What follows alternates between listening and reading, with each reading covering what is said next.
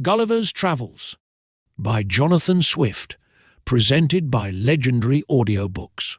A letter from Captain Gulliver to his cousin Sympson, written in the year 1727.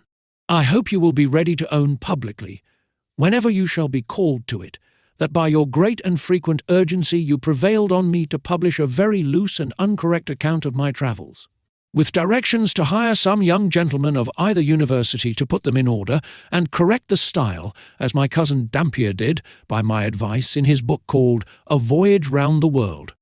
But I do not remember I gave you power to consent that anything should be omitted, and much less that anything should be inserted therefore as to the latter. I do here renounce everything of that kind, particularly a paragraph about Her Majesty Queen Anne, of most pious and glorious memory, although I did reverence and esteem her more than any of human species. But you, or your interpolator, ought to have considered that it was not my inclination, so was it not decent to praise any animal of our composition before my master Houyhnhnm. And besides, the fact was altogether false, for to my knowledge, being in England during some part of Her Majesty's reign, she did govern by a chief minister, nay, even by two successively, the first whereof was the Lord of Godolphin, and the second the Lord of Oxford, so that you have made me say the thing that was not. Likewise, in the account of the Academy of Projectors, and several passages of my discourse to my master Houyhnhnm, you have either omitted some material circumstances, or minced or changed them in such a manner, that I do hardly know my own work. When I formerly hinted to you something of this in a letter, you were pleased to answer that you were afraid of giving offence, that people in power were very watchful over the press, and apt not only to interpret, but to punish everything which looked like an innuendo, as I think you call it.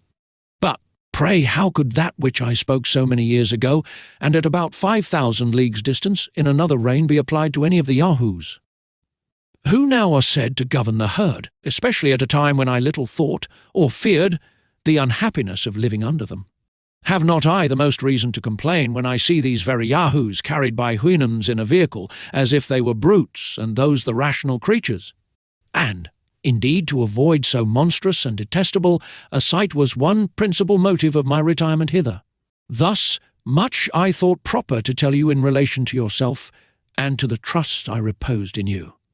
I do, in the next place, complain of my own great want of judgment, in being prevailed upon by the entreaties and false reasoning of you and some others, very much against my own opinion, to suffer my travels to be published.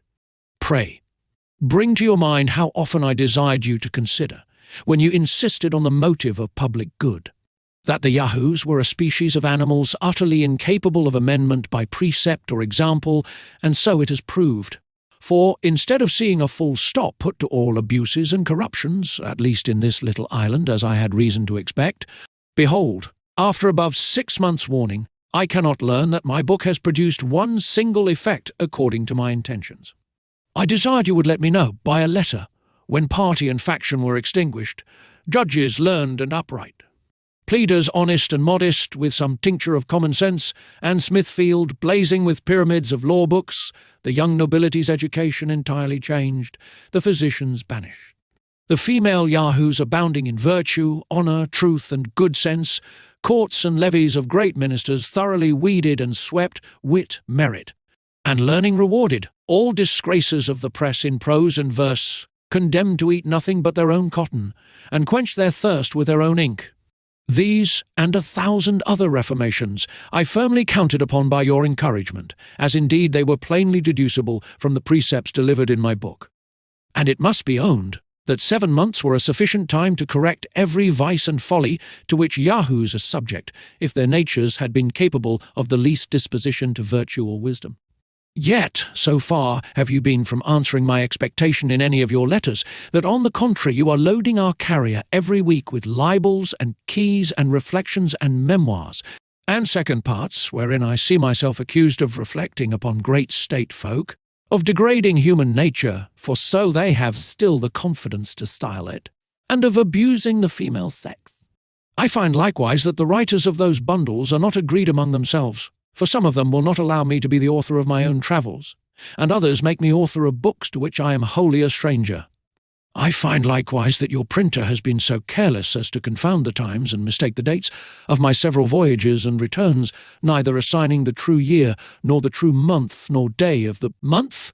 And I hear the original manuscript is all destroyed since the publication of my book. Neither have I any copy left. However, I have sent you some corrections, which you may insert if ever there should be a second edition. And yet I cannot stand to them, but shall leave that matter to my judicious and candid readers to adjust it as they please. I hear some of our sea yahoos find fault with my sea language, as not proper in many parts, nor now in use. I cannot help it. In my first voyages, while I was young, I was instructed by the oldest mariners, and learned to speak as they did. But I have since found that the sea yahoos are apt, like the land ones, to become newfangled in their words, which the latter change every year. Insomuch, as I remember upon each return to my own country, their old dialect was so altered that I could hardly understand the new. And I observe, when any Yahoo comes from London out of curiosity to visit me at my house, we neither of us are able to deliver our conceptions in a manner intelligible to the other.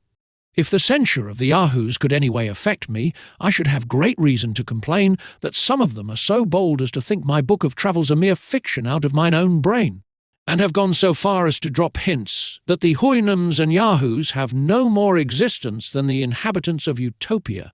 Indeed, I must confess that, as to the people of Lilliput, Brobdingnag, for so the word should have been spelt, and not erroneously Brobdingnag, and Laputa, I have never yet heard of any Yahoo so presumptuous as to dispute their being, or the facts I have related concerning them, because the truth immediately strikes every reader with conviction. And is there less probability in my account of the Houyhnhnms or Yahoos, when it is manifest as to the latter, there are so many thousands even in this country who only differ from their brother brutes in Houyhnhnmland, because they use a sort of jabber, and do not go naked? I wrote for their amendment, and not their approbation. The united praise of the whole race would be of less consequence to me than the neighing of those two degenerate Houyhnhnms I keep in my stable, because from these, degenerate as they are, I still improve in some virtues without any mixture of vice. Do these miserable animals presume to think that I am so degenerated as to defend my veracity? Yahoo as I am, it is well known through all Houyhnhnmland that, by the instructions and example of my illustrious master, I was able, in the compass of 2 years, although I confess with the utmost difficulty, to remove that infernal habit of lying, shuffling, deceiving, and equivocating, so deeply rooted in the very souls of all my species, especially the Europeans. I have other complaints to make upon this vexatious occasion, but I forbear troubling myself or you any further.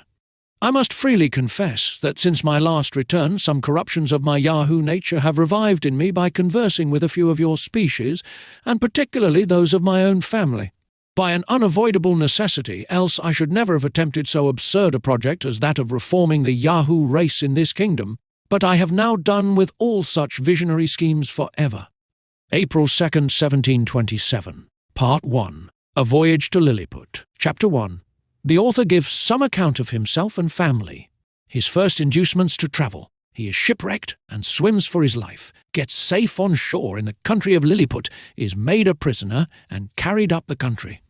My father had a small estate in Nottinghamshire. I was the third of 5 sons. He sent me to Emmanuel College in Cambridge at 14 years old, where I resided 3 years, and applied myself close to my studies, but the charge of maintaining me, although I had a very scanty allowance, being too great for a narrow fortune, I was bound apprentice to Mr. James Bates, an eminent surgeon in London, with whom I continued 4 years. My father now and then sending me small sums of money, I laid them out in learning navigation and other parts of the mathematics, useful to those who intend to travel, as I always believed it would be, some time or other, my fortune to do. When I left Mr. Bates, I went down to my father, where, by the assistance of him and my Uncle John and some other relations, I got £40, and a promise of £30 a year to maintain me at Leiden. There I studied physic 2 years and 7 months, knowing it would be useful in long voyages. Soon after my return from Leiden, I was recommended by my good master, Mr. Bates, to be surgeon to the Swallow, Captain Abraham Pannell, commander, with whom I continued 3 years and a half, making a voyage or 2 into the Levant and some other parts. When I came back I resolved to settle in London, to which Mr. Bates, my master, encouraged me, and by him I was recommended to several patients. I took part of a small house in the Old Jewry, and being advised to alter my condition, I married Mrs. Mary Burton, second daughter to Mr. Edmund Burton, hosier, in Newgate Street, with whom I received £400 for a portion. But my good Master Bates dying in 2 years after, and I having few friends, my business began to fail, for my conscience would not suffer me to imitate the bad practice of too many among my brethren. Having therefore consulted with my wife and some of my acquaintance, I determined to go again to sea.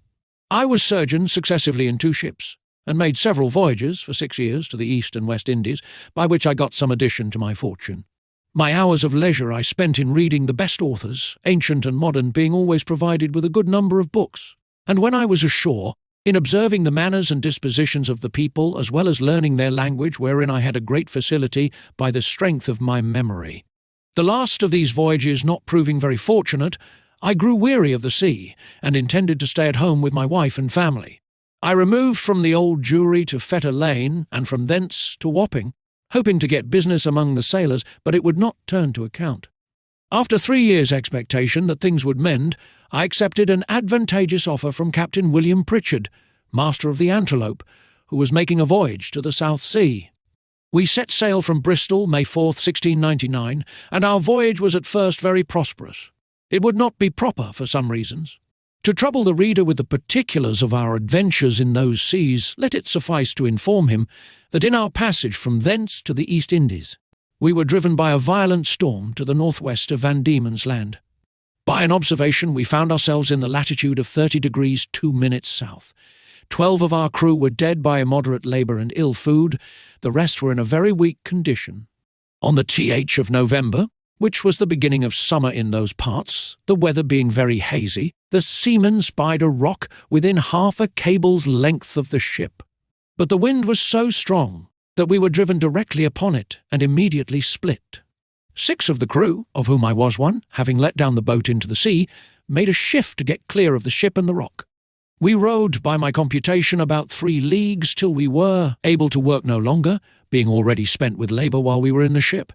We therefore trusted ourselves to the mercy of the waves, and in about half an hour the boat was overset by a sudden flurry from the north. What became of my companions in the boat, as well as of those who escaped on the rock, or were left in the vessel, I cannot tell, but conclude they were all lost. For my own part I swam as fortune directed me, and was pushed forward by wind and tide. I often let my legs drop, and could feel no bottom. But when I was almost gone, and able to struggle no longer, I found myself within my depth, and by this time the storm was much abated. The declivity was so small that I walked near a mile before I got to the shore, which I conjectured was about 8 o'clock in the evening. I then advanced forward near half a mile, but could not discover any sign of houses or inhabitants. At least I was in so weak a condition that I did not observe them. I was extremely tired, and with that and the heat of the weather, and about half a pint of brandy that I drank as I left the ship, I found myself much inclined to sleep. I lay down on the grass, which was very short and soft, where I slept sounder than ever I remembered to have done in my life, and, as I reckoned, about 9 hours, for when I awaked it was just daylight. I attempted to rise, but was not able to stir, for, as I happened to lie on my back, I found my arms and legs were strongly fastened on each side to the ground, and my hair, which was long and thick, tied down in the same manner. I likewise felt several slender ligatures across my body, from my armpits to my thighs. I could only look upwards. The sun began to grow hot, and the light offended my eyes. I heard a confused noise about me, but in the posture I lay, could see nothing except the sky.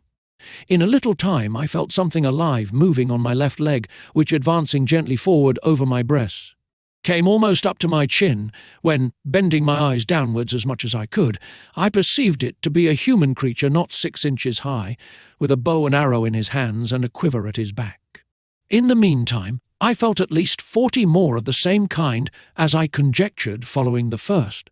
I was in the utmost astonishment, and roared so loud that they all ran back in a fright, and some of them, as I was afterwards told, were hurt with the falls they got by leaping from my sides upon the ground.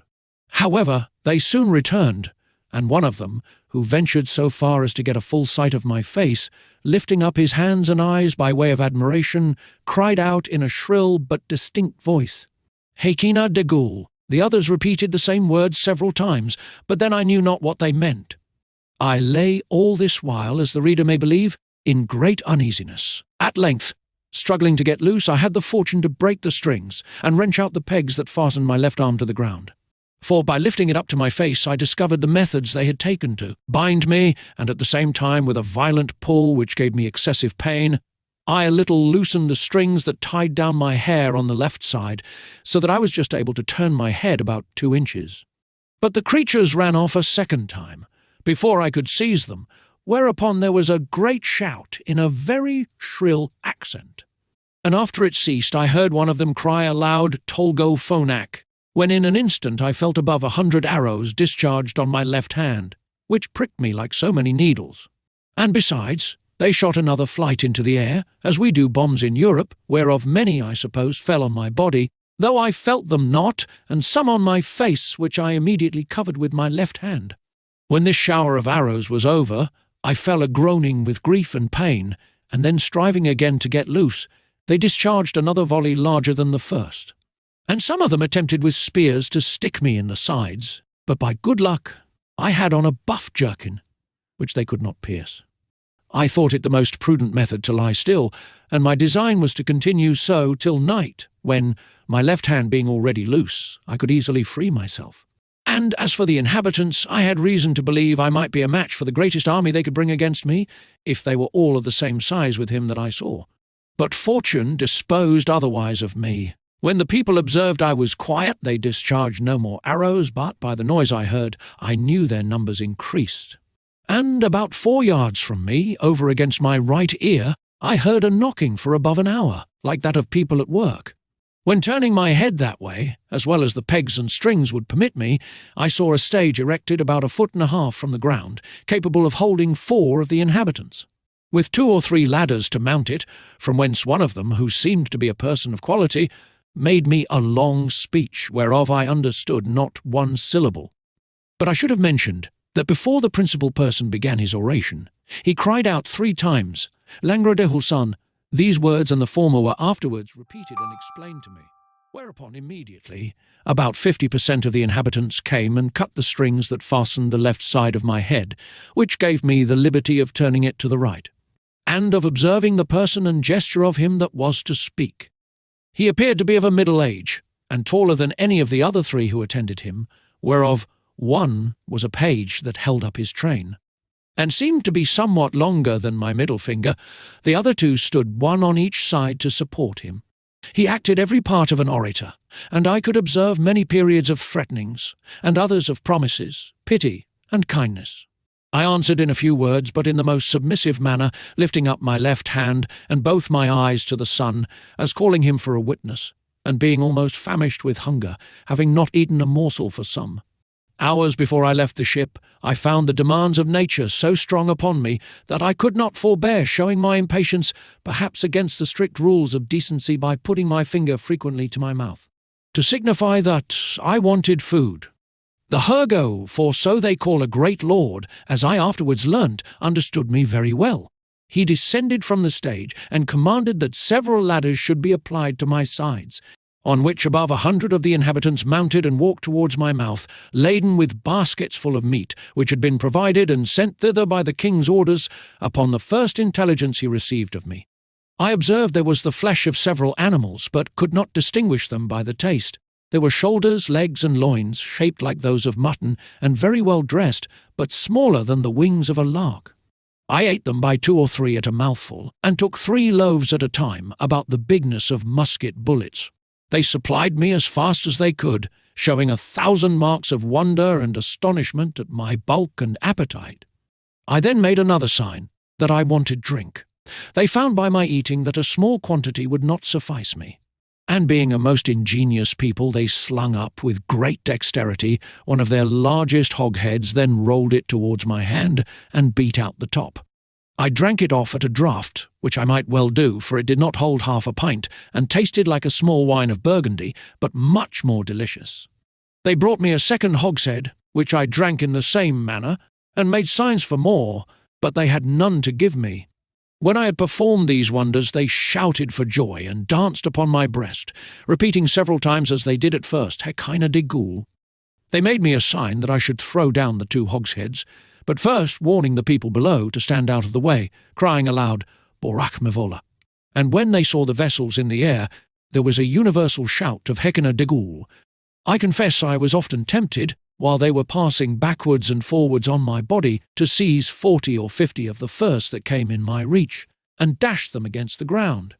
But the remembrance of what I had felt, which probably might not be the worst they could do, and the promise of honour I made them, for so I interpreted my submissive behaviour, soon drove out these imaginations. Besides, I now considered myself as bound by the laws of hospitality to a people who had treated me with so much expense and magnificence. However, in my thoughts, I could not sufficiently wonder at the intrepidity of these diminutive mortals, who durst venture to mount and walk upon my body, while one of my hands was at liberty, without trembling at the very sight of so prodigious a creature as I must appear to them. After some time, when they observed that I made no more demands for meat, there appeared before me a person of high rank from his imperial majesty, his excellency having mounted. On the small of my right leg advanced forwards up to my face, with about a dozen of his retinue, and producing his credentials under the signet royal, which he applied close to my eyes. Spoke about 10 minutes without any signs of anger, but with a kind of determinate resolution, often pointing forwards, which, as I afterwards found, was towards the capital city, about half a mile distant, whither it was agreed by his majesty in council that I must be conveyed.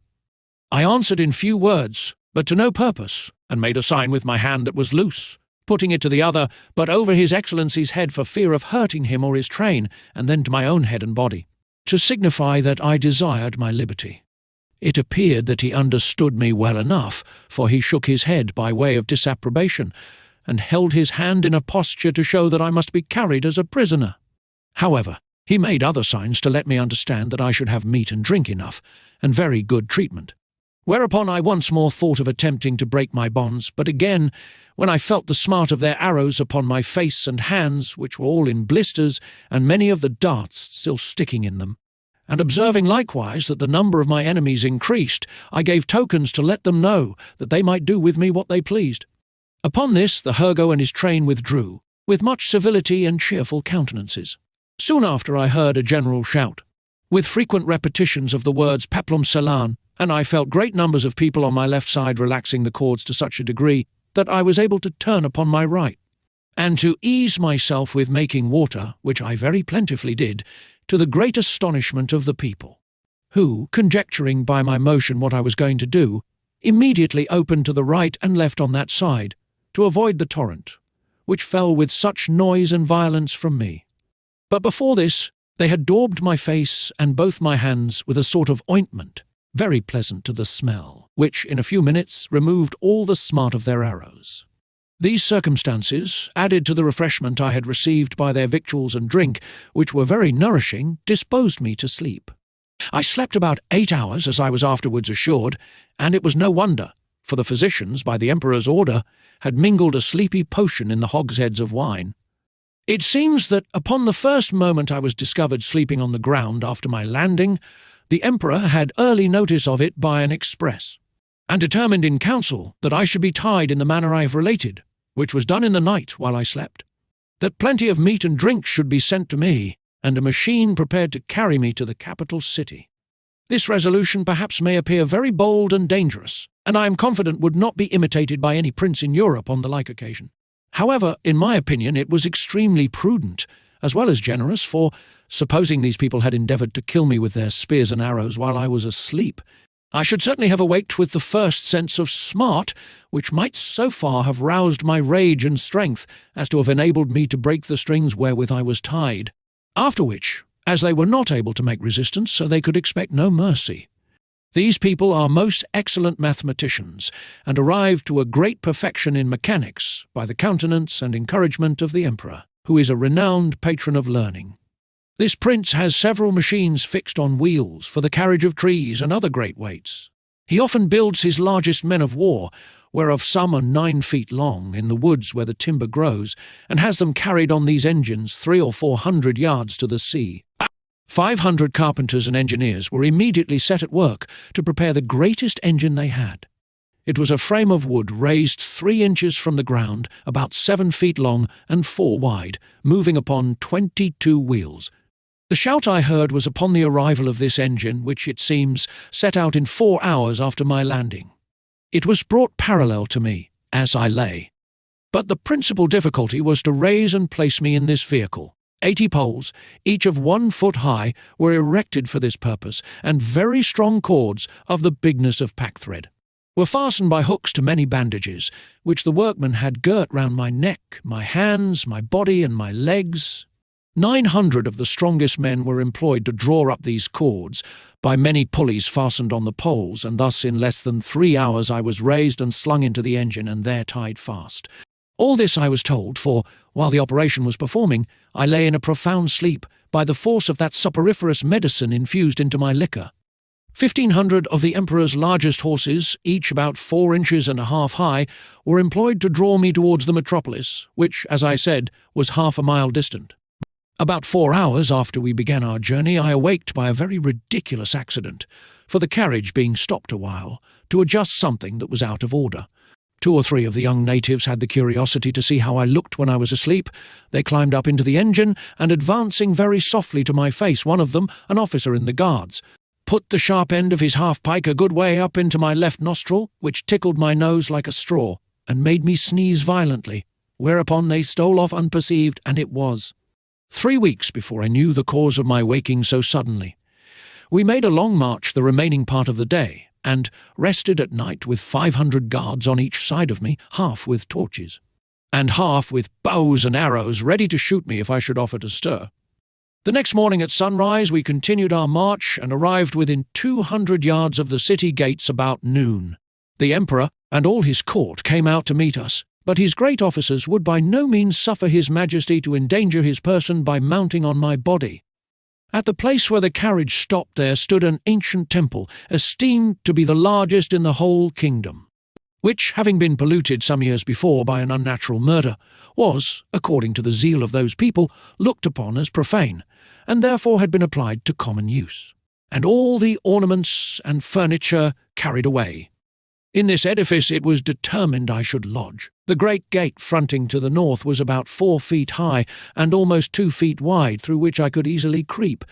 On each side of the gate was a small window, not above 6 inches from the ground. Into that on the left side the king's smith conveyed 411 chains, like those that hang to a lady's watch in Europe, and almost as large, which were locked to my left leg with 36 padlocks. Over against this temple, on the other side of the great highway, at 20 feet distance, there was a turret, at least 5 feet high. Here the Emperor ascended with many principal lords of his court to have an opportunity of viewing me, as I was told, for I could not see them.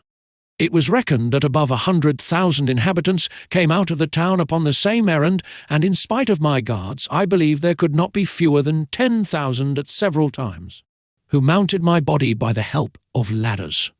But a proclamation was soon issued to forbid it upon pain of death. When the workmen found it was impossible for me to break loose, they cut all the strings that bound me, whereupon I rose up, with as melancholy a disposition as ever I had in my life. But the noise and astonishment of the people at seeing me rise and walk are not to be expressed. The chains that held my left leg were about 2 yards long, and gave me not only the liberty of walking backwards and forwards in a semicircle, but, being fixed within 4 inches of the gate, allowed me to creep in, and lie at my full length in the temple. Chapter 2. The Emperor of Lilliput, attended by several of the nobility, comes to see the author in his confinement. The Emperor's person and habit described. Learned men appointed to teach the author their language. He gains favour by his mild disposition. His pockets are searched, and his sword and pistols taken from him. When I found myself on my feet, I looked about me, and must confess I never beheld a more entertaining prospect. The country around appeared like a continued garden, and the enclosed fields, which were generally 40 feet square, resembled so many beds of flowers. These fields were intermingled with woods of half a stang, 301, and the tallest trees, as I could judge, appeared to be 7 feet high. I viewed the town on my left hand, which looked like the painted scene of a city in a theatre. I had been for some hours extremely pressed by the necessities of nature, which was no wonder, it being almost 2 days since I had last disburdened myself. I was under great difficulties between urgency and shame. The best expedient I could think of was to creep into my house, which I accordingly did, and shutting the gate after me, I went as far as the length of my chain would suffer, and discharged my body of that uneasy load. But this was the only time I was ever guilty of so uncleanly an action, for which I cannot but hope the candid reader will give some allowance, after he has maturely and impartially considered my case, and the distress I was in. From this time my constant practice was, as soon as I rose, to perform that business in open air at the full extent of my chain. And due care was taken every morning before company came, that the offensive matter should be carried off in wheelbarrows by 2 servants appointed for that purpose. I would not have dwelt so long upon a circumstance that, perhaps, at first sight, may appear not very momentous, if I had not thought it necessary to justify my character, in point of cleanliness, to the world, which, I am told, some of my maligners have been pleased upon this and other occasions to call in question. When this adventure was at an end, I came back out of my house, having occasion for fresh air. The Emperor was already descended from the tower, and advancing on horseback towards me, which had like to have cost him dear, for the beast, though very well trained, yet wholly unused to such a sight, which appeared as if a mountain moved before him, reared up on its hinder feet. But that prince, who is an excellent horseman, kept his seat till his attendants ran in and held the bridle, while his majesty had time to dismount. When he alighted, he surveyed me round with great admiration, but kept beyond the length of my chain. He ordered his cooks and butlers, who were already prepared, to give me victuals and drink, which they pushed forward in a sort of vehicles upon wheels, till I could reach them. I took these vehicles and soon emptied them all. 20 of them were filled with meat, and 10 with liquor. Each of the former afforded me 2 or 3 good mouthfuls. And I emptied the liquor of 10 vessels, which was contained in earthen vials, into one vehicle, drinking it off at a draught, and so I did with the rest. The Empress and young princes of the blood of both sexes, attended by many ladies, sat at some distance in their chairs. But upon the accident that happened to the Emperor's horse, they alighted and came near his person, which I am now going to describe. He is taller by almost the breadth of my nail than any of his court, which alone is enough to strike an awe into the beholders. His features are strong and masculine, with an Austrian lip and arched nose, his complexion olive, his countenance erect, his body and limbs well proportioned, all his motions graceful, and his deportment majestic. He was then past his prime, being 28 years and 3/4 old, of which he had reigned about 7 in great felicity, and generally victorious. For the better convenience of beholding him, I lay on my side, so that my face was parallel to his, and he stood but 3 yards off. However, I have had him since many times in my hand, and therefore cannot be deceived in the description. His dress was very plain and simple, and the fashion of it between the Asiatic and the European, but he had on his head a light helmet of gold, adorned with jewels, and a plume on the crest. He held his sword drawn in his hand to defend himself. If I should happen to break loose, it was almost 3 inches long. The hilt and scabbard were gold enriched with diamonds. His voice was shrill, but very clear and articulate, and I could distinctly hear it when I stood up. The ladies and courtiers were all most magnificently clad, so that the spot they stood upon seemed to resemble a petticoat spread upon the ground, embroidered with figures of gold and silver. His Imperial Majesty spoke often to me, and I returned answers, but neither of us could understand a syllable. There were several of his priests and lawyers present, as I conjectured by their habits, who were commanded to address themselves to me. And I spoke to them in as many languages as I had the least smattering of, which were High and Low Dutch, Latin, French, Spanish, Italian, and lingua franca, but all to no purpose. After about 2 hours the court retired, and I was left with a strong guard to prevent the impertinence, and probably the malice of the rabble, who were very impatient to crowd about me as near as they durst, and some of them had the impudence to shoot their arrows at me, as I sat on the ground by the door of my house, whereof one very narrowly missed my left eye. But the colonel ordered 6 of the ringleaders to be seized, and thought no punishment so proper as to deliver them bound into my hands, which some of his soldiers accordingly did, pushing them forward with the butt ends of their pikes into my reach. I took them all in my right hand, put 5 of them into my coat pocket, and as to the 6th, I made a countenance as if I would eat him alive. The poor man squalled terribly, and the colonel and his officers were in much pain, especially when they saw me take out my penknife. But I soon put them out of fear, for, looking mildly and immediately cutting the strings he was bound with, I set him gently on the ground, and away he ran.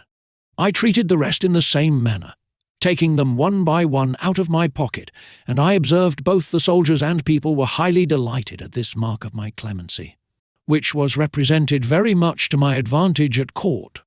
Towards night I got with some difficulty into my house, where I lay on the ground, and continued to do so about a fortnight, during which time the emperor gave orders to have a bed prepared for me. 600 beds of the common measure were brought in carriages, and worked up in my house. 150 of their beds, sewn together, made up the breadth and length, and these were 4 double, which however kept me but very indifferently from the hardness of the floor that was of smooth stone. By the same computation they provided me with sheets, blankets, and coverlets, tolerable enough for one who had been so long inured to hardships. As the news of my arrival spread through the kingdom, it brought prodigious numbers of rich, idle, and curious people to see me, so that the villages were almost emptied. And great neglect of tillage and household affairs must have ensued, if his imperial majesty had not provided, by several proclamations and orders of state, against this inconveniency. He directed that those who had already beheld me should return home, and not presume to come within 50 yards of my house, without license from the court, whereby the secretaries of state got considerable fees. In the meantime the emperor held frequent councils, to debate what course should be taken with me, and I was afterwards assured by a particular friend, a person of great quality, who was as much in the secret as any, that the court was under many difficulties concerning me. They apprehended my breaking loose, that my diet would be very expensive, and might cause a famine. Sometimes they determined to starve me, or at least to shoot me in the face and hands with poisoned arrows, which would soon dispatch me. But again they considered that the stench of so large a carcass might produce a plague in the metropolis, and probably spread through the whole kingdom. In the midst of these consultations, several officers of the army went to the door of the great council chamber, and 2 of them being admitted, gave an account of my behaviour to the 6 criminals above mentioned, which made so favourable an impression in the breast of His Majesty and the whole board in my behalf that an imperial commission was issued out, obliging all the villages, 900 yards round the city, to deliver in every morning 6 beeves, 40 sheep, and other victuals for my sustenance, together with a proportionable quantity of bread and wine and other liquors, for the due payment of which His Majesty gave assignments upon his treasury. For this prince lives chiefly upon his own demesne, seldom, except upon great occasions, raising any subsidies upon his subjects, who are bound to attend him in his wars at their own expense. An establishment was also made of 600 persons to be my domestics, who had board wages allowed for their maintenance, and tents built for them very conveniently on each side of my door. It was likewise ordered that 300 tailors should make me a suit of clothes, after the fashion of the country, that 6 of His Majesty's greatest scholars should be employed to instruct me in their language, and lastly, that the Emperor's horses, and those of the nobility and troops of guards, should be frequently exercised in my sight to accustom themselves to me. All these orders were duly put in execution, and in about 3 weeks I made a great progress in learning their language, during which time the Emperor frequently honoured me with his visits, and was pleased to assist my masters in teaching me. We began already to converse together in some sort, and the first words I learnt were to express my desire that he would please give me my liberty, which I every day repeated on my knees.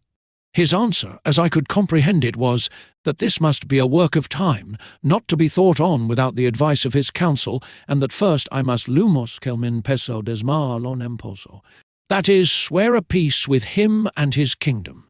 However, that I should be used with all kindness, and he advised me to acquire by my patience and discreet behaviour the good opinion of himself and his subjects.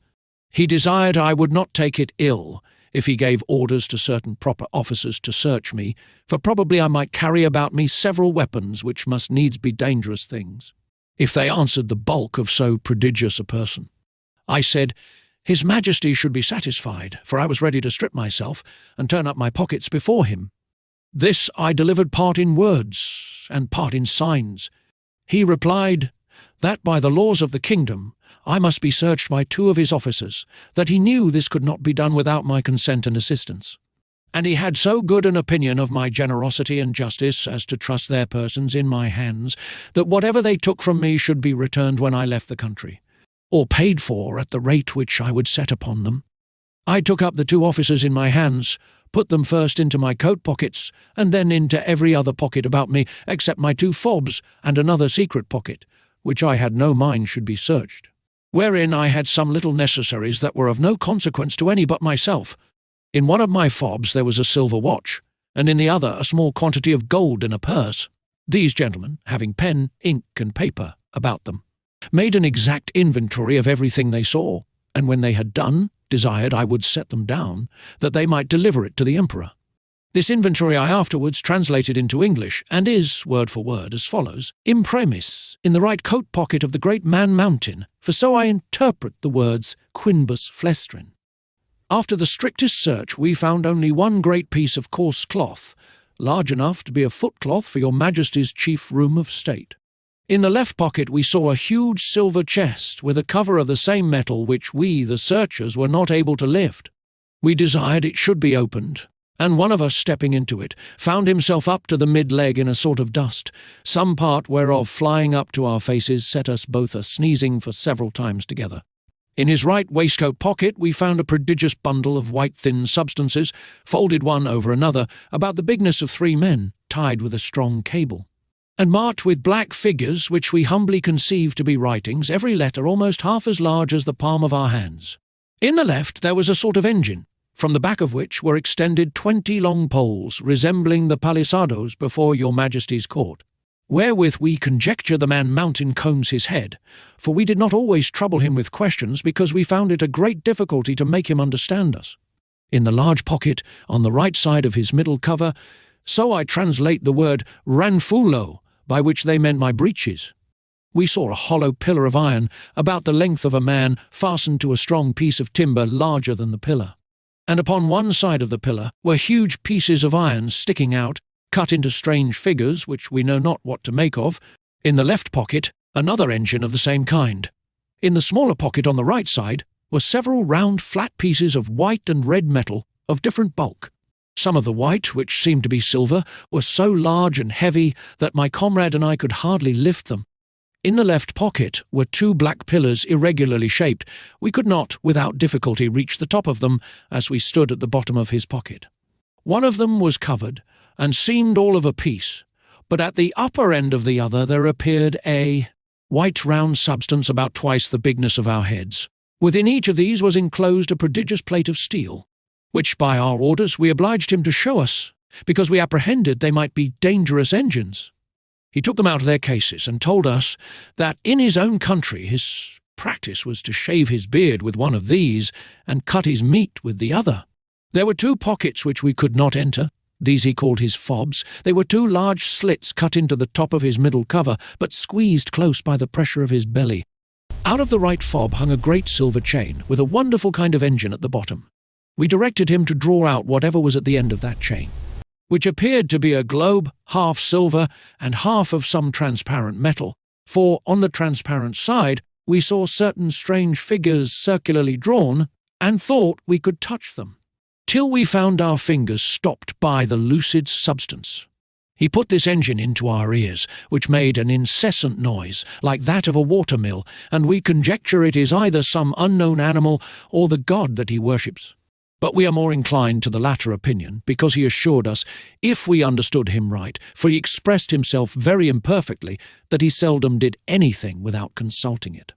He called it his oracle, and said it pointed out the time for every action of his life.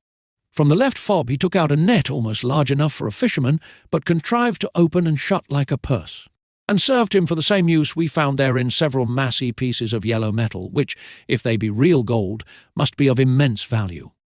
Having thus, in obedience to your Majesty's commands, diligently searched all his pockets, we observed a girdle about his waist made of the hide of some prodigious animal, from which, on the left side, hung a sword of the length of 5 men, and on the right a bag or pouch divided into 2 cells, each cell capable of holding 3 of your Majesty's subjects. In one of these cells were several globes, or balls of a most ponderous metal, about the bigness of our heads, and requiring a strong hand to lift them. The other cell contained a heap of certain black grains, but of no great bulk or weight, for we could hold above 50 of them in the palms of our hands. This is an exact inventory of what we found about the body of the man Mountain, who used us with great civility and due respect to your Majesty's commission. Signed and sealed on the 4th day of the 89th moon of your Majesty's auspicious reign, Clefrin Freylock, Marcy Freylock. When this inventory was read over to the Emperor, he directed me, although in very gentle terms, to deliver up the several particulars. He first called for my scimitar, which I took out, scabbard and all. In the meantime he ordered 3,000 of his choicest troops, who then attended him, to surround me at a distance, with their bows and arrows just ready to discharge. But I did not observe it, for my eyes were wholly fixed upon his Majesty. He then desired me to draw my scimitar, which, although it had got some rust by the sea-water, was in most parts exceeding bright.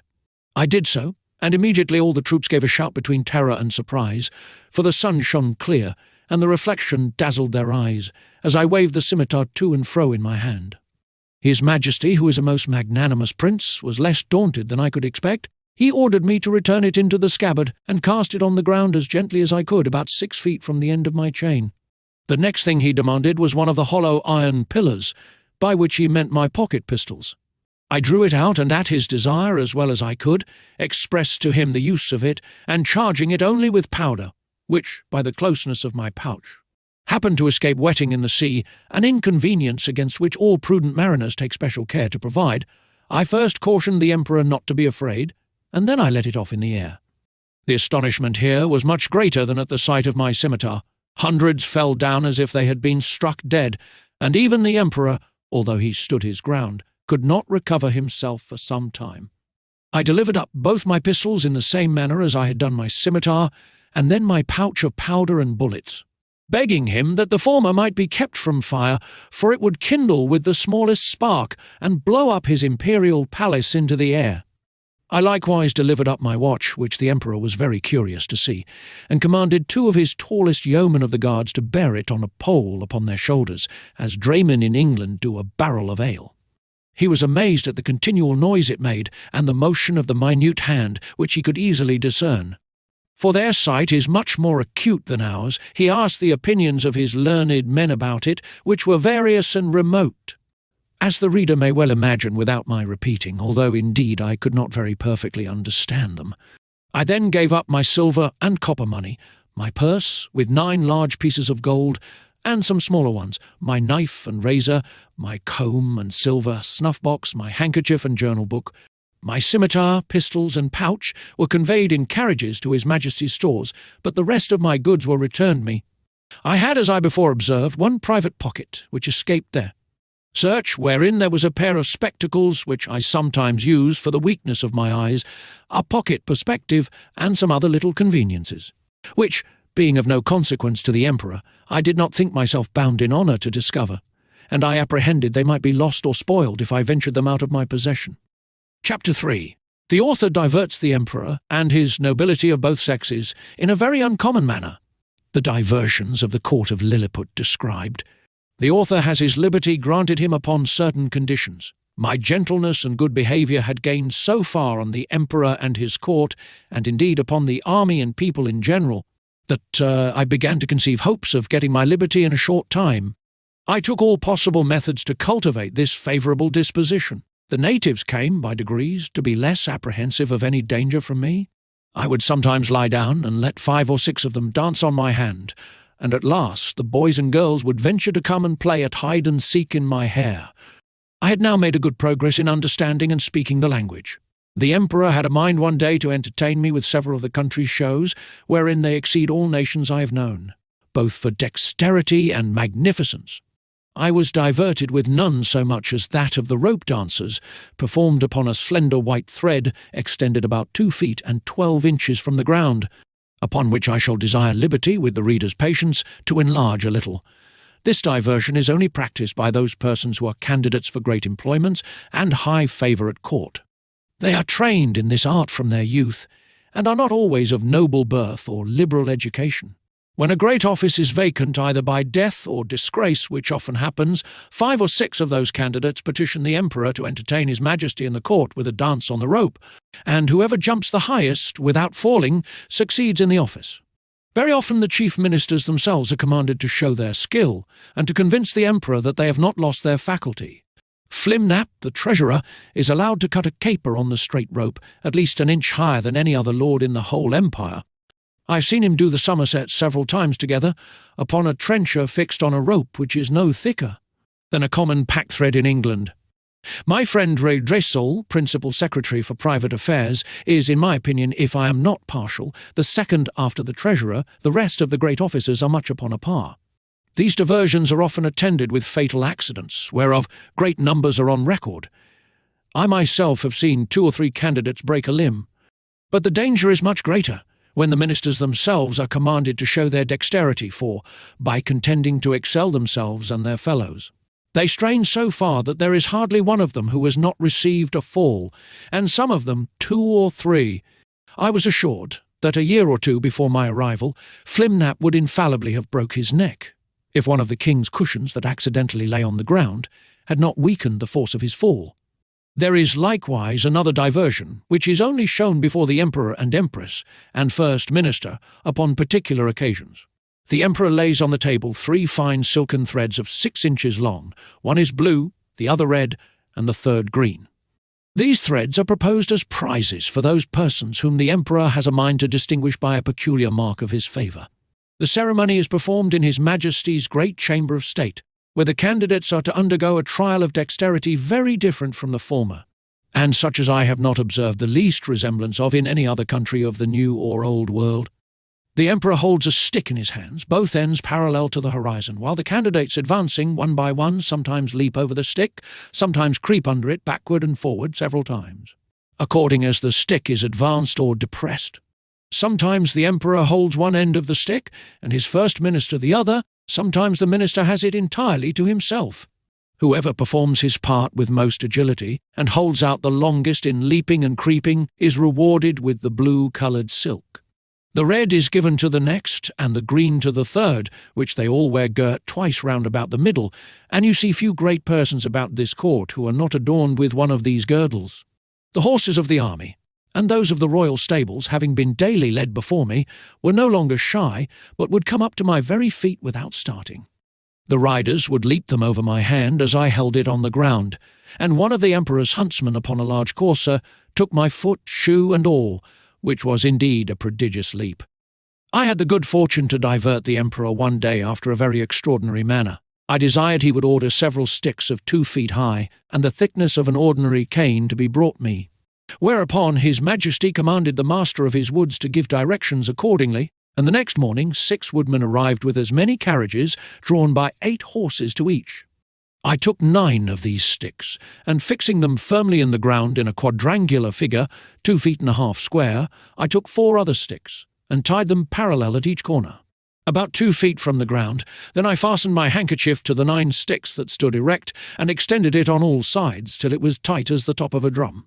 And the 4 parallel sticks, rising about 5 inches higher than the handkerchief, served as ledges on each side. When I had finished my work, I desired the emperor to let a troop of his best horses, 24 in number, come and exercise upon this plain. His Majesty approved of the proposal, and I took them up one by one in my hands, ready mounted and armed, with the proper officers to exercise them.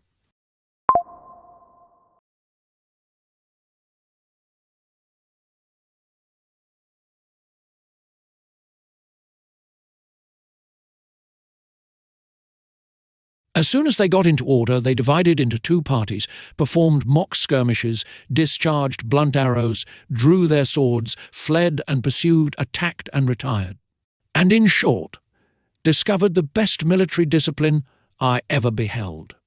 The parallel sticks secured them and their horses from falling over the stage, and the emperor was so much delighted that he ordered this entertainment to be repeated several days, and once was pleased to be lifted up and give the word of command, and with great difficulty persuaded even the empress herself to let me hold her in her close chair within 2 yards of the stage, when she was able to take a full view of the whole performance. It was my good fortune that no ill accident happened in these entertainments. Only once a fiery horse, that belonged to one of the captains, pawing with his hoof, struck a hole in my handkerchief, and his foot slipping, he overthrew his rider and himself, but I immediately relieved them both, and covering the hole with one hand, I set down the troop with the other, in the same manner as I took them up. The horse that fell was strained in the left shoulder, but the rider got no hurt, and I repaired my handkerchief as well as I could. However, I would not trust to the strength of it any more in such dangerous enterprises.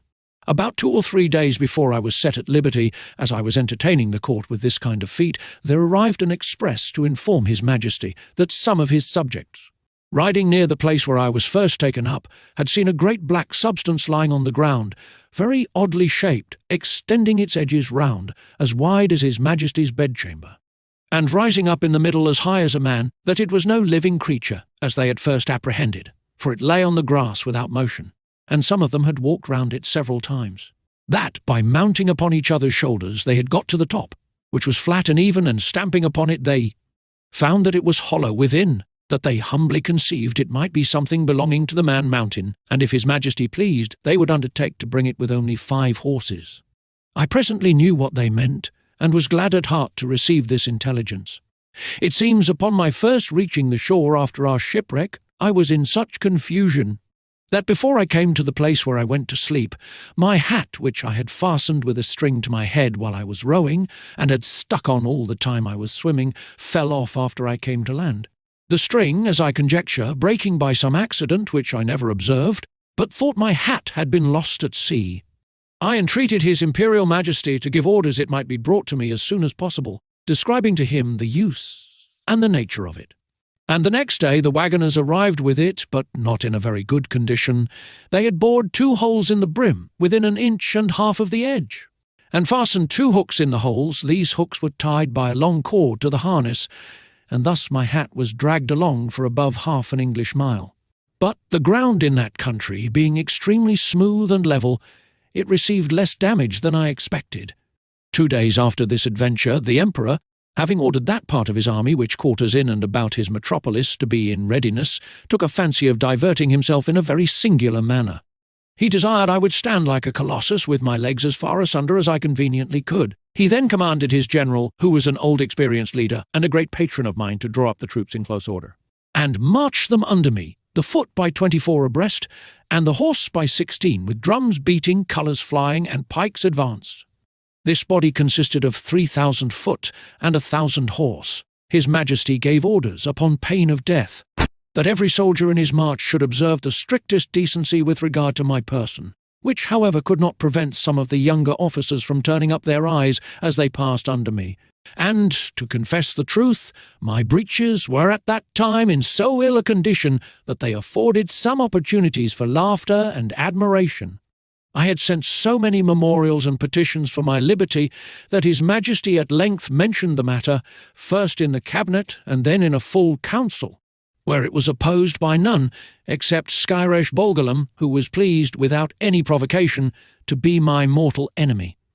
But it was carried against him by the whole board, and confirmed by the Emperor. That minister was Galbait, or Admiral of the Realm, very much in his master's confidence, and a person well versed in affairs, but of a morose and sour complexion. However, he was at length persuaded to comply, but prevailed that the articles and conditions upon which I should be set free, and to which I must swear, should be drawn up by himself. These articles were brought to me by Skyresh Bolgolam in person, attended by 2 under-secretaries and several persons of distinction. After they were read, I was demanded to swear to the performance of them, first in the manner of my own country, and afterwards in the method prescribed by their laws, which was to hold my right foot in my left hand, and to place the middle finger of my right hand on the crown of my head, and my thumb on the tip of my right ear. But because the reader may be curious to have some idea of the style and manner of expression peculiar to that people, as well as to know the article upon which I recovered my liberty, I have made a translation of the whole instrument, word for word, as near as I was able, which I here offer to the public. Golbasto momorem evlame gurdilo shefin muli uligu, most mighty Emperor of Lilliput, delight and terror of the universe, whose dominions extend 5,000 blustrugs, about 12 miles in circumference, to the extremities of the globe, monarch of all monarchs, taller than the sons of men, whose feet press down to the centre, and whose head strikes against the sun, at whose nod the princes of the earth shake their knees. Pleasant as the spring, comfortable as the summer, fruitful as autumn, dreadful as winter, his most sublime majesty proposes to the Man Mountain, lately arrived at our celestial dominions, the following articles, which, by a solemn oath, he shall be obliged to perform. First, the Man Mountain shall not depart from our dominions without our license under our great seal. 2d. He shall not presume to come into our metropolis without our express order, at which time the inhabitants shall have 2 hours' warning to keep within doors. 3d. The said Man Mountain shall confine his walks to our principal high roads, and not offer to walk or lie down in a meadow or field of corn. 4th. As he walks the said roads, he shall take the utmost care not to trample upon the bodies of any of our loving subjects, their horses or carriages, nor take any of our subjects into his hands without their own consent. 5th. If an express requires extraordinary dispatch, the Man Mountain shall be obliged to carry in his pocket the messenger and horse a 6 days' journey once in every moon, and return the said messenger back, if so required, safe to our imperial presence. 6th. He shall be our ally against our enemies in the island of Blefuscu, and do his utmost to destroy their fleet, which is now preparing to invade us. 7th. That the said Man Mountain shall, at his times of leisure, be aiding and assisting to our workmen in helping to raise certain great stones, towards covering the wall of the principal park and other our royal buildings. 8th. That the said Man Mountain shall, in 2 moons' time, deliver in an exact survey of the circumference of our dominions, by a computation of his own paces round the coast. Lastly, that, upon his solemn oath to observe all the above articles, the said Man Mountain shall have a daily allowance of meat and drink sufficient for the support of 1724 of our subjects, with free access to our royal person and other marks of our favour, given at our palace at Belfaborak, the 12th day of the 91st moon of our reign. I swore and subscribed to these articles with great cheerfulness and content, although some of them were not so honourable as I could have wished, which proceeded wholly from the malice of Skyresh Bol Golam, the High Admiral, whereupon my chains were immediately unlocked, and I was at full liberty.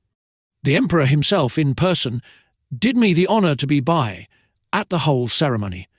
I made my acknowledgments by prostrating myself at His Majesty's feet, but he commanded me to rise, and after many gracious expressions, which to avoid the censure of vanity I shall not repeat, he added, that he hoped I should prove a useful servant, and well deserve all the favours he had already conferred upon me, or might do for the future. The reader may please to observe that, in the last article of the recovery of my liberty, the Emperor stipulates to allow me a quantity of meat and drink sufficient for the support of 1,724 Lilliputians. Some time after, asking a friend at court how they came to fix on that determinate number, he told me that His Majesty's mathematicians, having taken the height of my body by the help of a quadrant, and finding it to exceed theirs in the proportion of 12 to 1, they concluded from the similarity of their bodies that mine must contain at least 1,724 of theirs, and consequently would require as much food as was necessary to support that number of Lilliputians. By which the reader may conceive an idea of the ingenuity of that people, as well as the prudent and exact economy of so great a prince. Chapter 4. Mildendo, the metropolis of Lilliput, described, together with the Emperor's palace. A conversation between the author and a principal secretary concerning the affairs of that empire. The author's offers to serve the Emperor in his wars. The first request I made, after I had obtained my liberty, was that I might have license to see Mildendo, the metropolis, which the Emperor easily granted me, but with a special charge to do no hurt either to the inhabitants or their houses. The people had notice, by proclamation, of my design to visit the town. The wall which encompassed it is 2.5 feet high, and at least 11 inches broad, so that a coach and horses may be driven very safely round it, and it is flanked with strong towers at 10 feet distance. I stepped over the great western gate, and passed very gently and sidling through the 2 principal streets, only in my short waistcoat, for fear of damaging the roofs and eaves of the houses with the skirts of my coat. I walked with the utmost circumspection, to avoid treading on any stragglers who might remain in the streets, although the orders were very strict that all people should keep in their houses at their own peril. The garret windows and tops of houses were so crowded with spectators that I thought in all my travels I had not seen a more populous place. The city is an exact square, each side of the wall being 500 feet long. The two great streets, which run across and divide it into 4 quarters, are 5 feet wide. The lanes and alleys, which I could not enter but only view them as I passed, are from 12 to 18 inches. The town is capable of holding 500,000 souls. The houses are from 3 to 5 stories, the shops and markets well provided. The Emperor's palace is in the centre of the city where the two great streets meet. It is enclosed by a wall of 2 feet high and 20 feet distance from the buildings. I had His Majesty's permission to step over this wall, and, the space being so wide between that and the palace, I could easily view it on every side. The outward court is a square of 40 feet, and includes 2 other courts. In the inmost are the royal apartments, which I was very desirous to see, but found it extremely difficult. For the great gates, from one square into another, were but 18 inches high and 7 inches wide. Now the buildings of the outer court were at least 5 feet high, and it was impossible for me to stride over them without infinite damage to the pile, though the walls were strongly built of hewn stone, and 4 inches thick. At the same time, the Emperor had a great desire that I should see the magnificence of his palace, but this I was not able to do till 3 days after, which I spent in cutting down with my knife some of the largest trees in the royal park, about 100 yards distant from the city. Of these trees I made 2 stools, each about 3 feet high, and strong enough to bear my weight.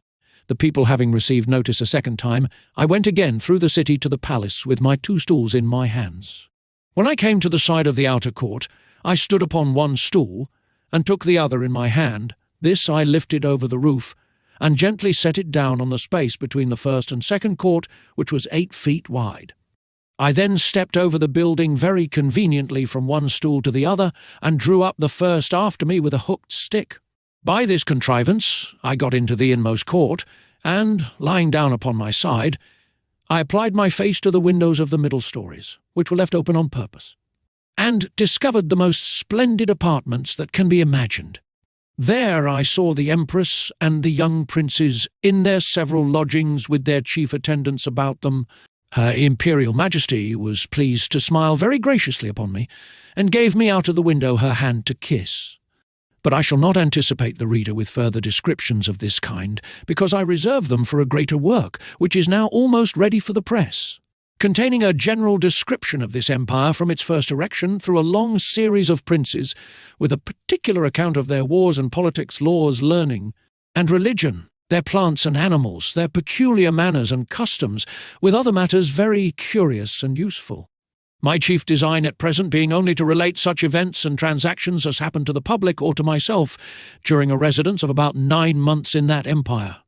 One morning, about a fortnight after I had obtained my liberty, Reldressel, principal secretary, as they style him for private affairs, came to my house attended only by one servant.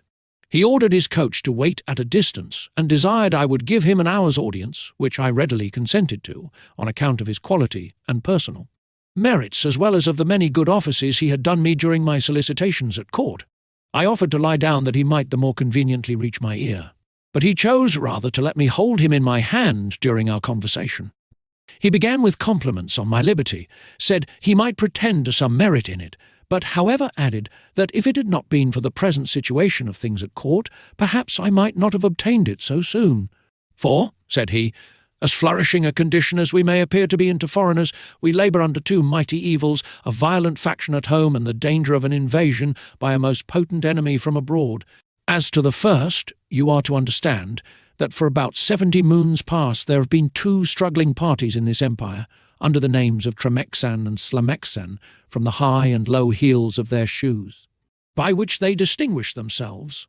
It is alleged, indeed, that the high heels are most agreeable to our ancient constitution, but, however this be, His Majesty has determined to make use only of low heels in the administration of the government, and all offices in the gift of the crown, as you cannot but observe, and particularly that His Majesty's imperial heels are lower at least by a drur than any of his court. Drur is a measure about the 14th part of an inch. The animosities between these 2 parties run so high that they will neither eat nor drink nor talk with each other. We compute the Tremexan, or high heels, to exceed us in number, but the power is wholly on our side. We apprehend His Imperial Highness, the heir to the crown, to have some tendency towards the high heels. At least we can plainly discover that one of his heels is higher than the other, which gives him a hobble in his gait. Now, in the midst of these intestine disquiets, we are threatened with an invasion from the island of Blefuscu, which is the other great empire of the universe, almost as large and powerful as this of His Majesty. For as to what we have heard you affirm, that there are other kingdoms and states in the world inhabited by human creatures as large as yourself, our philosophers are in much doubt, and would rather conjecture that you dropped from the moon, or one of the stars, because it is certain that 100 mortals of your bulk would in a short time destroy all the fruits and cattle of His Majesty's dominions. Besides, our histories of 6,000 moons make no mention of any other regions than the two great empires of Lilliput and Blefuscu, which two mighty powers have, as I was going to tell you, been engaged in a most obstinate war for 36 moons past. It began upon the following occasion. It is allowed on all hands that the primitive way of breaking eggs before we eat them was upon the larger end. But His present Majesty's grandfather, while he was a boy, going to eat an egg and breaking it according to the ancient practice, happened to cut one of his fingers.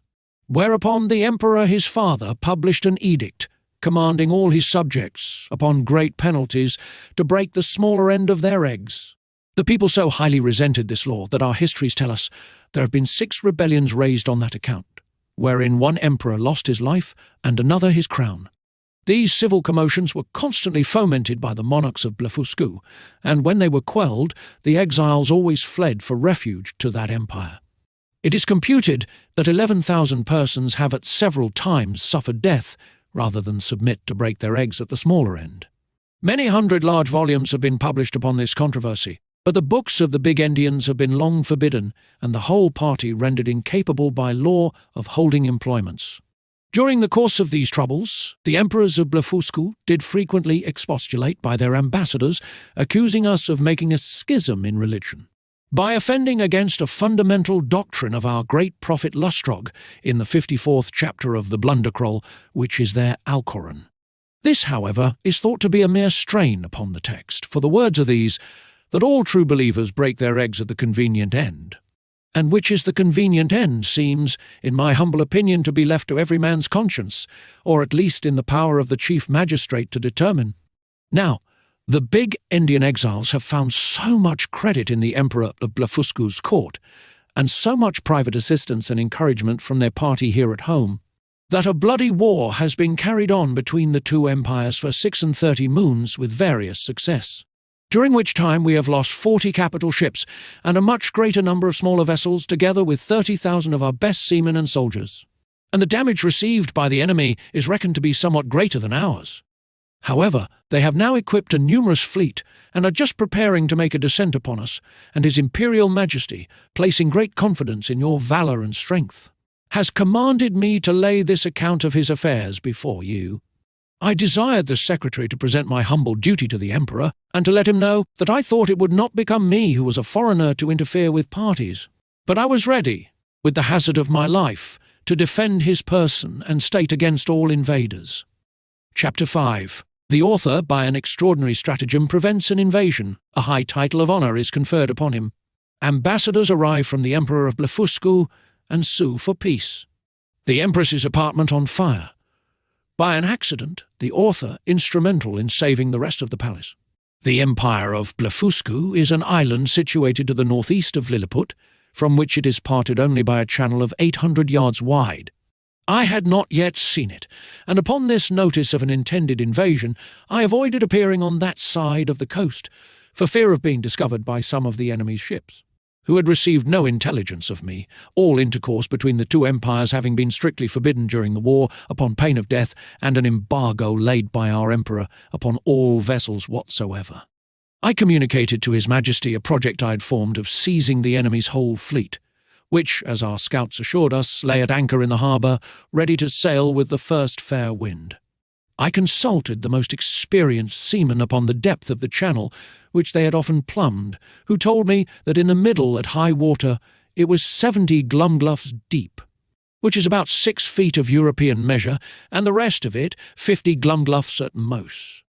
I walked towards the northeast coast over against Blefuscu, where, lying down behind a hillock, I took out my small perspective glass and viewed the enemy's fleet at anchor, consisting of about 50 men of war, and a great number of transports. I then came back to my house, and gave orders for which I had a warrant for a great quantity of the strongest cable and bars of iron. The cable was about as thick as packthread, and the bars of the length and size of a knitting needle. I trebled the cable to make it stronger, and for the same reason I twisted 3 of the iron bars together, bending the extremities into a hook. Having thus fixed 50 hooks to as many cables, I went back to the northeast coast and, putting off my coat, shoes and stockings, walked into the sea in my leathern jerkin about half an hour before high water. I waded with what haste I could and swam in the middle about 30 yards till I felt ground. I arrived at the fleet in less than half an hour. The enemy was so frightened when they saw me that they leaped out of their ships and swam to shore, where there could not be fewer than 30,000 souls. I then took my tackling and, fastening a hook to the hole at the prow of each, I tied all the cords together at the end. While I was thus employed, the enemy discharged several thousand arrows, many of which stuck in my hands and face and, beside the excessive smart, gave me much disturbance in my work. My greatest apprehension was for my eyes, which I should have infallibly lost if I had not suddenly thought of an expedient. I kept, among other little necessaries, a pair of spectacles in a private pocket, which, as I observed before, had escaped the Emperor's searchers. These I took out and fastened as strongly as I could upon my nose, and thus armed, went on boldly with my work, in spite of the enemy's arrows, many of which struck against the glasses of my spectacles, but without any other effect, further than a little to discompose them. I had now fastened all the hooks, and, taking the knot in my hand, began to pull, but not a ship would stir, for they were all too fast held by their anchors, so that the boldest part of my enterprise remained. I therefore let go the cord, and leaving the hooks fixed to the ships, I resolutely cut with my knife the cables that fastened the anchors. Receiving about 200 shots in my face and hands, then I took up the knotted end of the cables to which my hooks were tied, and with great ease drew 50 of the enemy's largest men of war after me. The Blefuscudians, who had not the least imagination of what I intended, were at first confounded with astonishment. They had seen me cut the cables, and thought my design was only to let the ships run adrift or fall foul on each other. But when they perceived the whole fleet moving in order, and saw me pulling at the end, they set up such a scream of grief and despair as it is almost impossible to describe or conceive. When I had got out of danger, I stopped a while to pick out the arrows that stuck in my hands and face, and rubbed on some of the same ointment that was given me at my first arrival, as I have formerly mentioned. I then took off my spectacles, and waiting about an hour, till the tide was a little fallen, I waded through the middle with my cargo, and arrived safe at the royal port of Lilliput. The Emperor and his whole court stood on the shore expecting the issue of this great adventure. They saw the ships move forward in a large half-moon, but could not discern me, who was up to my breast in water. When I advanced to the middle of the channel, they were yet more in pain, because I was under water to my neck. The Emperor concluded me to be drowned, and that the enemy's fleet was approaching in a hostile manner. But he was soon eased of his fears, for the channel growing shallower every step I made, I came in a short time within hearing, and holding up the end of the cable by which the fleet was fastened, I cried in a loud voice, "Long live the most puissant king of Lilliput! This great prince received me at my landing with all possible encomiums, and created me a nardac upon the spot, which is the highest title of honour among them. His Majesty desired I would take some other opportunity of bringing all the rest of his enemy's ships into his ports. And so unmeasurable is the ambition of princes, that he seemed to think of nothing less than reducing the whole empire of Blefuscu into a province, and governing it by a viceroy, of destroying the big Indian exiles, and compelling the people to break the smaller end of their eggs, by which he would remain the sole monarch of the whole world. But I endeavoured to divert him from this design by many arguments drawn from the topics of policy as well as justice, and I plainly protested that I would never be an instrument of bringing a free and brave people into slavery. And, when the matter was debated in council, the wisest part of the ministry were of my opinion. This open, bold declaration of mine was so opposite to the schemes and politics of His Imperial Majesty that he could never forgive me. He mentioned it in a very artful manner at council, where I was told that some of the wisest appeared, at least by their silence, to be of my opinion. But others, who were my secret enemies, could not forbear some expressions which, by a side wind, reflected on me. And from this time began an intrigue between His Majesty and a junto of ministers, maliciously bent against me, which broke out in less than 2 months, and had like to have ended in my utter destruction. Of so little weight are the greatest services to princes, when put into the balance with a refusal to gratify their passions. About 3 weeks after this exploit, there arrived a solemn embassy from Blefuscu, with humble offers of a peace, which was soon concluded upon conditions very advantageous to our emperor, wherewith I shall not trouble the reader. There were 6 ambassadors, with a train of about 500 persons, and their entry was very magnificent, suitable to the grandeur of their master and the importance of their business. When their treaty was finished, wherein I did them several good offices by the credit I now had, or at least appeared to have, at court, their excellencies, who were privately told how much I had been their friend, made me a visit in form. They began with many compliments upon my valour and generosity, invited me to that kingdom in the emperor their master's name, and desired me to show them some proofs of my prodigious strength, of which they had heard so many wonders, wherein I readily obliged them, but shall not trouble the reader with the particulars. When I had for some time entertained their excellencies to their infinite satisfaction and surprise, I desired they would do me the honour to present my most humble respects to the emperor their master, the renown of whose virtues had so justly filled the whole world with admiration, and whose royal person I resolved to attend before I returned to my own country. Accordingly, the next time I had the honour to see our emperor, I desired his general licence to wait on the Blefuscudian monarch, which he was pleased to grant me, as I could perceive, in a very cold manner, but could not guess the reason, till I had a whisper from a certain person. That Flimnap and Bolgolam had represented my intercourse with those ambassadors as a mark of disaffection, from which I am sure my heart was wholly free. And this was the first time I began to conceive some imperfect idea of courts and ministers. It is to be observed that these ambassadors spoke to me by an interpreter, the languages of both empires differing as much from each other as any two in Europe, and each nation priding itself upon the antiquity, beauty, and energy of their own tongue. With an avowed contempt for that of their neighbour, yet our emperor, standing upon the advantage he had got by the seizure of their fleet, obliged them to deliver their credentials and make their speech in the Lilliputian tongue. And it must be confessed that from the great intercourse of trade and commerce between both realms, from the continual reception of exiles which is mutual among them, and from the custom in each empire to send their young nobility and richer gentry to the other, in order to polish themselves by seeing the world and understanding men and manners.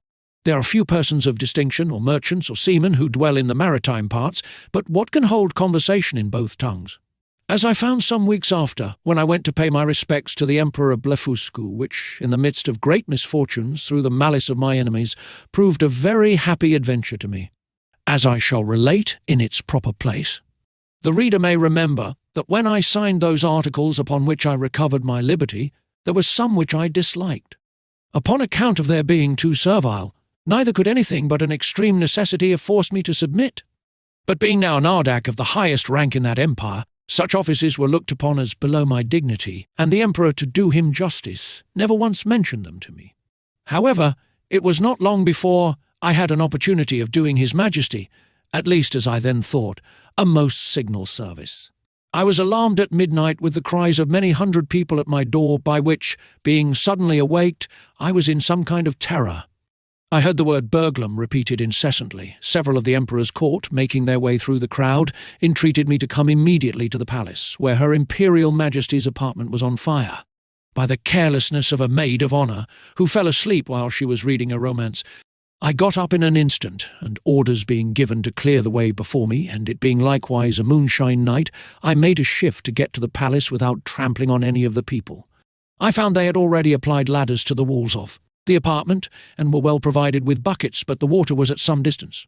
These buckets were about the size of large thimbles, and the poor people supplied me with them as fast as they could, but the flame was so violent that they did little good. I might easily have stifled it with my coat, which I unfortunately left behind me for haste, and came away only in my leathern jerkin. The case seemed wholly desperate and deplorable, and this magnificent palace would have infallibly been burnt down to the ground, if, by a presence of mind unusual to me, I had not suddenly thought of an expedient.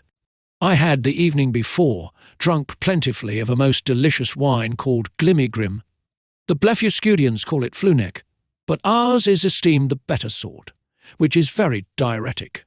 By the luckiest chance in the world, I had not discharged myself of any part of it. The heat I had contracted by coming very near the flames and by labouring to quench them made the wine begin to operate by urine, which I voided in such a quantity and applied so well to the proper places that in 3 minutes the fire was wholly extinguished, and the rest of that noble pile, which had cost so many ages in erecting, preserved from destruction. It was now daylight, and I returned to my house without waiting to congratulate with the emperor, because although I had done a very eminent piece of service, yet I could not tell how His Majesty might resent the manner by which I had performed it, for by the fundamental laws of the realm it is capital in any person of what quality soever to make water within the precincts of the palace. But I was a little comforted by a message from His Majesty that he would give orders to the Grand Justiciary for passing my pardon in form, which, however, I could not obtain, and I was privately assured that the Empress, conceiving the greatest abhorrence of what I had done, removed to the most distant side of the court, firmly resolved that those buildings should never be repaired for her use, and in the presence of her chief confidence could not forbear vowing revenge. Chapter 6. Of the inhabitants of Lilliput, their learning, laws and customs, the manner of educating their children. The author's way of living in that country. His vindication of a great lady. Although I intend to leave the description of this empire to a particular treatise, yet, in the meantime, I am content to gratify the curious reader with some general ideas. As the common size of the natives is somewhat under 6 inches high, so there is an exact proportion in all other animals, as well as plants and trees. For instance, the tallest horses and oxen are between 4 and 5 inches in height, the sheep 1.5 inches, more or less. Their geese about the bigness of a sparrow, and so the several gradations downwards till you come to the smallest, which to my sight were almost invisible. But nature has adapted the eyes of the Lilliputians to all objects proper for their view. They see with great exactness, but at no great distance. And, to show the sharpness of their sight towards objects that are near, I have been much pleased with observing a cook pulling a lark, which was not so large as a common fly, and a young girl threading an invisible needle with invisible silk. Their tallest trees are about 7 feet high. I mean some of those in the great royal park, the tops whereof I could but just reach with my fist clenched. The other vegetables are in the same proportion, but this I leave to the reader's imagination. I shall say but little at present of their learning, which, for many ages, has flourished in all its branches among them, but their manner of writing is very peculiar, being neither from the left to the right, like the Europeans, nor from the right to the left, like the Arabians, nor from up to down, like the Chinese, but aslant, from one corner of the paper to the other, like ladies in England. They bury their dead with their heads directly downward, because they hold an opinion that in 11,000 moons they are all to rise again, in which period the earth which they conceive to be flat will turn upside down, and by this means they shall, at their resurrection, be found ready standing on their feet. The learned among them confess the absurdity of this doctrine, but the practice still continues in compliance to the vulgar. There are some laws and customs in this empire very peculiar, and if they were not so directly contrary to those of my own dear country, I should be tempted to say a little in their justification. It is only to be wished they were as well executed. The first I shall mention relates to informers. All crimes against the state are punished here with the utmost severity, but if the person accused makes his innocence plainly to appear upon his trial, the accuser is immediately put to an ignominious death, and out of his goods or lands the innocent person is quadruply recompensed for the loss of his time, for the danger he underwent, for the hardship of his imprisonment, and for all the charges he has been at in making his defence, or, if that fund be deficient, it is largely supplied by the crown. The emperor also confers on him some public mark of his favour, and proclamation is made of his innocence through the whole city. They look upon fraud as a greater crime than theft, and therefore seldom fail to punish it with death. For they allege that care and vigilance, with a very common understanding, may preserve a man's goods from thieves, but honesty has no defence against superior cunning. And, since it is necessary that there should be a perpetual intercourse of buying and selling and dealing upon credit, where fraud is permitted and connived at, or has no law to punish it, the honest dealer is always undone, and the knave gets the advantage. I remember when I was once interceding with the emperor for a criminal who had wronged his master of a great sum of money which he had received by order and ran away with, and happening to tell his majesty by way of extenuation that it was only a breach of trust, the emperor thought it monstrous in me to offer as a defence the greatest aggravation of the crime. And truly I had little to say in return, farther than the common answer, that different nations had different customs, for, I confess, I was heartily ashamed. 330. Although we usually call reward and punishment the two hinges upon which all government turns, yet I could never observe this maxim to be put in practice by any nation except that of Lilliput. Whoever can there bring sufficient proof that he has strictly observed the laws of his country for 73 moons, has a claim to certain privileges according to his quality or condition of life. With a proportionable sum of money out of a fund appropriated for that use, he likewise acquires the title of snilpaul, or legal, which is added to his name, but does not descend to his posterity. And these people thought it a prodigious defect of policy among us, when I told them that our laws were enforced only by penalties, without any mention of reward. It is upon this account that the image of justice, in their courts of judicature, is formed with 6 eyes, 2 before, as many behind, and on each side 1, to signify circumspection, with a bag of gold open in her right hand, and a sword sheathed in her left, to show she is more disposed to reward than to punish. In choosing persons for all employments, they have more regard to good morals than to great abilities. For, since government is necessary to mankind, they believe, that the common size of human understanding is fitted to some station or other, and that Providence never intended to make the management of public affairs a mystery to be comprehended only by a few persons of sublime genius, of which there seldom are 3, born in an age, but they suppose truth, justice, temperance, and the like to be in every man's power, the practice of which virtues, assisted by experience and a good intention, would qualify any man for the service of his country, except where a course of study is required. But they thought the want of moral virtues was so far from being supplied by superior endowments of the mind, that employments could never be put into such dangerous hands as those of persons so qualified.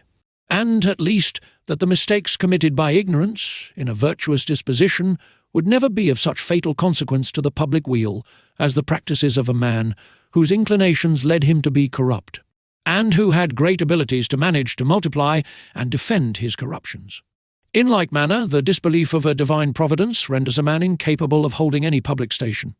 For, since kings avow themselves to be the deputies of Providence, the Lilliputians think nothing can be more absurd than for a prince to employ such men as disown the authority under which he acts.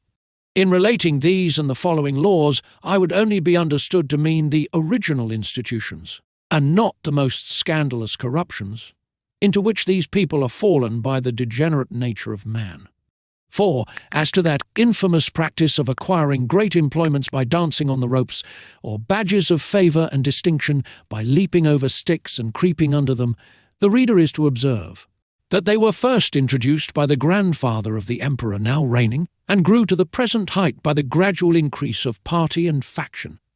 Ingratitude is among them a capital crime, as we read it to have been in some other countries, for they reason thus, that whoever makes ill returns to his benefactor must needs be a common enemy to the rest of mankind, from whom he has received no obligation, and therefore such a man is not fit to live. Their notions relating to the duties of parents and children differ extremely from ours. For, since the conjunction of male and female is founded upon the great law of nature, in order to propagate and continue the species, the Lilliputians will needs have it that men and women are joined together, like other animals, by the motives of concupiscence, and that their tenderness towards their young proceeds from the like natural principle, for which reason they will never allow that a child is under any obligation to his father for begetting him, or to his mother for bringing him into the world, which, considering the miseries of human life, was neither a benefit in itself, nor intended so by his parents, whose thoughts in their love encounters were otherwise employed. Upon these and the like reasonings, their opinion is that parents are the last of all others to be trusted with the education of their own children, and therefore they have in every town public nurseries where all parents, except cottagers and labourers, are obliged to send their infants of both sexes to be reared and educated when they come to the age of 20 moons, at which time they are supposed to have some rudiments of docility. These schools are of several kinds, suited to different qualities and both sexes. They have certain professors well skilled in preparing children for such a condition of life as befits the rank of their parents, and their own capacities as well as inclinations. I shall first say something of the male nurseries, and then of the female. The nurseries for males of noble or eminent birth are provided with grave and learned professors, and there's several deputies. The clothes and food of the children are plain and simple. They are bred up in the principles of honour, justice, courage, modesty, clemency, religion, and love of their country. They are always employed in some business, except in the times of eating and sleeping, which are very short, and 2 hours for diversions consisting of bodily exercises. They are dressed by men till 4 years of age, and then are obliged to dress themselves, although their quality be ever so great. And the women attendant, who are aged proportionably to ours at 50, perform only the most menial offices. They are never suffered to converse with servants, but go together in smaller or greater numbers to take their diversions, and always in the presence of a professor, or one of his deputies, whereby they avoid those early bad impressions of folly and vice to which our children are subject. Their parents are suffered to see them only twice a year. The visit is to last but an hour. They are allowed to kiss the child at meeting and parting. But a professor, who always stands by on those occasions, will not suffer them to whisper, or use any fondling expressions, or bring any presents of toys, sweetmeats, and the like. The pension from each family for the education and entertainment of a child, upon failure of due payment, is levied by the emperor's officers. The nurseries for children of ordinary gentlemen, merchants, traders, and handicrafts are managed proportionably after the same manner. Only those designed for trades are put out apprentices at 11 years old, whereas those of persons of quality continue in their exercises till 15, which answers to 21 with us, but the confinement is gradually lessened for the last 3 years. In the female nurseries, the young girls of quality are educated much like the males, only they are dressed by orderly servants of their own sex, but always in the presence of a professor or deputy till they come to dress themselves, which is at 5 years old. And if it be found that these nurses ever presume to entertain the girls with frightful or foolish stories, or the common follies practised by chambermaids among us, they are publicly whipped thrice about the city, imprisoned for a year, and banished for life to the most desolate part of the country. Thus the young ladies are as much ashamed of being cowards and fools as the men, and despise all personal ornaments. Beyond decency and cleanliness, neither did I perceive any difference in their education made by their difference of sex. Only that the exercises of the females were not altogether so robust, and that some rules were given them relating to domestic life, and a smaller compass of learning was enjoined them. For their maxim is, that among peoples of quality a wife should be always a reasonable and agreeable companion, because she cannot always be young. When the girls are 12 years old, which among them is the marriageable age, their parents or guardians take them home with great expressions of gratitude to the professors, and seldom without tears of the young lady and her companions. In the nurseries of females of the meaner sort, the children are instructed in all kinds of works proper for their sex and their several degrees. Those intended for apprentices are dismissed at 7 years old, the rest are kept to 11. The meaner families who have children at these nurseries are obliged, besides their annual pension, which is as low as possible, to return to the steward of the nursery a small monthly share of their gettings, to be a portion for the child, and therefore all parents are limited in their expenses by the law. For the Lilliputians think nothing can be more unjust than for people, in subservience to their own appetites, to bring children into the world, and leave the burthen of supporting them on the public. As to persons of quality, they give security to appropriate a certain sum for each child, suitable to their condition, and these funds are always managed with good husbandry and the most exact justice. The cottagers and labourers keep their children at home, their business being only to till and cultivate the earth, and therefore there. Education is of little consequence to the public, but the old and diseased among them are supported by hospitals, for begging is a trade unknown in this empire. And here it may perhaps divert the curious reader to give some account of my domestics and my manner of living in this country during a residence of 9 months and 13 days. Having a head mechanically turned and being likewise forced by necessity, I had made for myself a table and chair convenient enough out of the largest trees in the royal park. 200 sempstresses were employed to make me shirts and linen for my bed and table, all of the strongest and coarsest kind they could get, which, however, they were forced to quilt together in several folds, for the thickest was some degrees finer than lawn. Their linen is usually 3 inches wide, and 3 feet make a piece. The sempstresses took my measure as I lay on the ground, one standing at my neck and another at my mid-leg, with a strong cord extended, that each held by the end, while a third measured the length of the cord with a rule of 1 inch long.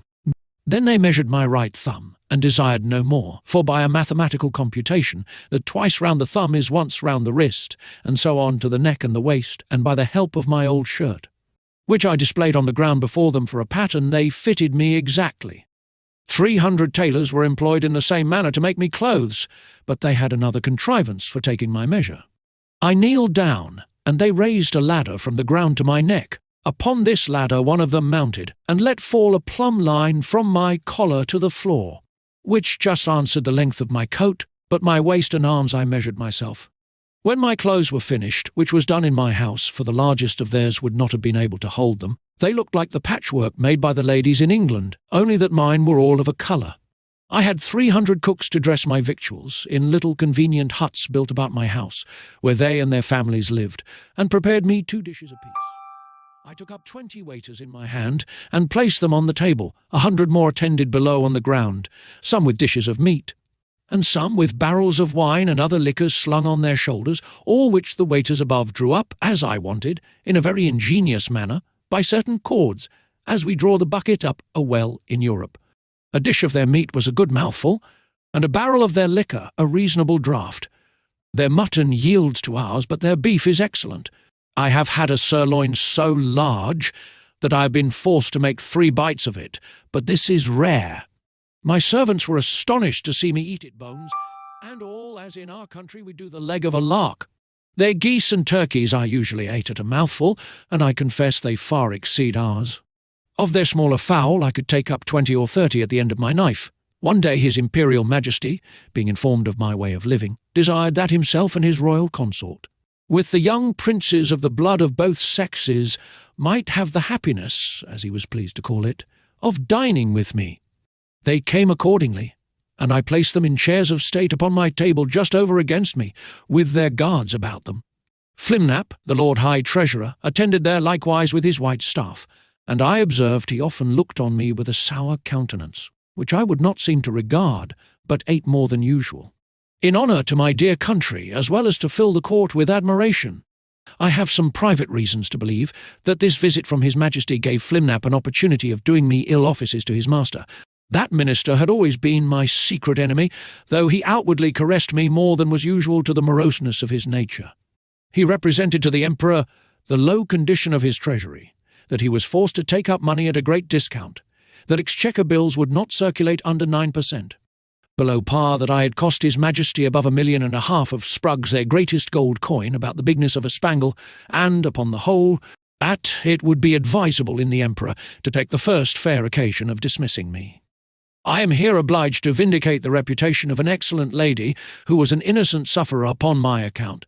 The treasurer took a fancy to be jealous of his wife, from the malice of some evil tongues who informed him that her grace had taken a violent affection for my person, and a court scandal ran for some time that she once came privately to my lodging. This I solemnly declare to be a most infamous falsehood, without any grounds, further than that her grace was pleased to treat me with all innocent marks of freedom and friendship.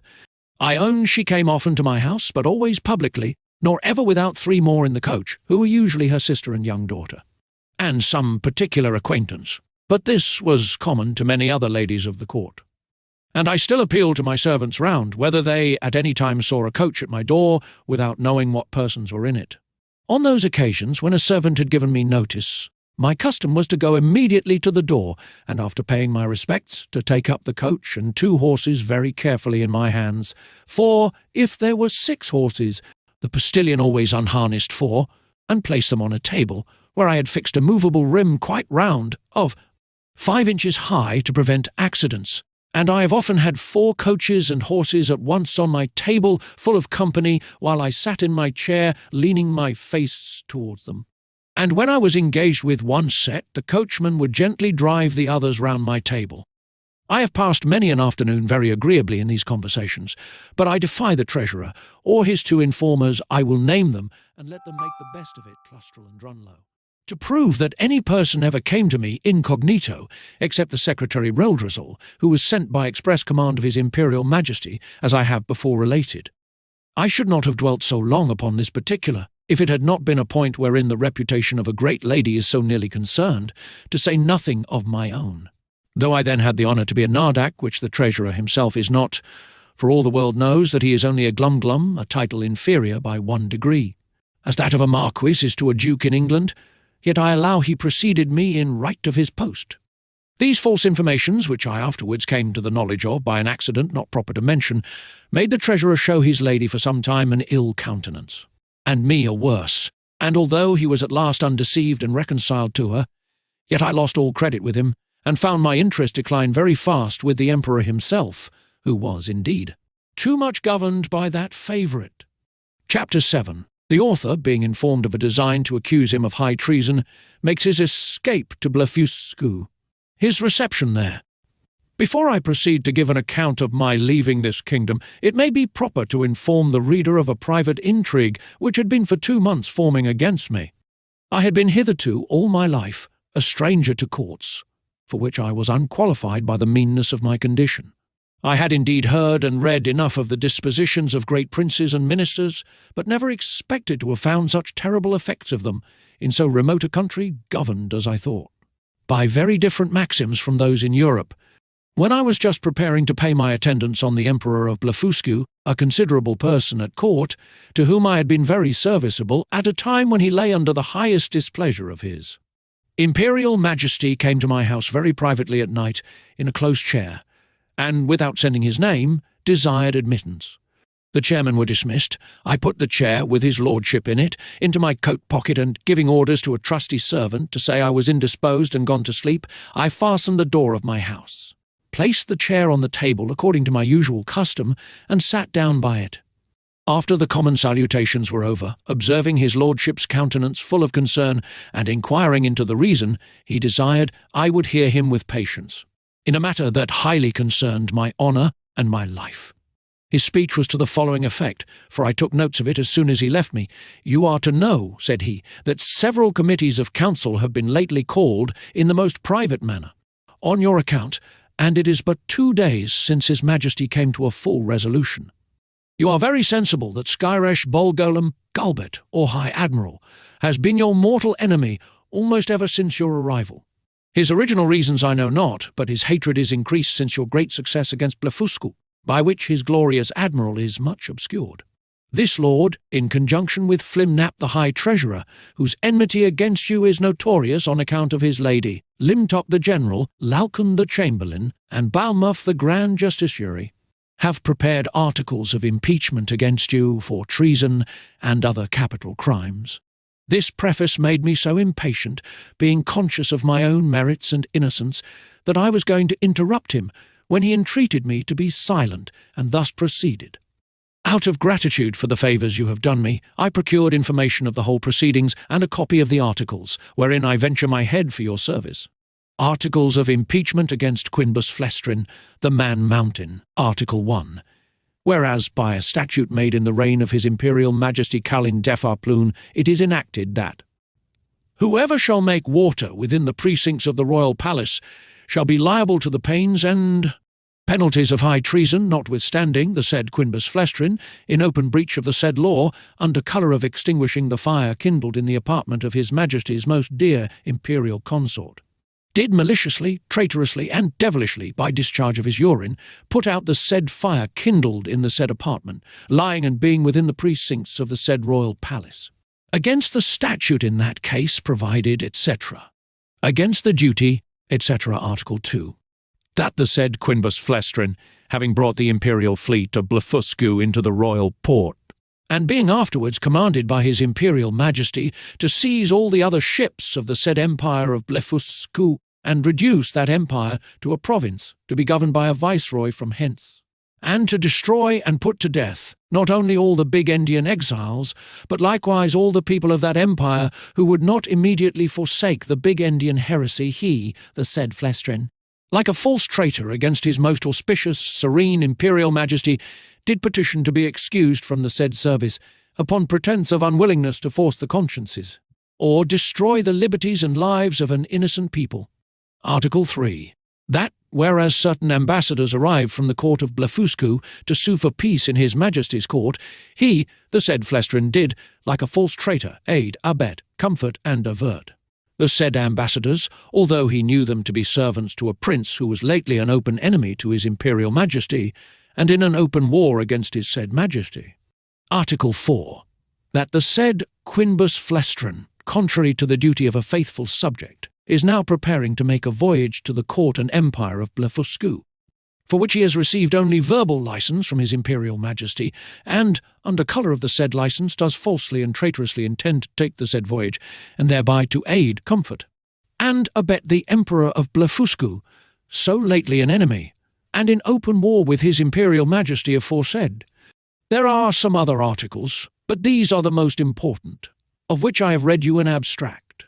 In the several debates upon this impeachment, it must be confessed that His Majesty gave many marks of his great lenity, often urging the services you had done him, and endeavouring to extenuate your crimes.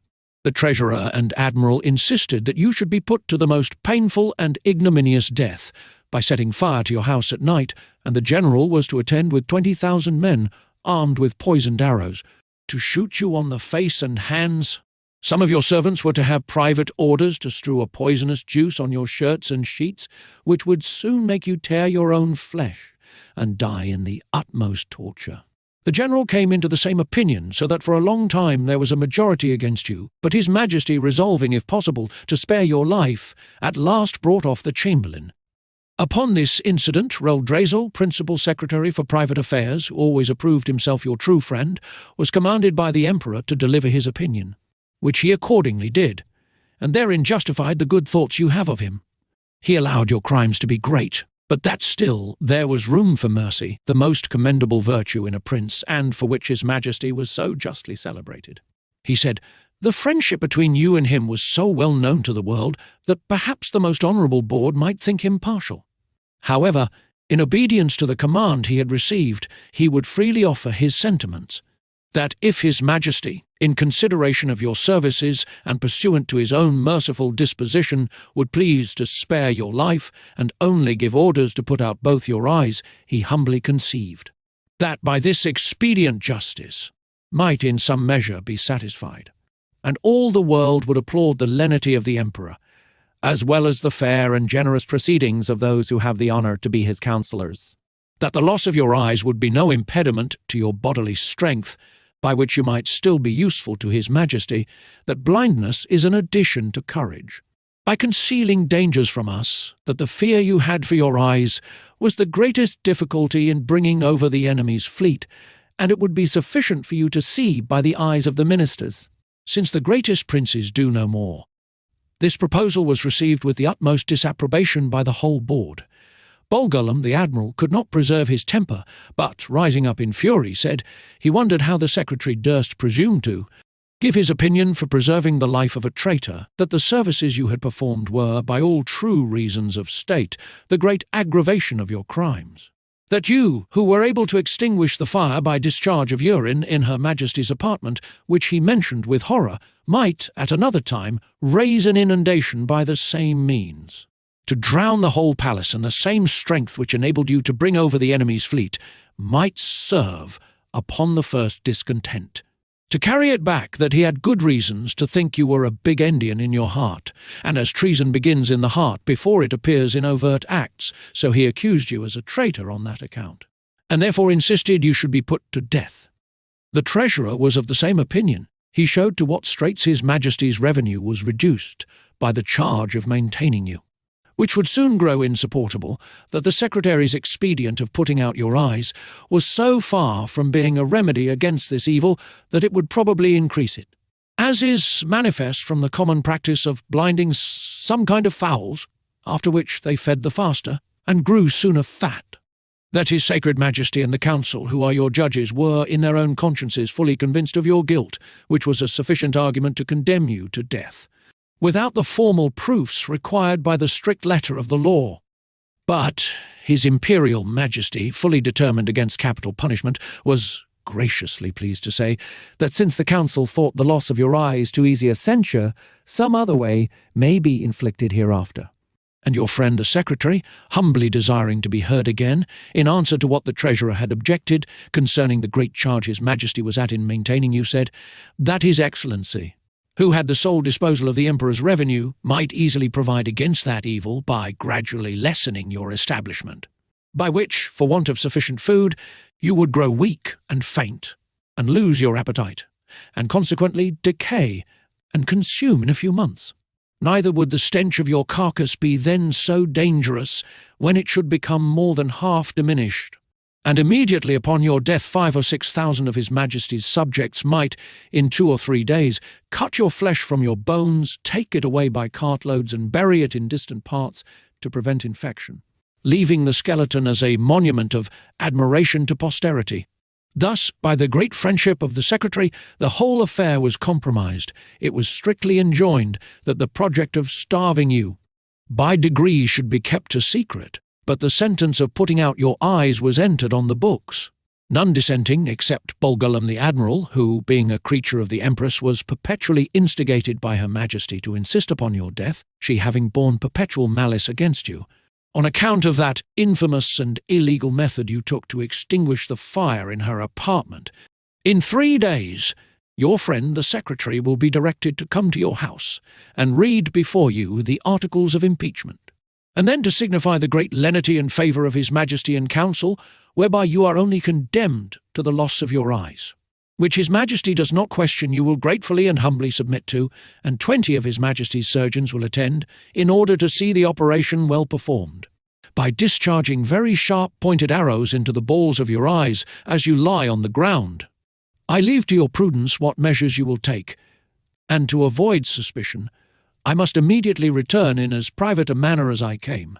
His lordship did so, and I remained alone, under many doubts and perplexities of mind. It was a custom introduced by this prince and his ministry, very different, as I have been assured, from the practice of former times, that after the court had decreed any cruel execution, either to gratify the monarch's resentment or the malice of a favourite, the emperor always made a speech to his whole council, expressing his great lenity and tenderness, as qualities known and confessed by all the world. This speech was immediately published throughout the kingdom, nor did anything terrify the people so much as those encomiums on his majesty's mercy, because it was observed that the more these praises were enlarged and insisted on, the more inhuman was the punishment, and the sufferer more innocent. Yet, as to myself, I must confess, having never been designed for a courtier, either by my birth or education, I was so ill a judge of things that I could not discover the lenity and favour of this sentence, but conceived it, perhaps erroneously, rather to be rigorous than gentle. I sometimes thought of standing my trial, for, although I could not deny the facts alleged in the several articles, yet I hoped they would admit of some extenuation.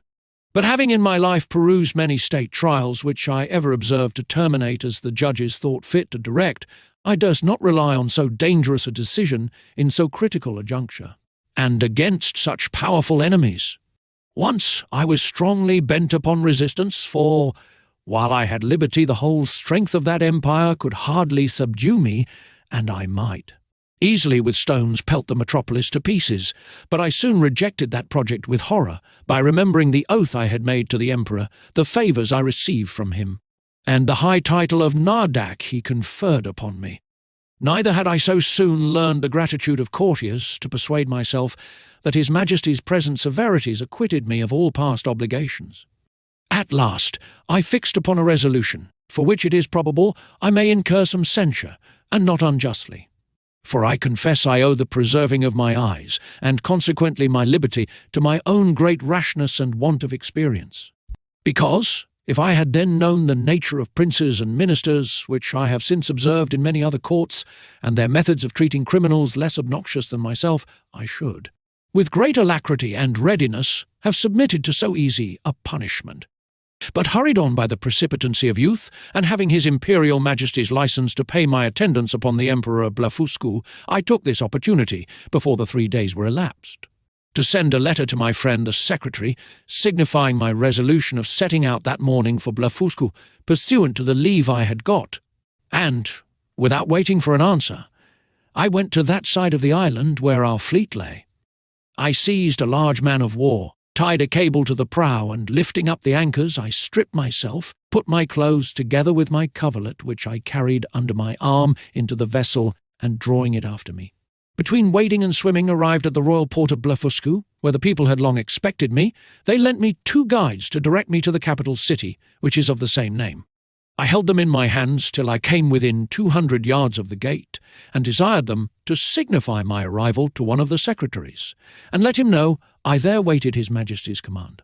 I had an answer in about an hour, that His Majesty, attended by the royal family and great officers of the court, was coming out to receive me. I advanced 100 yards. The Emperor and his train alighted from their horses, the Empress and ladies from their coaches, and I did not perceive they were in any fright or concern. I lay on the ground to kiss His Majesty's and the Empress's hands. I told His Majesty that I was come according to my promise, and with the licence of the Emperor my master, to have the honour of seeing so mighty a monarch, and to offer him any service in my power, consistent with my duty to my own prince, not mentioning a word of my disgrace, because I had hitherto no regular information of it, and might suppose myself wholly ignorant of any such design. Neither could I reasonably conceive that the Emperor would discover the secret, while I was out of his power, wherein, however, it soon appeared I was deceived. I shall not trouble the reader with the particular account of my reception at this court, which was suitable to the generosity of so great a prince, nor of the difficulties I was in for want of a house and bed, being forced to lie on the ground, wrapped up in my coverlet. Chapter 8. The author, by a lucky accident, finds means to leave Blefuscu, and, after some difficulties, returns safe to his native country. 3 days after my arrival, walking out of curiosity to the north-east coast of the island, I observed, about half a league off in the sea, somewhat that looked like a boat overturned. I pulled off my shoes and stockings, and, wading 200 or 300 yards, I found the object to approach nearer by force of the tide, and then plainly saw it to be a real boat, which I supposed might by some tempest have been driven from a ship. Whereupon I returned immediately towards the city, and desired His Imperial Majesty to lend me 20 of the tallest vessels he had left, after the loss of his fleet, and 3,000 seamen, under the command of his Vice-Admiral. This fleet sailed round, while I went back the shortest way to the coast, where I first discovered the boat. I found the tide had driven it still nearer. The seamen were all provided with cordage, which I had beforehand twisted to a sufficient strength. When the ships came up, I stripped myself, and waded till I came within 100 yards of the boat, after which I was forced to swim till I got up to it. The seamen threw me the end of the cord, which I fastened to a hole in the forepart of the boat, and the other end to a man of war, but I found all my labour to little purpose. For being out of my depth, I was not able to work. In this necessity I was forced to swim behind, and push the boat forward as often as I could, with one of my hands, and the tide favouring me. I advanced so far that I could just hold up my chin and feel the ground. I rested 2 or 3 minutes, and then gave the boat another shove, and so on, till the sea was no higher than my armpits. And now, the most laborious part being over, I took out my other cables, which were stowed in one of the ships, and fastened them first to the boat, and then to 9 of the vessels which attended me. The wind being favourable, the seamen towed, and I shoved until we arrived within 40 yards of the shore. And, waiting till the tide was out, I got dry to the boat, and by the assistance of 2,000 men, with ropes and engines, I made a shift to turn it on its bottom, and found it was but little damaged. I shall not trouble the reader with the difficulties I was under, by the help of certain paddles which cost me 10 days making, to get my boat to the royal port of Blefuscu, where a mighty concourse of people appeared upon my arrival, full of wonder at the sight of so prodigious a vessel. I told the Emperor that my good fortune had thrown this boat in my way, to carry me to some place whence I might return into my native country, and begged His Majesty's orders for getting materials to fit it up, together with his licence to depart, which, after some kind expostulations, he was pleased to grant. I did very much wonder in all this time not to have heard of any express relating to me from our Emperor to the court of Blefuscu. But I was afterward given privately to understand that His Imperial Majesty, never imagining I had the least notice of his designs, believed I was only gone to Blefuscu in performance of my promise, according to the licence he had given me, which was well known at our court, and would return in a few days when the ceremony was ended. But he was at last in pain at my long absence, and after consulting with the treasurer and the rest of that cabal, a person of quality was dispatched with a copy of the articles against me. This envoy had instructions to represent to the monarch of Blefuscu the great lenity of his master, who was content to punish me no farther than with the loss of my eyes, that I had fled from justice. And if I did not return in 2 hours, I should be deprived of my title of Nardak and declared a traitor. The envoy further added that in order to maintain the peace and amity between both empires, his master expected that his brother of Blefuscu would give orders to have me sent back to Lilliput, bound hand and foot, to be punished as a traitor. The Emperor of Blefuscu, having taken 3 days to consult, returned an answer consisting of many civilities and excuses. He said that as for sending me bound, his brother knew it was impossible, that although I had deprived him of his fleet, yet he owed great obligations to me for many good offices I had done him in making the peace. That, however, both their majesties would soon be made easy, for I had found a prodigious vessel on the shore, able to carry me on the sea, which he had given orders to fit up. With my own assistance and direction, and he hoped in a few weeks, both empires would be freed from so insupportable an encumbrance. With this answer the envoy returned to Lilliput, and the monarch of Blefuscu related to me all that had passed, offering me at the same time, but under the strictest confidence, his gracious protection if I would continue in his service, wherein, although I believed him sincere, yet I resolved never more to put any confidence in princes or ministers, where I could possibly avoid it. And therefore, with all due acknowledgments for his favourable intentions, I humbly begged to be excused. I told him that since fortune, whether good or evil, had thrown a vessel in my way, I was resolved to venture myself on the ocean, rather than be an occasion of difference between two such mighty monarchs. Neither did I find the emperor at all displeased, and I discovered by a certain accident that he was very glad of my resolution, and so were most of his ministers. These considerations moved me to hasten my departure somewhat sooner than I intended, to which the court, impatient to have me gone, very readily contributed. 500 workmen were employed to make 2 sails to my boat, according to my directions, by quilting 13 folds of their strongest linen together. I was at the pains of making ropes and cables, by twisting 10, 20 or 30 of the thickest and strongest of theirs. A great stone that I happened to find, after a long search by the seashore, served me for an anchor. I had the tallow of 300 cows for greasing my boat and other uses. I was at incredible pains in cutting down some of the largest timber trees for oars and masts, wherein I was, however, much assisted by His Majesty's ship carpenters, who helped me in smoothing them after I had done the rough work. In about a month, when all was prepared, I sent to receive His Majesty's commands and to take my leave. The Emperor and royal family came out of the palace. I lay down on my face to kiss his hand, which he very graciously gave me. So did the Empress and young princes of the blood. His Majesty presented me with 50 purses of 200 sprugs apiece, together with his picture at full length, which I put immediately into one of my gloves to keep it from being hurt. The ceremonies at my departure were too many to trouble the reader with at this time. I stored the boat with the carcasses of 100 oxen and 300 sheep, with bread and drink proportionable, and as much meat ready dressed as 400 cooks could provide. I took with me 6 cows and 2 bulls alive, with as many ewes and rams, intending to carry them into my own country and propagate the breed. And to feed them on board, I had a good bundle of hay and a bag of corn. I would gladly have taken a dozen of the natives, but this was a thing the Emperor would by no means permit. And besides a diligent search into my pockets, His Majesty engaged my honour not to carry away any of his subjects, although with their own consent and desire. Having thus prepared all things as well as I was able, I set sail on the 24th day of September 1701.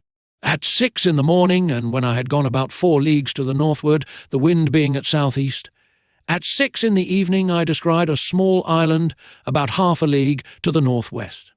I advanced forward and cast anchor on the lee side of the island, which seemed to be uninhabited. I then took some refreshment and went to my rest. I slept well, and as I conjectured at least 6 hours, for I found the day broke in 2 hours after I awaked. It was a clear night. I ate my breakfast before the sun was up, and heaving anchor, the wind being favourable, I steered the same course that I had done the day before, wherein I was directed by my pocket compass. My intention was to reach, if possible, one of those islands which I had reason to believe lay to the northeast of Van Diemen's Land. I discovered nothing all that day, but upon the next, about 3 in the afternoon, when I had, by my computation, made 24 leagues from Blefuscu, I descried a sail steering to the southeast. My course was due east. I hailed her, but could get no answer, yet I found I gained upon her, for the wind slackened. I made all the sail I could, and in half an hour she spied me, then hung out her ancient and discharged a gun. It is not easy to express the joy I was in, upon the unexpected hope of once more seeing my beloved country, and the dear pledges I left in it. The ship slackened her sails, and I came up with her between 5 and 6 in the evening, September 26th. But my heart leaped within me to see her English colours. I put my cows and sheep into my coat pockets and got on board with all my little cargo of provisions. The vessel was an English merchantman, returning from Japan by the North and South Seas, the captain, Mr. John Biddle, of Deptford, a very civil man and an excellent sailor. We were now in the latitude of 30 degrees south. There were about 50 men in the ship, and here I met an old comrade of mine, First Peter Williams, who gave me a good character to the captain. This gentleman treated me with kindness, and desired I would let him know what place I came from last, and whither I was bound. Which I did in a few words, but he thought I was raving, and that the dangers I underwent had disturbed my head. Whereupon I took my black cattle and sheep out of my pocket, which, after great astonishment, clearly convinced him of my veracity. I then showed him the gold given me by the Emperor of Blefuscu, together with His Majesty's picture at full length, and some other rarities of that country. I gave him 2 purses of 200 sprugs each, and promised, when we arrived in England, to make him pay present of a cow and a sheep big with young. I shall not trouble the reader with a particular account of this voyage, which was very prosperous for the most part. We arrived in the Downs on the April 13th, 1702. I had only one misfortune, that the rats on board carried away one of my sheep. I found her bones in a hole, picked clean from the flesh. The rest of my cattle I got safe ashore, and set them a-grazing in a bowling green at Greenwich, where the fineness of the grass made them feed very heartily. Though I had always feared the contrary, neither could I possibly have preserved them in so long a voyage, if the captain had not allowed me some of his best biscuit, which, rubbed to powder and mingled with water, was their constant food. The short time I continued in England, I made a considerable profit by showing my cattle to many persons of quality and others, and before I began my second voyage I sold them for £600. Since my last return I find the breed is considerably increased, especially the sheep, which I hope will prove much to the advantage of the woolen manufacture by the fineness of the fleeces. I stayed but 2 months with my wife and family, for my insatiable desire of seeing foreign countries would suffer me to continue no longer. I left £1,500 with my wife, and fixed her in a good house at Redriff. My remaining stock I carried with me, part in money and part in goods, in hopes to improve my fortunes. My eldest uncle John had left me an estate in land near Epping of about £30 a year, and I had a long lease of the Black Bull in Fetter Lane, which yielded me as much more, so that I was not in any danger of leaving my family upon the parish. My son Johnny, named so after his uncle, was at the grammar school, and a tawdry child. My daughter Betty, who is now well married and has children, was then at her needlework. I took leave of my wife and boy and girl with tears on both sides, and went on board the Adventure, a merchant ship of 300 tons, bound for Surat, Captain John Nicholas, of Liverpool, commander. But my account of this voyage must be referred to the second part of my travels. Part 2, A Voyage to Brobdingnag. Chapter 1. A great storm described, the long boat sent to fetch water, the author goes with it to discover the country. He is left on shore, is seized by one of the natives and carried to a farmer's house. His reception, with several accidents that happened there. A description of the inhabitants. Having been condemned by nature and fortune to active and restless life, in 2 months after my return, I again left my native country, and took shipping in the Downs on the 20th day of June, 1702, in the Adventure. Captain John Nicholas, a Cornish man, commander, bound for Surat.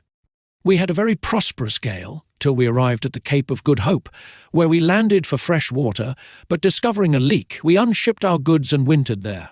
For the captain falling sick of an ague, we could not leave the Cape till the end of March. We then set sail, and had a good voyage till we passed the Straits of Madagascar, but having got northward of that island, and to about 5 degrees south latitude, the winds, which in those seas are observed to blow a constant equal gale between the north and west, from the beginning of December to the beginning of May, on the 19th of April began to blow with much greater violence, and more westerly than usual, continuing so for 20 days together, during which time we were driven a little to the east of the Molucca Islands and about 3 degrees northward of the line. As our captain found by an observation, he took the 2nd of May, at which time the wind ceased, and it was a perfect calm, whereat I was not a little rejoiced. But he, being a man well experienced in the navigation of those seas, bid us all prepare against a storm, which accordingly happened the day following, for the southern wind, called the southern monsoon, began to set in. Finding it was likely to overblow, we took in our spritsail, and stood by to hand the foresail, but making foul weather, we looked the guns were all fast, and handed the mizzen.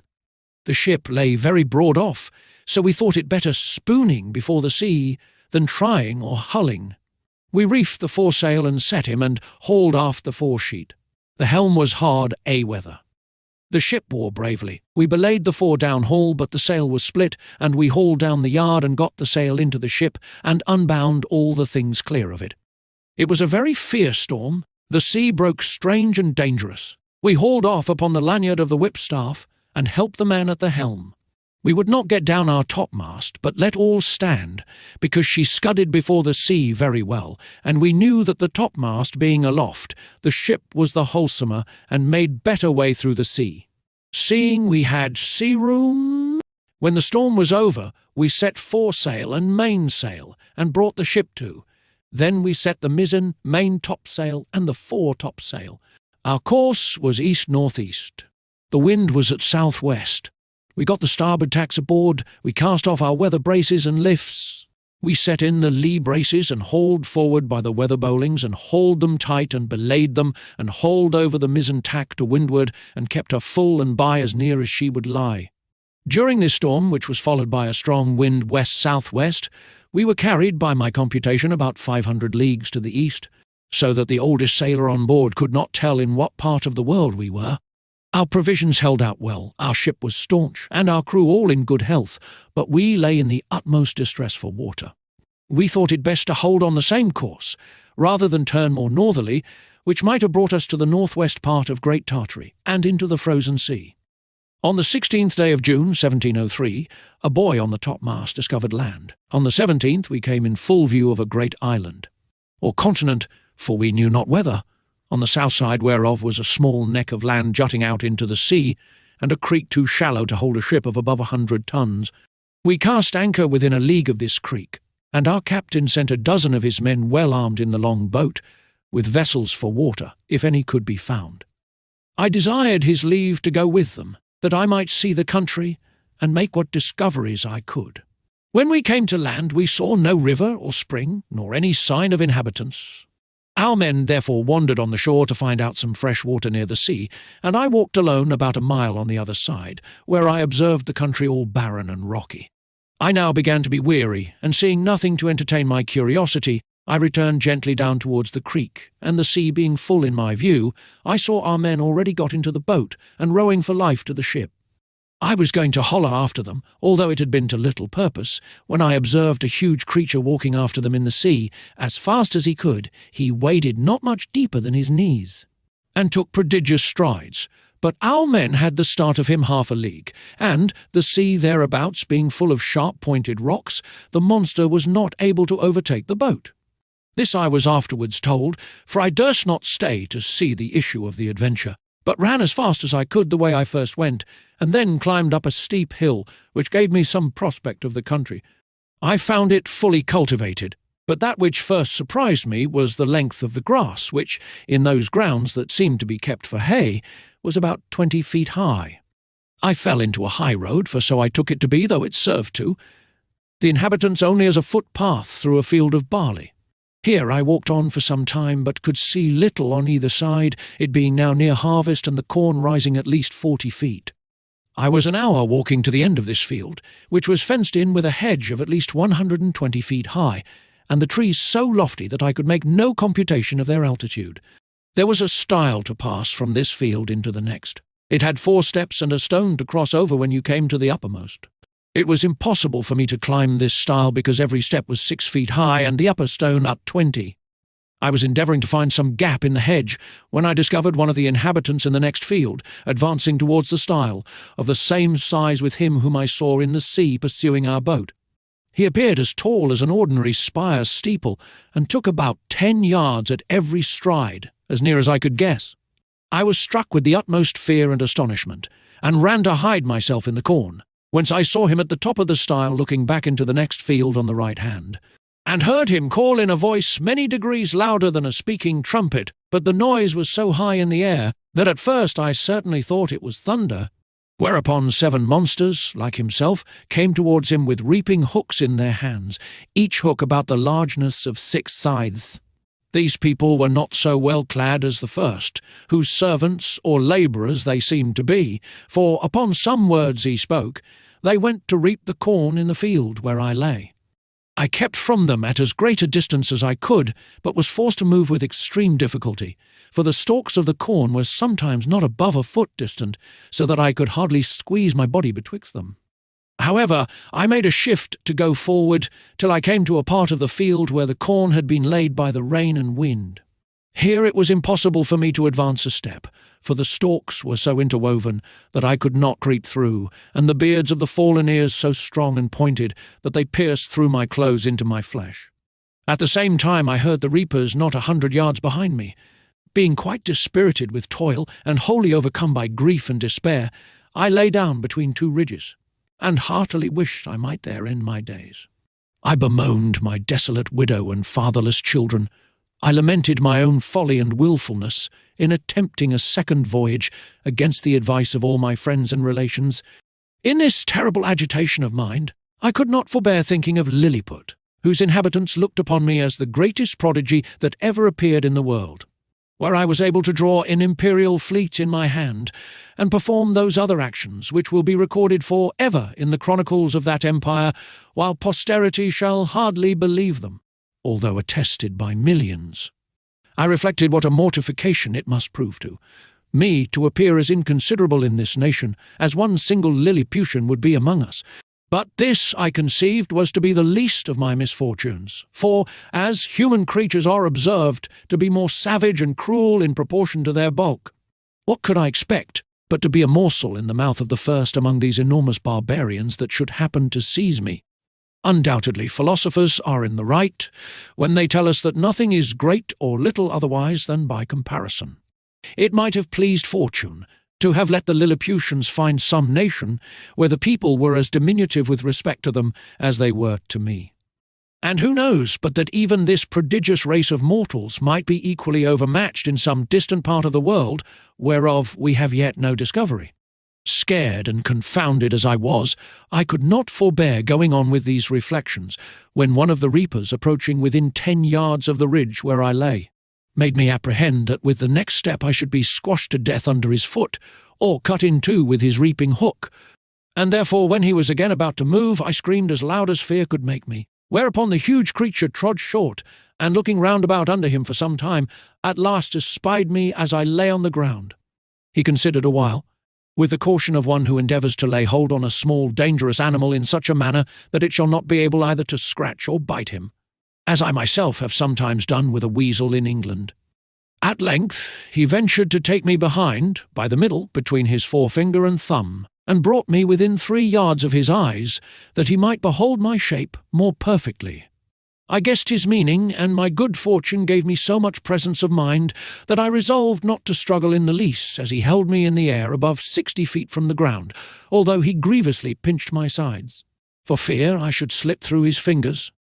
All I ventured was to raise my eyes towards the sun, and place my hands together in a supplicating posture, and to speak some words in a humble, melancholy tone, suitable to the condition I then was in, for I apprehended every moment that he would dash me against the ground, as we usually do any little hateful animal which we have a mind to destroy. But my good star would have it that he appeared pleased with my voice and gestures, and began to look upon me as a curiosity, much wondering to hear me pronounce articulate words, although he could not understand them. In the meantime I was not able to forbear groaning and shedding tears, and turning my head towards my sides, letting him know, as well as I could, how cruelly I was hurt by the pressure of his thumb and finger.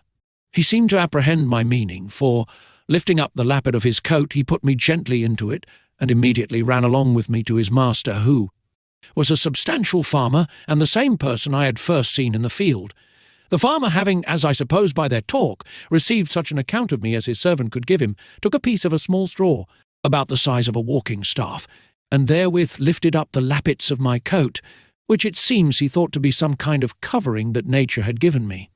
He blew my hairs aside to take a better view of my face. He called his hinds about him and asked them, as I afterwards learned, whether they had ever seen in the fields any little creature that resembled me. He then placed me softly on the ground upon all fours, but I got immediately up and walked slowly backward and forward to let those people see I had no intent to run away. They all sat down in a circle about me, the better to observe my motions. I pulled off my hat and made a low bow towards the farmer. I fell on my knees and lifted up my hands and eyes, and spoke several words as loud as I could. I took a purse of gold out of my pocket and humbly presented it to him.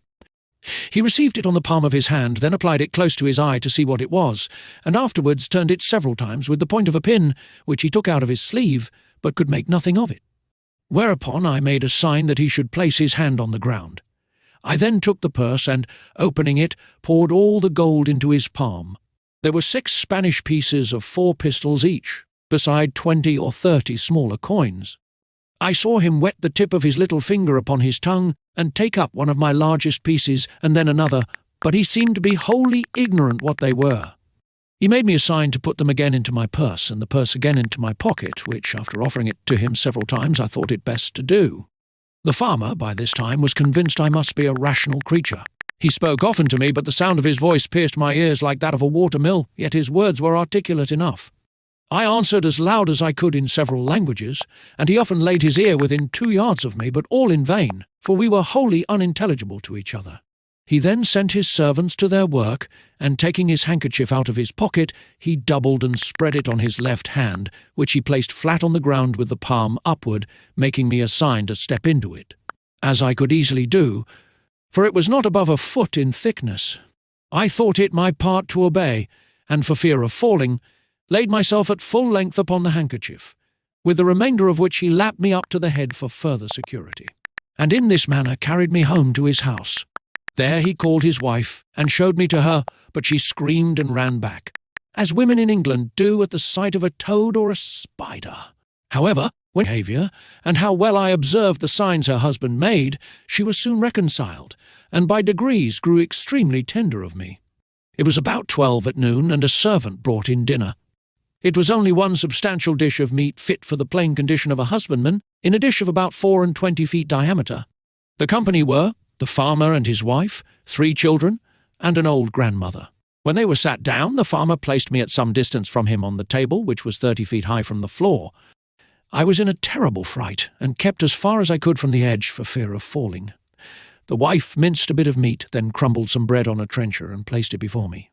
I made her a low bow, took out my knife and fork, and fell to eat, which gave them exceeding delight. The mistress sent her maid for a small dram cup, which held about 2 gallons, and filled it with drink. I took up the vessel with much difficulty in both hands, and in a most respectful manner drank to her ladyship's health, expressing the words as loud as I could in English, which made the company laugh so heartily that I was almost deafened with the noise. This liquor tasted like a small cider, and was not unpleasant. Then the master made me a sign to come to his trencher side. But as I walked on the table, being in great surprise all the time, as the indulgent reader will easily conceive and excuse, I happened to stumble against a crust, and fell flat on my face, but received no hurt. I got up immediately, and observing the good people to be in much concern, I took my hat, which I held under my arm out of good manners, and, waving it over my head, made 3 huzzas to show I had got no mischief by my fall.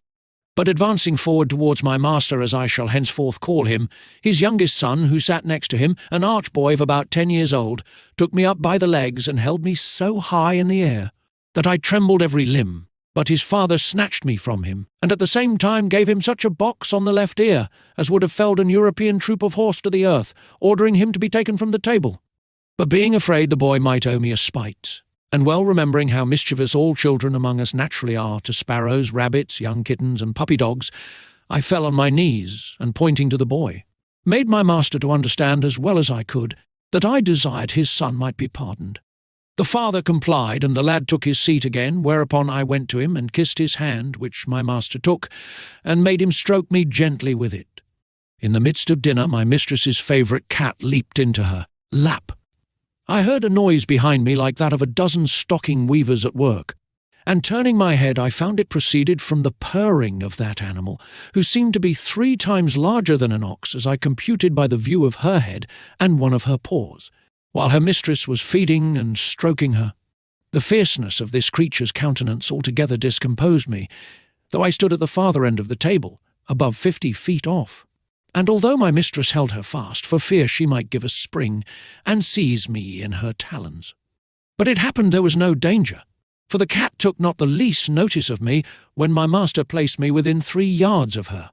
And, as I have been always told and found true by experience in my travels, that flying or discovering fear before a fierce animal is a certain way to make it pursue or attack you, so I resolved in this dangerous juncture to show no manner of concern. I walked with intrepidity 5 or 6 times before the very head of the cat, and came within half a yard of her, whereupon she drew herself back, as if she were more afraid of me. I had less apprehension concerning the dogs, whereof 3 or 4 came into the room, as it is usual in farmers' houses, one of which was a mastiff, equal in bulk to 4 elephants, and another a greyhound, somewhat taller than the mastiff, but not so large. When dinner was almost done, the nurse came in with a child of a year old in her arms, who immediately spied me and began a squall that you might have heard from London Bridge to Chelsea after the usual oratory of infants, to get me for a plaything. The mother, out of pure indulgence, took me up and put me towards the child, who presently seized me by the middle and got my head into his mouth, where I roared so loud that the urchin was frighted and let me drop. And I should infallibly have broke my neck if the mother had not held her apron under me. The nurse, to quiet her babe, made use of a rattle, which was a kind of hollow vessel filled with great stones, and fastened by a cable to the child's waist, but all in vain, so that she was forced to apply the last remedy by giving it suck. I must confess no object ever disgusted me so much as the sight of her monstrous breast, which I cannot tell what to compare with, so as to give the curious reader an idea of its bulk, shape, and colour. It stood prominent 6 feet, and could not be less than 16 in circumference. The nipple was about half the bigness of my head, and the hue both of that and the dug so varied with spots, pimples, and freckles, that nothing could appear more nauseous, for I had a near sight of her, she sitting down the more conveniently to give suck, and I standing on the table. This made me reflect upon the fair skins of our English ladies, who appear so beautiful to us, only because they are of our own size, and there, defects not to be seen but through a magnifying glass, where we find by experiment that the smoothest and whitest skins look rough and coarse and ill-coloured. I remember when I was at Lilliput, the complexion of those diminutive people appeared to me the fairest in the world, and talking upon this subject with a person of learning there, who was an intimate friend of mine, he said that my face appeared much fairer and smoother when he looked on me from the ground than it did upon a nearer view, when I took him up in my hand and brought him close, which he confessed was at first a very shocking sight. He said he could discover great holes in my skin, that the stumps of my beard were 10 times stronger than the bristles of a boar, and my complexion made up of several colours altogether disagreeable, although I must beg leave to say for myself that I am as fair as most of my sex and country, and very little sunburnt by all my travels. On the other side, discoursing of the ladies in that emperor's court, he used to tell me one had freckles, another too wide a mouth, a third too large a nose, nothing of which I was able to distinguish. I confess this reflection was obvious enough, which, however, I could not forbear, lest the reader might think those vast creatures were actually deformed. For I must do them the justice to say they are a comely race of people, and particularly the features of my master's countenance, although he was but a farmer, when I beheld him from the height of 60 feet, appeared very well proportioned. When dinner was done, my master went out to his labourers, and, as I could discover by his voice and gesture, gave his wife strict charge to take care of me. I was very much tired and disposed to sleep, which my mistress perceiving, she put me on her own bed, and covered me with a clean white handkerchief, but larger and coarser than the mainsail of a man of war. I slept about 2 hours, and dreamt I was at home with my wife and children, which aggravated my sorrows when I awaked, and found myself alone in a vast room between 200 and 300 feet wide. and above 200 high, lying in a bed 20 yards wide. My mistress was gone about her household affairs and had locked me in. The bed was 8 yards from the floor. Some natural necessities required me to get down I durst not presume to call, and if I had, it would have been in vain with such a voice as mine. At so great a distance from the room where I lay to the kitchen where the family kept. While I was under these circumstances, 2 rats crept up the curtains and ran smelling backwards and forwards on the bed. One of them came up almost to my face, whereupon I rose in a fright and drew out my hanger to defend myself. These horrible animals had the boldness to attack me on both sides, and one of them held his 4 feet at my collar, but I had the good fortune to rip up his belly before he could do me any mischief. He fell down at my feet, and the other, seeing the fate of his comrade, made his escape, but not without one good wound on the back, which I gave him as he fled, and made the blood run trickling from him. After this exploit, I walked gently to and fro on the bed, to recover my breath and loss of spirits. These creatures were of the size of a large mastiff, but infinitely more nimble and fierce, so that if I had taken off my belt before I went to sleep, I must have infallibly been torn to pieces and devoured. I measured the tail of the dead rat, and found it to be 2 yards long, wanting an inch, but it went against my stomach to drag the carcass off the bed, where it lay still bleeding. I observed it had yet some life, but, with a strong slash across the neck, I thoroughly dispatched it. Soon after my mistress came into the room, who, seeing me all bloody, ran and took me up in her hand. I pointed to the dead rat, smiling and making other signs to show I was not hurt, whereat she was extremely rejoiced, calling the maid to take up the dead rat with a pair of tongs and throw it out of the window. Then she set me on a table, where I showed her my hanger all bloody, and wiping it on the lappet of my coat, returned it to the scabbard. I was pressed to do more than one thing which another could not do for me, and therefore endeavoured to make my mistress understand that I desired to be set down on the floor, which after she had done, my bashfulness would not suffer me to express myself farther than by pointing to the door and bowing several times. The good woman, with much difficulty, at last perceived what I would be at, and taking me up again in her hand, walked into the garden, where she set me down. I went on one side about 200 yards, and beckoning to her not to look or to follow me, I hid myself between 2 leaves of sorrel, and there discharged the necessities of nature. I hope the gentle reader will excuse me for dwelling on these and the like particulars, which, however insignificant they may appear to grovelling vulgar minds, yet will certainly help a philosopher to enlarge his thoughts and imagination, and apply them to the benefit of public as well as private life. Which was my sole design in presenting this and other accounts of my travels to the world, wherein I have been chiefly studious of truth, without affecting any ornaments of learning or of style. But the whole scene of this voyage made so strong an impression on my mind, and is so deeply fixed in my memory, that in committing it to paper I did not omit one material circumstance. However, upon a strict review, I blotted out several passages of less moment which were in my first copy, for fear of being censured as tedious and trifling, whereof travellers are often, perhaps not without justice, accused. Chapter 2. A description of the farmer's daughter. The author carried to a market town, and then to the metropolis. The particulars of his journey. My mistress had a daughter of 9 years old, a child of towardly parts for her age, very dexterous at her needle and skilful in dressing her baby. Her mother and she contrived to fit up the baby's cradle for me against night. The cradle was put into a small drawer of a cabinet, and the drawer placed upon a hanging shelf for fear of the rats. This was my bed all the time I stayed with those people, though made more convenient by degrees, as I began to learn their language and make my wants known. This young girl was so handy that after I had once or twice pulled off my clothes before her, she was able to dress and undress me, though I never gave her that trouble when she would let me do either myself. She made me 7 shirts, and some other linen, of as fine cloth as could be got, which indeed was coarser than sackcloth, and these she constantly washed for me with her own hands. She was likewise my schoolmistress, to teach me the language when I pointed to anything. She told me the name of it in her own tongue, so that in a few days I was able to call for whatever I had a mind to. She was very good-natured, and not above 40 feet high, being little for her age. She gave me the name of Glubbdubdrib, which the family took up, and afterwards the whole kingdom.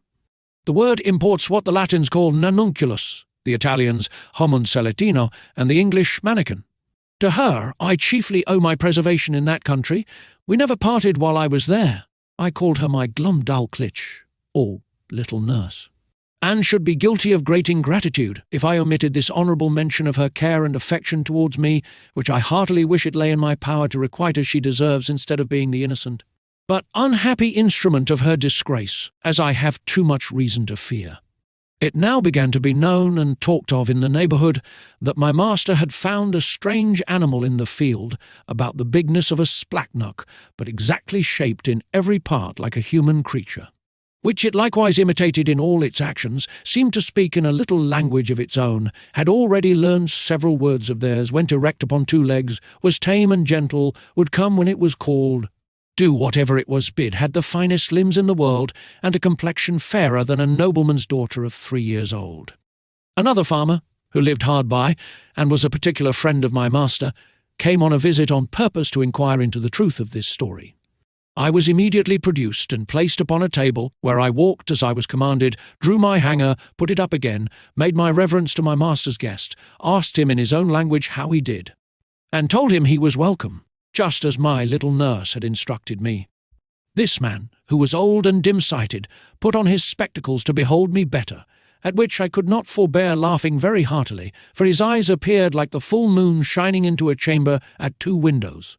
Our people, who discovered the cause of my mirth, bore me company in laughing, at which the old fellow was fool enough to be angry and out of countenance. He had the character of a great miser, and to my misfortune he well deserved it, by the cursed advice he gave my master, to show me as a sight upon a market day in the next town, which was half an hour's riding, about 22 miles from our house. I guess there was some mischief when I observed my master and his friend whispering together, sometimes pointing at me, and my fears made me fancy that I overheard and understood some of their words. But the next morning Glubbdubdrib, my little nurse, told me the whole matter, which she had cunningly picked out from her mother. The poor girl laid me on her bosom, and fell a-weeping with shame and grief. She apprehended some mischief would happen to me from rude vulgar folks who might squeeze me to death or break one of my limbs by taking me in their hands. She had also observed how modest I was in my nature, how nicely I regarded my honour, and what an indignity I should conceive it to be exposed for money as a public spectacle to the meanest of the people. She said her papa and mamma had promised that Glubbdubdrib should be hers, but now she found they meant to serve her, as they did last year, when they pretended to give her a lamb, and yet, as soon as it was fat, sold it to a butcher. For my own part, I may truly affirm that I was less concerned than my nurse. I had a strong hope, which never left me, that I should one day recover my liberty. And as to the ignominy of being carried about for a monster, I considered myself to be a perfect stranger in the country, and that such a misfortune could never be charged upon me as a reproach.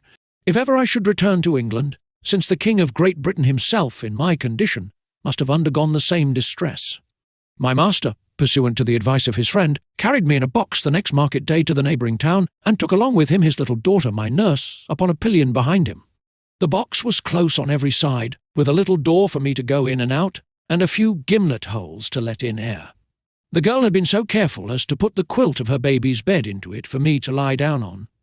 However, I was terribly shaken and discomposed in this journey, though it was but of half an hour, for the horse went about 40 feet at every step, and trotted so high, that the agitation was equal to the rising and falling of a ship in a great storm, but much more frequent. Our journey was somewhat farther than from London to St. Albans. My master alighted at an inn which he used to frequent, and after consulting a while with the innkeeper, and making some necessary preparations, he hired the Groltrud, or crier, to give notice through the town of a strange creature to be seen at the sign of the Green Eagle. Not so big as a splachnock, an animal in that country very finely shaped, about 6 feet long, and in every part of the body resembling a human creature, could speak several words and perform 100 diverting tricks. I was placed upon a table in the largest room of the inn, which might be near 300 feet square. My little nurse stood on a low stool close to the table to take care of me and direct what I should do. My master, to avoid a crowd, would suffer only 30 people at a time to see me. I walked about on the table as the girl commanded. She asked me questions, as far as she knew my understanding of the language reached, and I answered them as loud as I could. I turned about several times to the company, paid my humble respects, said they were welcome, and used some other speeches I had been taught. I took up a thimble filled with liquor, which Glumdalclitch had given me for a cup, and drank their health. I drew out my hanger and flourished with it after the manner of fencers in England. My nurse gave me a part of a straw, which I exercised as a pike, having learnt the art in my youth. I was that day shown to 12 sets of company, and as often forced to act over again the same fopperies till I was half dead with weariness and vexation. For those who had seen me made such wonderful reports that the people were ready to break down the doors to come in. My master, for his own interest, would not suffer anyone to touch me except my nurse, and to prevent danger, benches were set round the table at such a distance as to put me out of everybody's reach. However, an unlucky schoolboy aimed a hazelnut directly at my head, which very narrowly missed me, otherwise it came with so much violence that it would have infallibly knocked out my brains, for it was almost as large as a small pumpkin, but I had the satisfaction to see the young rogue well beaten, and turned out of the room. My master gave public notice that he would show me again the next market day, and in the meantime he prepared a convenient vehicle for me, which he had reason enough to do. For I was so tired with my first journey, and with entertaining company for 8 hours together, that I could hardly stand upon my legs or speak a word. It was at least 3 days before I recovered my strength, and that I might have no rest at home, all the neighbouring gentlemen from 100 miles round, hearing of my fame, came to see me at my master's own house. There could not be fewer than 30 persons with their wives and children, for the country is very populous, and my master demanded the rate of a full room whenever he showed me at home, although it were only to a single family. So that for some time I had but little ease every day of the week, except Wednesday, which is their Sabbath, although I were not carried to the town. My master, finding how profitable I was likely to be, resolved to carry me to the most considerable cities of the kingdom. Having therefore provided himself with all things necessary for a long journey and settled his affairs at home, he took leave of his wife, and upon the August 17th, 1703, about 2 months after my arrival, we set out for the metropolis, situated near the middle of that empire, and about 3,000 miles distance from our house. My master made his daughter Glumdalclitch ride behind him. She carried me on her lap in a box tied about her waist. The girl had lined it on all sides with the softest cloth she could get, well quilted underneath, furnished it with her baby's bed, provided me with linen and other necessaries, and made everything as convenient as she could. We had no other company but a boy of the house, who rode after us with the luggage. My master's design was to show me in all the towns by the way, and to step out of the road for 50 or 100 miles to any village, or person of quality's house, where he might expect custom. We made easy journeys of not above 7 or 8 score miles a day, for Glumdalclitch, on purpose to spare me, complained she was tired with the trotting of the horse. She often took me out of my box, at my own desire, to give me air and show me the country, but always held me fast by a leading string. We passed over 5 or 6 rivers, many degrees broader and deeper than the Nile or the Ganges, and there was hardly a rivulet so small as the Thames at London Bridge. We were 10 weeks in our journey, and I was shown in 18 large towns, besides many villages and private families. On the 26th day of October, we arrived at the metropolis, called in their language Laurel Grud, or Pride of the Universe. My master took a lodging in the principal street of the city, not far from the royal palace, and put out bills in the usual form, containing an exact description of my person and parts. He hired a large room between 300 and 400 feet wide. He provided a table 60 feet in diameter, upon which I was to act my part, and palisadoed it round 3 feet from the edge, and as many high, to prevent my falling over. I was shown 10 times a day, to the wonder and satisfaction of all people. I could now speak the language tolerably well, and perfectly understood every word that was spoken to me. Besides, I had learnt their alphabet, and could make a shift to explain a sentence here and there, for Glumdalclitch had been my instructor while we were at home, and at leisure hours during our journey. She carried a little book in her pocket, not much larger than a Sympson's atlas. It was a common treatise for the use of young girls, giving a short account of their religion. Out of this she taught me my letters, and interpreted the words. Chapter 3. The author sent for to court. The Queen buys him of his master the farmer, and presents him to the king. He disputes with his Majesty's great scholars. An apartment at court provided for the author. He is in high favour with the Queen. He stands up for the honour of his own country. His quarrels with the Queen's dwarf. The frequent labours I underwent every day made, in a few weeks, a very considerable change in my health. The more my master got by me, the more insatiable he grew. I had quite lost my stomach, and was almost reduced to a skeleton. The farmer observed it, and concluding I must soon die, resolved to make as good a hand of me as he could. While he was thus reasoning and resolving with himself, a sardral or gentleman usher came from court, commanding my master to carry me immediately thither for the diversion of the Queen and her ladies. Some of the latter had already been to see me, and reported strange things of my beauty, behaviour, and good sense. Her Majesty, and those who attended her, were beyond measure delighted with my demeanour. I fell on my knees, and begged the honour of kissing her imperial foot, but this gracious princess held out her little finger towards me, after I was set on the table, which I embraced in both my arms, and put the tip of it with the utmost respect to my lip. She made me some general questions about my country and my travels, which I answered as distinctly, and in as few words as I could. She asked whether I could be content to live at court. I bowed down to the board of the table and humbly answered that I was my master's slave, but if I were at my own disposal, I should be proud to devote my life to Her Majesty's service. She then asked my master whether he was willing to sell me at a good price.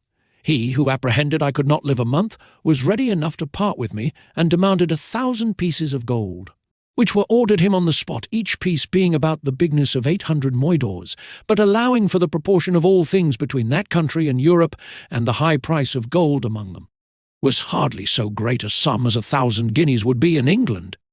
I then said to the Queen, since I was now Her Majesty's most humble creature and vassal, I must beg the favour that Glubbdubdrib, who had always tended me with so much care and kindness, and understood to do it so well, might be admitted into her service, and continue to be my nurse and instructor. Her Majesty agreed to my petition, and easily got the farmer's consent, who was glad enough to have his daughter preferred at court, and the poor girl herself was not able to hide her joy. My late master withdrew, bidding me farewell, and saying he had left me in a good service, to which I replied not a word, only making him a slight bow. The Queen observed my coldness, and when the farmer was gone out of the apartment, asked me the reason. But I made bold to tell Her Majesty that I owed no other obligation to my late master than his not dashing out the brains of a poor harmless creature found by chance in his fields, which obligation was amply recompensed by the gain he had made in showing me through half the kingdom, and the price he had now sold me for. That the life I had since led was laborious enough to kill an animal of 10 times my strength, that my health was much impaired by the continual drudgery of entertaining the rabble every hour of the day, and that, if my master had not thought my life in danger, Her Majesty would not have got so cheap a bargain. But as I was out of all fear of being ill-treated under the protection of so great and good an empress, the ornament of nature, the darling of the world, the delight of her subjects, the phoenix of the creation, so I hoped my late master's apprehensions would appear to be groundless, for I already found my spirits revive by the influence of her most august presence. This was the sum of my speech, delivered with great improprieties and hesitation. The latter part was altogether framed in the style peculiar to that people, whereof I learned some phrases from Glubbdubdrib, while she was carrying me to court. The Queen, giving great allowance for my defectiveness in speaking, was, however, surprised at so much wit and good sense in so diminutive an animal. She took me in her own hand and carried me to the King, who was then retired to his cabinet. His Majesty, a prince of much gravity and austere countenance, not well observing my shape at first view, asked the Queen after a cold manner how long it was since she grew fond of her, for such it seems he took me to be, as I lay upon my breast in Her Majesty's right hand. But this princess, who has an infinite deal of wit and humour, set me gently on my feet upon the scrutoire, and commanded me to give His Majesty an account of myself, which I did in a very few words, and Glubbdubdrib, who attended at the cabinet door, and could not endure I should be out of her sight, being admitted, confirmed all that had passed from my arrival at her father's house. The King, although he be as learned a person as any in his dominions, had been educated in the study of philosophy, and particularly mathematics. Yet when he observed my shape exactly, and saw me walk erect before I began to speak, conceived I might be a piece of clockwork, which is in that country arrived to a very great perfection, contrived by some ingenious artist. But when he heard my voice, and found what I delivered to be regular and rational, he could not conceal his astonishment. He was by no means satisfied with the relation I gave him of the manner I came into his kingdom, but thought it a story concerted between Glumdalclitch and her father, who had taught me a set of words to make me sell at a better price. Upon this imagination he put several other questions to me, and still received rational answers no otherwise defective than by a foreign accent and an imperfect knowledge in the language, with some rustic phrases which I had learned at the farmer's house, and did not suit the polite style of a court. His Majesty sent for 3 great scholars, who were then in their weekly waiting, according to the custom in that country. These gentlemen, after they had a while examined my shape with much nicety, were of different opinions concerning me. They all agreed that I could not be produced according to the regular laws of nature, because I was not framed with a capacity of preserving my life, either by swiftness or climbing of trees or digging holes in the earth. They observed by my teeth, which they viewed with great exactness, that I was a carnivorous animal, yet most quadrupeds being an overmatch for me, and field mice, with some others, too nimble. They could not imagine how I should be able to support myself unless I fed upon snails and other insects, which they offered by many learned arguments to evince that I could not possibly do. One of these virtuosi seemed to think that I might be an embryo, or abortive birth, but this opinion was rejected by the other 2, who observed my limbs to be perfect and finished, and that I had lived several years, as it was manifest from my beard, the stumps whereof they plainly discovered through a magnifying glass. They would not allow me to be a dwarf, because my littleness was beyond all degrees of comparison, for the Queen's favourite dwarf, the smallest ever known in that kingdom, was near 30 feet high. After much debate, they concluded unanimously that I was only Relplum Scalcath, which is interpreted literally lusus naturae, a determination exactly agreeable to the modern philosophy of Europe, whose professors, disdaining the old evasion of occult causes, whereby the followers of Aristotle endeavoured in vain to disguise their ignorance, have invented this wonderful solution of all difficulties to the unspeakable advancement of human knowledge. After this decisive conclusion, I entreated to be heard a word or 2. I applied myself to the king and assured his Majesty that I came from a country which abounded with several millions of both sexes, and of my own stature, where the animals, trees, and houses were all in proportion, and where, by consequence, I might be as able to defend myself and to find sustenance as any of his Majesty's subjects could do here, which I took for a full answer to those gentlemen's arguments. To this they only replied with a smile of contempt, saying that the farmer had instructed me very well in my lesson.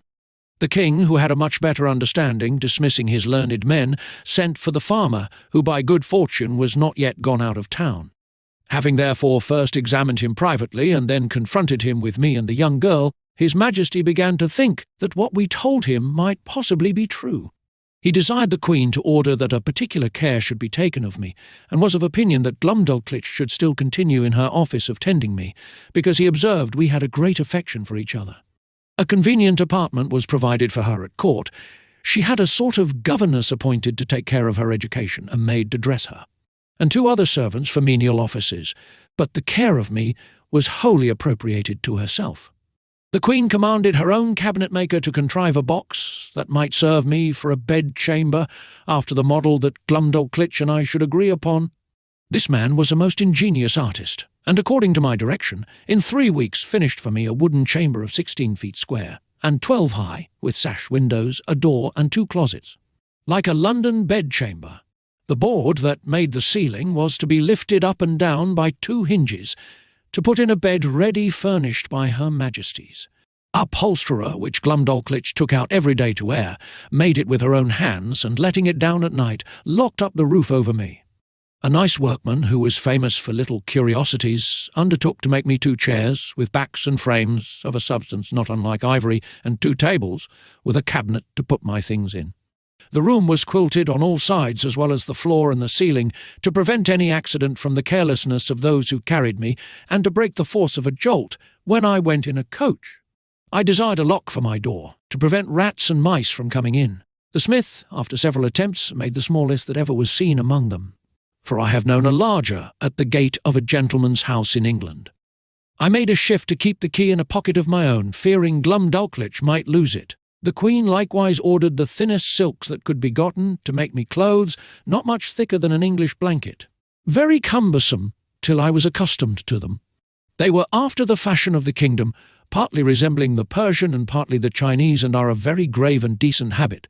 The Queen became so fond of my company that she could not dine without me. I had a table placed upon the same at which Her Majesty ate, just at her left elbow, and a chair to sit on. Glumdalclitch stood on a stool on the floor near my table, to assist and take care of me. I had an entire set of silver dishes and plates and other necessaries which, in proportion to those of the Queen, were not much bigger than what I have seen in a London toy shop for the furniture of a baby house. These my little nurse kept in her pocket in a silver box and gave me at meals as I wanted them, always cleaning them herself. No person dined with the Queen but the 2 princesses royal, the eldest 16 years old, and the younger at that time 13 and a month. Her Majesty used to put a bit of meat upon one of my dishes, out of which I carved for myself, and her diversion was to see me eat in miniature. For the Queen, who had indeed but a weak stomach, took up, at one mouthful, as much as a dozen English farmers could eat at a meal, which to me was for some time a very nauseous sight. She would craunch the wing of a lark, bones and all, between her teeth, although it were 9 times as large as that of a full-grown turkey, and put a bit of bread into her mouth as big as 2 12-penny loaves. She drank out of a golden cup, above a hogshead at a draught. Her knives were twice as long as a scythe, set straight upon the handle. The spoons, forks, and other instruments were all in the same proportion. I remember when Glumdalclitch carried me, out of curiosity, to see some of the tables at court, where 10 or a dozen of those enormous knives and forks were lifted up together, I thought I had never till then beheld so terrible a sight. It is the custom that every Wednesday, which, as I have observed, is their Sabbath, the King and Queen, with the royal issue of both sexes, dine together in the apartment of His Majesty, to whom I was now become a great favourite, and at these times my little chair and table were placed at his left hand before one of the salt-cellars. This prince took a pleasure in conversing with me, inquiring into the manners, religion, laws, government, and learning of Europe, wherein I gave him the best account I was able. His apprehension was so clear, and his judgment so exact, that he made very wise reflections and observations upon all I said.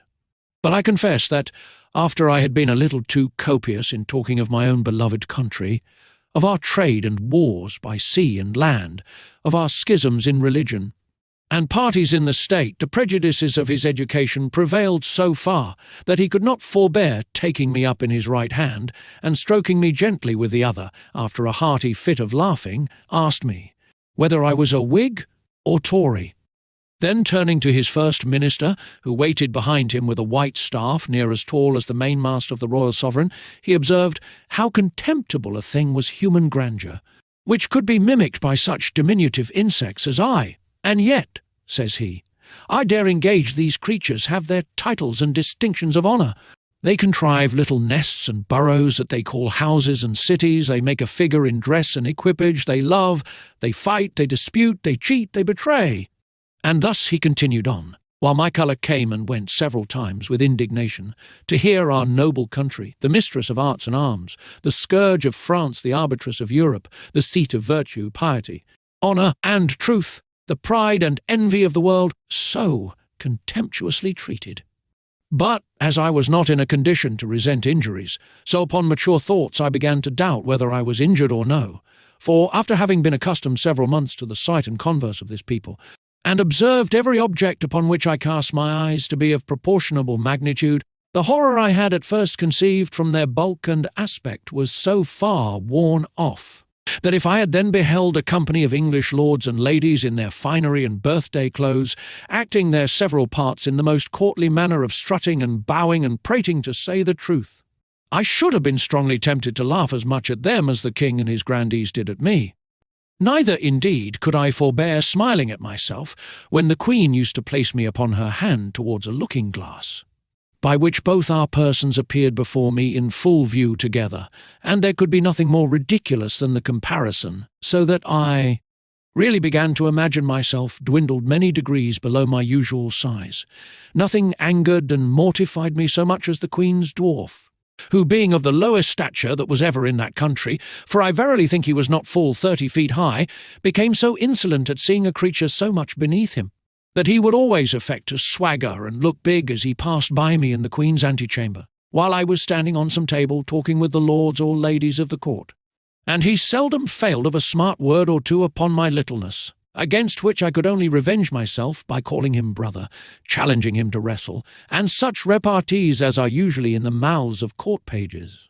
One day at dinner this malicious little cub was so nettled with something I had said to him that, raising himself upon the frame of Her Majesty's chair, he took me up by the middle as I was sitting down, not thinking any harm, and let me drop into a large silver bowl of cream, and then ran away as fast as he could. I fell over head and ears, and if I had not been a good swimmer, it might have gone very hard with me.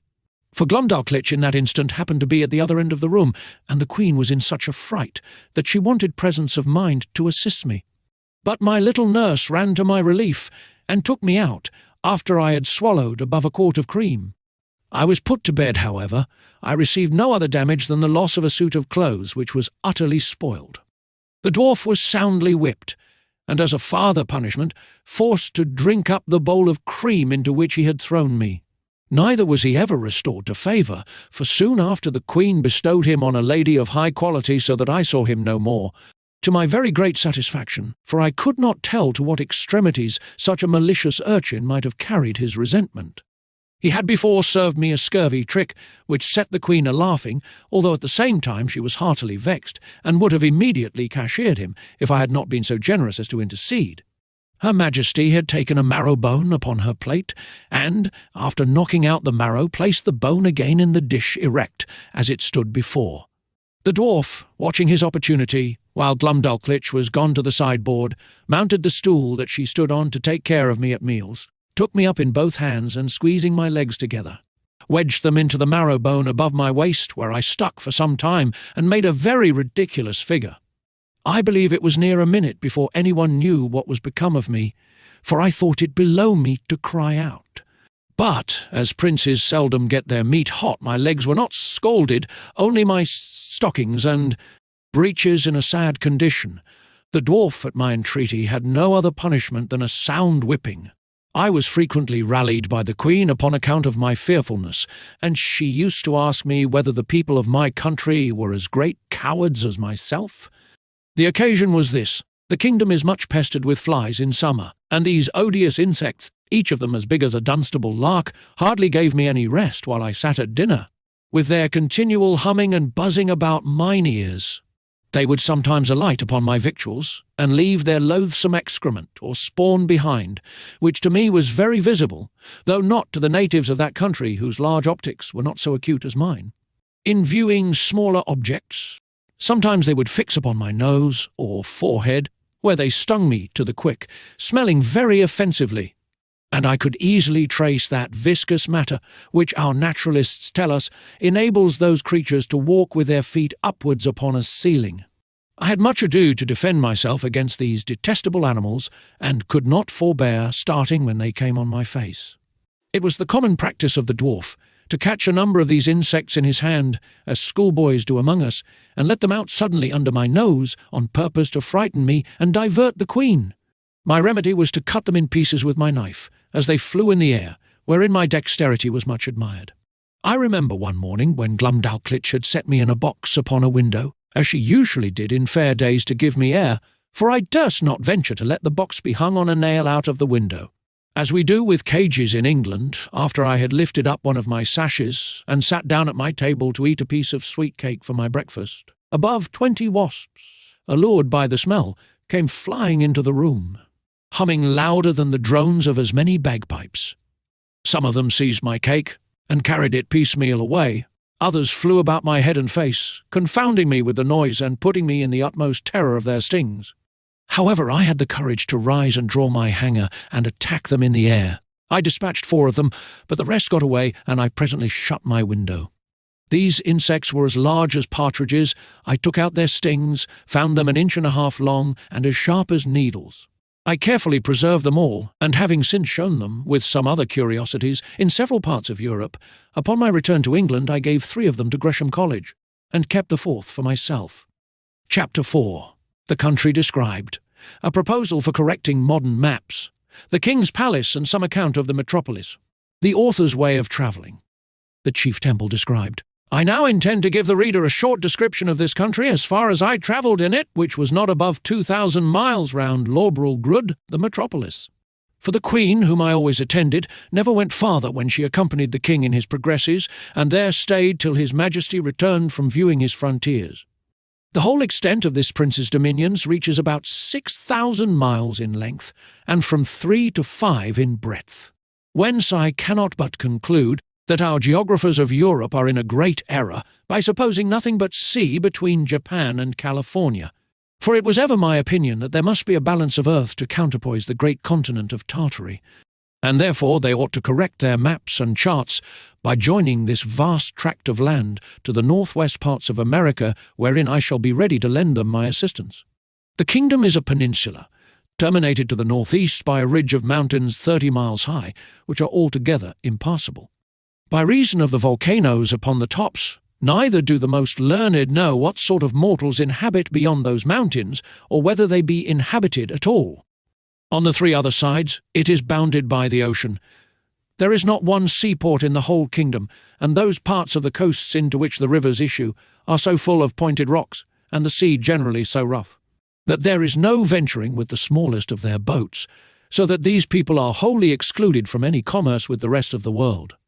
But the large rivers are full of vessels, and abound with excellent fish, for they seldom get any from the sea, because the sea fish are of the same size with those in Europe, and consequently not worth catching, whereby it is manifest that nature, in the production of plants and animals of so extraordinary a bulk, is wholly confined to this continent, of which I leave the reasons to be determined by philosophers. However, now and then they take a whale that happens to be dashed against the rocks, which the common people feed on heartily. These whales I have known so large that a man could hardly carry one upon his shoulders, and sometimes, for curiosity, they are brought in hampers to Luggnagg. I saw one of them in a dish at the king's table, which passed for a rarity, but I did not observe he was fond of it, for I think indeed the bigness disgusted him, although I have seen one somewhat larger in Greenland. The country is well inhabited, for it contains 51 cities, near 100 walled towns, and a great number of villages. To satisfy my curious reader, it may be sufficient to describe Luggnagg. This city stands upon almost 2 equal parts, on each side the river that passes through. It contains above 80,000 houses and about 600,000 inhabitants. It is in length 3 glomglungs, which make about 54 English miles, and 2.5 in breadth, as I measured it myself in the royal map made by the king's order, which was laid on the ground on purpose for me, and extended 100 feet. I paced the diameter and circumference several times barefoot, and, computing by the scale, measured it pretty exactly. The king's palace is no regular edifice, but a heap of buildings, about 7 miles round. The chief rooms are generally 240 feet high, and broad and long in proportion. A coach was allowed to Glubbdubdrib and me, wherein her governess frequently took her out to see the town or go among the shops, and I was always of the party, carried in my box. Although the girl, at my own desire, would often take me out and hold me in her hand, that I might more conveniently view the houses and the people as we passed along the streets. I reckoned our coach to be about a square of Westminster Hall, but not altogether so high, however, I cannot be very exact. One day the governess ordered our coachman to stop at several shops, where the beggars, watching their opportunity, crowded to the sides of the coach and gave me the most horrible spectacle that ever a European eye beheld. There was a woman with a cancer in her breast, swelled to a monstrous size, full of holes, in 2 or 3 of which I could have easily crept, and covered my whole body. There was a fellow with a wen in his neck, larger than 5 wool packs, and another with a couple of wooden legs, each about 20 feet high. But the most hateful sight of all was the lice crawling on their clothes. I could see distinctly the limbs of these vermin with my naked eye, much better than those of a European louse through a microscope, and their snouts with which they rooted like swine. They were the first I had ever beheld, and I should have been curious enough to dissect one of them, if I had had proper instruments, which I unluckily left behind me in the ship, although indeed the sight was so nauseous that it perfectly turned my stomach. Besides the large box in which I was usually carried, the Queen ordered a smaller one to be made for me, of about 12 feet square and 10 high. For the convenience of travelling, because the other was somewhat too large for Glubbdubdrib's lap and cumbersome in the coach, it was made by the same artist whom I directed in the whole contrivance. This travelling closet was an exact square, with a window in the middle of 3 of the squares, and each window was latticed with iron wire on the outside to prevent accidents in long journeys. On the 4th side, which had no window, 2 strong staples were fixed, through which the person that carried me, when I had a mind to be on horseback, put a leathern belt and buckled it about his waist.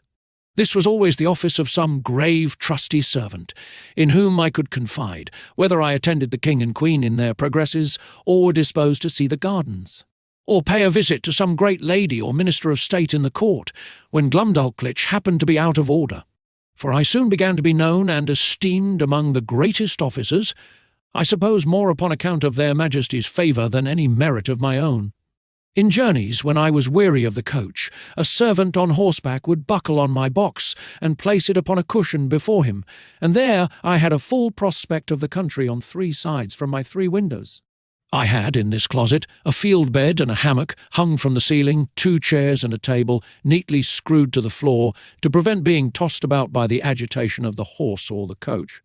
And having been long used to sea voyages, those motions, although sometimes very violent, did not much discompose me. Whenever I had a mind to see the town, it was always in my travelling closet, which Glumdalclitch held in her lap in a kind of open sedan, after the fashion of the country, borne by 4 men, and attended by 2 others in the Queen's livery. The people, who had often heard of me, were very curious to crowd about the sedan, and the girl was complaisant enough to make the bearers stop, and to take me in her hand, that I might be more conveniently seen. I was very desirous to see the chief temple, and particularly the tower belonging to it, which is reckoned the highest in the kingdom. Accordingly, one day my nurse carried me thither, but I may truly say I came back disappointed, for the height is not above 3,000 feet, reckoning from the ground to the highest pinnacle top, which, allowing for the difference between the size of those people and us in Europe, is no great matter for admiration, nor at all equal in proportion, if I rightly remember, to Salisbury steeple. But not to detract from a nation, to which during my life I shall acknowledge myself extremely obliged, it must be allowed, that whatever this famous tower wants in height, is amply made up in beauty and strength, for the walls are near 100 feet thick, built of hewn stone, whereof each is about 40 feet square, and adorned on all sides with statues of gods and emperors, cut in marble, larger than the life, placed in their several niches. I measured a little finger which had fallen down from one of these statues, and lay unperceived among some rubbish, and found it exactly 4 feet and an inch in length. Glumdalclitch wrapped it up in her handkerchief and carried it home in her pocket, to keep among other trinkets, of which the girl was very fond, as children at her age usually are. The king's kitchen is indeed a noble building, vaulted at top, and about 600 feet high. The great oven is not so wide, by 10 paces, as the cupola at St. Paul's, for I measured the latter on purpose, after my return. But if I should describe the kitchen grate, the prodigious pots and kettles, the joints of meat turning on the spits, with many other particulars, perhaps I should be hardly believed. At least a severe critic would be apt to think I enlarged a little, as travellers are often suspected to do. To avoid which censure, I fear I have run too much into the other extreme, and that if this treatise should happen to be translated into the language of Brobdingnag, which is the general name of that kingdom, and transmitted thither, the king and his people would have reason to complain that I had done them an injury by a false and diminutive representation. His Majesty seldom keeps above 600 horses in his stables. They are generally from 54 to 60 feet high. But when he goes abroad on solemn days, he is attended, for state, by a military guard of 500 horse, which indeed I thought was the most splendid sight that could be ever beheld, till I saw part of his army in Battalia, whereof I shall find another occasion to speak. Chapter 5. Several adventures that happened to the author. The execution of a criminal. The author shows his skill in navigation. I should have lived happy enough in that country, if my littleness had not exposed me to several ridiculous and troublesome accidents, some of which I shall venture to relate. Glumdalclitch often carried me into the gardens of the court in my smaller box, and would sometimes take me out of it, and hold me in her hand, or set me down to walk. I remember, before the dwarf left the Queen, he followed us one day into those gardens, and my nurse having set me down, he and I being close together, near some dwarf apple trees, I must needs show my wit, by a silly allusion between him and the trees, which happens to hold in their language as it does in ours. Whereupon, the malicious rogue, watching his opportunity, when I was walking under one of them, shook it directly over my head, by which a dozen apples, Each of them near as large as a Bristol barrel came tumbling about my ears. One of them hit me on the back as I chanced to stoop and knocked me down flat on my face. But I received no other hurt, and the dwarf was pardoned at my desire, because I had given the provocation. Another day, Glumdalclitch left me on a smooth grass plot to divert myself, while she walked at some distance with her governess. In the meantime there suddenly fell such a violent shower of hail that I was immediately, by the force of it, struck to the ground. And when I was down, the hailstones gave me such cruel bangs all over the body, as if I had been pelted with tennis balls. However, I made a shift to creep on all fours and shelter myself by lying flat on my face on the lee side of a border of lemon thyme, but so bruised from head to foot that I could not go abroad in 10 days. Neither is this at all to be wondered at, because nature in that country, observing the same proportion through all her operations. A hailstone is near 1,800 times as large as one in Europe, which I can assert upon experience, having been so curious as to weigh and measure them. But a more dangerous accident happened to me in the same garden, when my little nurse, believing she had put me in a secure place, which I often entreated her to do, that I might enjoy my own thoughts, and having left my box at home, to avoid the trouble of carrying it, went to another part of the garden with her governess and some ladies of her acquaintance. While she was absent, and out of hearing, a small white spaniel that belonged to one of the chief gardeners, having got by accident into the garden, happened to range near the place where I lay. The dog, following the scent, came directly up, and taking me in his mouth, ran straight to his master, wagging his tail, and set me gently on the ground. By good fortune he had been so well taught that I was carried between his teeth without the least hurt, or even tearing my clothes. But the poor gardener, who knew me well and had a great kindness for me, was in a terrible fright. He gently took me up in both his hands, and asked me how I did. But I was so amazed and out of breath that I could not speak a word. In a few minutes I came to myself, and he carried me safe to my little nurse, who, by this time, had returned to the place where she left me, and was in cruel agonies when I did not appear, nor answer when she called. She severely reprimanded the gardener on account of his dog, but the thing was hushed up and never known at court, for the girl was afraid of the Queen's anger, and truly, as to myself, I thought it would not be for my reputation that such a story should go about. This accident absolutely determined Glumdalclitch never to trust me abroad for the future out of her sight. I had been long afraid of this resolution, and therefore concealed from her some little unlucky adventures that happened in those times when I was left by myself.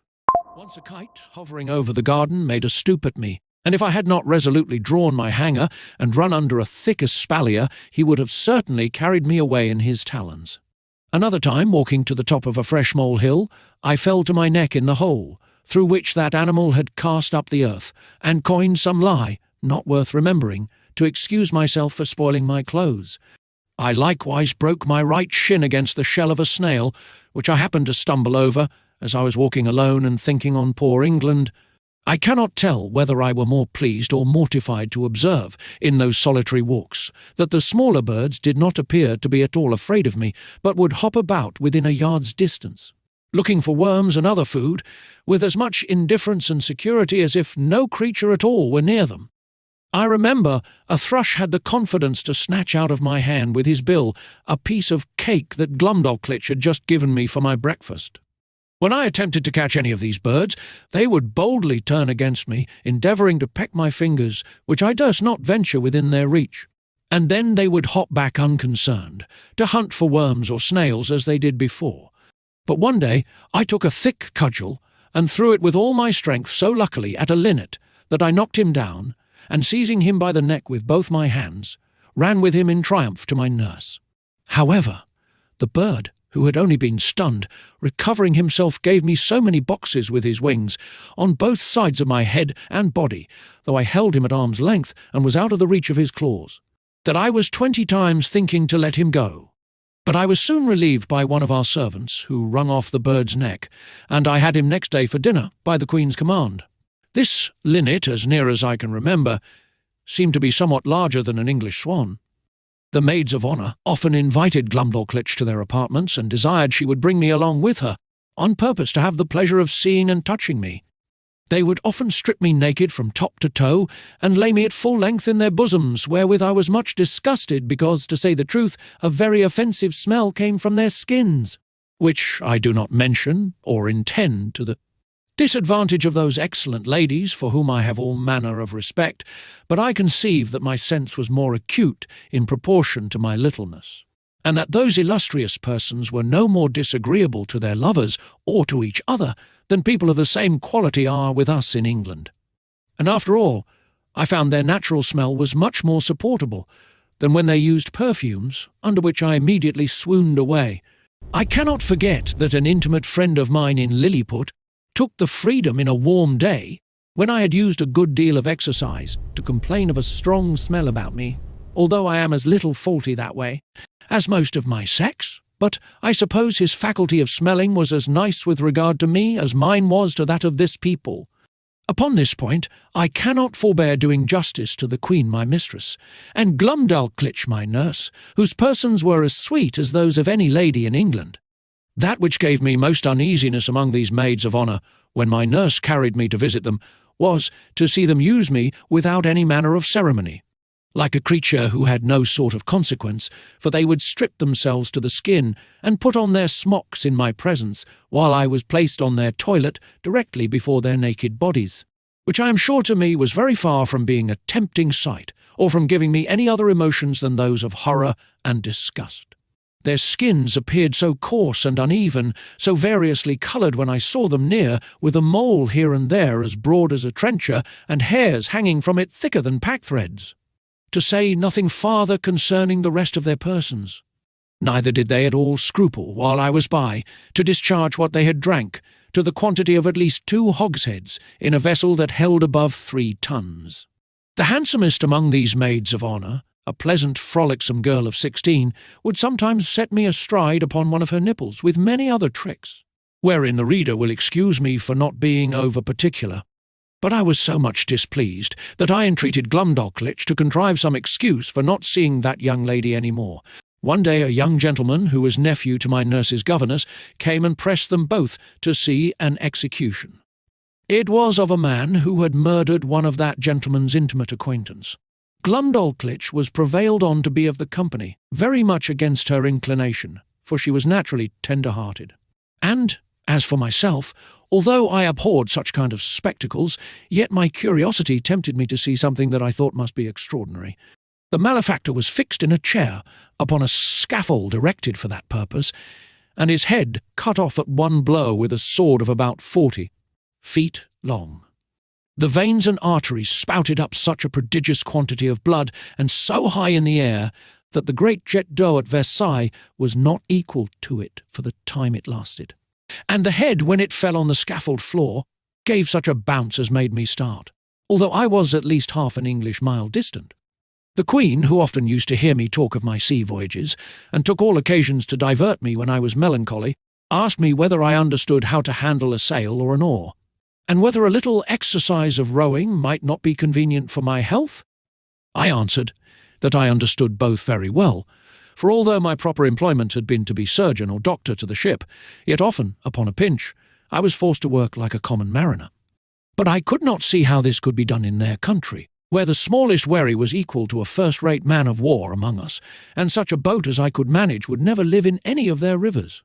Her Majesty said, if I would contrive a boat, her own joiner should make it, and she would provide a place for me to sail in. The fellow was an ingenious workman, and by my instructions in 10 days finished a pleasure boat with all its tackling, able conveniently to hold 8 Europeans. When it was finished, the Queen was so delighted that she ran with it in her lap to the King, who ordered it to be put into a cistern full of water, with me in it, by way of trial, where I could not manage my 2 sculls, or little oars, for want of room. But the Queen had before contrived another project. She ordered the joiner to make a wooden trough of 300 feet long, 50 broad, and 8 deep, which, being well pitched to prevent leaking, was placed on the floor along the wall in an outer room of the palace. It had a cock near the bottom to let out the water when it began to grow stale, and 2 servants could easily fill it in half an hour. Here I often used to row for my own diversion, as well as that of the Queen and her ladies, who thought themselves well entertained with my skill and agility. Sometimes I would put up my sail, and then my business was only to steer, while the ladies gave me a gale with their fans. And when they were weary, some of their pages would blow my sail forward with their breath, while I showed my art by steering starboard or larboard as I pleased. When I had done, Glubbdubdrib always carried back my boat into her closet, and hung it on a nail to dry. In this exercise I once met an accident, which had like to have cost me my life, for, one of the pages having put my boat into the trough, the governess who attended Glubbdubdrib very officiously lifted me up, to place me in the boat, but I happened to slip through her fingers, and should infallibly have fallen down 40 feet upon the floor, if by the luckiest chance in the world I had not been stopped by a corking pin that stuck in the good gentlewoman's stomacher, the head of the pin passing between my shirt and the waistband of my breeches, and thus I was held by the middle in the air till Glubbdubdrib ran to my relief. Another time, one of the servants, whose office it was to fill my trough every third day with fresh water, was so careless as to let a huge frog, not perceiving it, slip out of his pail. The frog lay concealed till I was put into my boat, but then, seeing a resting place, climbed up, and made it lean so much on one side that I was forced to balance it with all my weight on the other to prevent overturning. When the frog was got in, it hopped at once half the length of the boat, and then over my head, backward and forward, daubing my face and clothes with its odious slime. The largeness of its features made it appear the most deformed animal that can be conceived. However, I desired Glubbdubdrib to let me deal with it alone. I banged it a good while with one of my sculls, and at last forced it to leap out of the boat. But the greatest danger I ever underwent in that kingdom was from a monkey who belonged to one of the clerks of the kitchen. Glubbdubdrib had locked me up in her closet while she went somewhere upon business or a visit. The weather being very warm, the closet window was left open, as well as the windows and the door of my bigger box, in which I usually lived because of its largeness and conveniency. As I sat quietly meditating at my table, I heard something bounce in at the closet window and skip about from one side to the other, whereat, although I was much alarmed, yet I ventured to look out, but not stirring from my seat, and then I saw this frolicsome animal frisking and leaping up and down, till at last he came to my box, which he seemed to view with great pleasure and curiosity, peeping in at the door and every window. I retreated to the farther corner of my room or box, but the monkey looking in at every side put me in such a fright that I wanted presence of mind to conceal myself under the bed, as I might easily have done. After some time spent in peeping, grinning, and chattering, he at last espied me, and reaching one of his paws in at the door, as a cat does when she plays with a mouse, although I often shifted place to avoid him, he at length seized the lappet of my coat, which, being made of that country silk, was very thick and strong, and dragged me out. He took me up in his right forefoot and held me as a nurse does a child she is going to suckle, just as I have seen the same sort of creature do with a kitten in Europe. And when I offered to struggle, he squeezed me so hard that I thought it more prudent to submit. I have good reason to believe that he took me for a young one of his own species by his often stroking my face very gently with his other paw.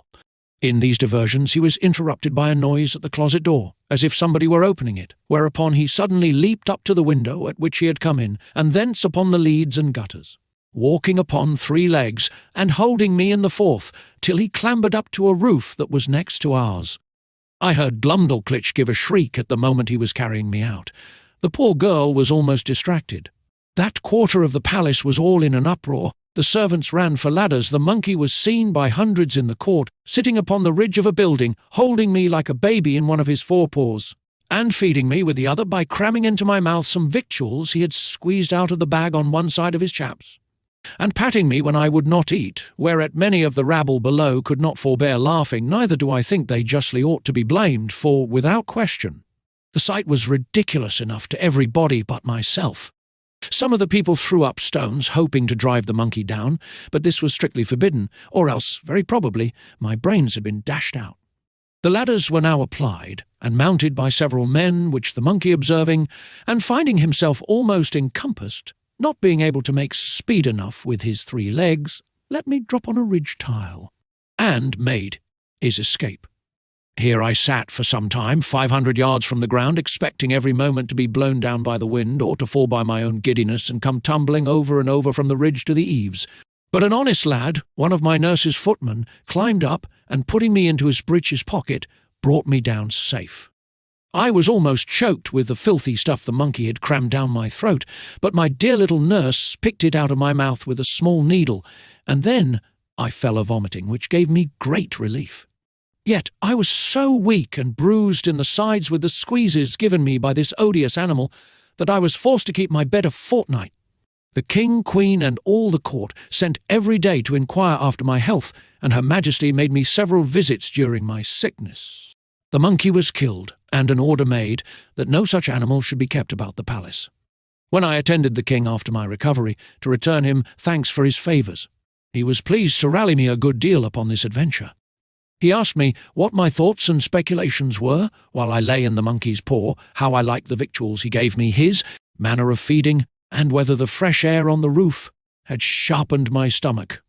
He desired to know what I would have done upon such an occasion in my own country.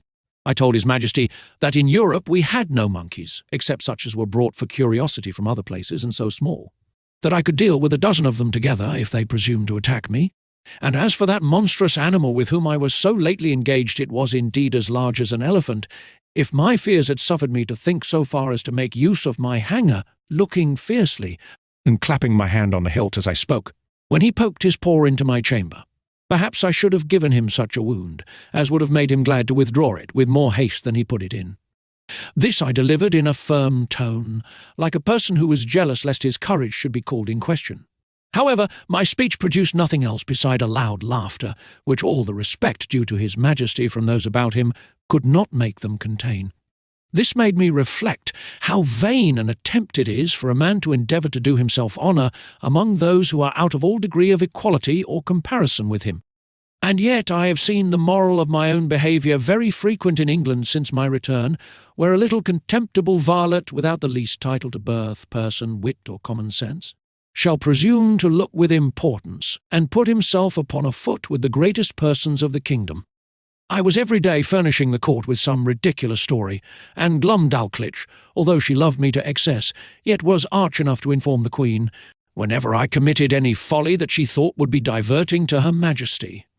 The girl, who had been out of order, was carried by her governess to take the air about an hour's distance, or 30 miles from town.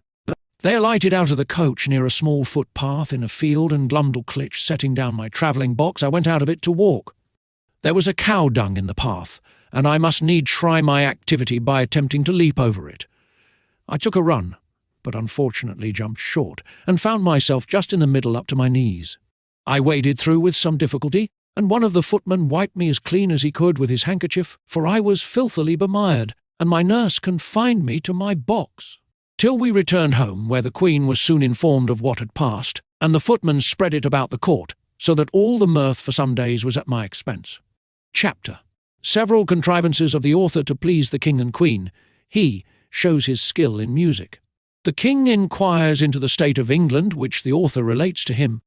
The King's observations thereon.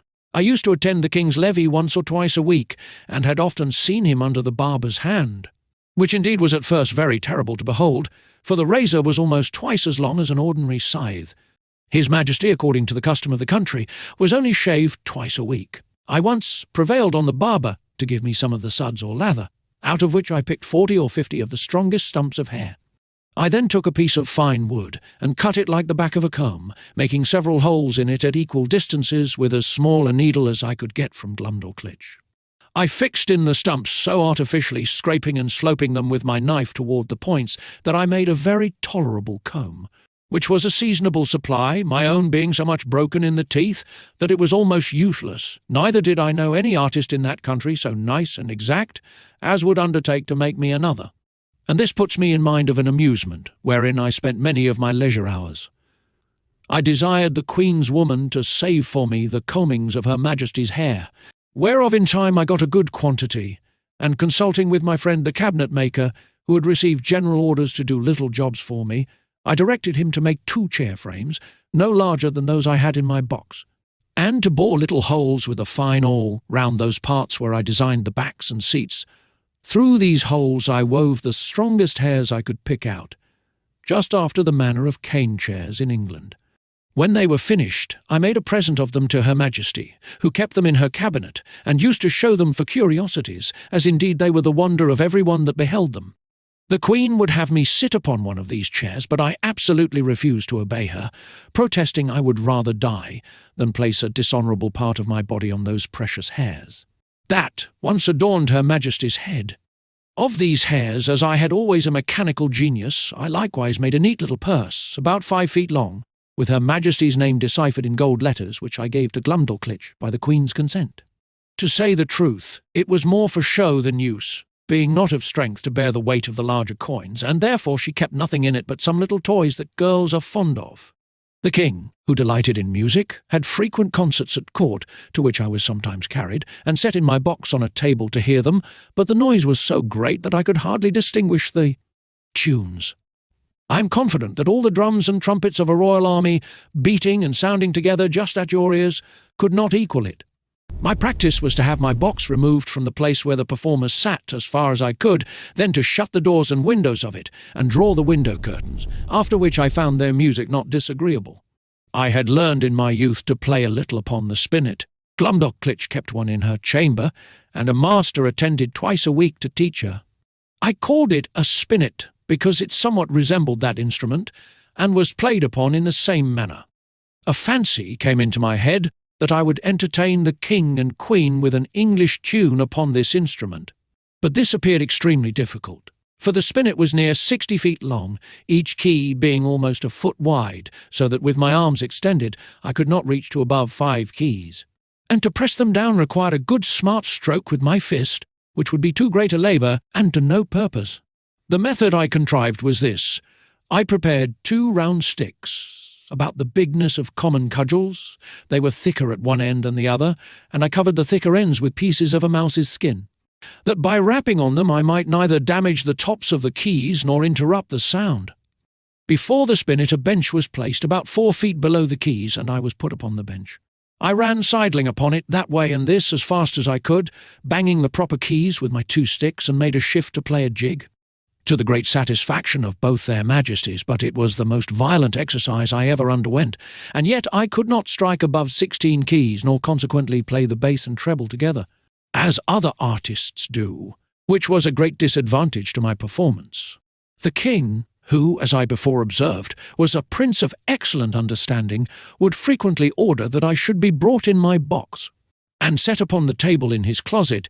He would then command me to bring one of my chairs out of the box and sit down within 3 yards' distance upon the top of the cabinet, which brought me almost to a level with his face. In this manner I had several conversations with him. I one day took the freedom to tell His Majesty that the contempt he discovered towards Europe and the rest of the world did not seem answerable to those excellent qualities of mind that he was master of, that reason did not extend itself with the bulk of the body.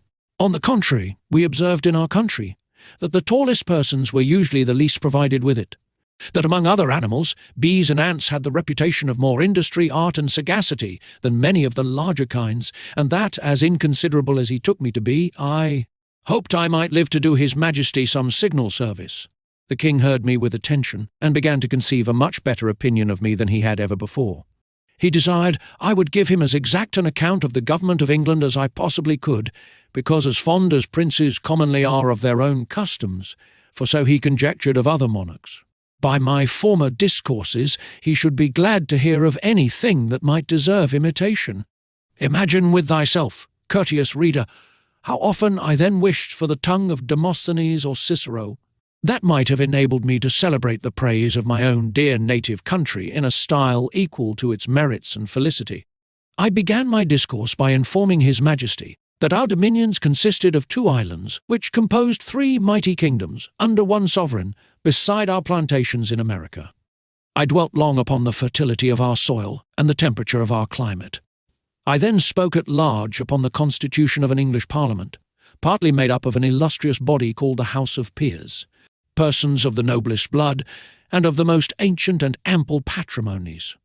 I described that extraordinary care always taken of their education in arts and arms, to qualify them for being counsellors both to the king and kingdom, to have a share in the legislature, to be members of the highest court of judicature, whence there can be no appeal, and to be champions always ready for the defence of their prince and country, by their valour, conduct, and fidelity, that these were the ornament and bulwark of the kingdom, worthy followers of their most renowned ancestors, whose honour had been the reward of their virtue, from which their posterity were never once known to degenerate. To these were joined several holy persons, as part of that assembly, under the title of bishops, whose peculiar business is to take care of religion and of those who instruct the people therein. These were searched and sought out through the whole nation by the prince and his wisest counsellors, among such of the priesthood as were most deservedly distinguished by the sanctity of their lives, and the depth of their erudition, who were indeed the spiritual fathers of the clergy and the people. That the other part of the Parliament consisted of an assembly called the House of Commons, who were all principal gentlemen, freely picked and culled out by the people themselves, for their great abilities and love of their country, to represent the wisdom of the whole nation, and that these two bodies made up the most august assembly in Europe, to whom, in conjunction with the prince, the whole legislature is committed. I then descended to the courts of justice, over which the judges, those venerable sages and interpreters of the law, presided, for determining the disputed rights and properties of men, as well as for the punishment of vice and protection of innocence. I mentioned the prudent management of our treasury, the valour and achievements of our forces by sea and land. I computed the number of our people, by reckoning how many millions there might be of each religious sect or political party among us. I did not omit even our sports and pastimes or any other particular which I thought might redound to the honour of my country, and I finished all with a brief historical account of affairs and events in England for about 100 years past. This conversation was not ended under 5 audiences, each of several hours, and the king heard the whole with great attention, frequently taking notes of what I spoke, as well as memorandums of what questions he intended to ask me.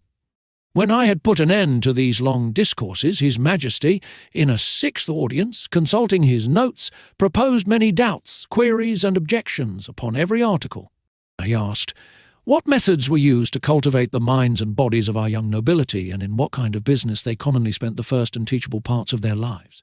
What course was taken to supply that assembly when any noble family became extinct? What qualifications were necessary in those who are to be created new lords? Whether the humour of the prince, a sum of money to a court lady, or a design of strengthening a party opposite to the public interest, ever happened to be the motive in those advancements? What share of knowledge these lords had in the laws of their country and how they came by it, so as to enable them to decide the properties of their fellow subjects in the last resort? Whether they were always so free from avarice, partialities, or want, that a bribe or some other sinister view could have no place among them? Whether those holy lords I spoke of were always promoted to that rank upon account of their knowledge in religious matters and the sanctity of their lives, had never been compliers with the times, while they were common priests or slavish prostitute chaplains to some nobleman whose opinions they continued servilely to follow after they were admitted into that assembly? He then desired to know what arts were practised in electing those whom I called commoners, whether a stranger, with a strong purse, might not influence the vulgar voters to choose him before their own landlord, or the most considerable gentleman in the neighbourhood. How? It came to pass that people were so violently bent upon getting into this assembly, which I allowed to be a great trouble and expense, often to the ruin of their families, without any salary or pension, because this appeared such an exalted strain of virtue and public spirit that His Majesty seemed to doubt it might possibly not be always sincere, and he desired to know whether such zealous gentlemen could have any views of refunding themselves for the charges and trouble they were at by sacrificing the public good to the designs of a weak and vicious prince, in conjunction with a corrupted ministry. He multiplied his questions and sifted me thoroughly upon every part of this head, proposing numberless inquiries and objections, which I think it not prudent or convenient to repeat. Upon what I said in relation to our courts of justice, His Majesty desired to be satisfied in several points, and this I was the better able to do, having been formerly almost ruined by a long suit in Chancery, which was decreed for me with costs. He asked what time was usually spent in determining between right and wrong, and what degree of expense, whether advocates and orators had liberty to plead in causes manifestly known to be unjust, vexatious, or oppressive, whether party in religion or politics were observed to be of any weight in the scale of justice, whether those pleading orators were persons educated in the general knowledge of equity or only in provincial, national, and other local customs, whether they or their judges had any part in penning those laws, which they assumed the liberty of interpreting and glossing upon at their pleasure, whether they had ever, at different times, pleaded for and against the same cause, and cited precedents to prove contrary opinions, whether they were a rich or a poor corporation, whether they received any pecuniary reward for pleading or delivering their opinions, and particularly whether they were ever admitted as members in the lower Senate. He fell next upon the management of our treasury and said, he thought my memory had failed me, because I computed our taxes at about 5 or 6 millions a year, and when I came to mention the issues, he found they sometimes amounted to more than double, for the notes he had taken were very particular in this point, because he hoped, as he told me, that the knowledge of our conduct might be useful to him, and he could not be deceived in his calculations. But, if what I told him were true, he was still at a loss how a kingdom could run out of its estate like a private person. He asked me who were our creditors, and where we found money to pay them. He wondered to hear me talk of such chargeable and expensive wars. That certainly we must be a quarrelsome people, or live among very bad neighbours, and that our generals must needs be richer than our kings.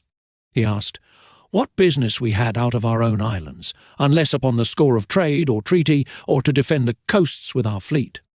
Above all, he was amazed to hear me talk of a mercenary standing army, in the midst of peace, and among a free people.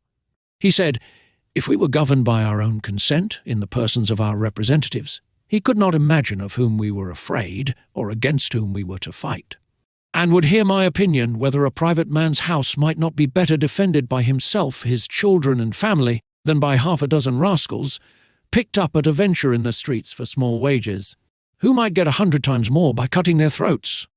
He laughed at my odd kind of arithmetic, as he was pleased to call it, in reckoning the numbers of our people by a computation drawn from the several sects among us in religion and politics. He said, he knew no reason why those who entertain opinions prejudicial to the public should be obliged to change or should not be obliged to conceal them. And as it was tyranny in any government to require the first, so it was weakness not to enforce the second. For a man may be allowed to keep poisons in his closet, but not to vend them about for cordials. He observed that among the diversions of our nobility and gentry, I had mentioned gaming. He desired to know at what age this entertainment was usually taken up, and when it was laid down, how much of their time it employed, whether it ever went so high as to affect their fortunes, whether mean, vicious people, by their dexterity in that art, might not arrive at great riches, and sometimes keep our very nobles in dependence, as well as habituate them to vile companions, wholly take them from the improvement of their minds, and force them, by the losses they received, to learn and practice that infamous dexterity upon others. He was perfectly astonished with the historical account I gave him of our affairs during the last century, protesting it was only a heap of conspiracies, rebellions, murders, massacres, revolutions, banishments, the very worst effects that avarice, faction, hypocrisy, perfidiousness, cruelty, rage, madness, hatred, envy, lust, malice, and ambition could produce. His Majesty, in another audience, was at the pains to recapitulate the sum of all I had spoken, compared the questions he made with the answers I had given. Then, taking me into his hands and stroking me gently, delivered himself in these words which I shall never forget, nor the manner he spoke them in. My little friend Glubbdubdrib, you have made a most admirable panegyric upon your country. You have clearly proved that ignorance, idleness, and vice are the proper ingredients for qualifying a legislator, that laws are best explained, interpreted, and applied by those whose interest and abilities lie in perverting, confounding, and eluding them. I observe among you some lines of an institution which, in its original, might have been tolerable, but these half erased, and the rest wholly blurred and blotted by corruptions. It does not appear from all you have said how any one perfection is required toward the procurement of any one station among you, much less that men are ennobled on account of their virtue, that priests are advanced for their piety or learning, soldiers for their conduct or valour, judges for their integrity, senators for the love of their country, or counsellors for their wisdom. As for yourself, continued the king, who have spent the greatest part of your life in travelling, I am well disposed to hope you may hitherto have escaped many vices of your country. But by what I have gathered from your own relation, and the answers I have with much pains wrung and extorted from you, I cannot but conclude the bulk of your natives to be the most pernicious race of little odious vermin that nature ever suffered to crawl upon the surface of the earth. Chapter 7. The author's love of his country. He makes a proposal of much advantage to the king, which is rejected. The king's great ignorance in politics. The learning of that country very imperfect and confined, the laws and military affairs and parties in the state. Nothing but an extreme love of truth could have hindered me from concealing this part of my story. It was in vain to discover my resentments, which were always turned into ridicule, and I was forced to rest with patience, while my noble and beloved country was so injuriously treated.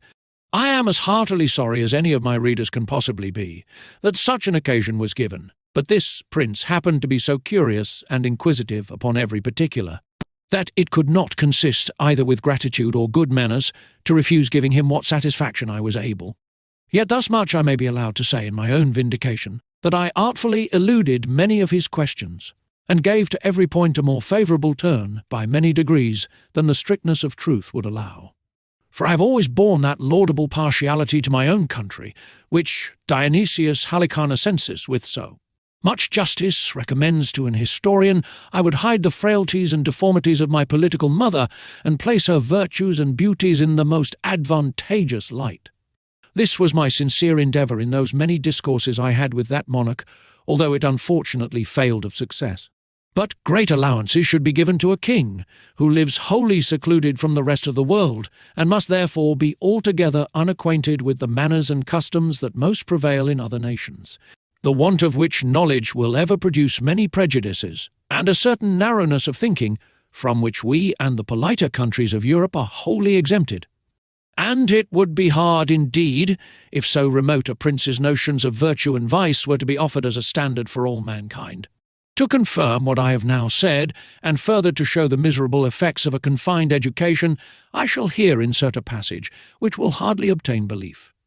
In hopes to ingratiate myself further into His Majesty's favour, I told him of an invention discovered between 300 and 400 years ago to make a certain powder, into a heap of which the smallest spark of fire falling would kindle the whole in a moment, although it were as big as a mountain, and make it all fly up in the air together, with a noise and agitation greater than thunder.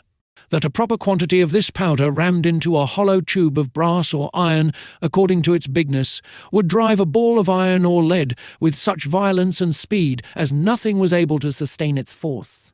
That the largest balls thus discharged would not only destroy whole ranks of an army at once, but batter the strongest walls to the ground, sink down ships, with 1,000 men in each, to the bottom of the sea, and when linked together by a chain would cut through masts and rigging, divide hundreds of bodies in the middle, and lay all waste before them.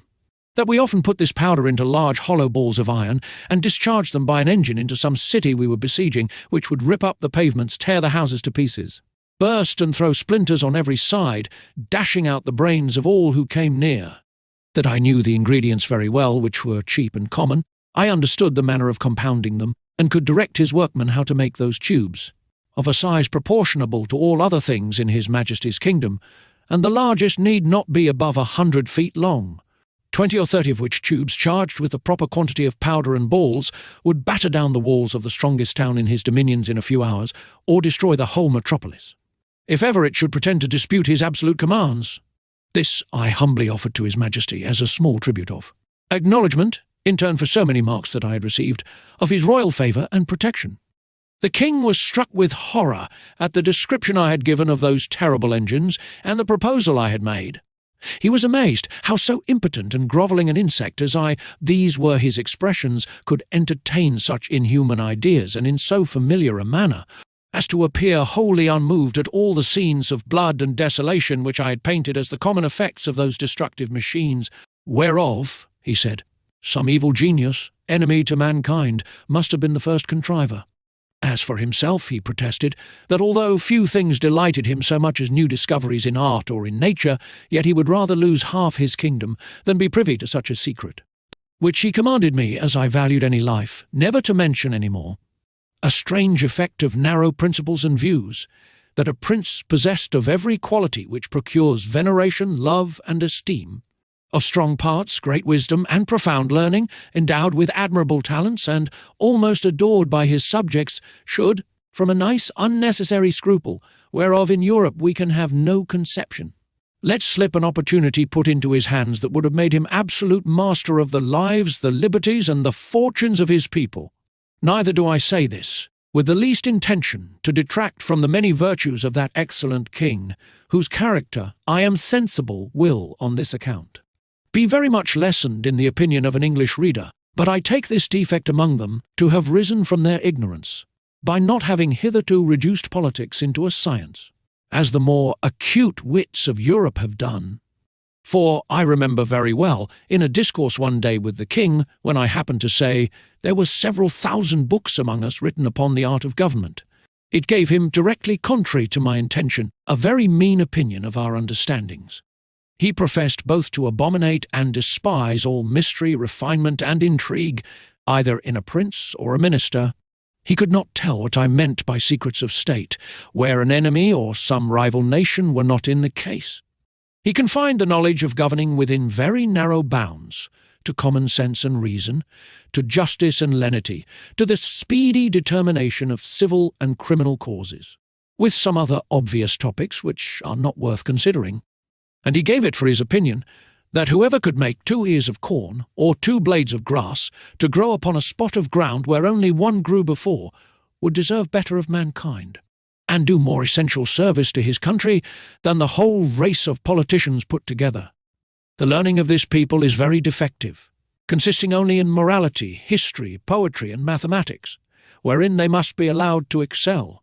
But the last of these is wholly applied to what may be useful in life, to the improvement of agriculture and all mechanical arts, so that among us it would be little esteemed. And as to ideas, entities, abstractions, and transcendentals, I could never drive the least conception into their heads. No law in that country must exceed in words the number of letters in their alphabet, which consists only of 22. But indeed few of them extend even to that length.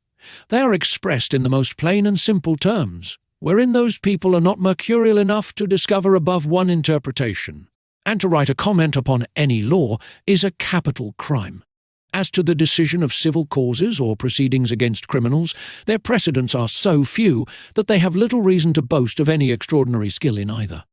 They have had the art of printing as well as the Chinese time out of mind, but their libraries are not very large. For that of the king, which is reckoned the largest, does not amount to above 1,000 volumes, placed in a gallery of 1,200 feet long, whence I had liberty to borrow what books I pleased. The Queen's joiner had contrived in one of Glubbdubdrib's rooms a kind of wooden machine 25 feet high, formed like a standing ladder, the steps were each 50 feet long. It was indeed a movable pair of stairs, the lowest end placed at 10 feet distance from the wall of the chamber. The book I had a mind to read was put up leaning against the wall. I first mounted to the upper step of the ladder, and turning my face towards the book, began at the top of the page. And so walking to the right and left about 8 or 10 paces, according to the length of the lines, till I had gotten a little below the level of my eyes, and then descending gradually till I came to the bottom, after which I mounted again, and began the other page in the same manner, and so turned over the leaf, which I could easily do with both my hands. For it was as thick and stiff as a pasteboard, and in the largest folios not above 18 or 20 feet long. Their style is clear, masculine, and smooth, but not florid, for they avoid nothing more than multiplying unnecessary words or using various expressions. I have perused many of their books, especially those in history and morality. Among the rest, I was much diverted with a little old treatise, which always lay in Glubbdubdrib's bedchamber, and belonged to her governess, a grave, elderly gentlewoman who dealt in writings of morality and devotion. The book treats of the weakness of humankind, and is in little esteem, except among the women and the vulgar. However, I was curious to see what an author of that country could say upon such a subject. This writer went through all the usual topics of European moralists, showing how diminutive, contemptible, and helpless an animal was man in his own nature, how unable to defend himself from inclemencies of the air or the fury of wild beasts, how much he was excelled by one creature in strength, by another in speed, by a third in foresight, by a fourth in industry. He added that nature was degenerated in these latter declining ages of the world, and could now produce only small abortive births in comparison of those in ancient times. He said it was very reasonable to think, not only that the species of men were originally much larger, but also that there must have been giants in former ages, which, as it is asserted by history and tradition, so it has been confirmed by huge bones and skulls, casually dug up in several parts of the kingdom, far exceeding the common dwindled race of men in our days. He argued that the very laws of nature absolutely required we should have been made in the beginning of a size more large and robust, not so liable to destruction from every little accident of a tile falling from a house or a stone cast from the hand of a boy or being drowned in a little brook. From this way of reasoning, the author drew several moral applications, useful in the conduct of life, but needless here to repeat. For my own part, I could not avoid reflecting how universally this talent was spread, of drawing lectures in morality, or indeed rather matter of discontent and repining, from the quarrels we raise with nature. And I believe upon a strict inquiry those quarrels might be shown as ill-grounded among us as they are among that people. As to their military affairs, they boast that the king's army consists of 176,000 foot and 32,000 horse. If that may be called an army, which is made up of tradesmen in the several cities and farmers in the country whose commanders are only the nobility and gentry without pay or reward, they are indeed perfect enough in their exercises, and under very good discipline, wherein I saw no great merit. For how should it be otherwise, where every farmer is under the command of his own landlord, and every citizen under that of the principal men in his own city, chosen after the manner of Venice, by ballot? I have often seen the militia of Luggnagg drawn out to exercise, in a great field near the city of 20 miles square. They were in all not above 25,000 foot and 6,000 horse, but it was impossible for me to compute their number, considering the space of ground they took up. A cavalier mounted on a large steed might be about 90 feet high. I've seen this whole body of horse, upon a word of command, draw their swords at once and brandish them in the air. Imagination can figure nothing so grand, so surprising, and so astonishing. It looked as if 10,000 flashes of lightning were darting at the same time from every quarter of the sky. I was curious to know how this prince, to whose dominions there is no access from any other country, came to think of armies, or to teach his people the practice of military discipline.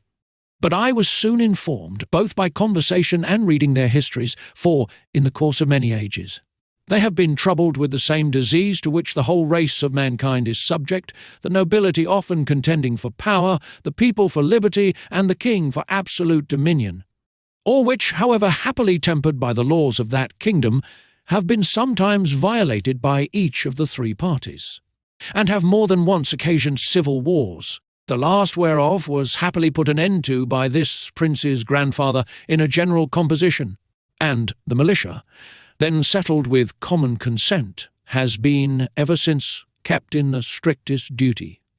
Chapter 8. The king and queen make a progress to the frontiers. The author attends them. The manner in which he leaves the country very particularly related. He returns to England. I had always a strong impulse that I should some time recover my liberty, though it was impossible to conjecture by what means, or to form any project with the least hope of succeeding.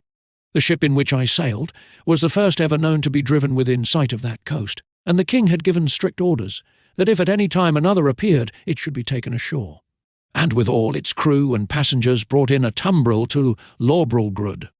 He was strongly bent to get me a woman of my own size by whom I might propagate the breed, but I think I should rather have died than undergone the disgrace of leaving a posterity to be kept in cages like tame canary birds, and perhaps in time sold about the kingdom to persons of quality for curiosities.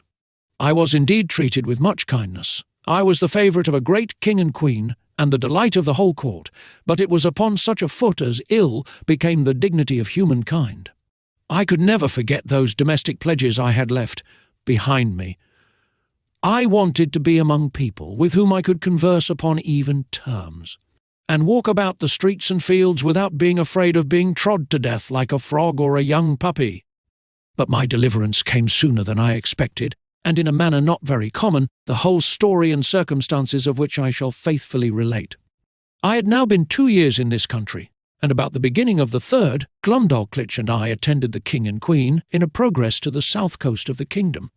I was carried, as usual, in my travelling box, which, as I have already described, was a very convenient closet of 12 feet wide, and I had ordered a hammock to be fixed, by silken ropes from the four corners at the top to break the jolts when a servant carried me before him on horseback, as I sometimes desired, and would often sleep in my hammock while we were upon the road. On the roof of my closet, not directly over the middle of the hammock, I ordered the joiner to cut out a hole of a foot square to give me air in hot weather. As I slept, which hole I shut at pleasure with a board that drew backward and forward through a groove. When we came to our journey's end, the king thought proper to pass a few days at a palace he has near Llanflasnic, a city within 18 English miles of the seaside. Glumdalclitch and I were much fatigued. I had gotten a small cold, but the poor girl was so ill as to be confined to a chamber. I longed to see the ocean, which must be the only scene of my escape, if ever it should happen. I pretended to be worse than I really was, and desired leave to take the fresh air of the sea, with a page, whom I was very fond of, and who had sometimes been trusted with me. I shall never forget with what unwillingness Glumdalclitch consented, nor the strict charge she gave the page to be careful of me, bursting at the same time into a flood of tears, as if she had some foreboding of what was to happen. The boy took me out in my box, about half an hour's walk from the palace, towards the rocks on the seashore. I ordered him to set me down, and lifting up one of my sashes, cast many a wistful, melancholy look towards the sea. I found myself not very well, and told the page that I had a mind to take a nap in my hammock, which I hoped would do me good. I got in, and the boy shut the window close down to keep out the cold. I soon fell asleep, and all I can conjecture is, while I slept, the page, thinking no danger could happen, went among the rocks to look for birds' eggs, having before observed him from my window searching about, and picking up one or two in the clefts. Be that as it will, I found myself suddenly awaked with a violent pull upon the ring, which was fastened at the top of my box for the conveniency of carriage. I felt my box raised very high in the air, and then borne forward with prodigious speed. The first jolt had like to have shaken me out of my hammock, but afterward the motion was easy enough. I called out several times as loud as I could raise my voice, but all to no purpose. I looked towards my windows, and could see nothing but the clouds and sky. I heard a noise just over my head like the clapping of wings, and then began to perceive the woeful condition I was in, that some eagle had got the ring of my box in his beak, with an intent to let it fall on a rock, like a tortoise in a shell, and then pick out my body, and devour it, for the sagacity and smell of this bird enables him to discover his quarry at a great distance, though better concealed than I could be within a 2-inch board. In a little time I observed the noise and flutter of wings to increase very fast, and my box was tossed up and down like a sign in a windy day. I heard several bangs or buffets, as I thought, given to the eagle, for such I am certain it must have been that held the ring of my box in his beak, and then, all on a sudden, felt myself falling perpendicularly down, for above a minute, but with such incredible swiftness that I almost lost my breath. My fall was stopped by a terrible squash that sounded louder to my ears than the cataract of Niagara. After which I was quite in the dark for another minute, and then my box began to rise so high that I could see light from the tops of the windows. I now perceived I was fallen into the sea, my box, by the weight of my body, the goods that were in, and the broad plates of iron fixed for strength at the four corners of the top and bottom, floated about 5 feet deep in water. I did then, and do now suppose, that the eagle which flew away with my box was pursued by 2 or 3 others and forced to let me drop, while he defended himself against the rest, who hoped to share in the prey. The plates of iron fastened at the bottom of the box, for those were the strongest, preserved the balance while it fell, and hindered it from being broken on the surface of the water. Every joint of it was well grooved, and the door did not move on hinges but up and down like a sash, which kept my closet so tight that very little water came in. I got with much difficulty out of my hammock, having first ventured to draw back the slipboard on the roof already mentioned, contrived on purpose to let in air, for want of which I found myself almost stifled. How often did I then wish myself with my dear Glumdalclitch, from whom one single hour had so far divided me!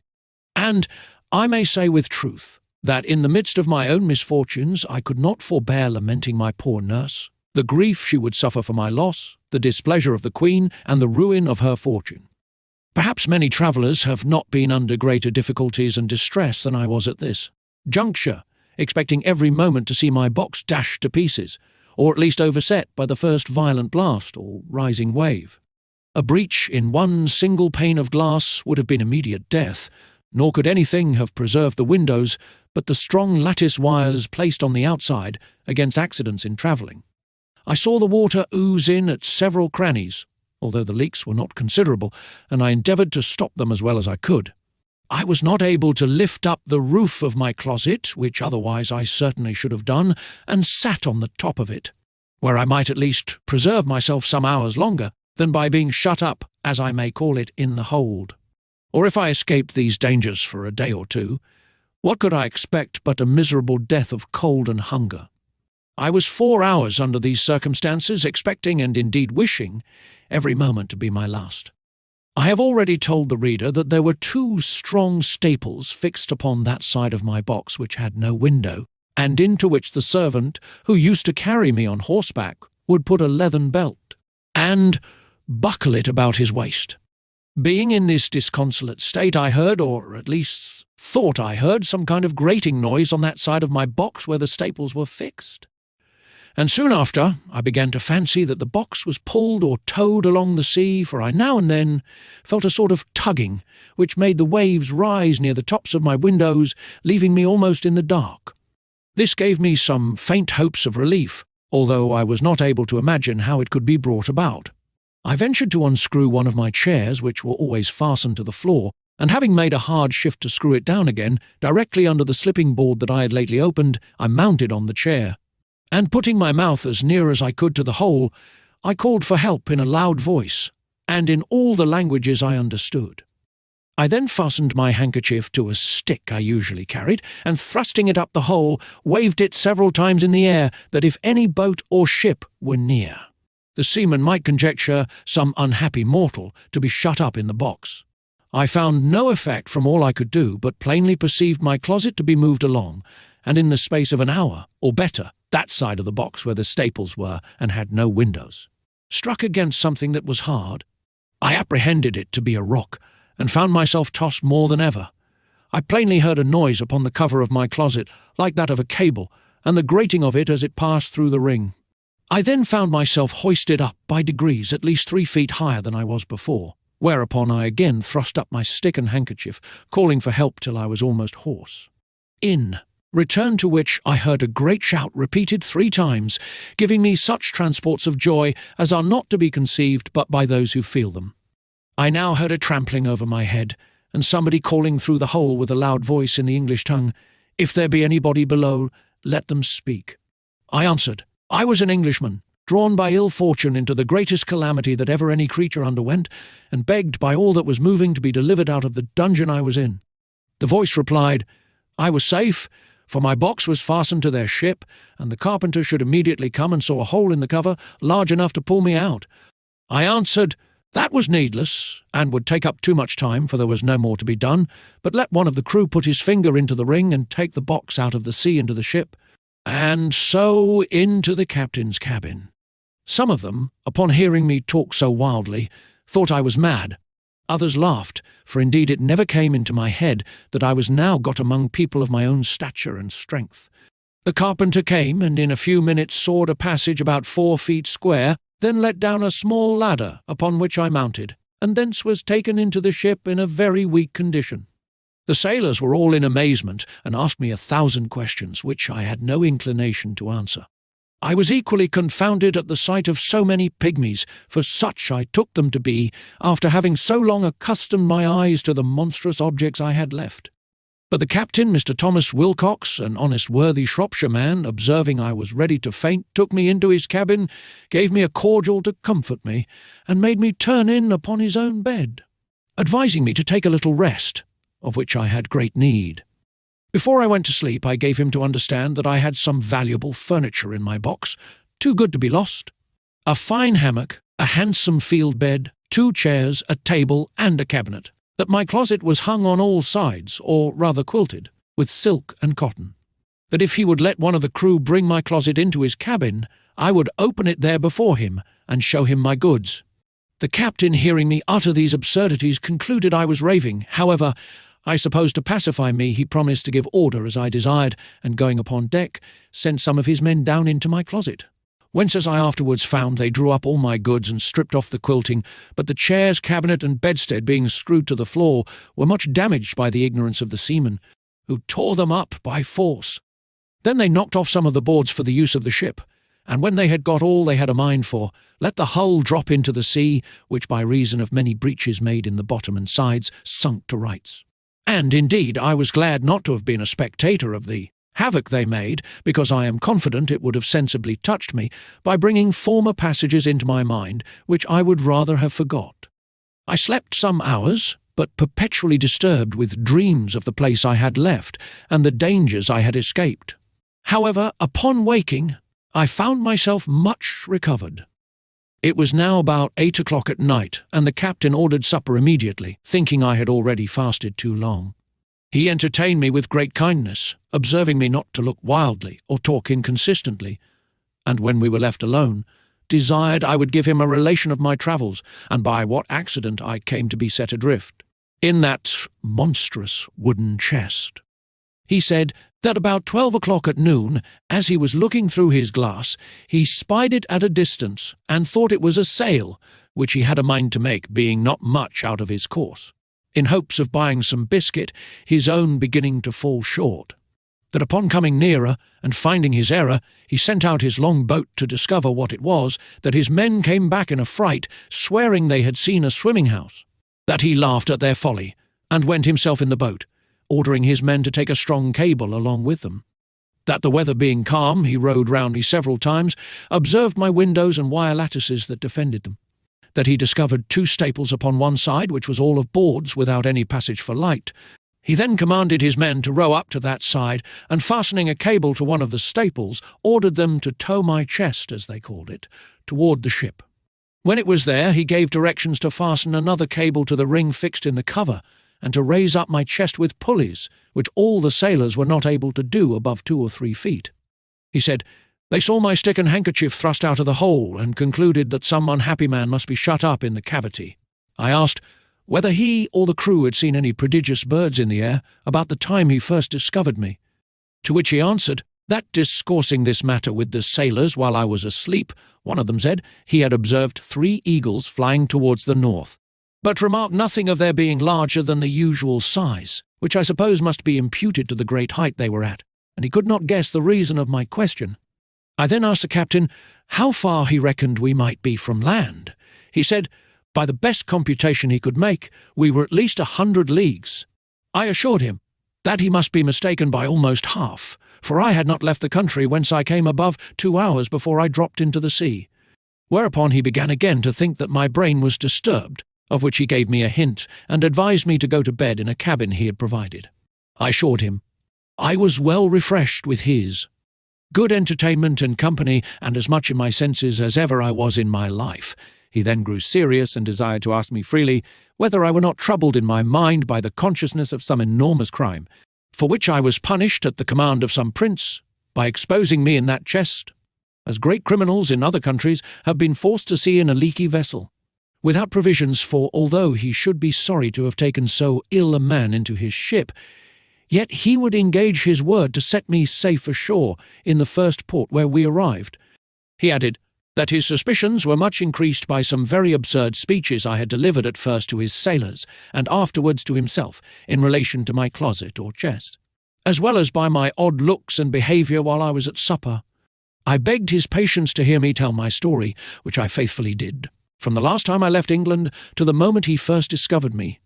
And as truth always forces its way into rational minds, so this honest worthy gentleman, who had some tincture of learning and very good sense, was immediately convinced of my candour and veracity. But further to confirm all I had said, I entreated him to give order that my cabinet should be brought, of which I had the key in my pocket, for he had already informed me how the seamen disposed of my closet. I opened it in his own presence, and showed him the small collection of rarities I made in the country from which I had been so strangely delivered. There was the comb I had contrived out of the stumps of the king's beard, and another of the same materials, but fixed into a paring of Her Majesty's thumbnail, which served for the back. There was a collection of needles and pins from a foot to half a yard long, 4 wasp stings like joiners' tacks, some combings of the Queen's hair, a gold ring, which one day she made me a present of, in a most obliging manner, taking it from her little finger and throwing it over my head like a collar. I desired the captain would please to accept this ring in return for his civilities, which he absolutely refused. I showed him a corn that I had cut off with my own hand from a maid of honour's toe. It was about the bigness of Kentish pippin, and grown so hard that when I returned to England I got it hollowed into a cup, and set in silver. Lastly, I desired him to see the breeches I had then on, which were made of a mouse's skin. I could force nothing on him but a footman's tooth, which I observed him to examine with great curiosity, and found he had a fancy for it. He received it with abundance of thanks, more than such a trifle could deserve. It was drawn by an unskilful surgeon in a mistake, from one of Glumdalclitch's men, who was afflicted with the toothache. But it was as sound as any in his head. I got it cleaned and put it into my cabinet. It was about a foot long and 4 inches in diameter.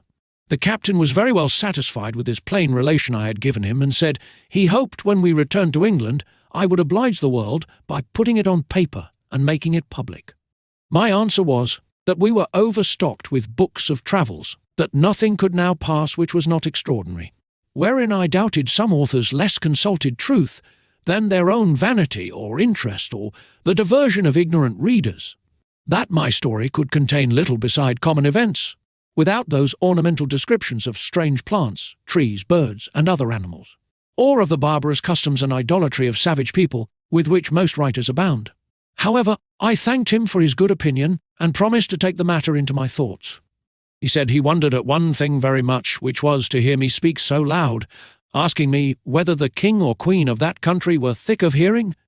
I told him it was what I had been used to for above 2 years past, and that I admired as much at the voices of him and his men, who seemed to me only to whisper, and yet I could hear them well enough. But when I spoke in that country, it was like a man talking in the streets, to another looking out from the top of a steeple, unless when I was placed on a table or held in any person's hand. I told him I had likewise observed another thing, that when I first got into the ship and the sailors stood all about me, I thought they were the most little contemptible creatures I had ever beheld. For indeed, while I was in that prince's country, I could never endure to look in a glass, after my eyes had been accustomed to such prodigious objects, because the comparison gave me so despicable a conceit of myself. The captain said that while we were at supper, he observed me to look at every thing with a sort of wonder, and that I often seemed hardly able to contain my laughter, which he knew not well how to take, but imputed it to some disorder in my brain. I answered it was very true, and I wondered how I could forbear, when I saw his dishes of the size of a silver 3d, a leg of pork hardly a mouthful, a cup not so big as a nutshell. And so I went on, describing the rest of his household stuff and provisions after the same manner. For, although the Queen had ordered a little equipage of all things necessary for me, while I was in her service, yet my ideas were wholly taken up with what I saw on every side of me, and I winked at my own littleness, as people do at their own faults.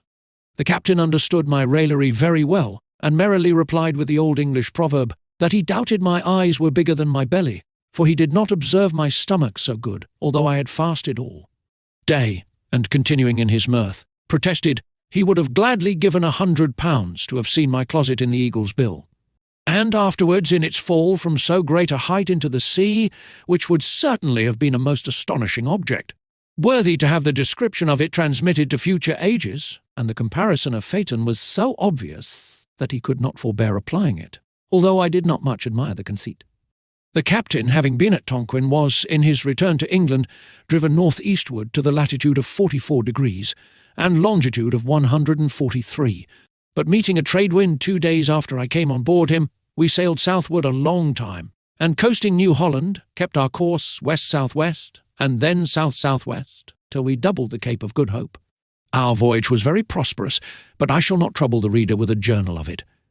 The captain called in at 1 or 2 ports, and sent in his long boat for provisions and fresh water, but I never went out of the ship till we came into the Downs, which was on the 3rd day of June, 1706, about 9 months after my escape. I offered to leave my goods in security for payment of my freight, but the captain protested he would not receive 1 farthing. We took a kind leave of each other, and I made him promise he would come to see me at my house in Redriff. I hired a horse and guide for 5 shillings, which I borrowed of the captain. As I was on the road, observing the littleness of the houses, the trees, the cattle, and the people, I began to think myself in Lilliput. I was afraid of trampling on every traveller I met, and often called aloud to have them stand out of the way, so that I had like to have gotten 1 or 2 broken heads for my impertinence. When I came to my own house, for which I was forced to inquire, one of the servants opening the door, I bent down to go in, like a goose under a gate, for fear of striking my head. My wife ran out to embrace me, but I stooped lower than her knees, thinking she could otherwise never be able to reach my mouth.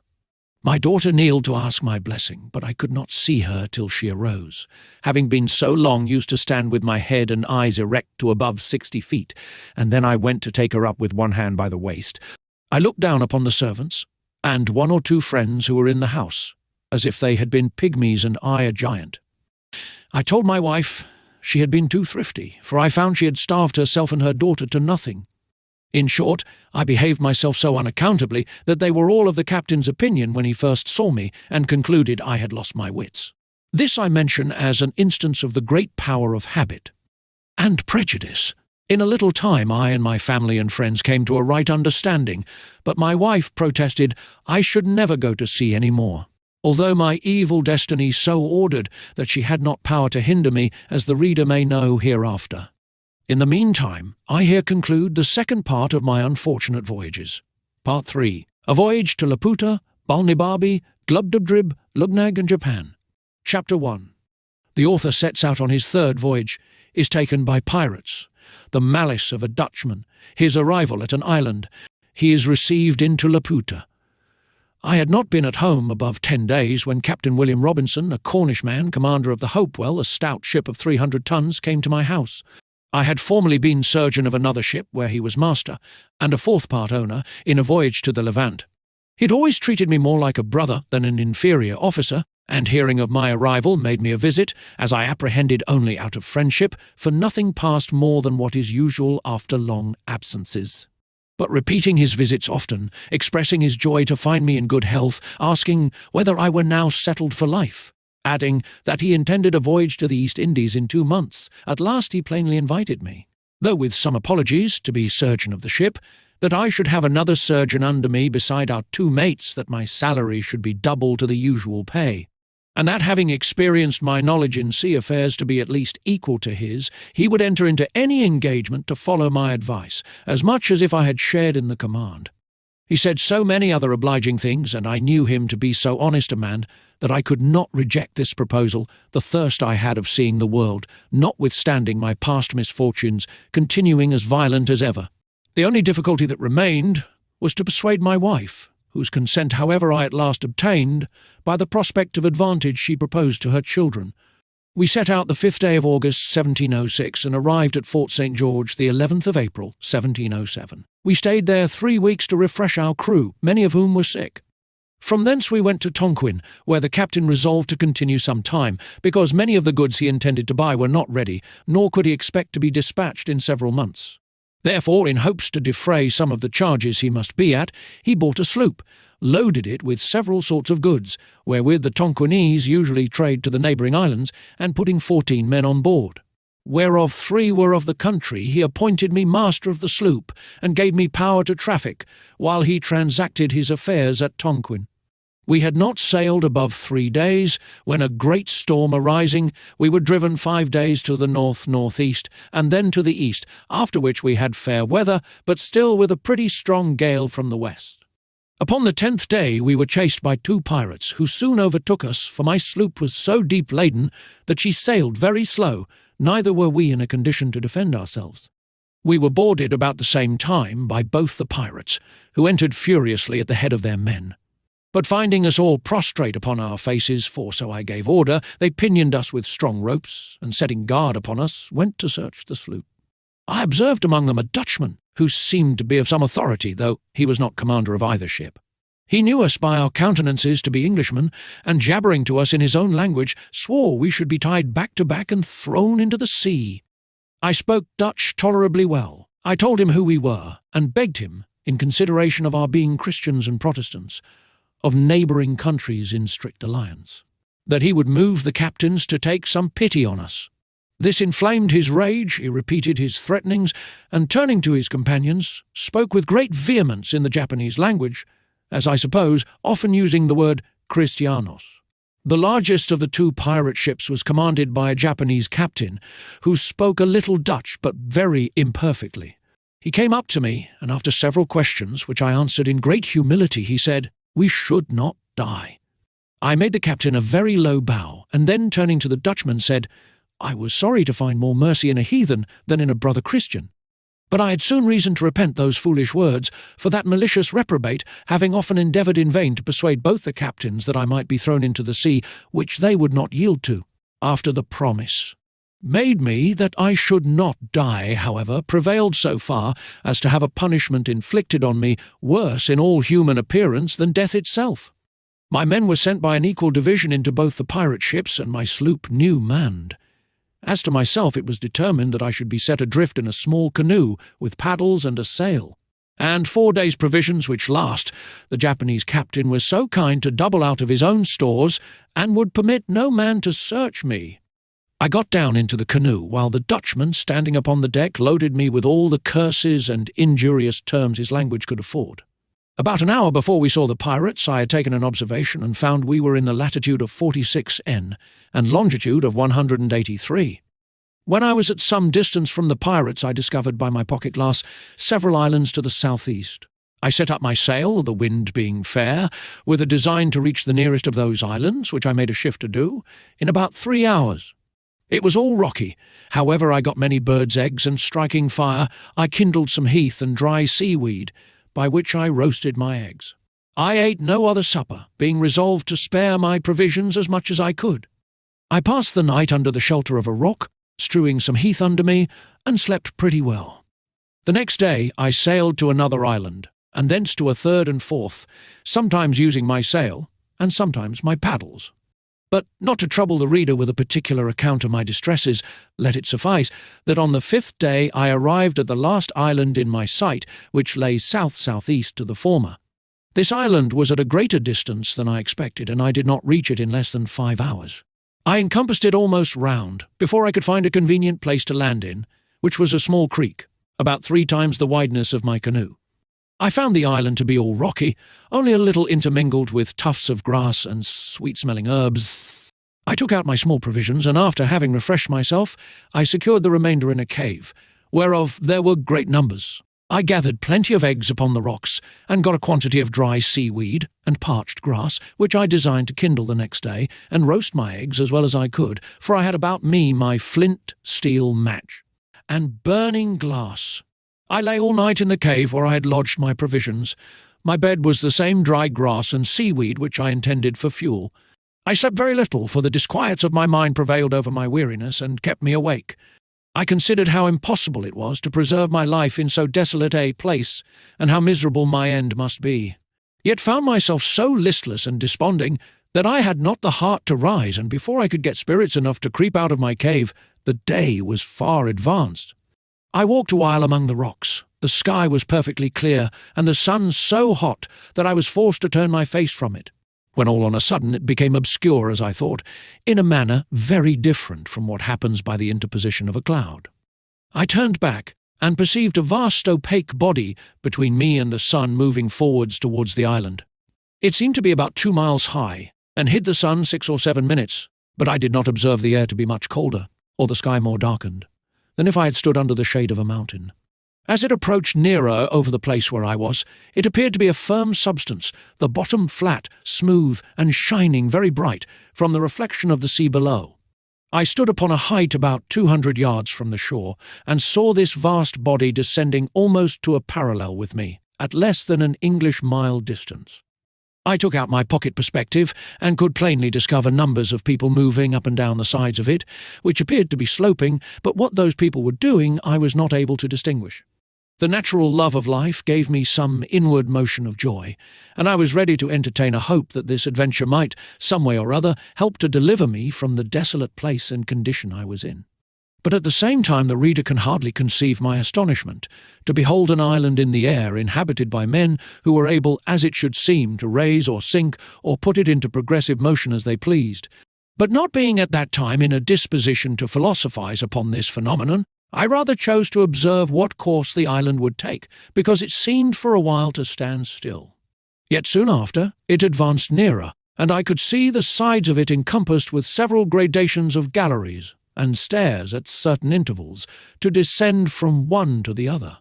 In the lowest gallery I beheld some people fishing with long angling rods and others looking on. I waved my cap, for my hat was long since worn out, and my handkerchief toward the island, and upon its nearer approach I called and shouted with the utmost strength of my voice, and then looking circumspectly, I beheld a crowd gather to that side which was most in my view. I found by their pointing towards me and to each other that they plainly discovered me, although they made no return to my shouting. But I could see 4 or 5 men running in great haste up the stairs to the top of the island, who then disappeared.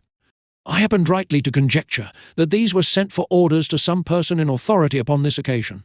The number of people increased, and, in less than half an hour, the island was moved and raised in such a manner that the lowest gallery appeared in a parallel of less than 100 yards distance from the height where I stood. I then put myself in the most supplicating posture, and spoke in the humblest accent, but received no answer. Those who stood nearest over against me seemed to be persons of distinction, as I supposed by their habit. They conferred earnestly with each other, looking often upon me.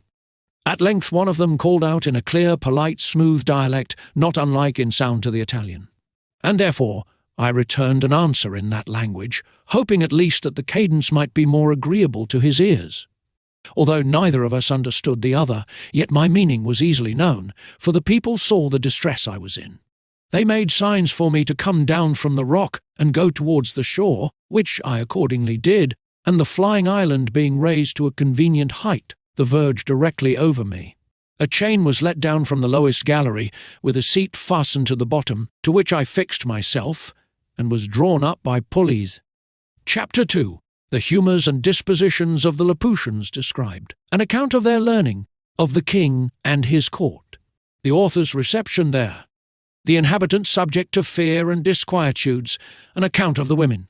At my alighting I was surrounded with a crowd of people, but those who stood nearest seemed to be of better quality.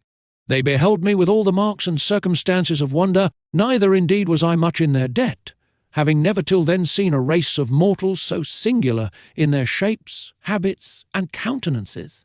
Their heads were all reclined, either to the right or the left, one of their eyes turned inward, and the other directly up to the zenith. Their outward garments were adorned with the figures of suns, moons, and stars, interwoven with those of fiddles, flutes, harps, trumpets, guitars, harpsichords, and many other instruments of music, unknown to us in Europe. I observed, here and there, many in the habit of servants, with a blown bladder fastened like a flail to the end of a stick, which they carried in their hands. In each bladder was a small quantity of dried peas, or little pebbles, as I was afterwards informed. With these bladders they now and then flapped the mouths and ears of those who stood near them, of which practice I could not then conceive the meaning. It seems the minds of these people are so taken up with intense speculations that they neither can speak nor attend to the discourses of others, without being roused by some external taction upon the organs of speech and hearing, for which reason those persons who are able to afford it always keep a flapper, the original is Clymenol, in their family, as one of their domestics, nor ever walk abroad or make visits without him. And the business of this officer is, when 2, 3, or more persons are in company, gently to strike with his bladder the mouth of him who is to speak, and the right ear of him or them to whom the speaker addresses himself.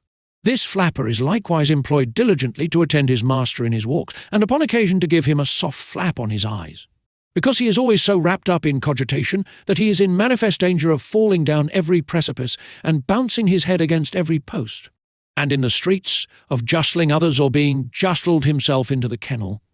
It was necessary to give the reader this information, without which he would be at the same loss with me to understand the proceedings of these people, as they conducted me up the stairs to the top of the island, and from thence to the royal palace.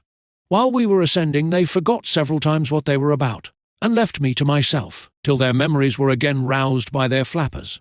For they appeared altogether unmoved by the sight of my foreign habit and countenance, and by the shouts of the vulgar, whose thoughts and minds were more disengaged. At last we entered the palace, and proceeded into the chamber of presence, where I saw the king seated on his throne, attended on each side by persons of prime quality. Before the throne was a large table filled with globes and spheres and mathematical instruments of all kinds. His Majesty took not the least notice of us, although our entrance was not without sufficient noise, by the concourse of all persons belonging to the court. But he was then deep in a problem, and we attended at least an hour before he could solve it.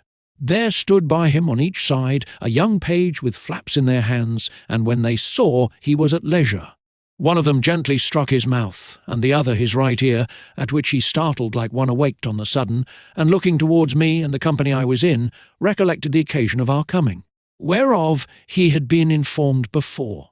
He spoke some words, whereupon immediately a young man with a flap came up to my side and flapped me gently on the right ear, but I made signs, as well as I could, that I had no occasion for such an instrument, which, as I afterwards found, gave his Majesty and the whole court a very mean opinion of my understanding. The king, as far as I could conjecture, asked me several questions, and I addressed myself to him in all the languages I had. When it was found I could neither understand nor be understood, I was conducted by his order to an apartment in his palace, this prince being distinguished above all his predecessors for his hospitality to strangers, where 2 servants were appointed to attend me. My dinner was brought, and 4 persons of quality, whom I remembered to have seen very near the king's person, did me the honour to dine with me. We had 2 courses, of 3 dishes each. In the first course there was a shoulder of mutton cut into an equilateral triangle, a piece of beef into a rhomboids, and a pudding into a cycloid. The second course was 2 ducks trussed up in the form of fiddles, sausages, and puddings resembling flutes and hautboys, and a breast of veal in the shape of a harp. The servants cut our bread into cones, cylinders, parallelograms, and several other mathematical figures. While we were at dinner, I made bold to ask the names of several things in their language, and those noble persons, by the assistance of their flappers, delighted to give me answers, hoping to raise my admiration of their great abilities if I could be brought to converse with them. I was soon able to call for bread and drink or whatever else I wanted. After dinner my company withdrew, and a person was sent to me by the king's order, attended by a flapper. He brought with him pen, ink, and paper, and 3 or 4 books, giving me to understand by signs that he was sent to teach me the language. We sat together 4 hours, in which time I wrote down a great number of words in columns, with the translations over against them. I likewise made a shift to learn several short sentences.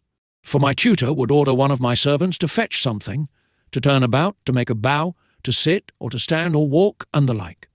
Then I took down the sentence in writing. He showed me also, in one of his books, the figures of the sun, moon, and stars, the zodiac, the tropics, and polar circles, together with the denominations of many planes and solids. He gave me the names and descriptions of all the musical instruments, and the general terms of art in playing on each of them. After he had left me, I placed all my words, with their interpretations, in alphabetical order. And thus, in a few days, by the help of a very faithful memory, I got some insight into their language. The word, which I interpret the flying or floating island, is in the original Laputa, whereof I could never learn the true etymology. Lap, in the old obsolete language, signifies high, and unto, a governor from which they say by corruption was derived Laputa from Lapunto. But I do not approve of this derivation, which seems to be a little strained. I venture to offer to the learned among them a conjecture of my own, that Laputa was quasi-lap-outed. Lap, signifying properly the dancing of the sunbeams in the sea, and outed, a wing which, however, I shall not obtrude, but submit to the judicious reader. Those to whom the king had entrusted me, observing how ill I was clad, ordered a tailor to come next morning and take measure for a suit of clothes. This operator did his office after a different manner from those of his trade in Europe. He first took my altitude by a quadrant, and then, with a rule and compasses, described the dimensions and outlines of my whole body, all which he entered upon paper. And in 6 days brought my clothes very ill made, and quite out of shape, by happening to mistake a figure in the calculation. But my comfort was that I observed such accidents very frequent, and little regarded, during my confinement for want of clothes, and by an indisposition that held me some days longer. I much enlarged my dictionary, and when I went next to court was able to understand many things the king spoke, and to return him some kind of answers. His Majesty had given orders that the island should move northeast and by east, to the vertical point over Luggnagg, the metropolis of the whole kingdom below upon the firm earth. It was about 90 leagues distant, and our voyage lasted 4 days and a half. I was not in the least sensible of the progressive motion made in the air by the island. On the second morning, about 11 o'clock, the king himself in person, attended by his nobility, courtiers, and officers, having prepared all their musical instruments, played on them for 3 hours without intermission, so that I was quite stunned with the noise. Neither could I possibly guess the meaning, till my tutor informed me. He said that the people of their island had their ears adapted to hear the music of the spheres, which always played at certain periods, and the court was now prepared to bear their part, in whatever instrument they most excelled. In our journey towards Luggnagg, the capital city, His Majesty ordered that the island should stop over certain towns and villages, from whence he might receive the petitions of his subjects. And to this purpose several pack-threads were let down, with small weights at the bottom. On these pack-threads the people strung their petitions, which mounted up directly, like the scraps of paper fastened by schoolboys at the end of the string that holds their kite. Sometimes we received wine and victuals from below, which were drawn up by pulleys. The knowledge I had in mathematics gave me great assistance in acquiring their phraseology, which depended much upon that science, and music, and in the latter I was not unskilled. Their ideas are perpetually conversant in lines and figures. If they would, for example, praise the beauty of a woman or any other animal, they describe it by rhombs, circles, parallelograms, ellipses, and other geometrical terms, or by words of art drawn from music, needless here to repeat. I observed in the king's kitchen all sorts of mathematical and musical instruments, after the figures of which they cut up the joints that were served to His Majesty's table. Their houses are very ill built, the walls bevel, without one right angle in any apartment, and this defect arises from the contempt they bear to practical geometry, which they despise as vulgar and mechanic, those instructions they give being too refined for the intellects of their workmen, which occasions perpetual mistakes. And although they are dexterous enough upon a piece of paper, in the management of the rule, the pencil, and the divider, yet in the common actions and behaviour of life, I have not seen a more clumsy, awkward, and unhandy people, nor so slow and perplexed in their conceptions upon all other subjects, except those of mathematics and music. They are very bad reasoners, and vehemently given to opposition, unless when they happen to be of the right opinion, which is seldom their case. Imagination, fancy, and invention they are wholly strangers to, nor have any words in their language, by which those ideas can be expressed, the whole compass of their thoughts and mind being shut up within the two forementioned sciences. Most of them, and especially those who deal in the astronomical part, have great faith in judicial astrology, although they are ashamed to own it publicly. But what I chiefly admired, and thought altogether unaccountable, was the strong disposition I observed in them towards news and politics, perpetually inquiring into public affairs, giving their judgments in matters of state, and passionately disputing every inch of a party opinion. I have indeed observed the same disposition among most of the mathematicians I have known in Europe, although I could never discover the least analogy between the two sciences, unless those people suppose that because the smallest circle has as many degrees as the largest, therefore the regulation and management of the world require no more abilities than the handling and turning of a globe. But I rather take this quality to spring from a very common infirmity of human nature, inclining us to be most curious and conceited in matters where we have least concern and for which we are least adapted by study or nature. These people are under continual disquietudes, never enjoying a minute's peace of mind, and their disturbances proceed from causes which very little affect the rest of mortals.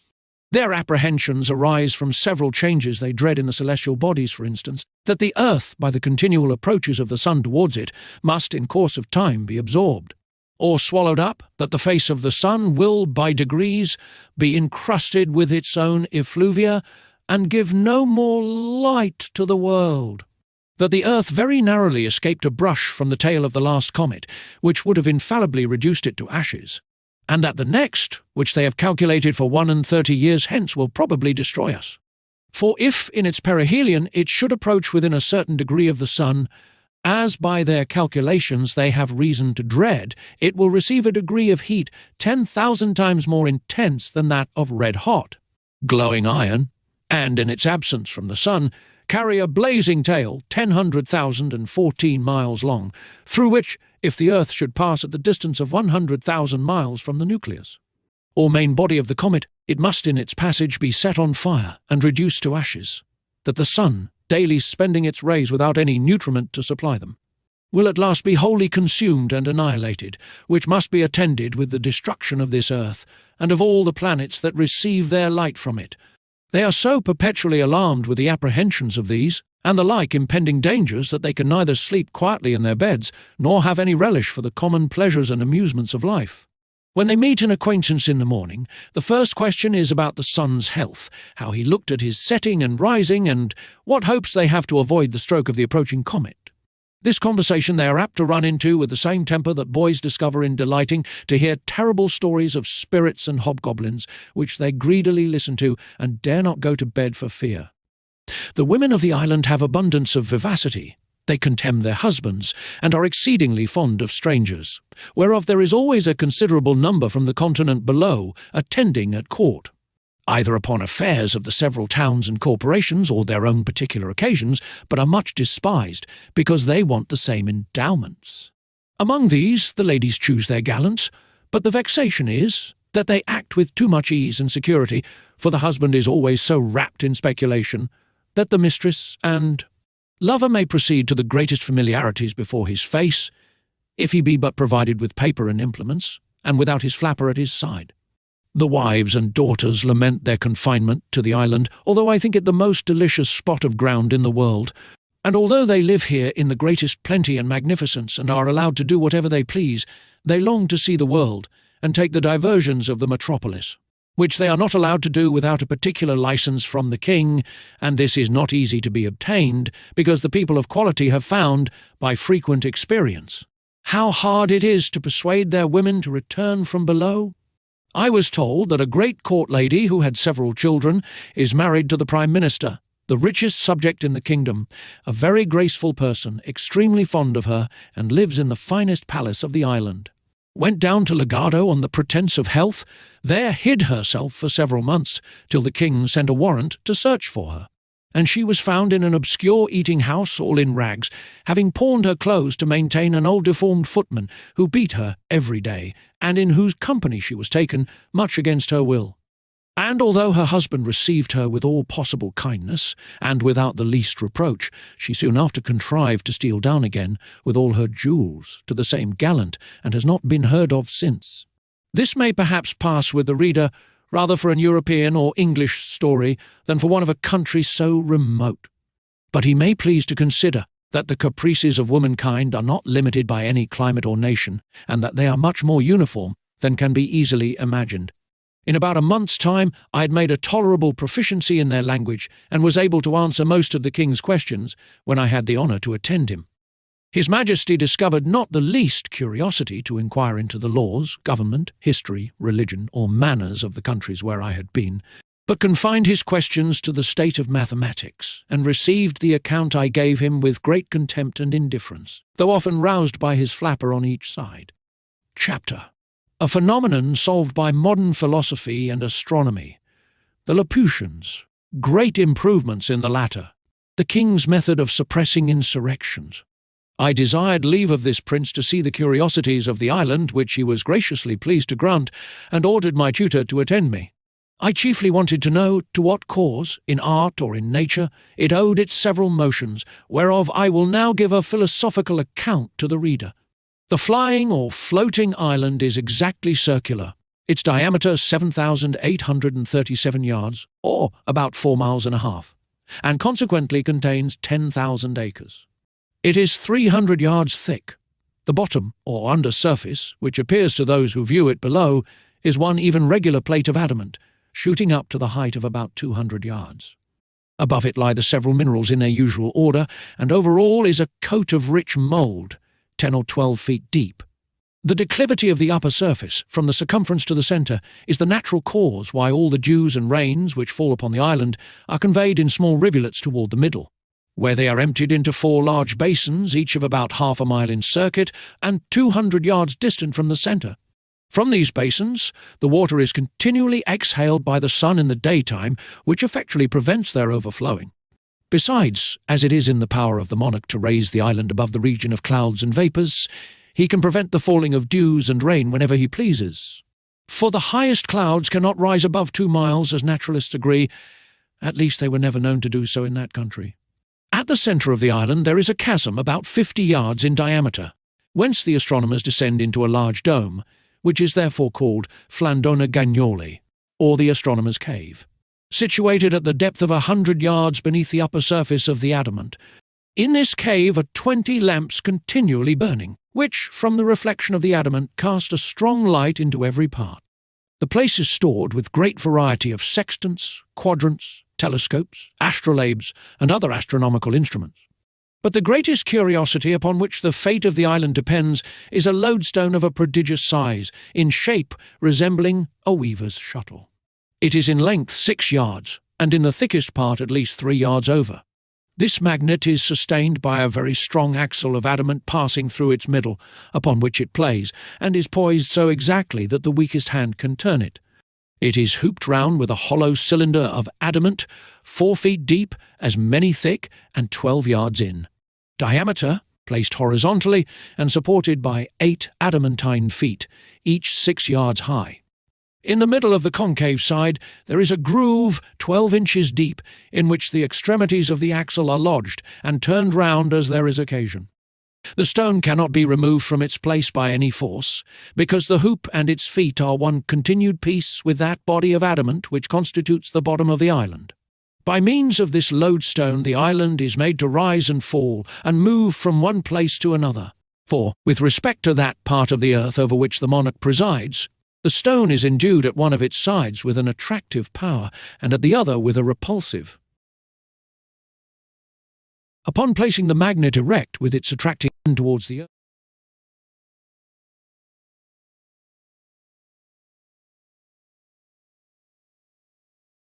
earth, the island descends, but when the repelling extremity points downwards, the island mounts directly upwards. With respect to that, by means of this lodestone the island is made to rise and fall, and move from one place to another.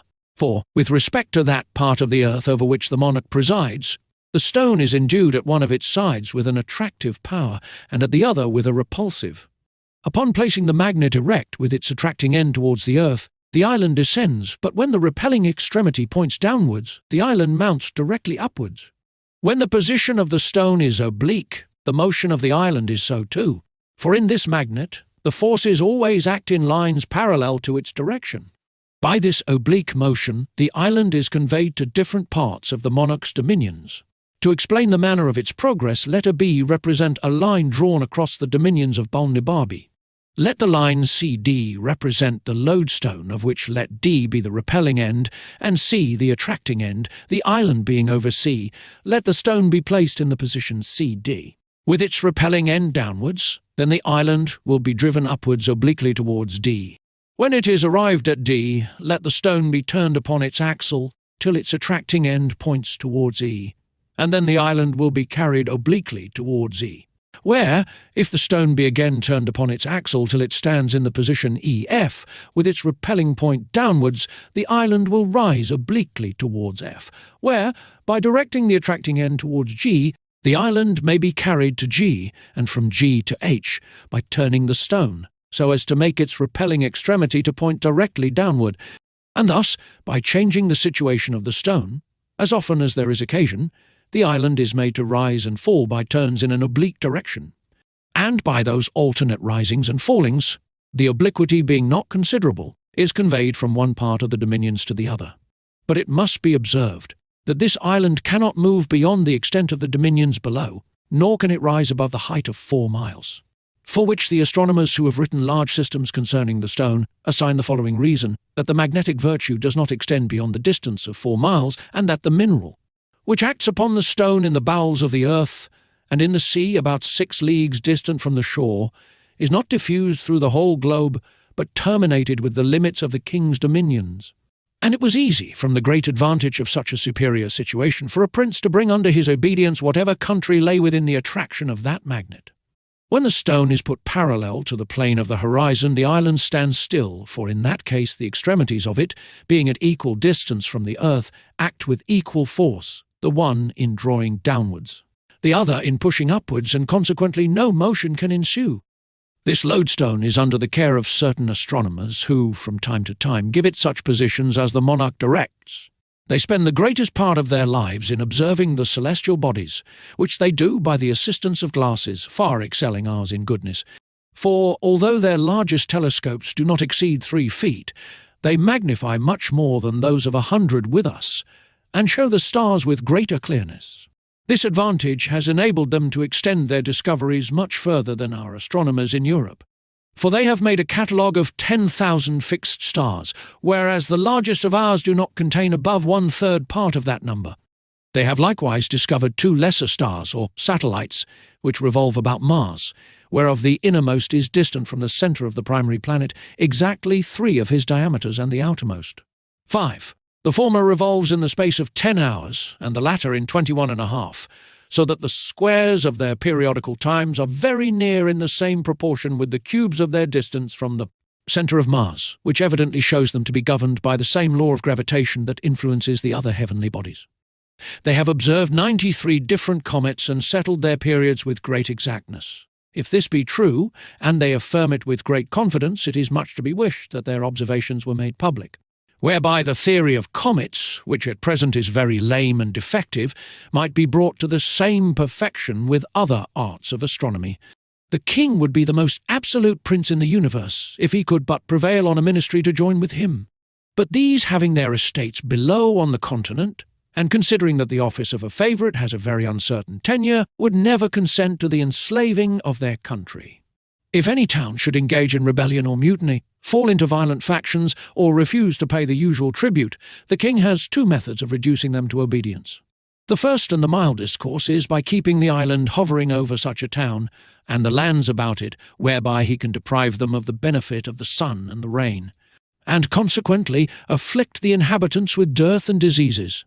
And if the crime deserve it, they are at the same time pelted from above with great stones, against which they have no defence but by creeping into cellars or caves, while the roofs of their houses are beaten to pieces.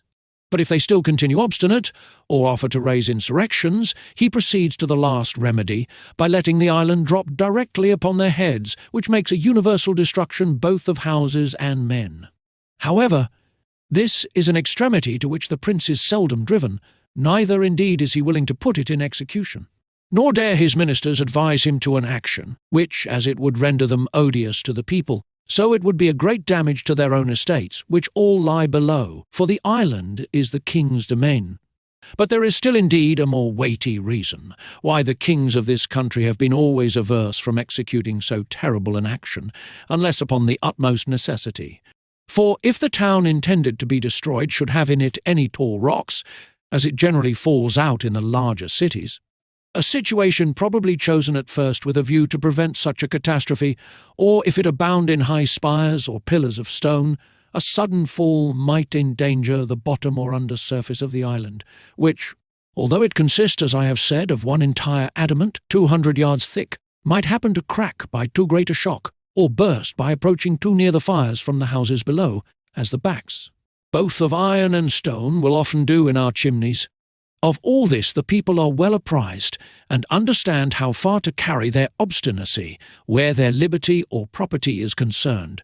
And the king, when he is highest provoked, and most determined to press a city to rubbish, orders the island to descend with great gentleness out of a pretence of tenderness to his people, but, indeed, for fear of breaking the adamantine bottom, in which case it is the opinion of all their philosophers that the lodestone could no longer hold it up, and the whole mass would fall to the ground.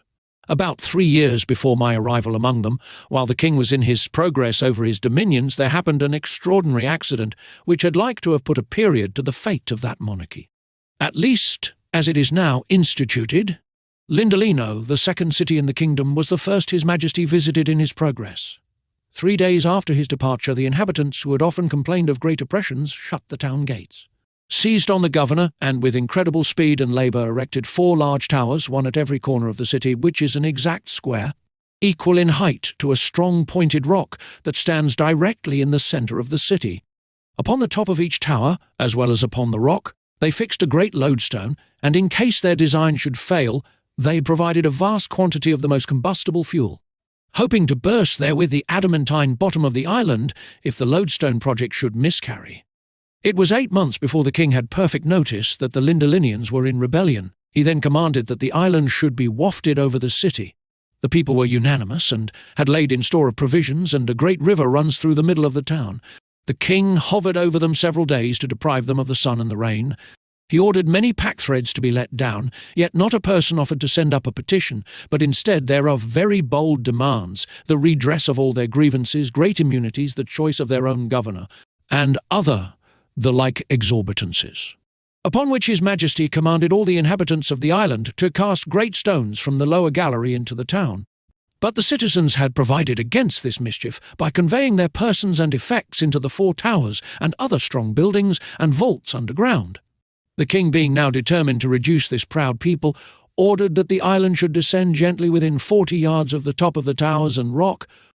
This was accordingly done, but the officers employed in that work found the descent much speedier than usual, and by turning the lodestone could not without great difficulty keep it in a firm position, but found the island inclining to fall.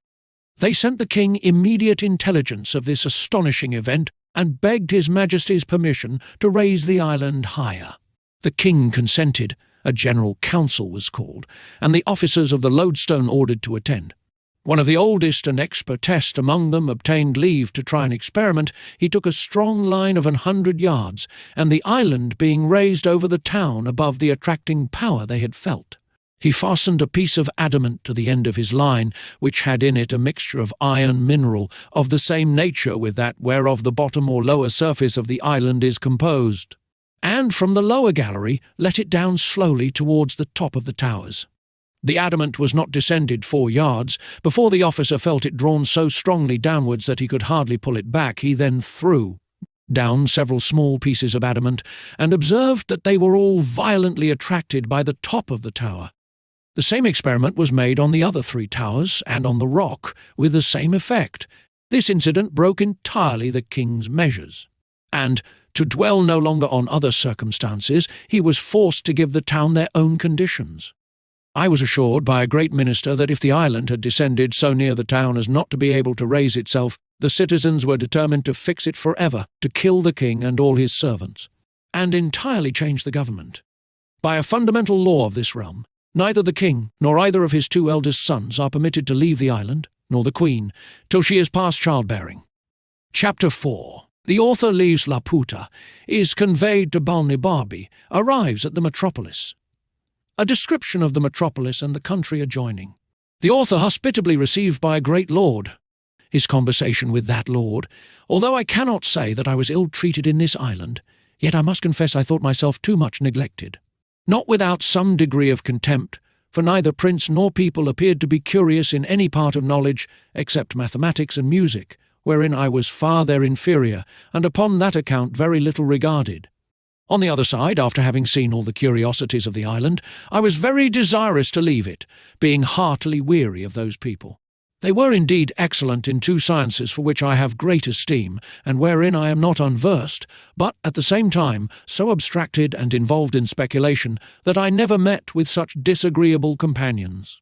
I conversed only with women, tradesmen, flappers, and court pages, during 2 months of my abode there, by which, at last, I rendered myself extremely contemptible, yet these were the only people from whom I could ever receive a reasonable answer. I had obtained by hard study a good degree of knowledge in their language. I was weary of being confined to an island where I received so little countenance, and resolved to leave it with the first opportunity. There was a great lord at court, nearly related to the king, and for that reason alone used with respect. He was universally reckoned the most ignorant and stupid person among them. He had performed many eminent services for the crown, had great natural and acquired parts, adorned with integrity and honour, but so ill an ear for music that his detractors reported he had been often known to beat time in the wrong place. Neither could his tutors, without extreme difficulty, teach him to demonstrate the most easy proposition in the mathematics. He was pleased to show me many marks of favour, often did me the honour of a visit, desired to be informed in the affairs of Europe, the laws and customs, the manners and learning of the several countries where I had travelled. He listened to me with great attention and made very wise observations on all I spoke. He had 2 flappers attending him for state, but never made use of them, except at court and in visits of ceremony, and would always command them to withdraw when we were alone together. I entreated this illustrious person to intercede in my behalf with His Majesty for leave to depart, which he accordingly did, as he was pleased to tell me. With regret, for indeed he had made me several offers very advantageous, which, however, I refused, with expressions of the highest acknowledgment. On the 16th day of February I took leave of His Majesty and the court. The king made me a present to the value of about £200 English, and my protector, his kinsman, as much more, together with a letter of recommendation to a friend of his in Lagado, the metropolis. The island being then hovering over a mountain about 2 miles from it, I was let down from the lowest gallery in the same manner as I had been taken up. The continent, as far as it is subject to the monarch of the flying island, passes under the general name of Balnibarbi, and the metropolis, as I said before, is called Lagado. I felt some little satisfaction in finding myself on firm ground. I walked to the city without any concern, being clad like one of the natives and sufficiently instructed to converse with them. I soon found out the person's house to whom I was recommended, presented my letter from his friend the grandee in the island, and was received with much kindness. This great lord, whose name was Munodi, ordered me an apartment in his own house, where I continued during my stay, and was entertained in a most hospitable manner. The next morning after my arrival, he took me in his chariot to see the town, which is about half the bigness of London, but the houses very strangely built, and most of them out of repair. The people in the streets walked fast, looked wild, their eyes fixed, and were generally in rags. We passed through one of the town gates, and went about 3 miles into the country, where I saw many labourers working with several sorts of tools in the ground, but was not able to conjecture what they were about. Neither did I observe any expectation either of corn or grass, although the soil appeared to be excellent. I could not forbear admiring at these odd appearances both in town and country, and I made bold to desire my conductor that he would be pleased to explain to me what could be meant by so many busy heads, hands, and faces, both in the streets and the fields, because I did not discover any good effects they produced, but, on the contrary, I never knew a soil so unhappily cultivated, houses so ill-contrived and so ruinous, or a people whose countenances and habit expressed so much misery and want. This Lord Munodi was a person of the first rank, and had been some years governor of Lagado, but by a cabal of ministers was discharged for insufficiency. However, the king treated him with tenderness as a well-meaning man, but of a low, contemptible understanding. When I gave that free censure of the country and its inhabitants, he made no further answer than by telling me that I had not been long enough among them to form a judgment, and that the different nations of the world had different customs, with other common topics to the same purpose. But when we returned to his palace, he asked me how I liked the building, what absurdities I observed, and what quarrel I had with the dress or looks of his domestics. This he might safely do, because everything about him was magnificent, regular, and polite. I answered that His Excellency's prudence, quality, and fortune had exempted him from those defects, which folly and beggary had produced in others. He said, if I would go with him to his country house, about 20 miles distant, where his estate lay, there would be more leisure for this kind of conversation. I told His Excellency that I was entirely at his disposal, and accordingly we set out next morning. During our journey he made me observe the several methods used by farmers in managing their lands, which to me were wholly unaccountable. For, except in some very few places, I could not discover one ear of corn or blade of grass. But in 3 hours' travelling the scene was wholly altered. We came into a most beautiful country, farmers' houses, at small distances, neatly built, the fields enclosed, containing vineyards, corn grounds, and meadows.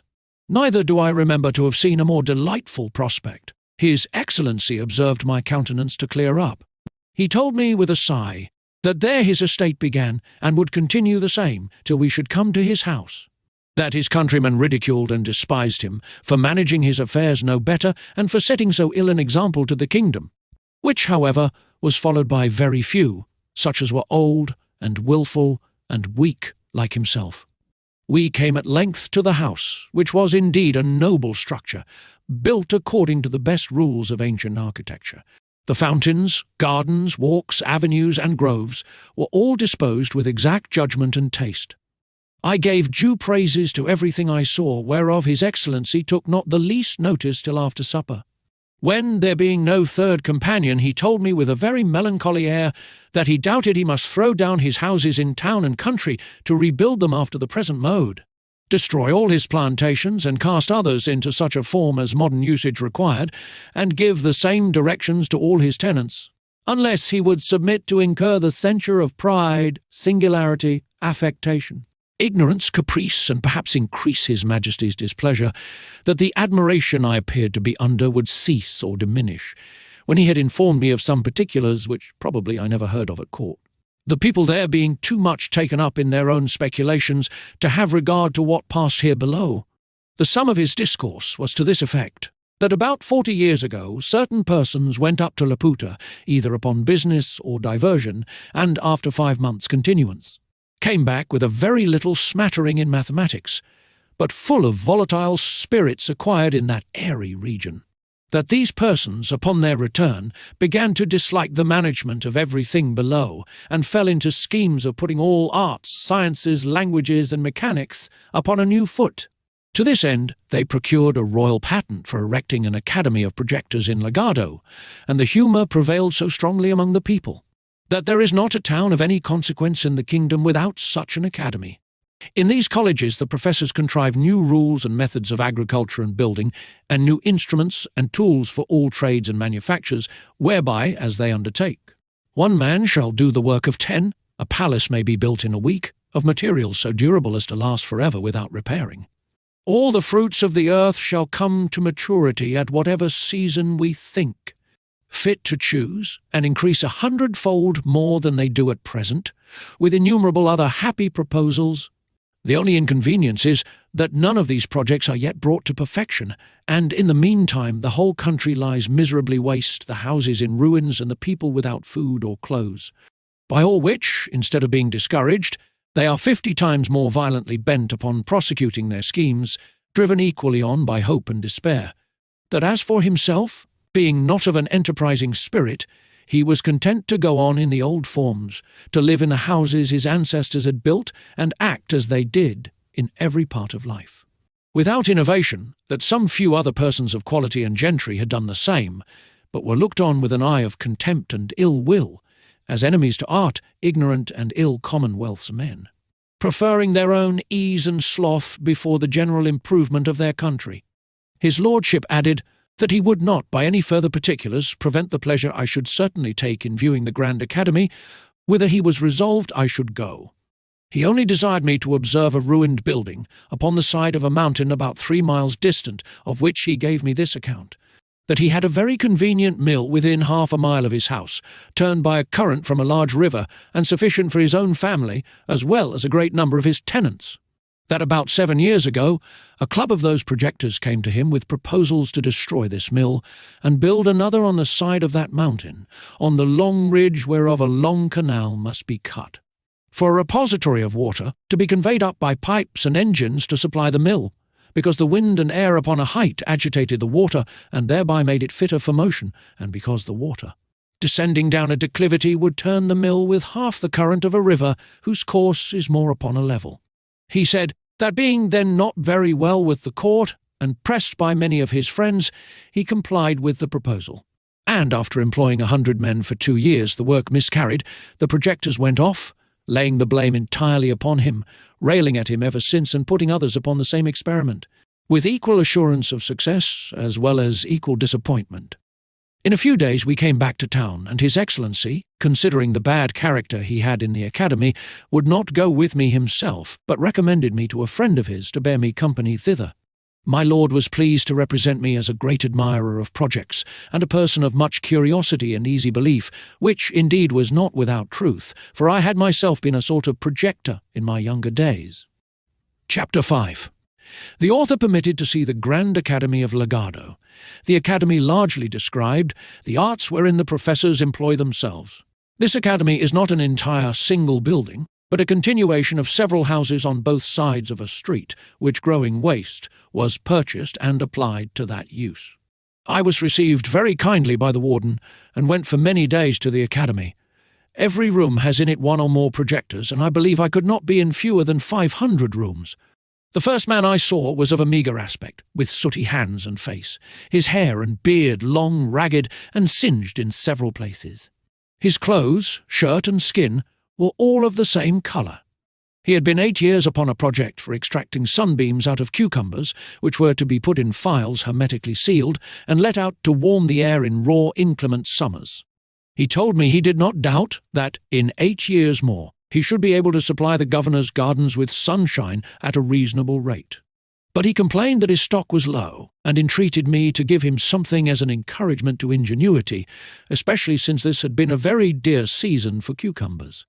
I made him a small present, for my lord had furnished me with money on purpose, because he knew their practice of begging from all who go to see them. I went into another chamber, but was ready to hasten back, being almost overcome with a horrible stink. My conductor pressed me forward, conjuring me in a whisper to give no offence, which would be highly resented, and therefore I durst not so much as stop my nose. The projector of this cell was the most ancient student of the academy. His face and beard were of a pale yellow, his hands and clothes daubed over with filth. When I was presented to him, he gave me a close embrace, a compliment I could well have excused. His employment, from his first coming into the academy, was an operation to reduce human excrement to its original food, by separating the several parts, removing the tincture which it receives from the gall, making the odour exhale, and scumming off the saliva. He had a weekly allowance from the society of a vessel filled with human ordure about the bigness of a Bristol barrel. I saw another at work to calcine ice into gunpowder, who likewise showed me a treatise he had written concerning the malleability of fire, which he intended to publish. There was a most ingenious architect who had contrived a new method for building houses by beginning at the roof and working downward to the foundation, which he justified to me by the like practice of those two prudent insects, the bee and the spider. There was a man born blind who had several apprentices in his own condition. Their employment was to mix colours for painters, which their master taught them to distinguish by feeling and smelling. It was indeed my misfortune to find them at that time not very perfect in their lessons, and the professor himself happened to be generally mistaken. This artist is much encouraged and esteemed by the whole fraternity. In another apartment I was highly pleased with a projector who had found a device of ploughing the ground with hogs to save the charges of ploughs, cattle, and labour. The method is this: in an acre of ground you bury, at 6 inches distance and 8 deep, a quantity of acorns, dates, chestnuts, and other mast or vegetables, whereof these animals are fondest. Then you drive 600 or more of them into the field, where in a few days they will root up the whole ground in search of their food, and make it fit for sowing. At the same time manuring it with their dung, it is true, upon experiment, they found the charge and trouble very great, and they had little or no crop. However, it is not doubted that this invention may be capable of great improvement. I went into another room, where the walls and ceiling were all hung round with cobwebs, except a narrow passage for the artist to go in and out. At my entrance he called aloud to me not to disturb his webs. He lamented the fatal mistake the world had been so long in, of using silkworms, while we had such plenty of domestic insects who infinitely excelled the former, because they understood how to weave as well as spin. And he proposed further that by employing spiders the charge of dyeing silks should be wholly saved, whereof I was fully convinced when he showed me a vast number of flies most beautifully coloured, wherewith he fed his spiders, assuring us that the webs would take a tincture from them. And as he had them of all hues, he hoped to fit everybody's fancy, as soon as he could find proper food for the flies of certain gums, oils, and other glutinous matter, to give us strength and consistence to the threads. There was an astronomer who had undertaken to place a sun-dial upon the great weathercock on the townhouse by adjusting the annual and diurnal motions of the earth and sun, so as to answer and coincide with all accidental turnings of the wind. I was complaining of a small fit of the colic, upon which my conductor led me into a room where a great physician resided, who was famous for curing that disease by contrary operations from the same instrument. He had a large pair of bellows, with a long slender muzzle of ivory. This he conveyed 8 inches up the anus, and drawing in the wind, he affirmed he could make the guts as lank as a dried bladder. But when the disease was more stubborn and violent, he let in the muzzle while the bellows were full of wind, which he discharged into the body of the patient, then withdrew the instrument to replenish it, clapping his thumbs strongly against the orifice of the fundament. And this being repeated 3 or 4 times, the adventitious wind would rush out, bringing the noxious along with it, like water put into a pump, and the patient recovered.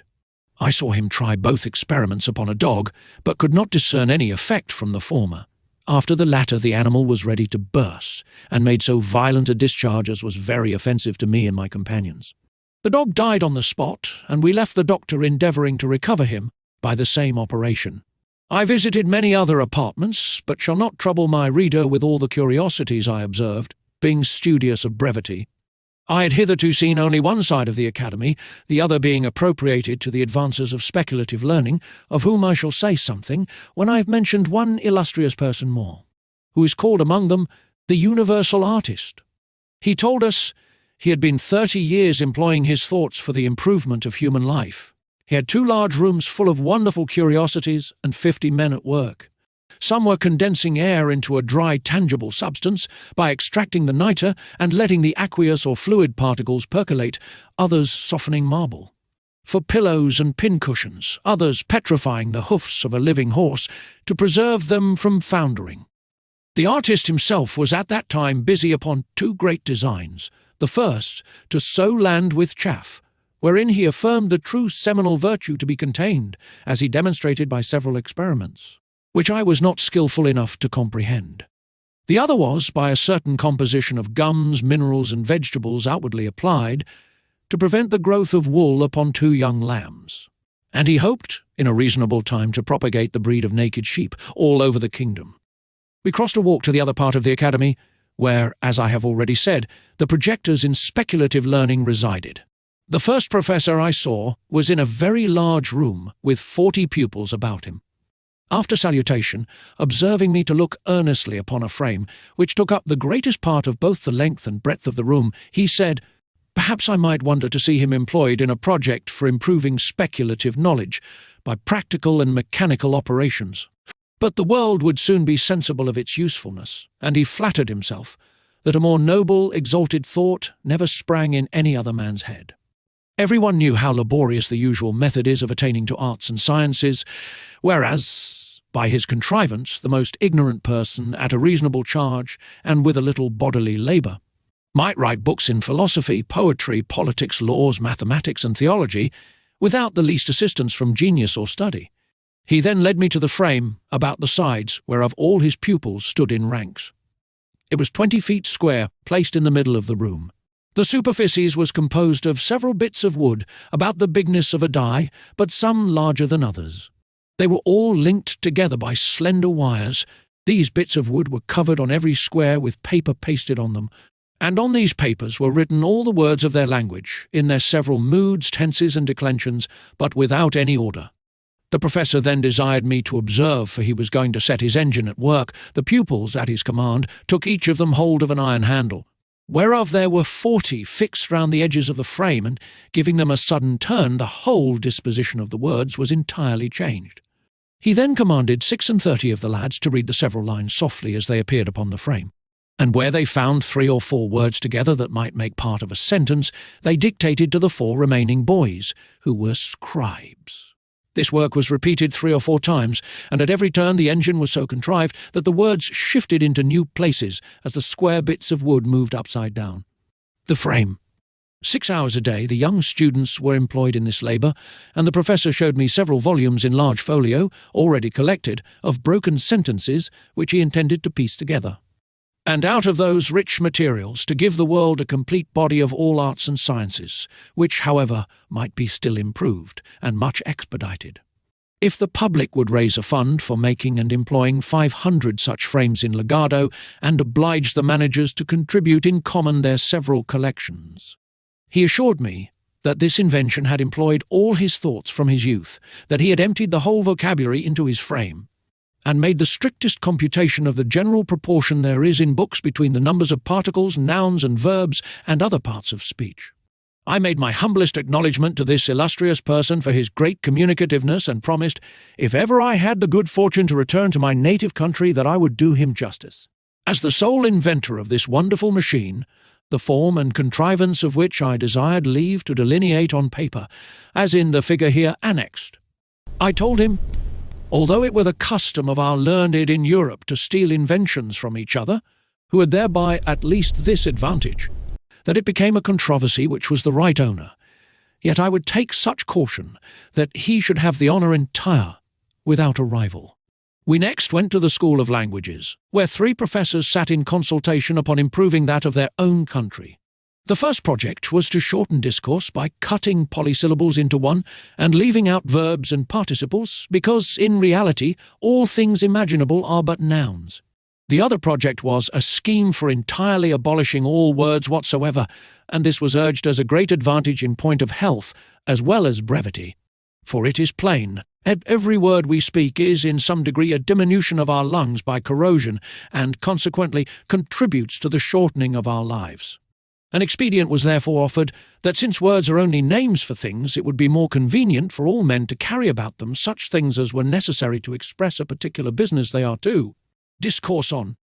And this invention would certainly have taken place to the great ease as well as health of the subject if the women, in conjunction with the vulgar and illiterate, had not threatened to raise a rebellion unless they might be allowed the liberty to speak with their tongues, after the manner of their forefathers. Such constant irreconcilable enemies to science are the common people. However, many of the most learned and wise adhere to the new scheme of expressing themselves by things, which has only this inconvenience attending it, that if a man's business be very great and of various kinds, he must be obliged in proportion to carry a greater bundle of things upon his back, unless he can afford 1 or 2 strong servants to attend him. I have often beheld 2 of those sages almost sinking under the weight of their packs, like pedlars among us, who, when they met in the street, would lay down their loads, open their sacks, and hold conversation for an hour together, then put up their implements, help each other to resume their burdens, and take their leave. But for short conversations, a man may carry implements in his pockets, and under his arms enough to supply him, and in his house he cannot be at a loss. Therefore the room where company meet who practise this art is full of all things ready at hand, requisite to furnish matter for this kind of artificial converse. Another great advantage proposed by this invention was that it would serve as a universal language to be understood in all civilized nations, whose goods and utensils are generally of the same kind, or nearly resembling, so that their uses might easily be comprehended. And thus ambassadors would be qualified to treat with foreign princes or ministers of state, to whose tongues they were utter strangers. I was at the mathematical school, where the master taught his pupils after a method scarce imaginable to us in Europe. The proposition and demonstration were fairly written on a thin wafer, with ink composed of a cephalic tincture. This the student was to swallow upon a fasting stomach, and for 3 days following eat nothing but bread and water. As the wafer digested, the tincture mounted to his brain, bearing the proposition along with it. But the success has not hitherto been answerable, partly by some error in the quantum or composition, and partly by the perverseness of lads to whom this bolus is so nauseous that they generally steal aside and discharge it upwards before it can operate. Neither have they been yet persuaded to use so long an abstinence as the prescription requires. Chapter 6. A further account of the Academy. The author proposes some improvements which are honourably received. In the school of political projectors I was but ill entertained, the professors appearing, in my judgment, wholly out of their senses, which is a scene that never fails to make me melancholy. These unhappy people were proposing schemes for persuading monarchs to choose favourites upon the score of their wisdom, capacity, and virtue, of teaching ministers to consult the public good, of rewarding merit, great abilities, eminent services, of instructing princes to know their true interest, by placing it on the same foundation with that of their people, of choosing for employments persons qualified to exercise them, with many other wild impossible chimeras, that never entered before into the heart of man to conceive, and confirmed in me the old observation, that there is nothing so extravagant and irrational which some philosophers have not maintained for truth. But, however, I shall so far do justice to this part of the Academy as to acknowledge that all of them were not so visionary. There was a most ingenious doctor, who seemed to be perfectly versed in the whole nature and system of government. This illustrious person had very usefully employed his studies in finding out effectual remedies for all diseases and corruptions to which the several kinds of public administration are subject, by the vices or infirmities of those who govern, as well as by the licentiousness of those who are to obey.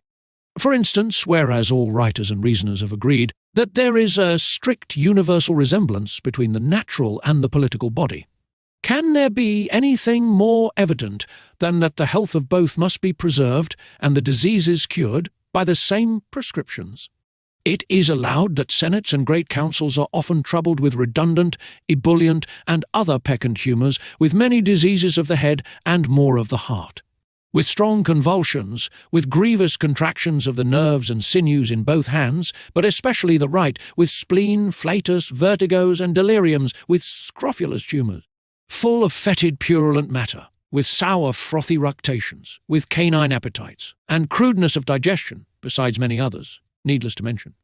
This doctor therefore proposed that upon the meeting of the Senate, certain physicians should attend it the 3 first days of their sitting, and at the close of each day's debate feel the pulses of every senator, after which, having maturely considered and consulted upon the nature of the several maladies and the methods of cure, they should on the 4th day return to the Senate House, attended by their apothecaries stored with proper medicines, and before the members sat, administer to each of them lenitives, apparatives, abstinentives, corrosives, restringents, palliatives, laxatives, cephalalgics, icterics, apophlegmatics, acoustics, as their several cases required, and according as these medicines should operate. Repeat, alter, or omit them at the next meeting. This project could not be of any great expense to the public, and might, in my poor opinion, be of much use for the dispatch of business in those countries where senates have any share in the legislative power. Beget unanimity, shorten debates, open a few mouths which are now closed, and close many more which are now open, curb the petulancy of the young, and correct the positiveness of the old, rouse the stupid, and damp the pert. Again, because it is a general complaint that the favourites of princes are troubled with short and weak memories, the same doctor proposed that whoever attended a first minister, after having told his business with the utmost brevity and in the plainest words, should at his departure give the said minister a tweak by the nose, or a kick in the belly, or tread on his corns, or lug him thrice by both ears, or run a pin into his breech, or pinch his arm black and blue to prevent forgetfulness, and at every levee day repeat the same operation till the business were done, or absolutely refused. He likewise directed that every senator in the great council of a nation, after he had delivered his opinion and argued in the defence of it, should be obliged to give his vote directly contrary, because if that were done, the result would infallibly terminate in the good of the public. When parties in a state are violent, he offered a wonderful contrivance to reconcile them. The method is this. You take 100 leaders of each party, you dispose them into couples of such whose heads are nearest of a size. Then let 2 nice operators saw off the occiput of each couple at the same time, in such a manner that the brain may be equally divided. Let the occiputes, thus cut off, be interchanged, applying each to the head of his opposite party man. It seems indeed to be a work that requires some exactness, but the professor assured us that if it were dexterously performed, the cure would be infallible. For he argued thus that the 2 half-brains, being left to debate the matter between themselves within the space of one skull, would soon come to a good understanding and produce that moderation, as well as regularity of thinking, so much to be wished for in the heads of those who imagine they come into the world only to watch and govern its motion. And as to the difference of brains in quantity or quality among those who are directors in faction, the doctor assured us from his own knowledge that it was a perfect trifle. I heard a very warm debate between 2 professors about the most commodious and effectual ways and means of raising money, without grieving the subject. The first affirmed the justest method would be to lay a certain tax upon vices and folly, and the sum fixed upon every man to be rated after the fairest manner by a jury of his neighbours. The second was of an opinion directly contrary, to tax those qualities of body and mind for which men chiefly value themselves, the rate to be more or less, according to the degrees of excelling, the decision whereof should be left entirely to their own breast.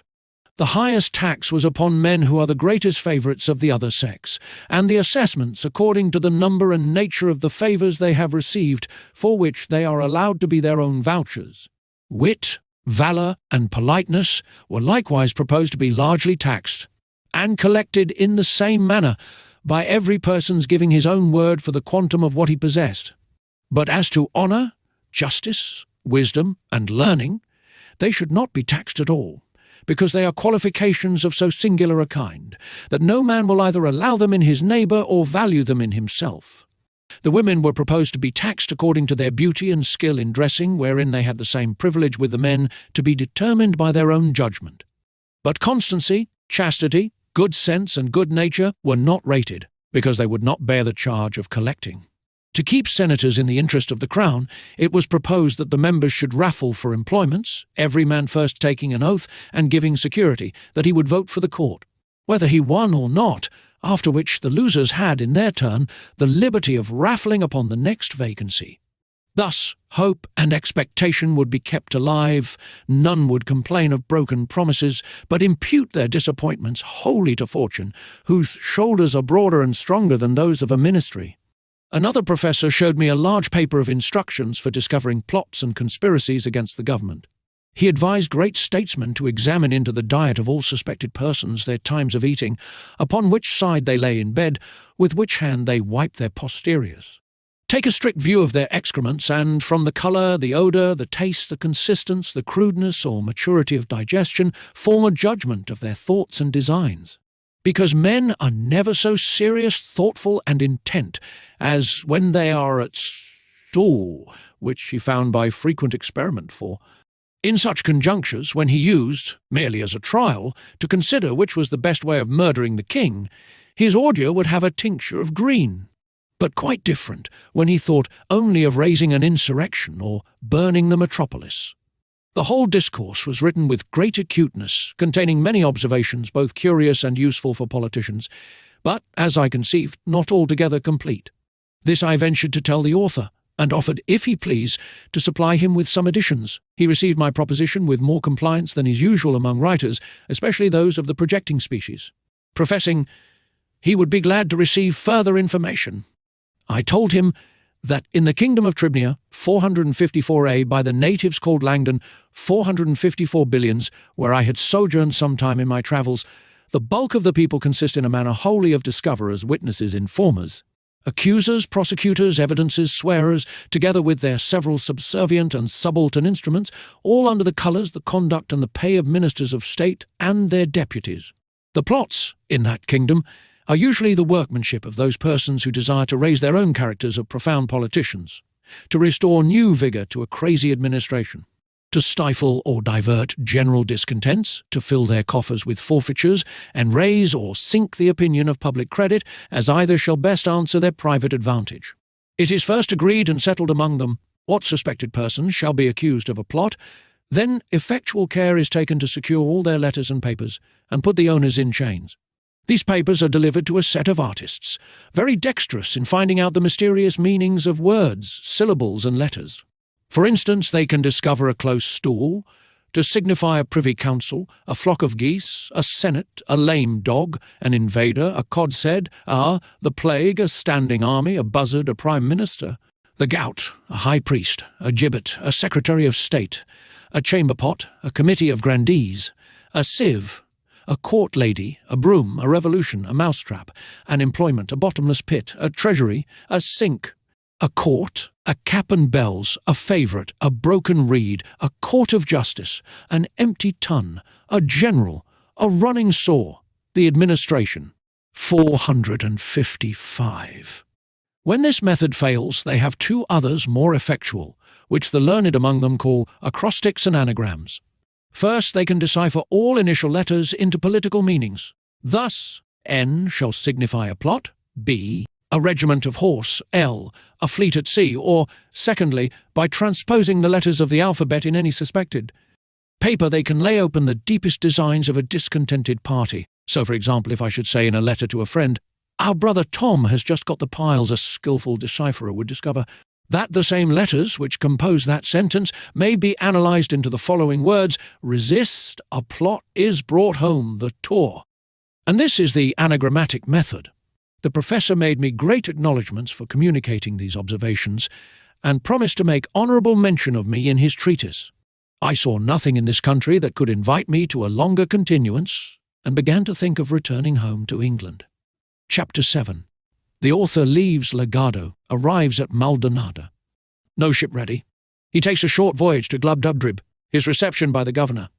The continent, of which this kingdom is a part, extends itself, as I have reason to believe, eastward, to that unknown tract of America westward of California, and north to the Pacific Ocean, which is not above 150 miles from Legado, where there is a good port and much commerce with the great island of Luggnagg, situated to the northwest about 29 degrees north latitude and 140 longitude.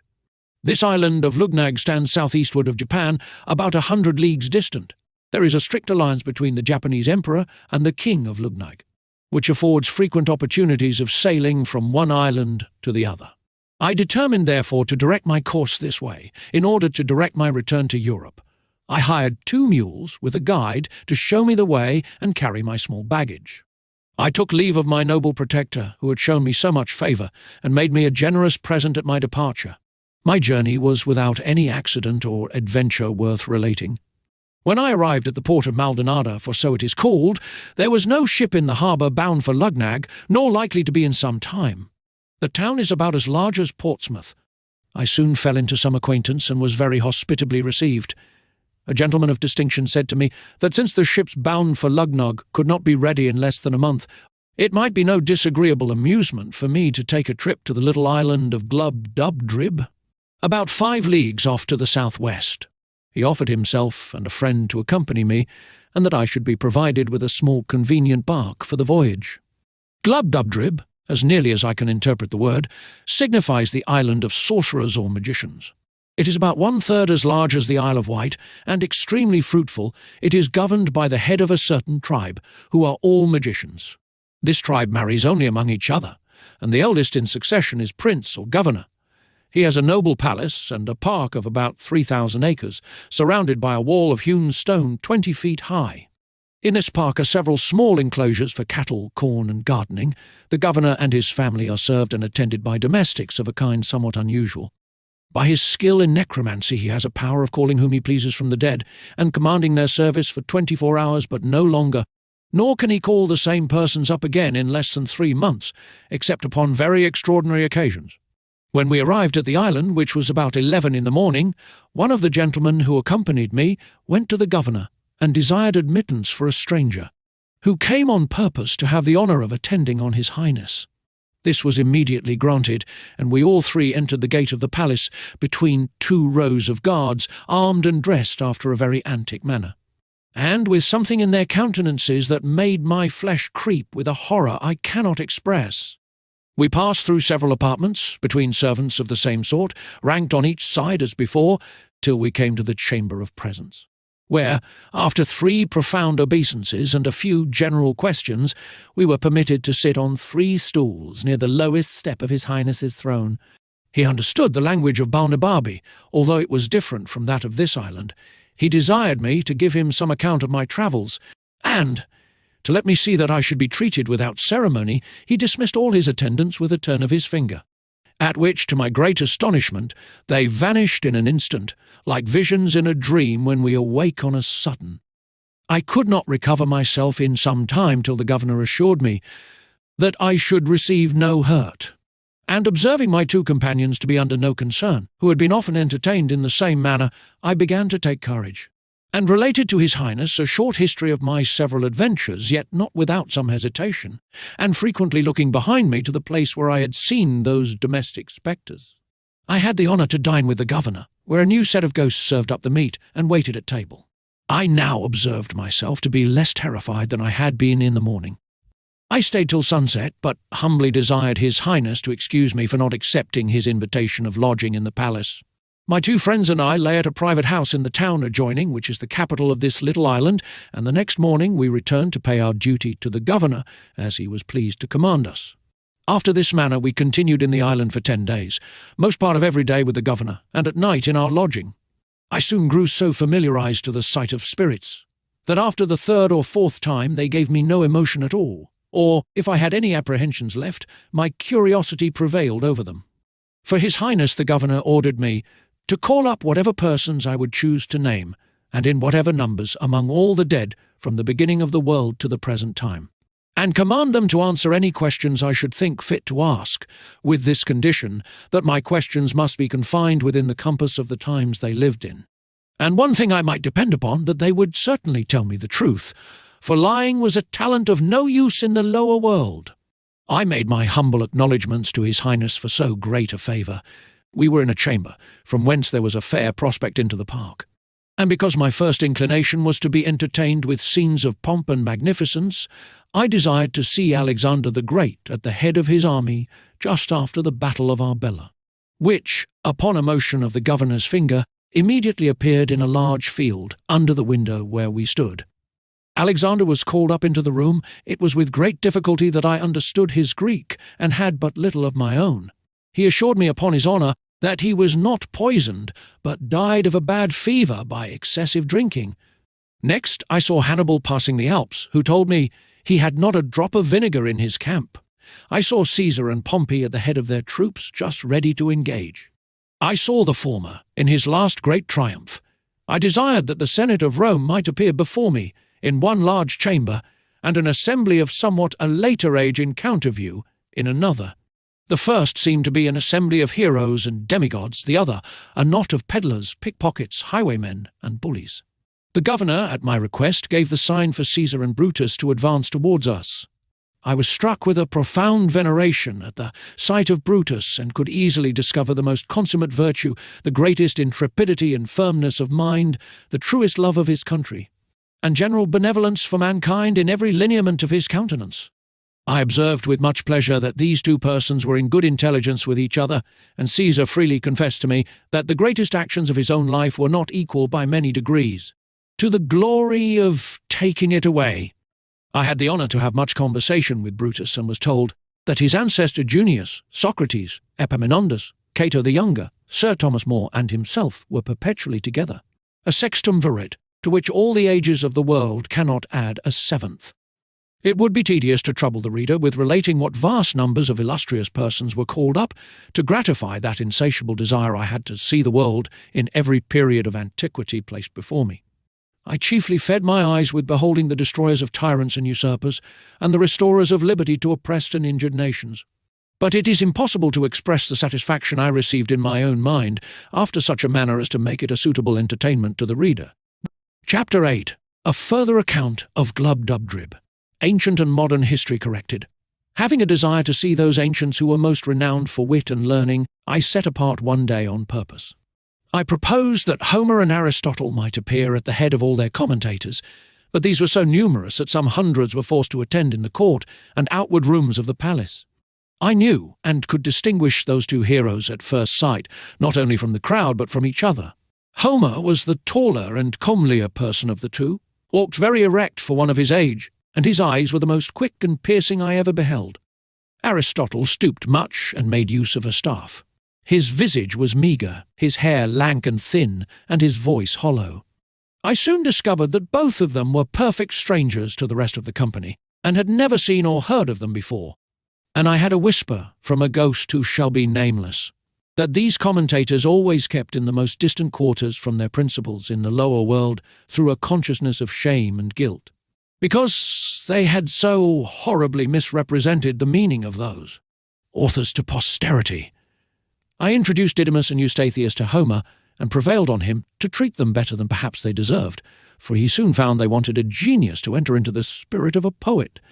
But Aristotle was out of all patience with the account I gave him of Scotus and Ramus, as I presented them to him, and he asked them whether the rest of the tribe were as great dunces as themselves. I then desired the governor to call up Descartes and Gassendi, with whom I prevailed to explain their systems to Aristotle. This great philosopher freely acknowledged his own mistakes in natural philosophy, because he proceeded in many things upon conjecture, as all men must do. And he found that Gassendi, who had made the doctrine of Epicurus as palatable as he could, and the vortices of Descartes, were equally to be exploded. He predicted the same fate to attraction, whereof the present learned are such zealous asserters. He said that new systems of nature were but new fashions, which would vary in every age, and even those who pretend to demonstrate them from mathematical principles would flourish but a short period of time, and be out of vogue when that was determined. I spent 5 days in conversing with many others of the ancient land.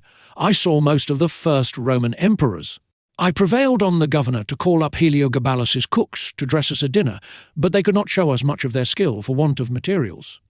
A helot of Agesilas made us a dish of Spartan broth, but I was not able to get down a second spoonful. The 2 gentlemen who conducted me to the island were pressed by their private affairs to return in 3 days, which I employed in seeing some of the modern dead who had made the greatest figure.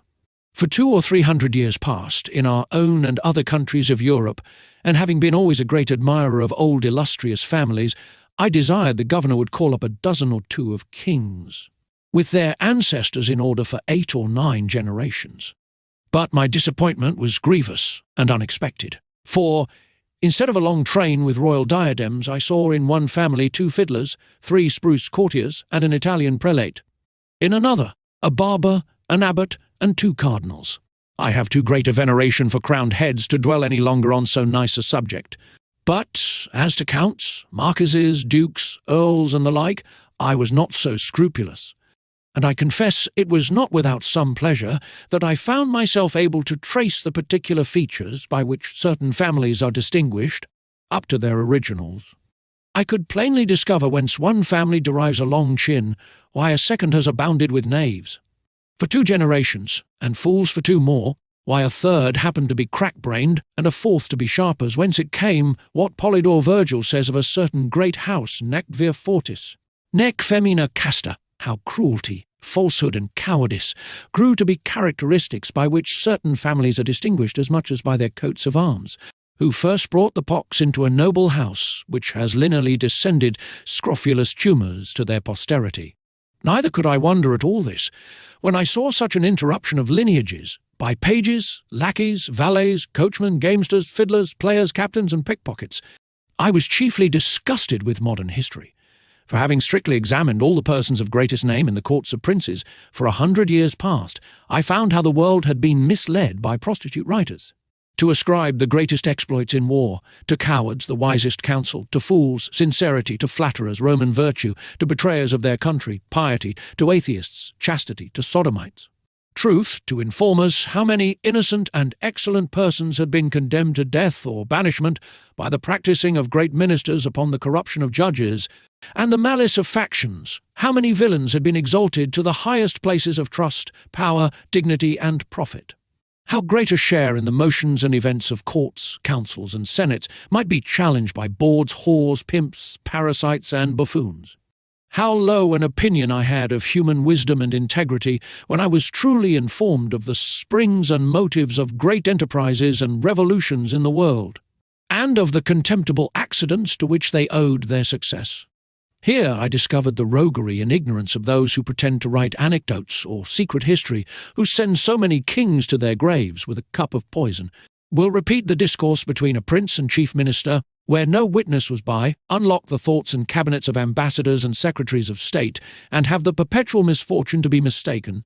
Here I discovered the true causes of many great events that have surprised the world, how a whore can govern the backstairs a council, and the council a senate. A general confessed in my presence that he got a victory purely by the force of cowardice and ill conduct, and an admiral that for want of proper intelligence he beat the enemy, to whom he intended to betray the fleet. 3 kings protested to me that in their whole reigns they never did once prefer any person of merit, unless by mistake, or treachery of some minister in whom they confided, neither would they do it if they were to live again, and they showed with great strength of reason that the royal throne could not be supported without corruption, because that positive, confident, restive temper which virtue infused into a man was a perpetual clog to public business. I had the curiosity to inquire in a particular manner by what methods great numbers had procured to themselves high titles of honour and prodigious estates.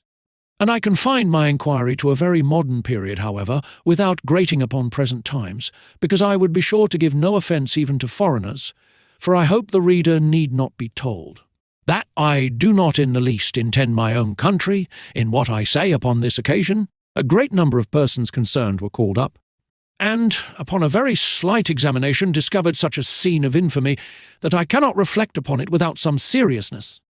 Perjury, oppression, subornation, Fraud, panderism, and the like infirmities were among the most excusable arts they had to mention, and for these I gave, as it was reasonable, great allowance.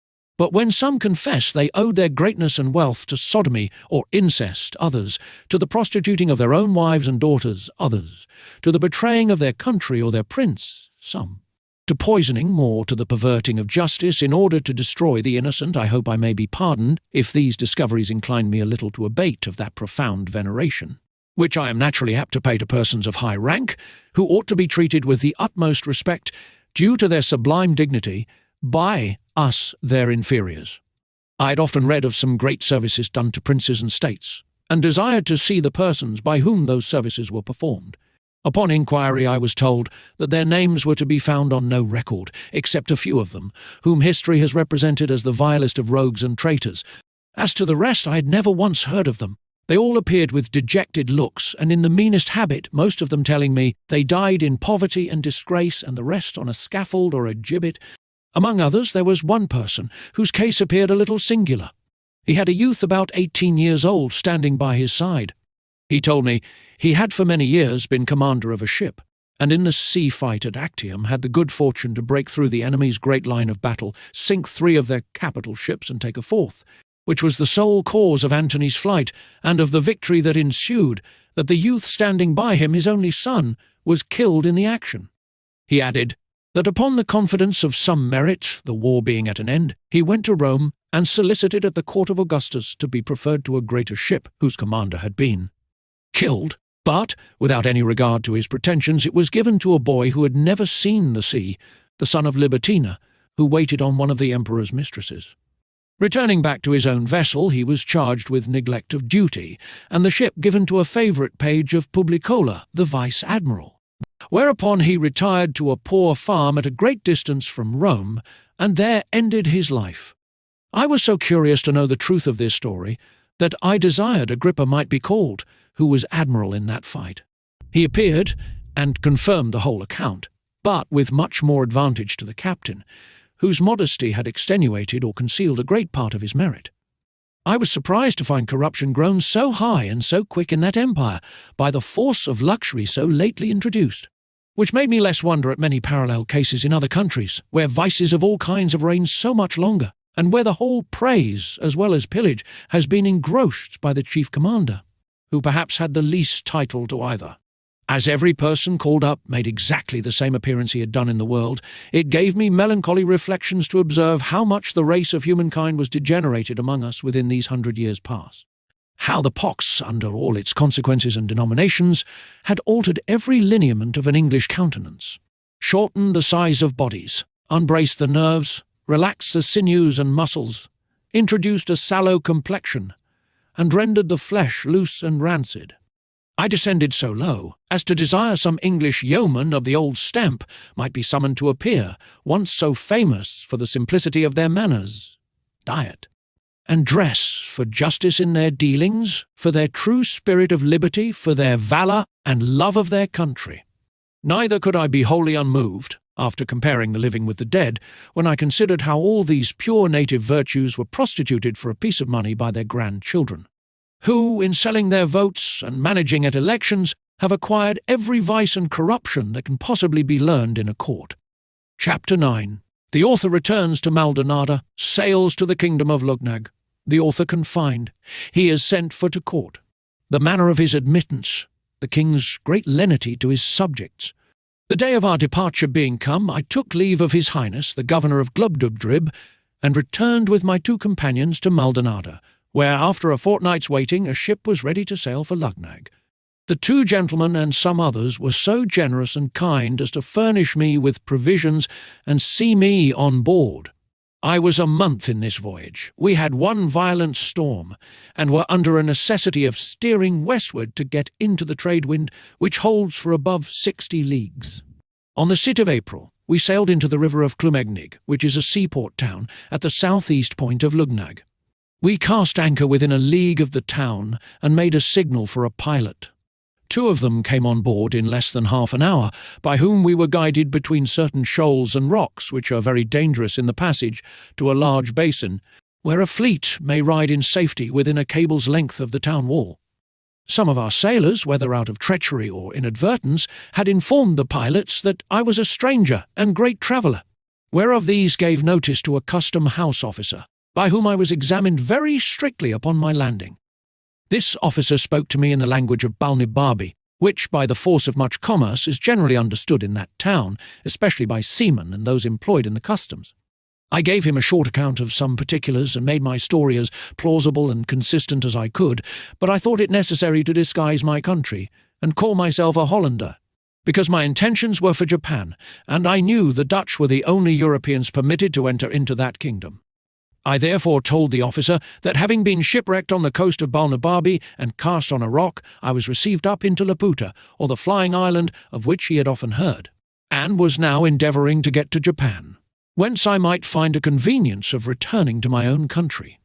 The officer said I must be confined till he could receive orders from court, for which he would write immediately, and hoped to receive an answer in a fortnight. I was carried to a convenient lodging with a sentry placed at the door. However, I had the liberty of a large garden, and was treated with humanity enough, being maintained all the time at the king's charge. I was invited by several persons, chiefly out of curiosity, because it was reported that I came from countries very remote, of which they had never heard. I hired a young man who came in the same ship to be an interpreter. He was a native of Luggnagg, but had lived some years at Maldonado, and was a perfect master of both languages. By his assistance I was able to hold a conversation with those who came to visit me, but this consisted only of their questions and my answers. The dispatch came from court about the time we expected.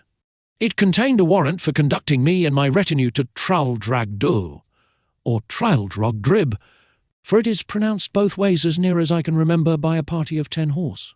All my retinue was that poor lad for an interpreter, whom I persuaded into my service, and at my humble request we had each of us a mule to ride on. A messenger was dispatched half a day's journey before us, to give the king notice of my approach, and to desire that his majesty would please to appoint a day and hour, when it would, by his gracious pleasure, that I might have the honour to lick the dust before his footstool. This is the court style, and I found it to be more than matter of form, for, upon my admittance 2 days after my arrival, I was commanded to crawl upon my belly and lick the floor as I advanced.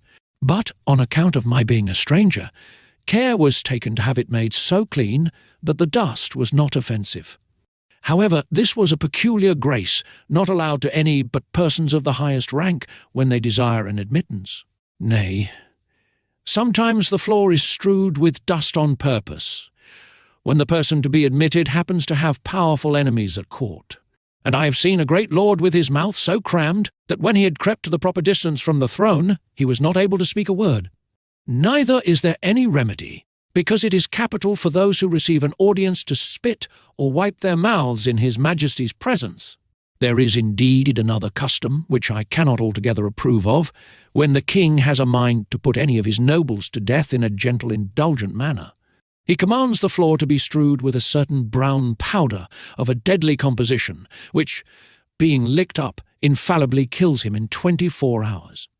But in justice to this prince's great clemency and the care he has of his subjects' lives, wherein it were much to be wished that the monarchs of Europe would imitate him, it must be mentioned for his honour that strict orders are given to have the infected parts of the floor well washed after every such execution, which, if his domestics neglect, they are in danger of incurring his royal displeasure. I myself heard him give directions that one of his pages should be whipped, whose turn it was to give notice about washing the floor after an execution, but maliciously had omitted it, by which neglect a young lord of great hopes, coming to an audience, was unfortunately poisoned, although the king at that time had no design against his life. But this good prince was so gracious as to forgive the poor page his whipping, upon promise that he would do so no more without special orders. To return from this digression, when I had crept within 4 yards of the throne, I raised myself gently upon my knees, and then striking my forehead 7 times against the ground, I pronounced the following words, as they had been taught me the night before: Ik bling Glothrop Skutser and Blyop, Mlashnalt Zwin, Tnodbarkov, Slyofad Gerdlobasht. This is the compliment established by the laws of the land for all persons admitted to the king's presence. It may be rendered into English thus: May your celestial majesty outlive the sun 11 moons and a half.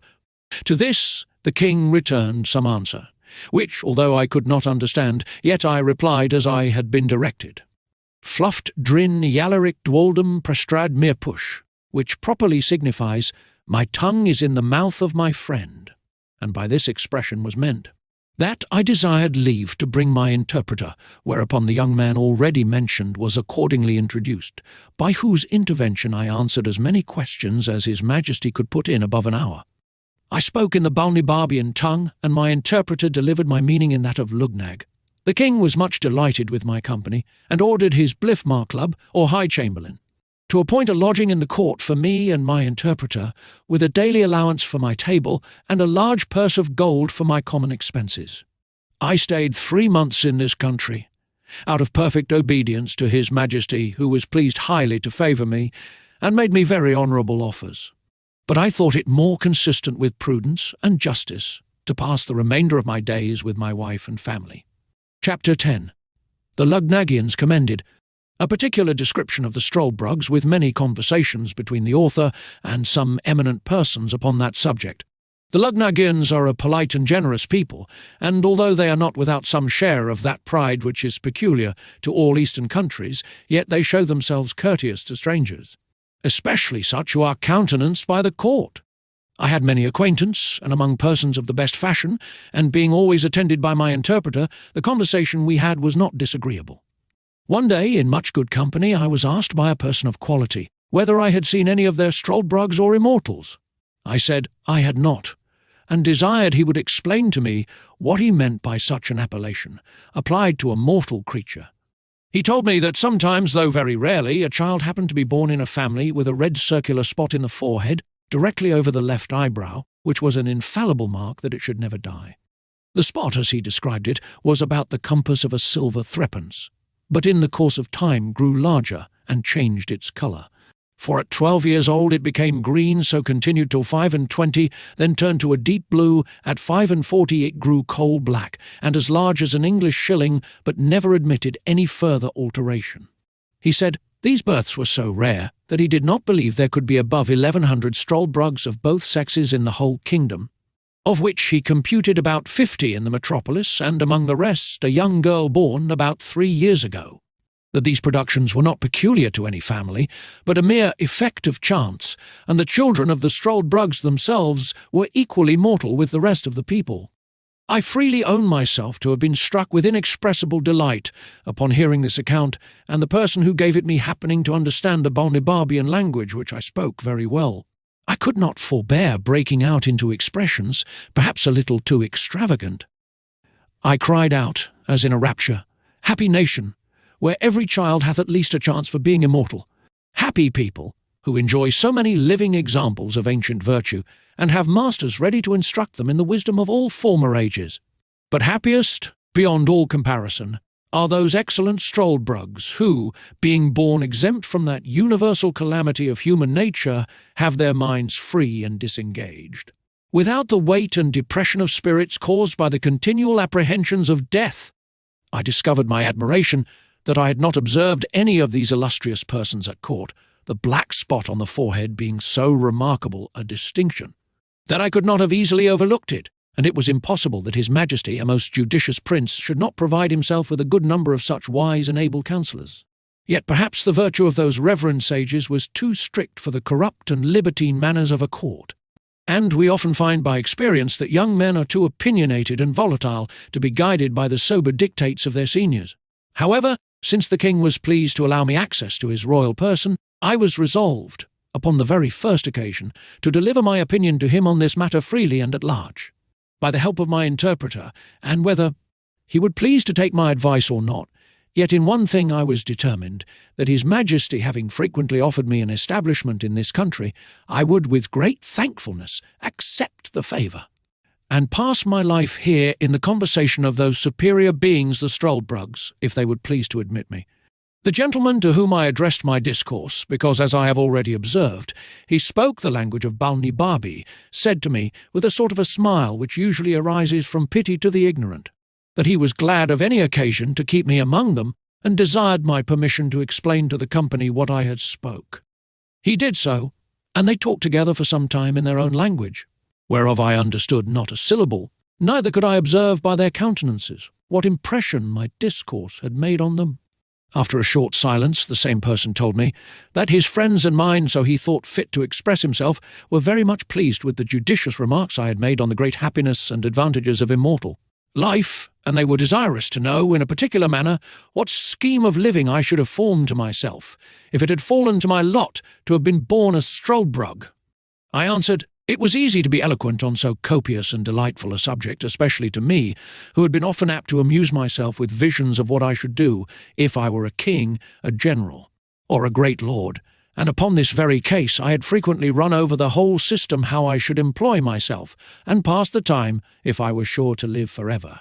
That, if it had been my good fortune to come into the world a Struldbrug, as soon as I could discover my own happiness, by understanding the difference between life and death, I would first resolve, by all arts and methods, whatsoever, to procure myself riches, in the pursuit of which, by thrift and management, I might reasonably expect in about 200 years to be the wealthiest man in the kingdom.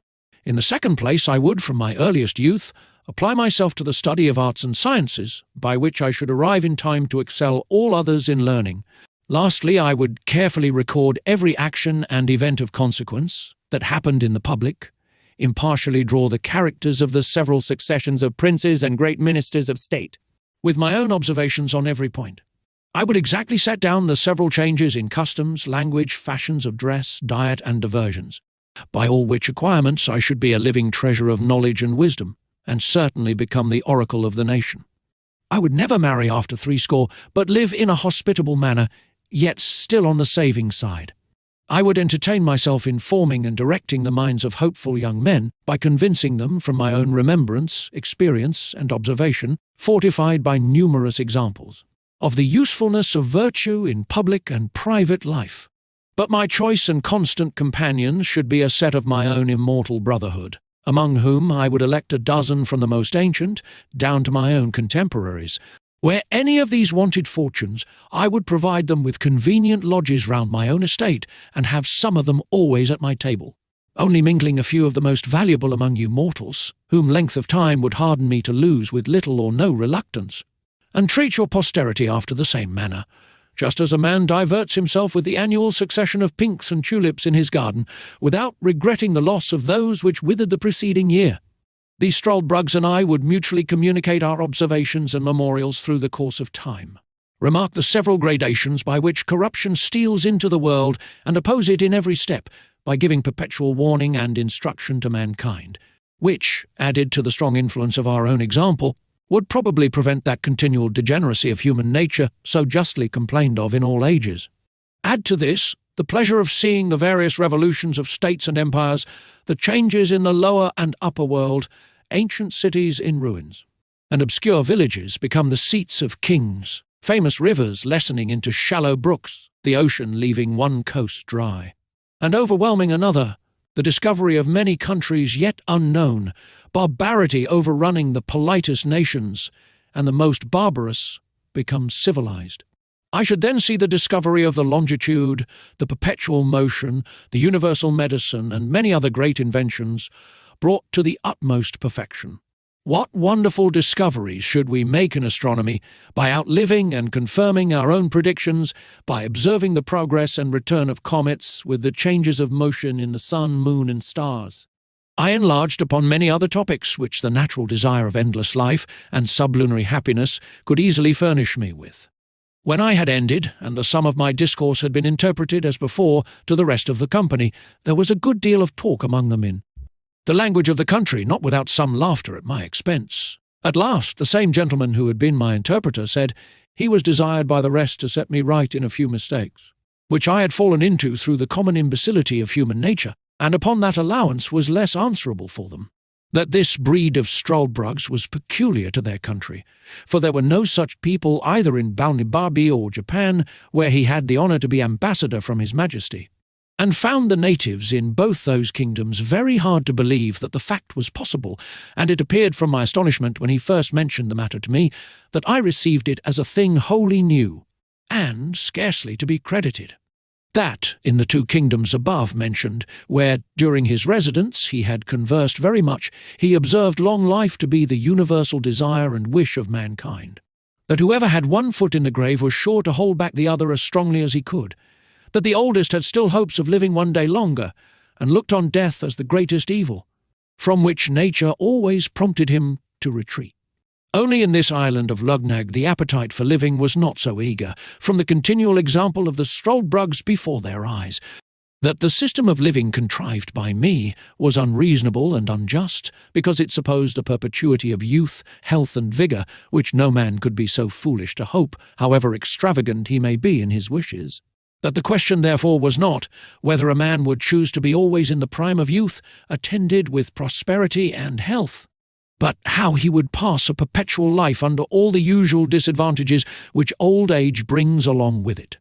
For although few men will avow their desires of being immortal upon such hard conditions, yet in the two kingdoms before mentioned, of Balnibarbi and Japan, he observed that every man desired to put off death some time longer, let it approach ever so late, and he rarely heard of any man who died willingly, except he were incited by the extremity of grief or torture.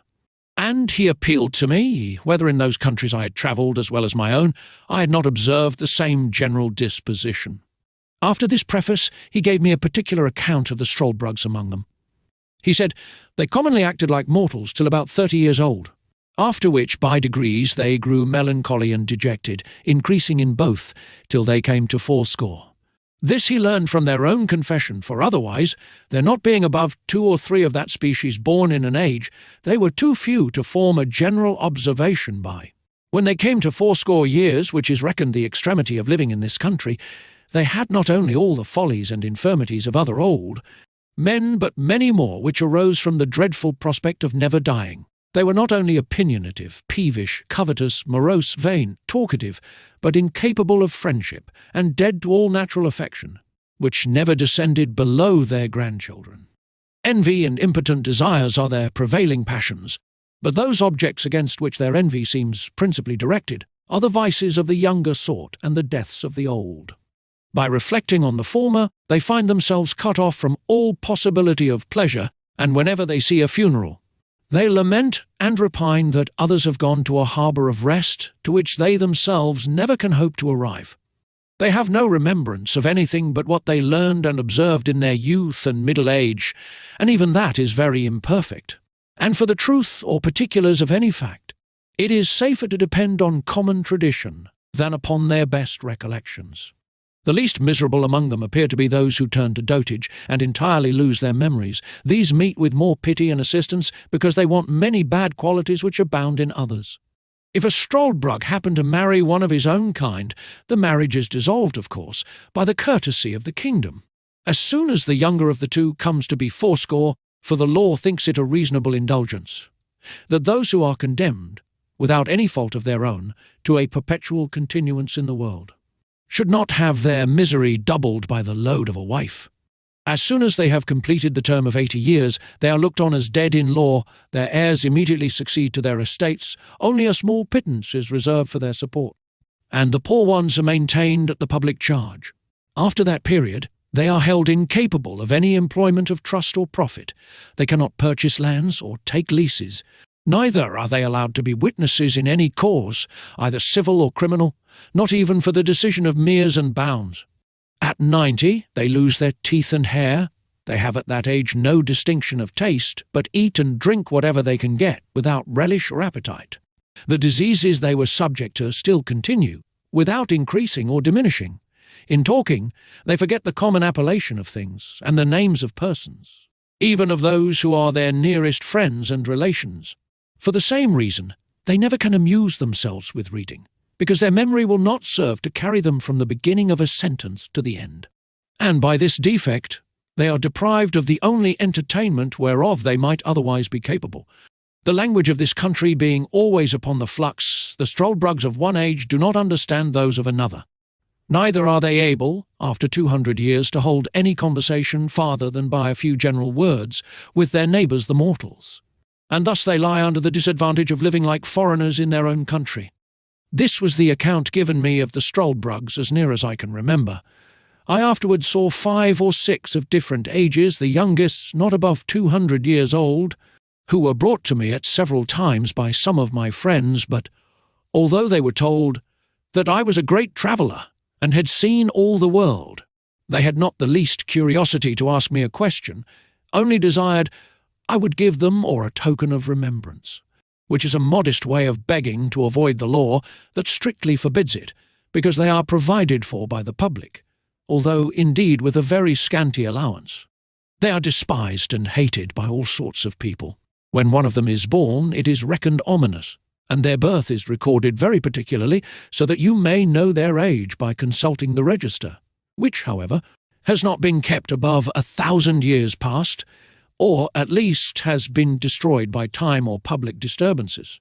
But the usual way of computing how old they are is by asking them what kings or great persons they can remember, and then consulting history, for infallibly the last prince in their mind did not begin his reign after they were 80 years old. They were the most mortifying sight I ever beheld, and the women more horrible than the men. Besides the usual deformities in extreme old age, they acquired an additional ghastliness in proportion to their number of years, which is not to be described, and among 6 I soon distinguished which was the eldest, although there was not above a century or 2 between them. The reader will easily believe that from what I had heard and seen, my keen appetite for perpetuity of life was much abated. I grew heartily ashamed of the pleasing visions I had formed, and thought no tyrant could invent a death into which I would not run with pleasure from such a life. The king heard of all that had passed between me and my friends upon this occasion, and rallied me very pleasantly, wishing I could send a couple of Struldbrugs to my own country, to arm our people against the fear of death, but this, it seems, is forbidden by the fundamental laws of the kingdom, or else I should have been well content with the trouble and expense of transporting them. I could not but agree that the laws of this kingdom relative to the Struldbrugs were founded upon the strongest reasons, and such as any other country would be under the necessity of enacting in the like circumstances. Otherwise, as avarice is the necessary consequence of old age, those immortals would in time become proprietors of the whole nation, and engross the civil power, which, for want of abilities to manage, must end in the ruin of the public. Chapter 11. The author leaves Luggnagg and sails to Japan. From thence he returns in a Dutch ship to Amsterdam, and from Amsterdam to England. I thought this account of the Struldbrugs might be some entertainment to the reader, because it seems to be a little out of the common way.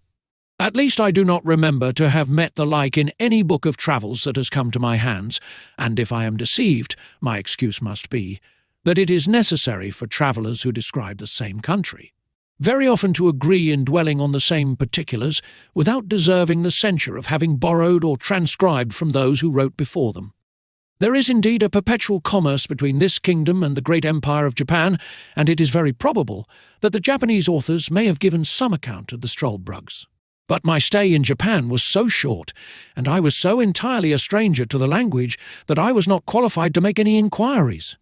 But I hope the Dutch upon this notice will be curious and able enough to supply my defects, His Majesty having often pressed me to accept some employment in his court, and finding me absolutely determined to return to my native country, was pleased to give me his license to depart, and honoured me with a letter of recommendation under his own hand to the Emperor of Japan.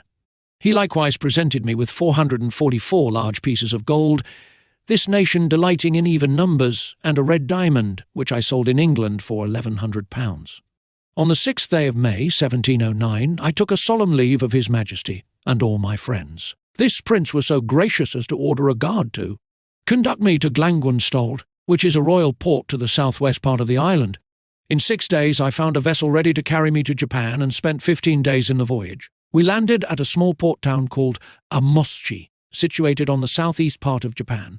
The town lies on the western point, where there is a narrow strait leading northward into a long arm of the sea, upon the northwest part of which Yedo, the metropolis, stands. At landing, I showed the custom-house officers my letter from the King of Luggnagg to His Imperial Majesty. They knew the seal perfectly well. It was as broad as the palm of my hand. The impression was a king lifting up a lame beggar from the earth. The magistrates of the town, hearing of my letter, received me as a public minister. They provided me with carriages and servants, and bore my charges to Yedo, where I was admitted to an audience, and delivered my letter, which was opened with great ceremony, and explained to the emperor by an interpreter. who then gave me notice by His Majesty's order that I should signify my request, and whatever it were, it should be granted for the sake of his royal brother of Luggnagg. This interpreter was a person employed to transact affairs with the Hollanders. He soon conjectured by my countenance that I was a European, and therefore repeated His Majesty's commands in Low Dutch, which he spoke perfectly well. I answered, as I had before determined, that I was a Dutch merchant, shipwrecked in a very remote country, whence I had travelled by sea and land to Luggnagg, and then took shipping for Japan, where I knew my countrymen often traded, and with some of these I hoped to get an opportunity of returning into Europe. I therefore most humbly entreated his royal favour to give order that I should be conducted in safety to Nangasak. To this I added another petition, that for the sake of my patron the King of Luggnagg, His Majesty would condescend to excuse my performing the ceremony imposed on my countrymen of trampling upon the crucifix, because I had been thrown into his kingdom by my misfortunes without any intention of trading. When this latter petition was interpreted to the Emperor, he seemed a little surprised and said he believed I was the first of my countrymen who ever made any scruple in this point, and that he began to doubt whether I was a real Hollander or not, but rather suspected I must be a Christian. However, for the reasons I had offered, but chiefly to gratify the King of Luggnagg by an uncommon mark of his favour, he would comply with the singularity of my humour. But the affair must be managed with dexterity, and his officers should be commanded to let me pass, as it were by forgetfulness. For he assured me that if the secret should be discovered by my countrymen, the Dutch, they would cut my throat in the voyage. I returned my thanks by the interpreter for so unusual a favour, and some troops being at that time on their march to Nangasak. The commanding officer had orders to convey me safe thither, with particular instructions about the business of the crucifix. On the 9th day of June, 1709, I arrived at Nangasak, after a very long and troublesome journey. I soon fell into the company of some Dutch sailors belonging to the Amboina of Amsterdam, a stout ship of 450 tons. I had lived long in Holland, pursuing my studies at Leiden, and I spoke Dutch well. The seamen soon knew from whence I came last. They were curious to inquire into my voyages and course of life. I made up a story as short and probable as I could, but concealed the greatest part. I knew many persons in Holland. I was able to invent names for my parents, whom I pretended to be obscure people in the province of Gelderland. I would have given the captain one Theodorus Vangrolt what he pleased to ask for my voyage to Holland. But understanding I was a surgeon, he was contented to take half the usual rate, on condition that I would serve him in the way of my calling. Before we took shipping, I was often asked by some of the crew whether I had performed the ceremony above mentioned. I evaded the question by general answers, that I had satisfied the Emperor and court in all particulars. However, a malicious rogue of a skipper went to an officer, and pointing to me told him I had not yet trampled on the crucifix. But the other, who had received instructions to let me pass, gave the rascal 20 strokes on the shoulders with a bamboo, after which I was no more troubled with such questions. Nothing happened worth mentioning in this voyage. We sailed with a fair wind to the Cape of Good Hope, where we stayed only to take in fresh water. On the April 10th, 1710, we arrived safe at Amsterdam, having lost only 3 men by sickness in the voyage, and a 4th, who fell from the foremast into the sea, not far from the coast of Guinea. From Amsterdam I soon after set sail for England in a small vessel belonging to that city. On the April 16th, 1710, we put in at the Downs. I landed next morning, and saw once more my native country, after an absence of 5 years and 6 months complete. I went straight to Redriff, where I arrived the same day at 2 in the afternoon, and found my wife and family in good health. Part 4. A Voyage to the Country of the Houyhnhnms. Chapter 1. The author sets out as captain of a ship. His men conspire against him, confine him a long time to his cabin, and set him on shore in an unknown land. He travels up into the country. The Yahoos, a strange sort of animal described. The author meets 2 Houyhnhnms. I continued at home with my wife and children about 5 months in a very happy condition, if I could have learned the lesson of knowing when I was well. I left my poor wife big with child, and accepted an advantageous offer made me to be captain of the Adventurer, a stout merchantman of 350 tons. For I understood navigation well, and being grown weary of a surgeon's employment at sea, which, however, I could exercise upon occasion, I took a skilful young man of that calling, one Robert Purefoy, into my ship. We set sail from Portsmouth upon the 7th day of August 1710. On the 14th we met with Captain Pocock of Bristol at Tenerife, who was going to the Bay of Campeche to cut logwood. On the 16th he was parted from us by a storm. I heard, since my return, that his ship foundered, and none escaped but one cabin boy. He was an honest man and a good sailor, but a little too positive in his own opinions, which was the cause of his destruction, as it has been with several others. For, if he had followed my advice, he might have been safe at home with his family at this time as well as myself. I had several men who died in my ship of calentures, so that I was forced to get recruits out of Barbados and the Leeward Islands where I touched. By the direction of the merchants who employed me, which I had soon too much cause to repent, for I found afterwards that most of them had been buccaneers. I had 50 hands on board, and my orders were that I should trade with the Indians in the South Sea and make what discoveries I could. These rogues whom I had picked up debauched my other men, and they all formed a conspiracy to seize the ship and secure me, which they did one morning, rushing into my cabin and binding me hand and foot, threatening to throw me overboard if I offered to stir. I told them I was their prisoner and would submit. This they made me swear to do, and then they unbound me, only fastening one of my legs with a chain near my bed, and placed a sentry at my door with his piece charged, who was commanded to shoot me dead if I attempted my liberty. They sent me down victuals and drink, and took the government of the ship to themselves. Their design was to turn pirates and plunder the Spaniards, which they could not do till they got more men. But first they resolved to sell the goods in the ship, and then go to Madagascar for recruits, several among them having died since my confinement. They sailed many weeks, and traded with the Indians, but I knew not what course they took, being kept a close prisoner in my cabin, and expecting nothing less than to be murdered, as they often threatened me. Upon the 9th day of May, 1711, one James Welch came down to my cabin and said he had orders from the captain to set me ashore.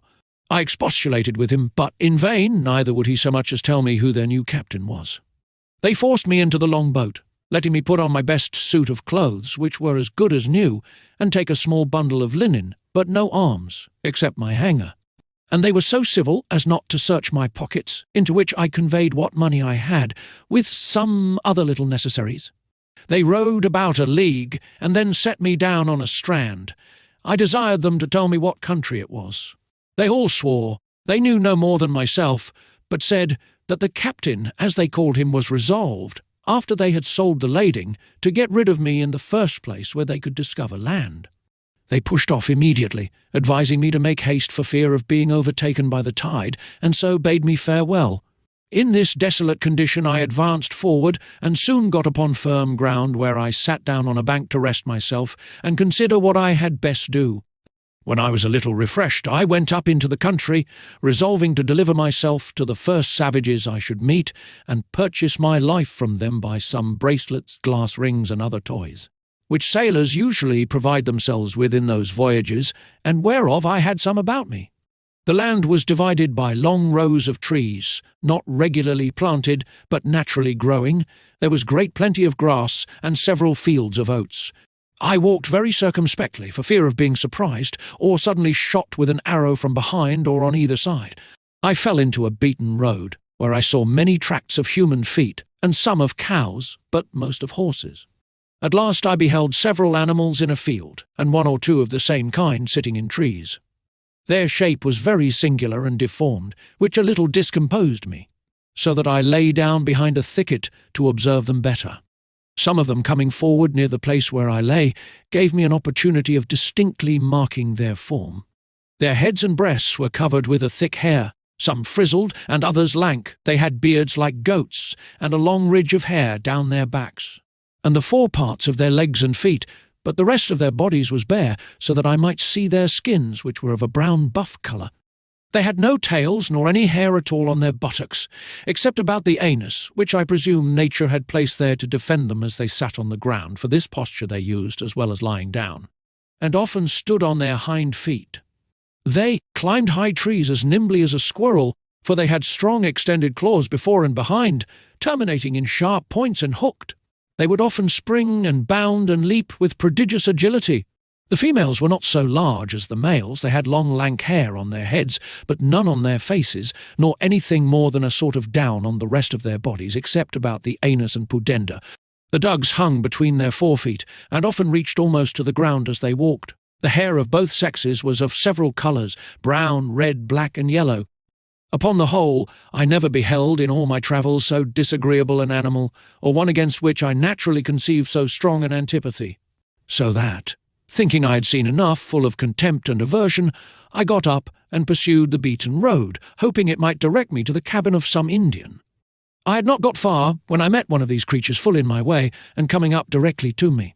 The ugly monster, when he saw me, distorted several ways every feature of his visage and stared, as at an object he had never seen before, then, approaching nearer, lifted up his forepaw, whether out of curiosity or mischief I could not tell. But I drew my hanger and gave him a good blow with the flat side of it, for I durst not strike with the edge, fearing the inhabitants might be provoked against me, if they should come to know that I had killed or maimed any of their cattle. When the beast felt the smart, he drew back and roared so loud that a herd of at least 40 came flocking about me from the next field, howling and making odious faces.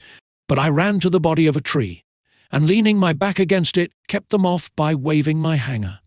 Several of this cursed brood, getting hold of the branches behind, leaped up into the tree, whence they began to discharge their excrements on my head. However, I escaped pretty well by sticking close to the stem of the tree, but was almost stifled with the filth, which fell about me on every side. In the midst of this distress, I observed them all to run away on a sudden as fast as they could, at which I ventured to leave the tree and pursue the road, wondering what it was that could put them into this fright. But looking on my left hand, I saw a horse walking softly in the field, which my persecutors, having sooner discovered, was the cause of their flight. The horse started a little when he came near me, but soon recovering himself, looked full in my face with manifest tokens of wonder. He viewed my hands and feet, walking round me several times. I would have pursued my journey, but he placed himself directly in the way, yet looking with a very mild aspect, never offering the least violence. We stood gazing at each other for some time. At last I took the boldness to reach my hand towards his neck with a design to stroke it, using the common style and whistle of jockeys when they are going, to handle a strange horse. But this animal seemed to receive my civilities with disdain, shook his head, and bent his brows, softly raising up his right forefoot to remove my hand. Then he neighed 3 or 4 times, but in so different a cadence that I almost began to think he was speaking to himself, in some language of his own. While he and I were thus employed, another horse came up, who, applying himself to the first in a very formal manner, they gently struck each other's right hoof before, neighing several times by turns and varying the sound, which seemed to be almost articulate. They went some paces off, as if it were to confer together, walking side by side, backward and forward, like persons deliberating upon some affair of weight, but often turning their eyes towards me, as it were to watch that I might not escape. I was amazed to see such actions and behaviour in brute beasts, and concluded with myself that if the inhabitants of this country were endued with a proportionable degree of reason, they must needs be the wisest people upon earth. This thought gave me so much comfort that I resolved to go forward until I could discover some house or village, or meet with any of the natives, leaving the 2 horses to discourse together as they pleased. But the first, who was a dapple grey, observing me to steal off, neighed after me in so expressive a tone that I fancied myself to understand what he meant. Whereupon I turned back, and came near to him to expect his farther commands, but concealing my fear as much as I could. For I began to be in some pain how this adventure might terminate, and the reader will easily believe I did not much like my present situation. The 2 horses came up close to me, looking with great earnestness upon my face and hands. The grey steed rubbed my hat all round with his right forehoof, and discomposed it so much that I was forced to adjust it better by taking it off and settling it again. Whereat both he and his companion, who was a brown bay, appeared to be much surprised. The latter felt the lappet of my coat, and finding it to hang loose about me, they both looked with new signs of wonder. He stroked my right hand, seeming to admire the softness and colour, but he squeezed it so hard between his hoof and his pastern that I was forced to roar, after which they both touched me with all possible tenderness. They were under great perplexity about my shoes and stockings, which they felt very often, neighing to each other and using various gestures, not unlike those of a philosopher, when he would attempt to solve some new and difficult phenomenon. Upon the whole, the behaviour of these animals was so orderly and rational, so acute and judicious, that I at last concluded they must needs be magicians who had thus metamorphosed themselves upon some design, and seeing a stranger in the way, resolved to divert themselves with him, or perhaps were really amazed at the sight of a man so very different in habit, feature, and complexion from those who might probably live in so remote a climate. Upon the strength of this reasoning, I ventured to address them in the following manner: Gentlemen, if you be conjurers, as I have good cause to believe, you can understand my language. Therefore I make bold to let your worships know that I am a poor distressed Englishman, driven by his misfortunes upon your coast, and I entreat one of you to let me ride upon his back, as if he were a real horse, to some house or village where I can be relieved. In return of which favour, I will make you a present of this knife and bracelet, taking them out of my pocket. The two creatures stood silent while I spoke, seeming to listen with great attention, and when I had ended, they neighed frequently towards each other, as if they were engaged in serious conversation. I plainly observed that their language expressed the passions very well, and the words might with little pains be resolved into an alphabet more easily than the Chinese. I could frequently distinguish the word Yahoo, which was repeated by each of them several times, and although it was impossible for me to conjecture what it meant, yet while the two horses were busy in conversation, I endeavoured to practise this word upon my tongue, and as soon as they were silent, I boldly pronounced Yahoo in a loud voice, imitating at the same time, as near as I could, the neighing of a horse, at which they were both visibly surprised, and the grey repeated the same word twice, as if he meant to teach me the right accent. Wherein I spoke after him as well as I could, and found myself perceivably to improve every time, though very far from any degree of perfection. Then the bay tried me with a second word, much harder to be pronounced, but reducing it to the English orthography may be spelt thus: Houyhnhnm. I did not succeed in this so well as in the former, but after 2 or 3 farther trials I had better fortune, and they both appeared amazed at my capacity. After some further discourse, which I then conjectured might relate to me, the two friends took their leaves, with the same compliment of striking each other's hoof, and the grey made me signs that I should walk before him, wherein I thought it prudent to comply till I could find a better director. When I offered to slacken my pace, he would cry Houyhnhnm. I guessed his meaning, and gave him to understand, as well as I could, that I was weary, and not able to walk faster, upon which he would stand a while to let me rest. Chapter 2. The author conducted by a Houyhnhnm to his house. The house described. The author's reception. The food of the Houyhnhnms. The author in distress for want of meat is at last relieved. His manner of feeding in this country. Having travelled about 3 miles, we came to a long kind of building, made of timber stuck in the ground, and wattled across. The roof was low and covered with straw. I now began to be a little comforted, and took out some toys which travellers usually carry for presents to the savage Indians of America and other parts, in hopes the people of the house would be thereby encouraged to receive me kindly. The horse made me a sign to go in first. It was a large room with a smooth clay floor, and a rack and manger extending the whole length on one side. There were 3 nags and 2 mares, not eating, but some of them sitting down upon their hams, which I very much wondered at, but wondered more to see the rest employed in domestic business. These seemed but ordinary cattle. However, this confirmed my first opinion, that a people who could so far civilize brute animals must needs excel in wisdom all the nations of the world. The grey came in just after, and thereby prevented any ill treatment which the others might have given me. He neighed to them several times in a style of authority, and received answers. Beyond this room there were 3 others, reaching the length of the house, to which you passed through 3 doors opposite to each other in the manner of a vista. We went through the second room towards the third. Here the grey walked in first, beckoning me to attend. I waited in the second room, and got ready my presents for the master and mistress of the house. They were 2 knives, 3 bracelets of false pearls, a small looking-glass, and a bead necklace.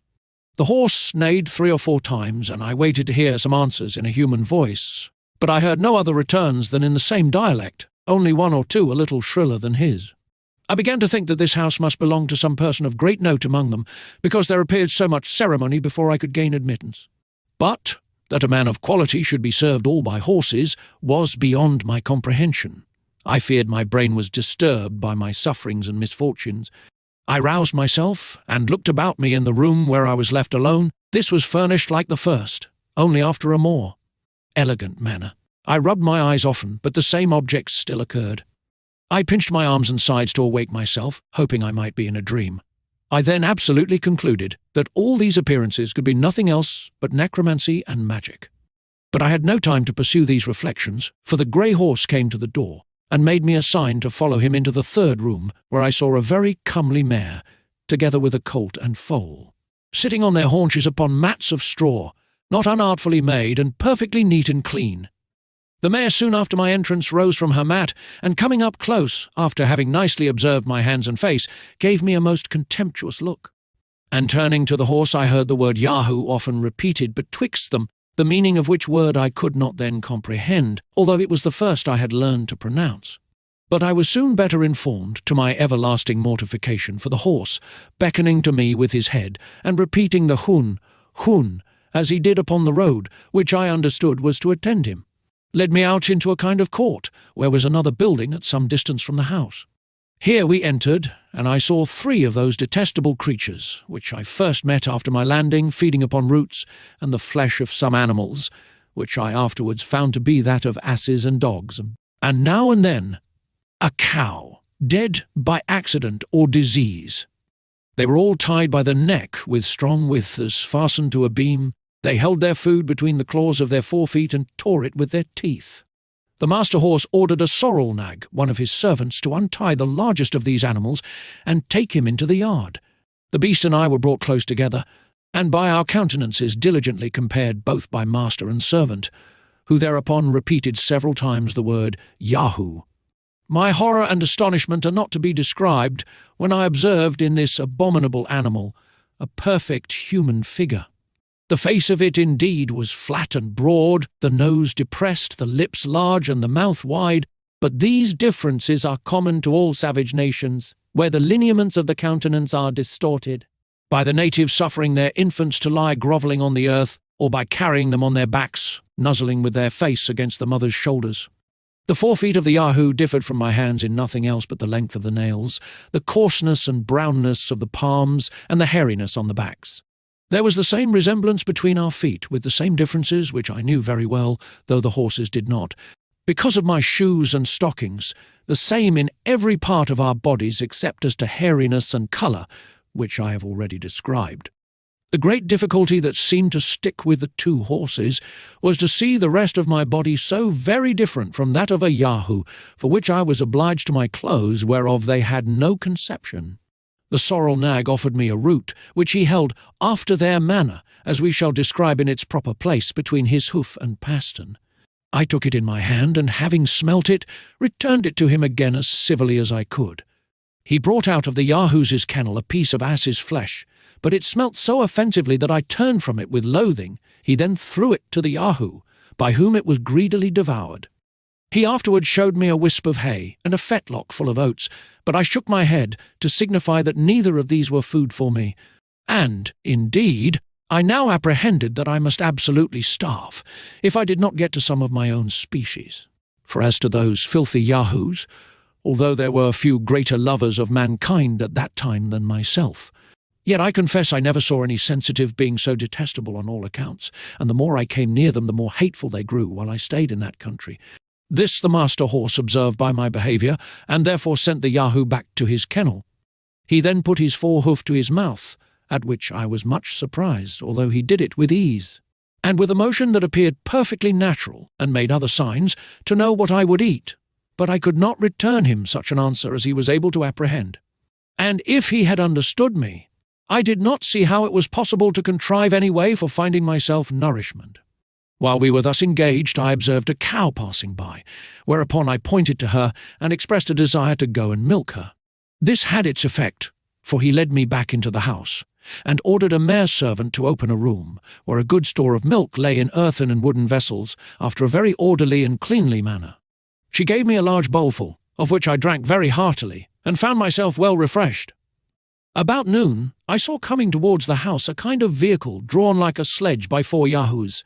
There was in it an old steed, who seemed to be of quality. He alighted with his hind feet forward, having by accident got a hurt in his left forefoot. He came to dine with our horse, who received him with great civility, They dined in the best room and had oats boiled in milk for the second course, which the old horse ate warm, but the rest cold. Their mangers were placed circular in the middle of the room and divided into several partitions, round which they sat on their haunches upon bosses of straw. In the middle was a large rack, with angles answering to every partition of the manger, so that each horse and mare ate their own hay and their own mash of oats and milk with much decency and regularity. The behaviour of the young colt and foal appeared very modest, and that of the master and mistress extremely cheerful and complaisant to their guest.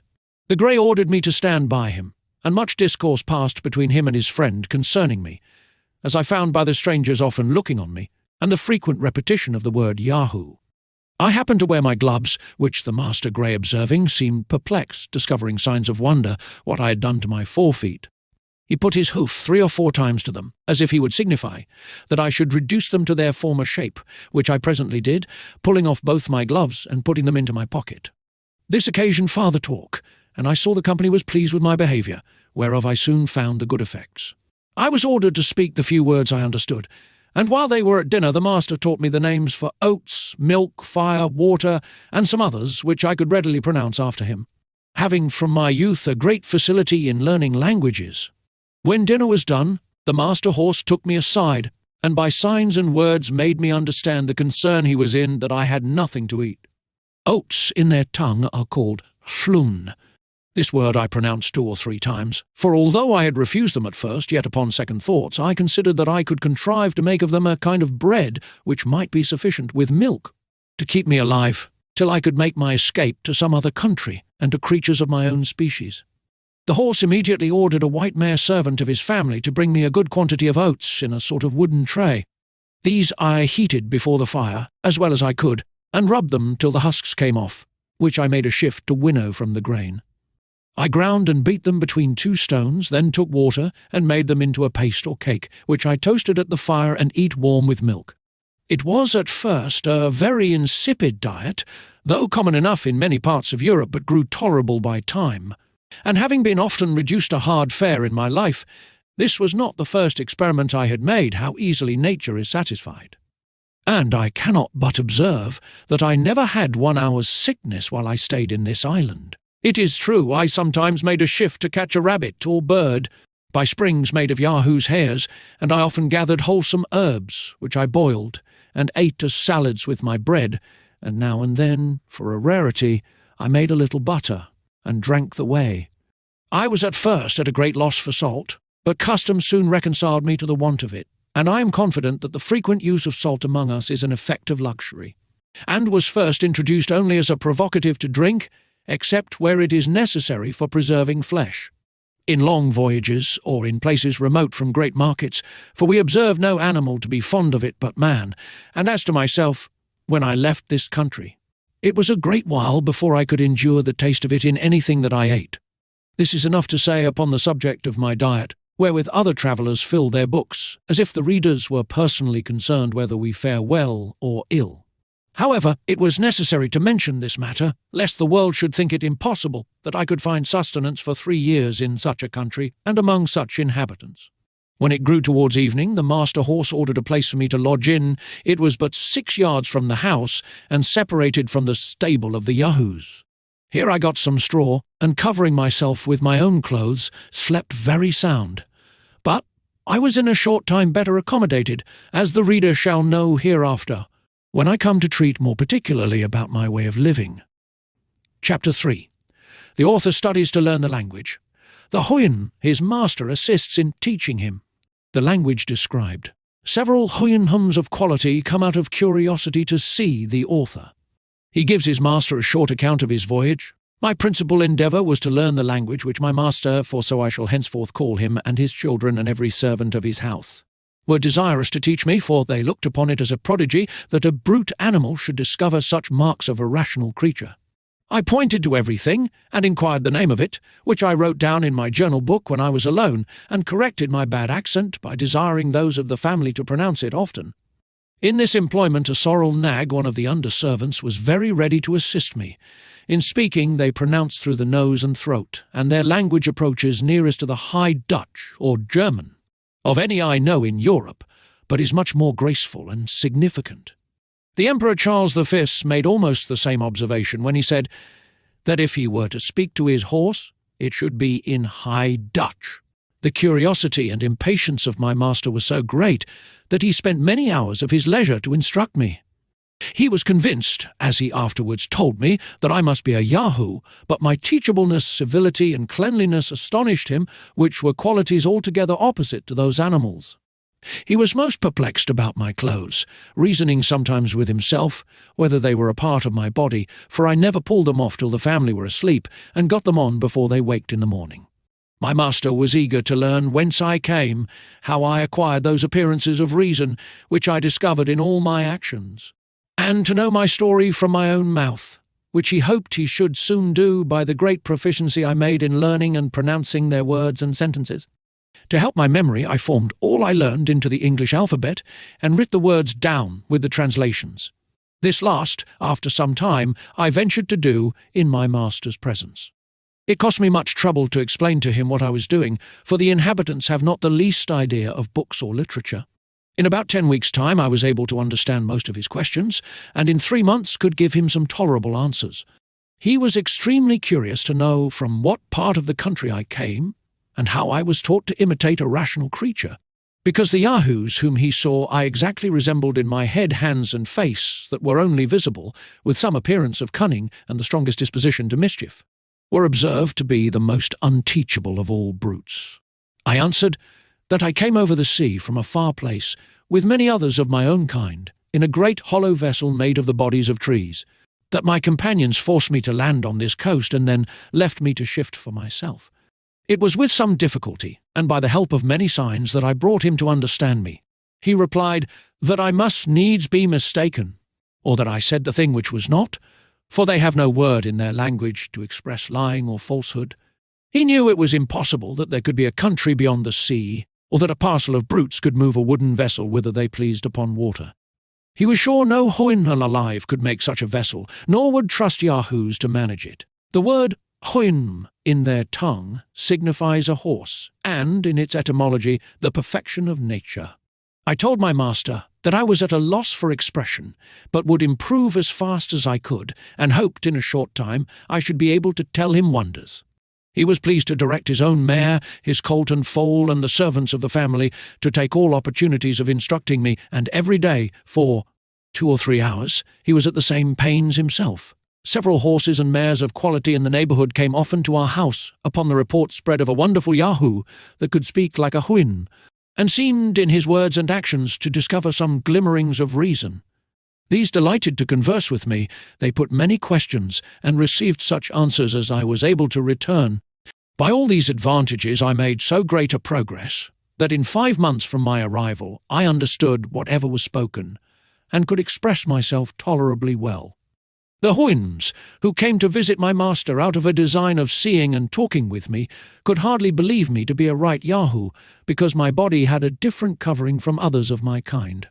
They were astonished to observe me without the usual hair or skin, except on my head, face, and hands, but I discovered that secret to my master upon an accident which happened about a fortnight before.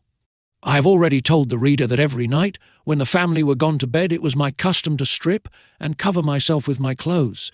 It happened one morning early that my master sent for me by the sorrel nag, who was his valet. When he came, I was fast asleep, my clothes fallen off on one side, and my shirt above my waist. I awaked at the noise he made, and observed him to deliver his message in some disorder. After which he went to my master, and in a great fright gave him a very confused account of what he had seen. This I presently discovered, for going as soon as I was dressed to pay my attendance upon his honour, he asked me the meaning of what his servant had reported, that I was not the same thing when I slept. As I appeared to be at other times, that his valet assured him some part of me was white, some yellow, at least not so white, and some brown. I had hitherto concealed the secret of my dress, in order to distinguish myself, as much as possible, from that cursed race of Yahoos, but now I found it in vain to do so any longer. Besides, I considered that my clothes and shoes would soon wear out, which already were in a declining condition, and must be supplied by some contrivance from the hides of Yahoos, or other brutes whereby the whole secret would be known. I therefore told my master that in the country whence I came, those of my kind always covered their bodies with the hairs of certain animals prepared by art, as well for decency as to avoid the inclemencies of air, both hot and cold, of which, as to my own person, I would give him immediate conviction, if he pleased to command me, only desiring his excuse, if I did not expose those parts that nature taught us to conceal. He said, my discourse was all very strange, but, especially the last part, for he could not understand why nature should teach us to conceal what nature had given, that neither himself nor family were ashamed of any parts of their bodies, but, however, I might do as I pleased. Whereupon I first unbuttoned my coat and pulled it off. I did the same with my waistcoat. I drew off my shoes, stockings, and breeches. I let my shirt down to my waist and drew up the bottom, fastening it like a girdle about my middle to hide my nakedness. My master observed the whole performance with great signs of curiosity and admiration. He took up all my clothes in his pastern, one piece after another, and examined them diligently. He then stroked my body very gently and looked round me several times, after which he said, it was plain I must be a perfect Yahoo, but that I differed very much from the rest of my species in the softness, whiteness, and smoothness of my skin, my want of hair in several parts of my body, the shape and shortness of my claws behind and before, and my affectation of walking continually on my 2 hinder feet. He desired to see no more, and gave me leave to put on my clothes again, for I was shuddering with cold. I expressed my uneasiness at his giving me so often the appellation of Yahoo, an odious animal, for which I had so utter a hatred and contempt. I begged he would forbear applying that word to me, and make the same order in his family and among his friends whom he suffered to see me. I requested likewise that the secret of my having a false covering to my body might be known to none but himself, at least as long as my present clothing should last. For as to what the sorrel nag, his valet, had observed, his honour might command him to conceal it. All this my master very graciously consented to, and thus the secret was kept till my clothes began to wear out, which I was forced to supply by several contrivances that shall hereafter be mentioned. In the meantime he desired I would go on with my utmost diligence to learn their language, because he was more astonished at my capacity for speech and reason than at the figure of my body, whether it were covered or not, adding, that he waited with some impatience to hear the wonders which I promised to tell him. From thenceforward he doubled the pains he had been at to instruct me.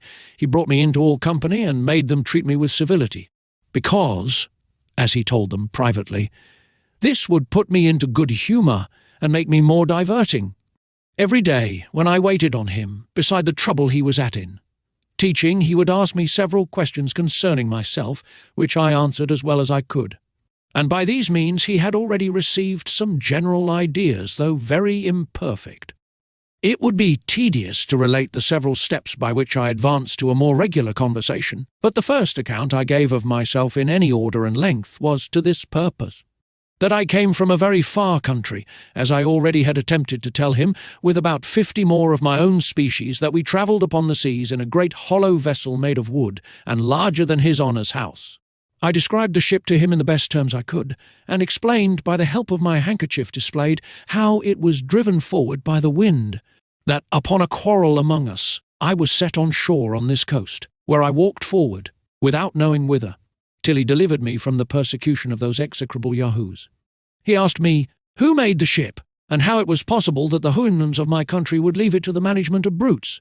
My answer was that I durst proceed no further in my relation, unless he would give me his word and honour that he would not be offended, and then I would tell him the wonders I had so often promised.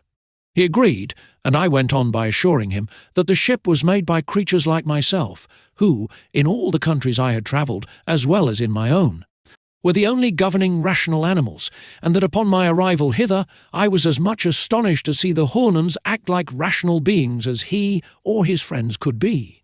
In finding some marks of reason in a creature he was pleased to call a Yahoo, to which I owned my resemblance in every part, but could not account for their degenerate and brutal nature.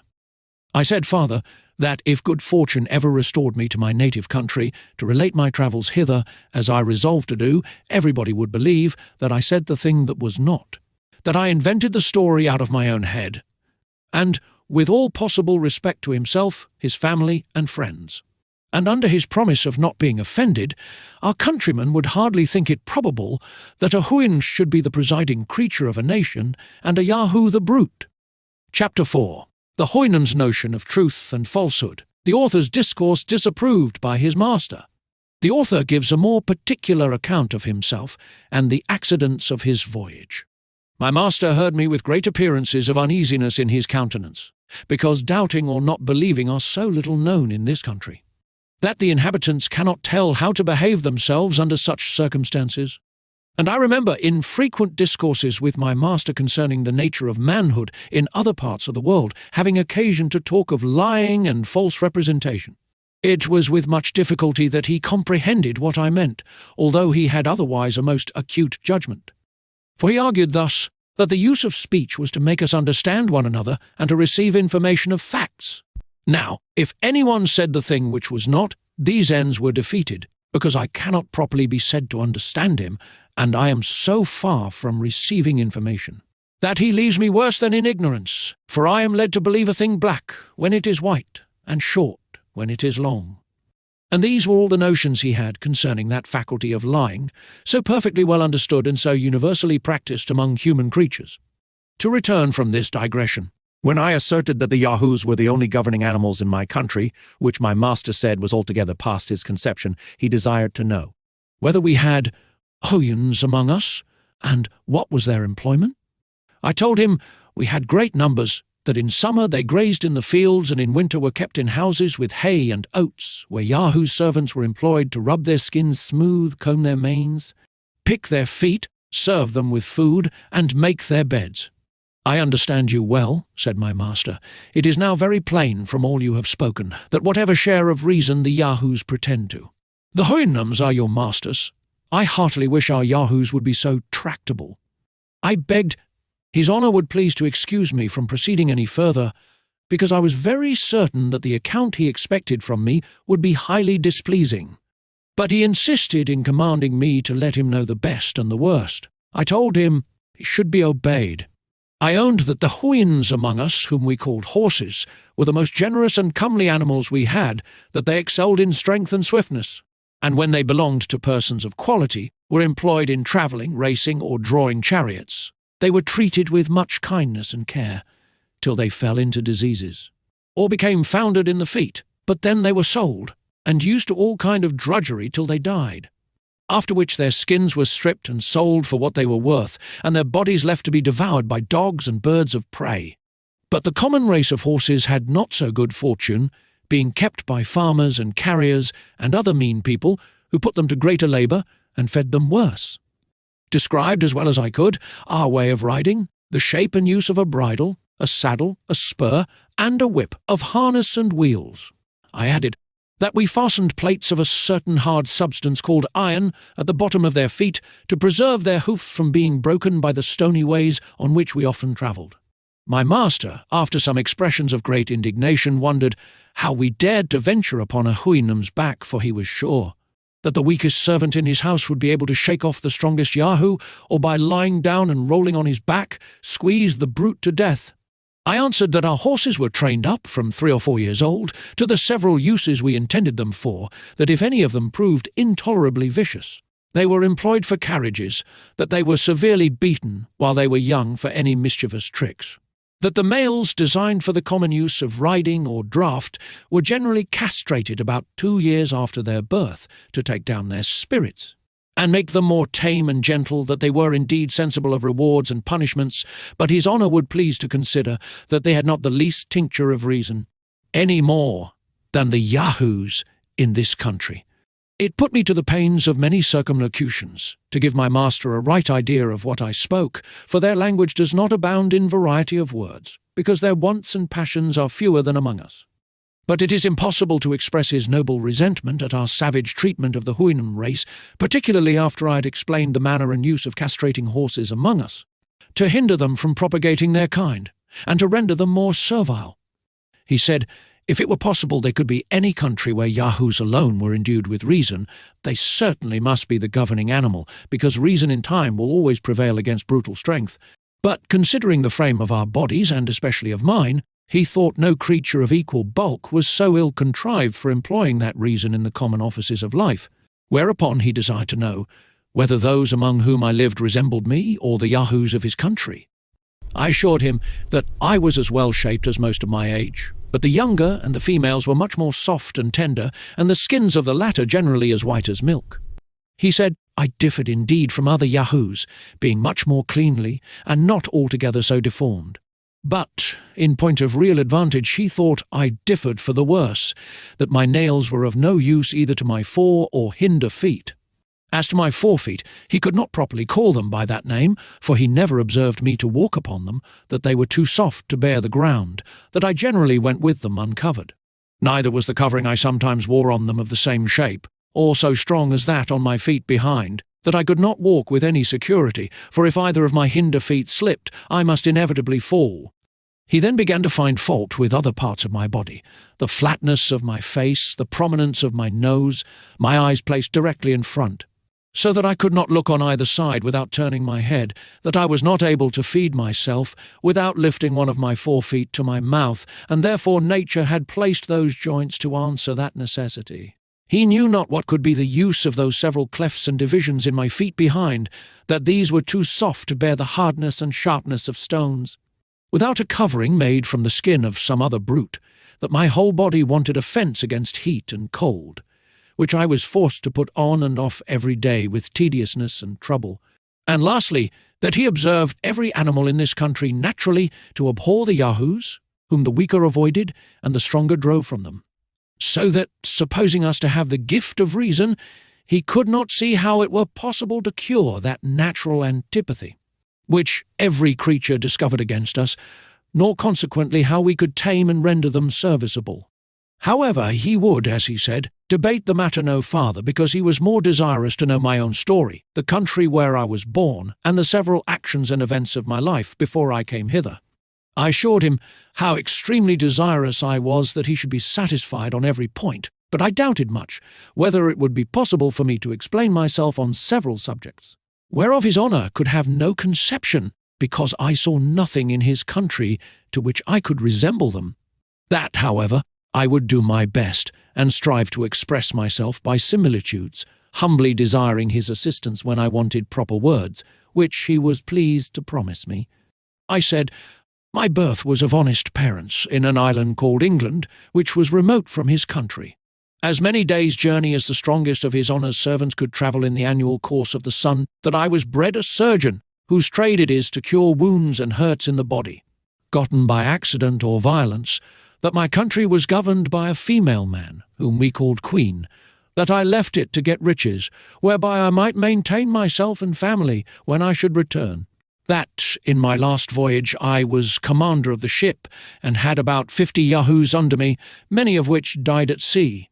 And I was forced to supply them by others picked out from several nations, that our ship was twice in danger of being sunk, the first time by a great storm, and the second by striking against a rock. Here my master interposed by asking me how I could persuade strangers out of different countries to venture with me after the losses I had sustained and the hazards I had run. I said, they were fellows of desperate fortunes, forced to fly from the places of their birth on account of their poverty or their crimes. Some were undone by lawsuits, others spent all they had in drinking, whoring, and gaming, others fled for treason, many for murder, theft, poisoning, robbery, perjury, forgery, coining false money, for committing rapes or sodomy, for flying from their colours, or deserting to the enemy, and most of them had broken prison. None of these durst return to their native countries for fear of being hanged, or of starving in a jail, and therefore they were under the necessity of seeking a livelihood in other places. During this discourse, my master was pleased to interrupt me several times. I had made use of many circumlocutions in describing to him the nature of the several crimes for which most of our crew had been forced to fly their country. This labour took up several days' conversation before he was able to comprehend me. He was wholly at a loss to know what could be the use or necessity of practising those vices, to clear up which I endeavoured to give some ideas of the desire of power and riches, of the terrible effects of lust, intemperance, malice, and envy. All this I was forced to define and describe by putting cases and making suppositions, after which, like one whose imagination was struck with something never seen or heard of before, he would lift up his eyes with amazement and indignation.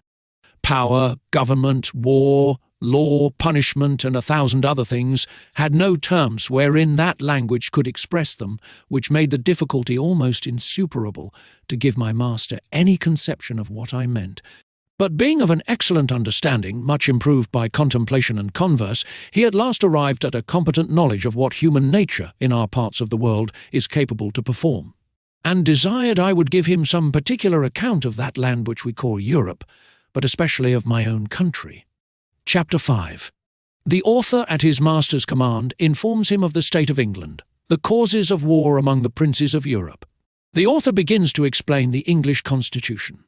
The reader may please to observe that the following extract of many conversations I had with my master contains a summary of the most material points which were discoursed at several times for above 2 years, his honour often desiring fuller satisfaction as I farther improved in the Houyhnhnm tongue. I laid before him, as well as I could, the whole state of Europe. I discoursed of trade and manufactures, of arts and sciences, and the answers I gave to all the questions he made as they arose upon several subjects were a fund of conversation not to be exhausted. But I shall here only set down the substance of what passed between us concerning my own country, reducing it in order as well as I can, without any regard to time or other circumstances, while I strictly adhere to truth. My only concern is that I shall hardly be able to do justice to my master's arguments and expressions, which must needs suffer by my want of capacity as well as by a translation into our barbarous English. In obedience, therefore, to his honour's commands, I related to him the revolution under the Prince of Orange, the long war with France, entered into by the said prince, and renewed by his successor, the present queen, wherein the greatest powers of Christendom were engaged, and which still continued. I computed, at his request, that about 1 million of Yahoos might have been killed in the whole progress of it, and perhaps 100 or more cities taken, and 5 times as many ships burnt or sunk. He asked me, what were the usual causes or motives that made one country go to war with another? I answered, they were innumerable, but I should only mention a few of the chief. Sometimes the ambition of princes, who never think they have land or people enough to govern. Sometimes the corruption of ministers, who engage their master in a war in order to stifle or divert the clamour of the subjects against their evil administration. Difference in opinions has cost many millions of lives. For instance, whether flesh be bread or bread be flesh, whether the juice of a certain berry be blood or wine, whether whistling be a vice or a virtue, whether it be better to kiss a post or throw it into the fire, what is the best colour for a coat, whether black, white, red or grey, and whether it should be long or short, narrow or wide, dirty or clean, with many more. Neither are any wars so furious and bloody, or of so long a continuance, as those occasioned by difference in opinion, especially if it be in things indifferent. Sometimes the quarrel between 2 princes is to decide which of them shall dispossess a third of his dominions, where neither of them pretend to any right. Sometimes one prince quarrels with another for fear the other should quarrel with him. Sometimes a war is entered upon because the enemy is too strong, and sometimes because he is too weak. Sometimes our neighbours want the things which we have, or have the things which we want, and we both fight till they take ours or give us theirs.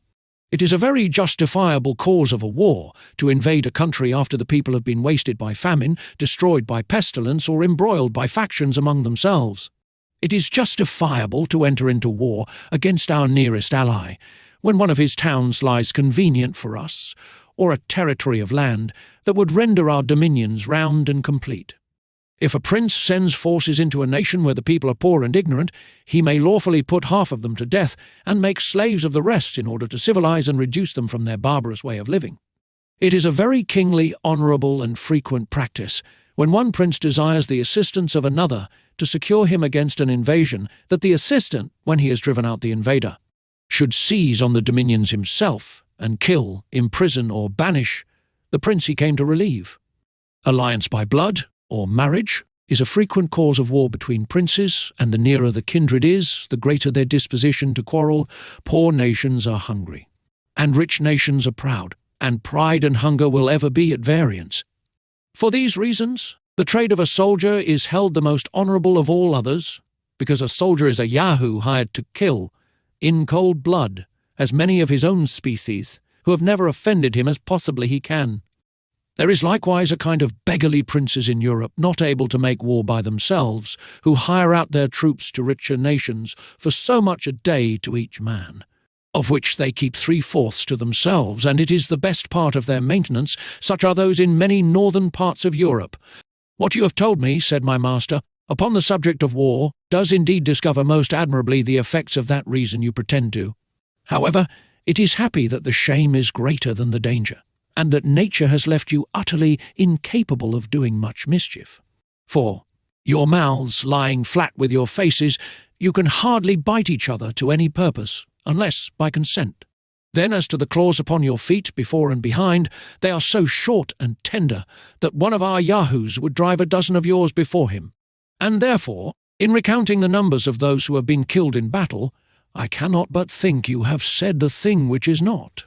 I could not forbear shaking my head and smiling a little at his ignorance, and being no stranger to the art of war, I gave him a description of cannons, culverins, muskets, carabines, pistols, bullets, powder, swords, bayonets, battles, sieges, retreats, attacks, undermines, countermines, bombardments, sea fights, ships sunk with 1,000 men, 20,000 killed on each side, dying groans, limbs flying in the air, smoke, noise, confusion, trampling to death under horses' feet, flight, pursuit, victory, fields strewed with carcasses, left for food to dogs and wolves and birds of prey, plundering, stripping, ravishing, burning and destroying.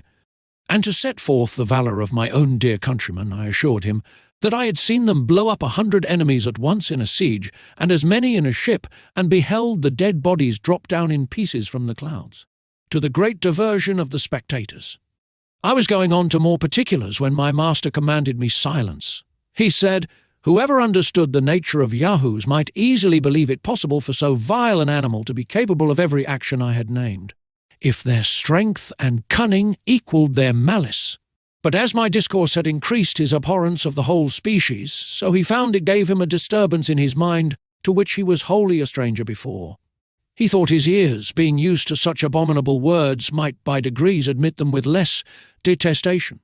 That although he hated the Yahoos of this country, yet he no more blamed them for their odious qualities than he did a bird of prey for its cruelty, or a sharp stone for cutting his hoof. But when a creature pretending to reason could be capable of such enormities, he dreaded lest the corruption of that faculty might be worse than brutality itself. He seemed therefore confident that instead of reason we were only possessed of some quality fitted to increase our natural vices, as the reflection from a troubled stream returns the image of an ill-shapen body, not only larger but more distorted. He added that he had heard too much upon the subject of war, both in this and some former discourses. There was another point which a little perplexed him at present. I had informed him that some of our crew left their country on account of being ruined by law, that I had already explained the meaning of the word. But he was at a loss how it should come to pass, that the law, which was intended for every man's preservation, should be any man's ruin. Therefore, he desired to be further satisfied what I meant by law, and the dispensers thereof, according to the present practice in my own country, because he thought nature and reason were sufficient guides for a reasonable animal, as we pretended to be, in showing us what we ought to do and what to avoid. I assured his honour that law was a science in which I had not much converse further than by employing advocates in vain upon some injustices that had been done me. However, I would give him all the satisfaction I was able. I said, there was a society of men among us, bred up from their youth in the art of proving, by words multiplied for the purpose, that white is black and black is white, according as they are paid. To this society all the rest of the people are slaves. For example, if my neighbour has a mind to my cow, he has a lawyer to prove that he ought to have my cow from me. I must then hire another to defend my right, it being against all rules of law that any man should be allowed to speak for himself. Now, in this case, I, who am the right owner, lie under two great disadvantages. First, my lawyer, being practised almost from his cradle in defending falsehood, is quite out of his element when he would be an advocate for justice, which is an unnatural office he always attempts with great awkwardness, if not with ill will. The second disadvantage is that my lawyer must proceed with great caution, or else he will be reprimanded by the judges and abhorred by his brethren as one that would lessen the practice of the law. And therefore I have but two methods to preserve my cow. The first is to gain over my adversary's lawyer with a double fee, who will then betray his client by insinuating that he hath justice on his side. The second way is for my lawyer to make my cause appear as unjust as he can by allowing the cow to belong to my adversary, and this, if it be skilfully done, will certainly bespeak the favour of the bench. Now your honour is to know that these judges are persons appointed to decide all controversies of property, as well as for the trial of criminals, and picked out from the most dexterous lawyers, who are grown old or lazy, and having been biased all their lives against truth and equity, lie under such a fatal necessity of favouring fraud, perjury, and oppression, that I have known some of them refuse a large bribe from the side where justice lay, rather than injure the faculty by doing anything unbecoming their nature or their office.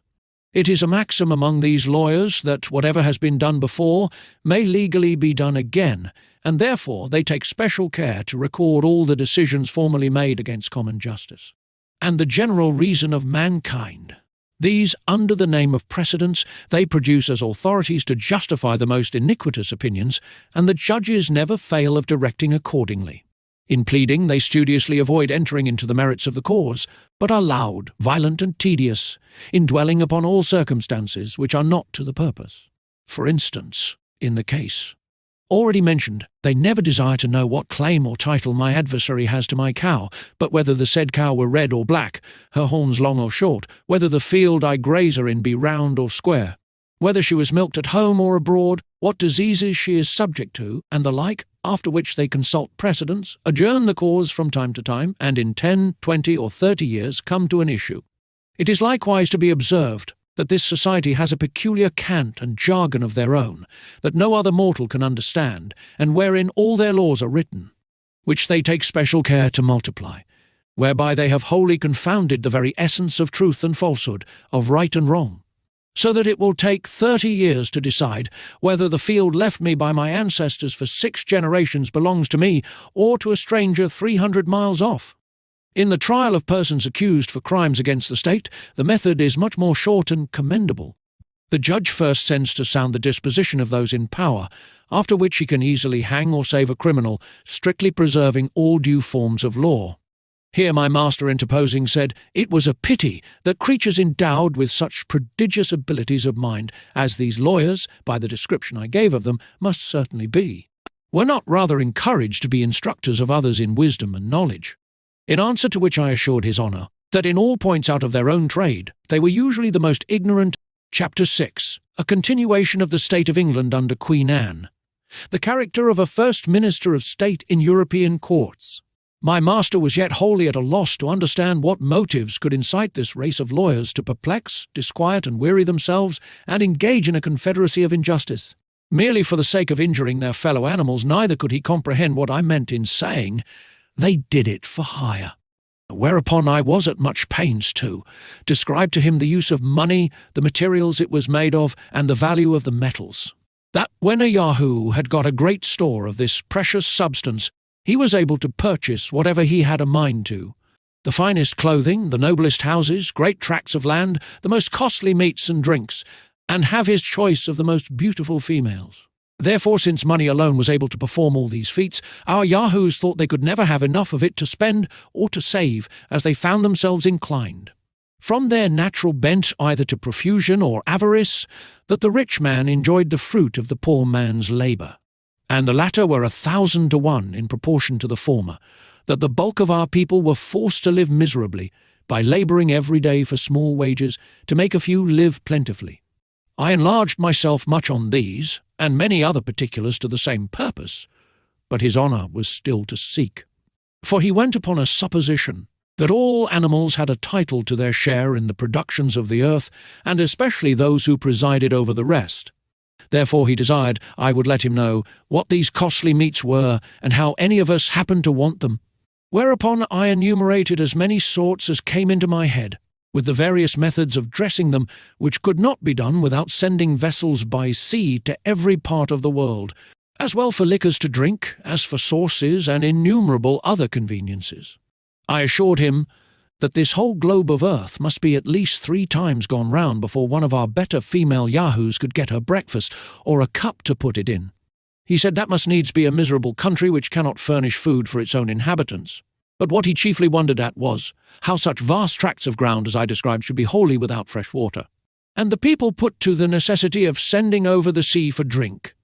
I replied that England, the dear place of my nativity, was computed to produce 3 times the quantity of food, more than its inhabitants are able to consume, as well as liquors extracted from grain, or pressed out of the fruit of certain trees, which made excellent drink, and the same proportion in every other convenience of life. But, in order to feed the luxury and intemperance of the males, and the vanity of the females, we sent away the greatest part of our necessary things to other countries, whence, in return, we brought the materials of diseases, folly, and vice to spend among ourselves.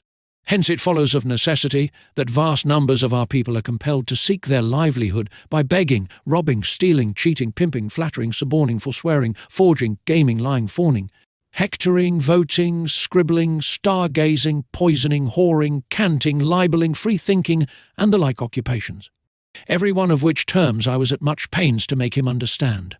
That wine was not imported among us from foreign countries to supply the want of water or other drinks, but because it was a sort of liquid which made us merry by putting us out of our senses, diverted all melancholy thoughts, begat wild, extravagant imaginations in the brain, raised our hopes, and banished our fears, suspended every office of reason for a time, and deprived us of the use of our limbs, till we fell into a profound sleep, although it must be confessed that we always awaked sick and dispirited, and that the use of this liquor filled us with diseases which made our lives uncomfortable and short.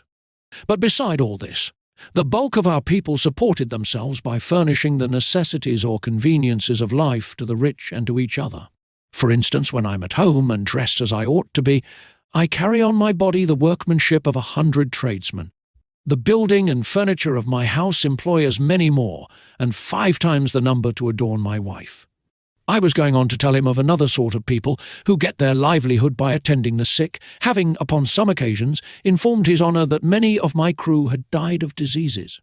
But here it was, with the utmost difficulty, that I brought him to apprehend what I meant. He could easily conceive that a Houyhnhnm grew weak and heavy a few days before his death, or by some accident might hurt a limb, but that nature, who works all things to perfection, should suffer any pains to breed in our bodies he thought impossible, and desired to know the reason of so unaccountable an evil.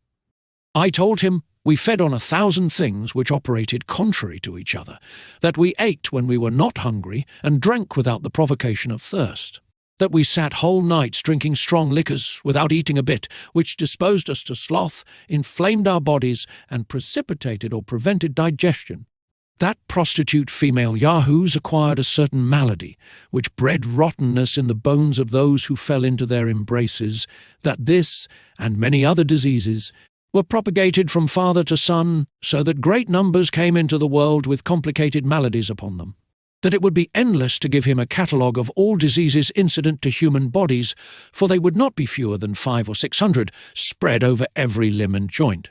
In short, every part, external and intestine, having diseases appropriated to itself, to remedy which there was a sort of people bred up among us in the profession or pretence of curing the sick, and because I had some skill in the faculty I would, in gratitude to his honour, let him know the whole mystery and method by which they proceed. Their fundamental is that all diseases arise from repletion, Whence they conclude that a great evacuation of the body is necessary, either through the natural passage or upwards at the mouth.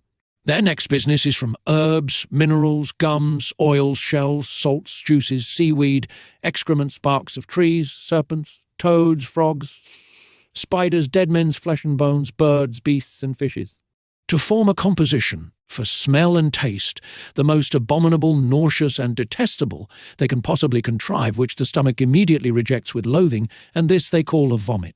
Or else from the same storehouse with some other poisonous additions they command us to take in at the orifice above or below, just as the physician then happens to be disposed to medicine equally annoying and disgustful. To the bowels, which, relaxing the belly, drives down all before it, and this they call a purge or a clyster. For nature, as the physicians allege, having intended the superior anterior orifice only for the intromission of solids and liquids, and the inferior posterior for ejection, these artists ingeniously considering that in all diseases nature is forced out of her seat, therefore, to replace her in it, the body must be treated in a manner directly contrary, by interchanging the use of each orifice, forcing solids and liquids in at the anus, and making evacuations at the mouth. But, besides real diseases, We are subject to many that are only imaginary, for which the physicians have invented imaginary cures. These have their several names, and so have the drugs that are proper for them, and with these our female yahoos are always infested. One great excellency in this tribe is their skill at prognostics, wherein they seldom fail, their predictions in real diseases, when they rise to any degree of malignity, generally portending death, which is always in their power, when recovery is not, and therefore, upon any unexpected signs of amendment, after they have pronounced their sentence, rather than be accused as false prophets. They know how to approve their sagacity to the world by a seasonable dose. They are likewise of special use to husbands and wives who are grown weary of their mates, to eldest sons, to great ministers of state, and often to princes. I had formerly, upon occasion, discoursed with my master upon the nature of government in general, and particularly of our own excellent constitution, deservedly the wonder and envy of the whole world. But having here accidentally mentioned a minister of state, he commanded me, some time after, to inform him what species of Yahoo I particularly meant by that appellation. I told him that a first or chief minister of state, who was the person I intended to describe, was the creature wholly exempt from joy and grief, love and hatred, pity and anger, at least makes use of no other passions, but a violent desire of wealth, power and titles, that he applies his words to all uses, except to the indication of his mind, that he never tells a truth, but with an intent that you should take it for a lie, nor a lie, but with a design that you should take it for a truth, that those he speaks worst of behind their backs are in the surest way of preferment. And whenever he begins to praise you to others or to yourself, you are, from that day, forlorn. The worst mark you can receive is a promise, especially when it is confirmed with an oath, after which every wise man retires and gives over all hopes. There are 3 methods by which a man may rise to be chief minister. The first is by knowing how, with prudence, to dispose of a wife, a daughter, or a sister. The second, by betraying or undermining his predecessor. And the third is by a furious zeal in public assemblies against the corruptions of the court. But a wise prince would rather choose to employ those who practice the last of these methods, because such zealots prove always the most obsequious and subservient to the will and passions of their master. That these ministers, having all employments at their disposal, preserve themselves in power by bribing the majority of a senate or great council, and at last by an expedient called an act of indemnity, whereof I described the nature to him. They secure themselves from after-reckonings, and retire from the public laden with the spoils of the nation. The palace of a chief minister is a seminary to breed up others in his own trade. The pages, lackeys, and porters, by imitating their master, become ministers of state in their several districts, and learn to excel in the 3 principal ingredients of insolence, lying, and bribery. Accordingly, they have a subaltern court paid to them by persons of the best rank, and sometimes by the force of dexterity and impudence arrive, through several gradations, to be successors to their lord. He is usually governed by a decayed wench or favourite footman, who are the tunnels through which all graces are conveyed, and may properly be called, in the last resort, the governors of the kingdom. One day, in discourse, my master, having heard me mention the nobility of my country, was pleased to make me a compliment which I could not pretend to deserve.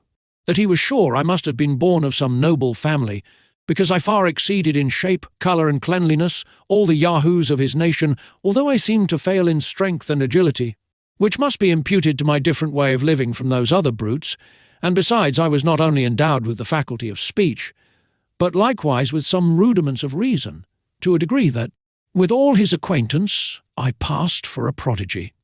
He made me observe that, among the Houyhnhnms, the white, the sorrel, and the iron grey were not so exactly shaped as the bay, the dapple grey, and the black, nor born with equal talents of mind, or a capacity to improve them, and therefore continued always in the condition of servants, without ever aspiring to match out of their own race, which in that country would be reckoned monstrous and unnatural.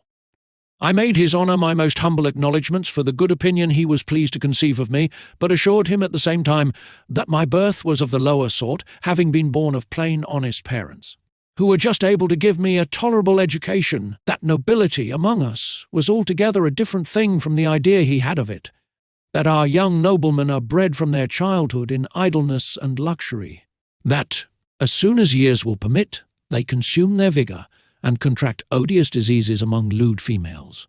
And when their fortunes are almost ruined, they marry some woman of mean birth, disagreeable person, and unsound constitution, merely for the sake of money, whom they hate and despise.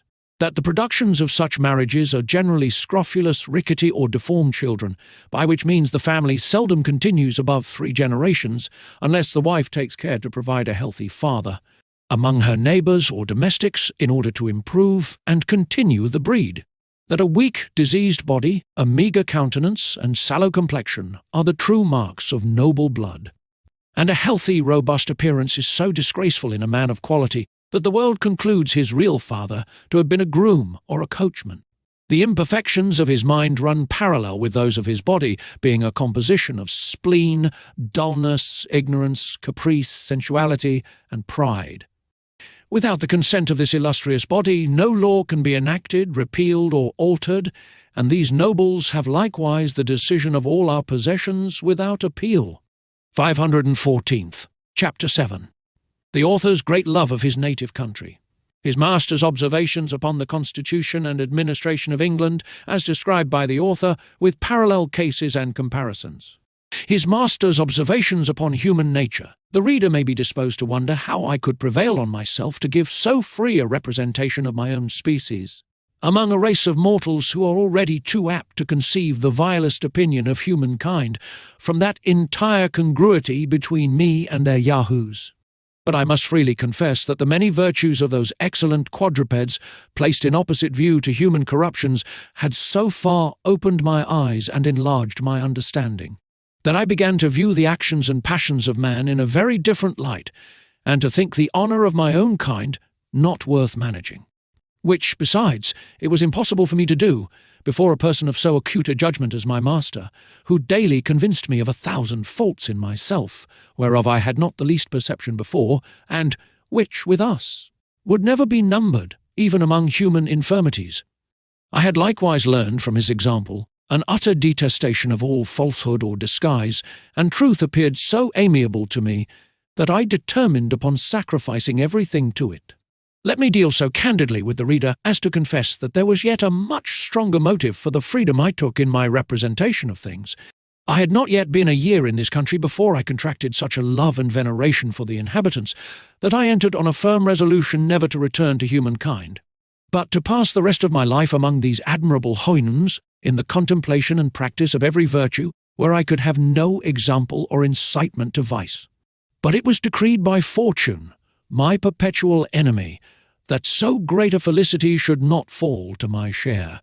However, it is now some comfort to reflect that in what I said of my countrymen I extenuated their faults as much as I durst before so strict an examiner, and upon every article gave as favourable a turn as the matter would bear.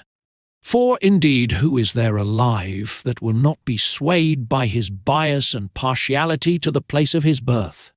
I have related the substance of several conversations I had with my master during the greatest part of the time I had the honour to be in his service, but have, indeed, for brevity's sake, omitted much more than is here set down. When I had answered all his questions and his curiosity seemed to be fully satisfied, he sent for me one morning early, and commanded me to sit down at some distance, an honour which he had never before conferred upon me. He said he had been very seriously considering my whole story, as far as it related both to myself and my country, that he looked upon us as a sort of animals, to whose share, by what accident he could not conjecture, some small pittance of reason had fallen, whereof we made no other use than by its assistance, to aggravate our natural corruptions, and to acquire new ones which nature had not given us, that we disarmed ourselves of the few abilities she had bestowed, had been very successful in multiplying our original wants, and seemed to spend our whole lives in vain endeavours to supply them by our own inventions. That, as to myself, it was manifest I had neither the strength nor agility of a common Yahoo, that I walked infirmly on my hinder feet, had found out a contrivance to make my claws of no use or defence, and to remove the hair from my chin, which was intended as a shelter from the sun and the weather. Lastly, that I could neither run with speed, nor climb trees like my brethren, as he called them, the Yahoos in his country. that our institutions of government and law were plainly owing to our gross defects in reason and by consequence in virtue, because reason alone is sufficient to govern a rational creature, which was, therefore, a character we had no pretence to challenge, even from the account I had given of my own people, although he manifestly perceived that, in order to favour them, I had concealed many particulars, and often said the thing which was not. He was the more confirmed in this opinion, because, he observed, that as I agreed in every feature of my body with other Yahoos, except where it was to my real disadvantage in point of strength, speed, and activity, the shortness of my claws, and some other particulars where nature had no part, so from the representation I had given him of our lives, our manners, and our actions, he found as near a resemblance in the disposition of our minds.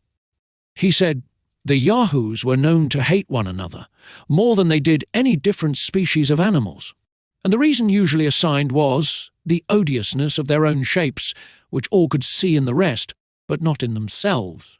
He had therefore begun to think it not unwise in us to cover our bodies, and by that invention conceal many of our deformities from each other, which would else be hardly supportable. But he now found he had been mistaken, and that the dissensions of those brutes in his country were owing to the same cause with ours, as I had described them. For if, said he, you throw among 5 Yahoos as much food as would be sufficient for 50, they will, instead of eating peaceably, fall together by the ears, each single one impatient to have all to itself, and therefore a servant was usually employed to stand by while they were feeding abroad. And those kept at home were tied at a distance from each other, that if a cow died of age or accident, before a Houyhnhnm could secure it for his own Yahoos, those in the neighbourhood would come in herds to seize it, and then would ensue such a battle as I had described, with terrible wounds made by their claws on both sides, although they seldom were able to kill one another, for want of such convenient instruments of death as we had invented. At other times the like battles have been fought between the Yahoos of several neighbourhoods, without any visible cause, those of one district watching all opportunities to surprise the next before they are prepared. But if they find their project has miscarried, they return home, and for want of enemies engage in what I call a civil war among themselves. That in some fields of his country there are certain shining stones of several colours, whereof the Yahoos are violently fond. And when part of these stones is fixed in the earth, as it sometimes happens, they will dig with their claws for whole days to get them out, then carry them away, and hide them by heaps in their kennels, but still looking round with great caution, for fear their comrade should find out their treasure. My master said he could never discover the reason of this unnatural appetite, or how these stones could be of any use to a Yahoo. But now he believed it might proceed from the same principle of avarice which I had ascribed to mankind. That he had once, by way of experiment, privately removed a heap of these stones from the place where one of his Yahoos had buried it. Whereupon the sordid animal, missing his treasure, by his loud lamenting brought the whole herd to the place, there miserably howled, then fell to biting and tearing the rest, began to pine away, would neither eat nor sleep, nor work, till he ordered a servant privately to convey the stones into the same hole, and hide them as before, which, when his Yahoo had found, he presently recovered his spirits and good humour, but took good care to remove them to a better hiding place, and has ever since been a very serviceable brute. My master further assured me, which I also observed myself, that in the fields where the shining stones abound, the fiercest and most frequent battles are fought, occasioned by perpetual inroads of the neighbouring Yahoos. He said it was common, when 2 Yahoos discovered such a stone in a field, and were contending which of them should be the proprietor, a third would take the advantage, and carry it away from them both, which my master would needs contend to have some kind of resemblance with our suits at law, wherein I thought it for our credit not to undeceive him, since the decision he mentioned was much more equitable than many decrees among us, because the plaintiff and defendant there lost nothing beside the stone they contended for, whereas our courts of equity would never have dismissed the cause while either of them had anything left. My master, continuing his discourse, said, there was nothing that rendered the Yahoos more odious than their undistinguishing appetite to devour everything that came in their way, whether herbs, roots, berries. The corrupted flesh of animals all mingled together, and it was peculiar in their temper that they were fonder of what they could get by rapine or stealth at a greater distance, than much better food provided for them at home.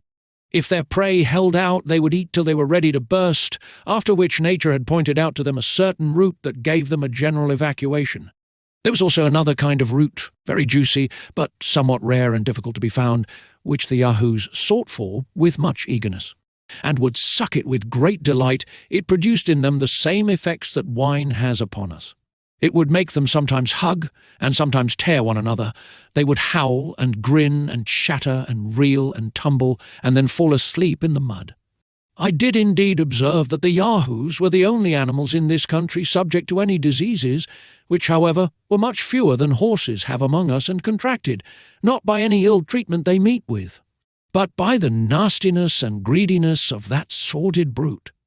Neither has their language any more than a general appellation for those maladies, which is borrowed from the name of the beast and called Nea Yahoo, or Yahoo's evil, and the cure prescribed is a mixture of their own dung and urine forcibly put down the Yahoo's throat.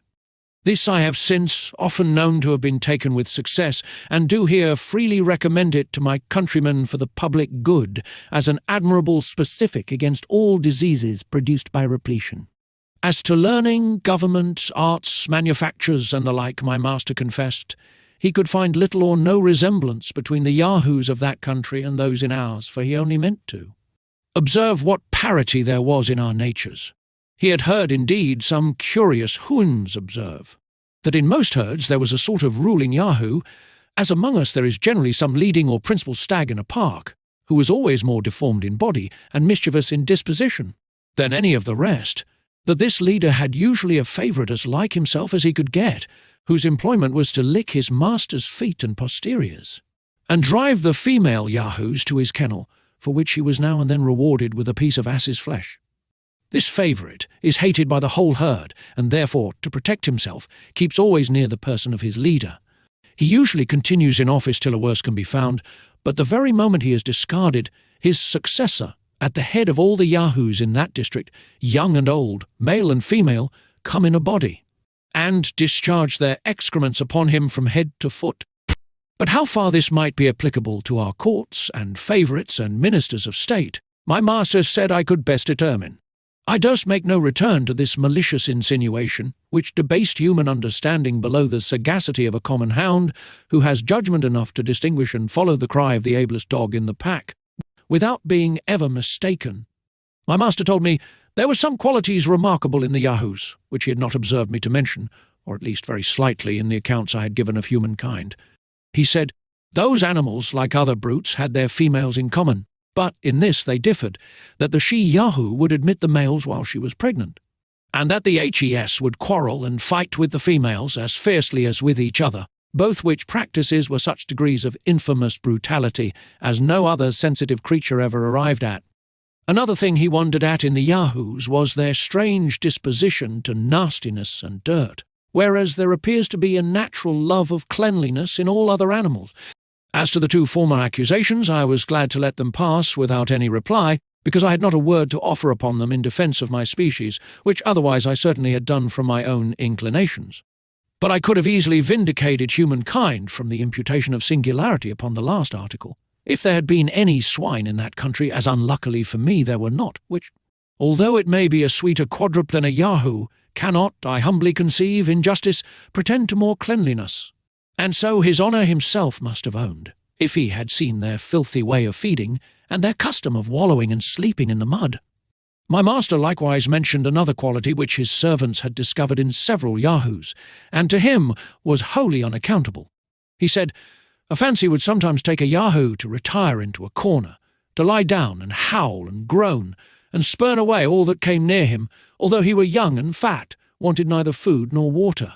Nor did the servant imagine what could possibly ail him, and the only remedy they found was to set him to hard work, after which he would infallibly come to himself.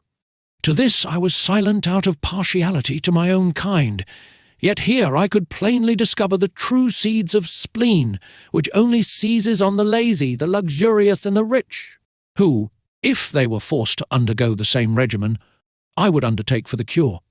His honour had further observed that a female Yahoo would often stand behind a bank or a bush to gaze on the young males passing by, and then appear and hide, using many antic gestures and grimaces, at which time it was observed that she had a most offensive smell, and when any of the males advanced would slowly retire, looking often back, and with a counterfeit show of fear, run off into some convenient place, where she knew the male would follow her. At other times, if a female stranger came among them, 3 or 4 of her own sex would get about her, and stare and chatter and grin and smell her all over, and then turn off with gestures. That seemed to express contempt and disdain. Perhaps my master might refine a little in these speculations, which he had drawn from what he observed himself or had been told him by others. However, I could not reflect without some amazement and much sorrow that the rudiments of lewdness, coquetry, censure, and scandal should have place by instinct in womankind. I expected every moment that my master would accuse the Yahoos of those unnatural appetites in both sexes so common among us. But nature, it seems, has not been so expert a schoolmistress, and these politer pleasures are entirely the productions of art and reason on our side of the globe. Chapter 8. The author relates several particulars of the Yahoos, the great virtues of the Houyhnhnms, the education and exercise of their youth, their general assembly. As I ought to have understood human nature much better than I supposed it possible for my master to do, so it was easy to apply the character he gave of the Yahoos to myself and my countrymen, and I believed I could yet make further discoveries from my own observation. I therefore often begged his honour to let me go among the herds of Yahoos in the neighbourhood, to which he always very graciously consented. Being perfectly convinced that the hatred I bore these brutes would never suffer me to be corrupted by them, and his honour ordered one of his servants, a strong sorrel nag, very honest and good-natured, to be my guard, without whose protection I durst not undertake such adventures. For I have already told the reader how much I was pestered by these odious animals upon my first arrival, and I afterwards failed very narrowly 3 or 4 times of falling into their clutches when I happened to stray at any distance without my hanger. And I have reason to believe they had some imagination that I was of their own species, which I often assisted myself by stripping up my sleeves and showing my naked arms and breast in their sight, when my protector was with me, at which times they would approach as near as they durst, and imitate my actions after the manner of monkeys, but ever with great signs of hatred, as a tame jackdaw with cap and stockings is always persecuted by the wild ones when he happens to be got among them. They are prodigiously nimble from their infancy. However, I once caught a young male of 3 years old, and endeavoured, by all marks of tenderness, to make it quiet, but the little imp fell a-squalling and scratching and biting with such violence that I was forced to let it go. And it was high time, for a whole troop of old ones came about us at the noise, but finding the cub was safe, for away it ran, and my sorrel nag being by, they durst not venture near us. I observed the young animal's flesh to smell very rank, and the stink was somewhat between a weasel and a fox, but much more disagreeable.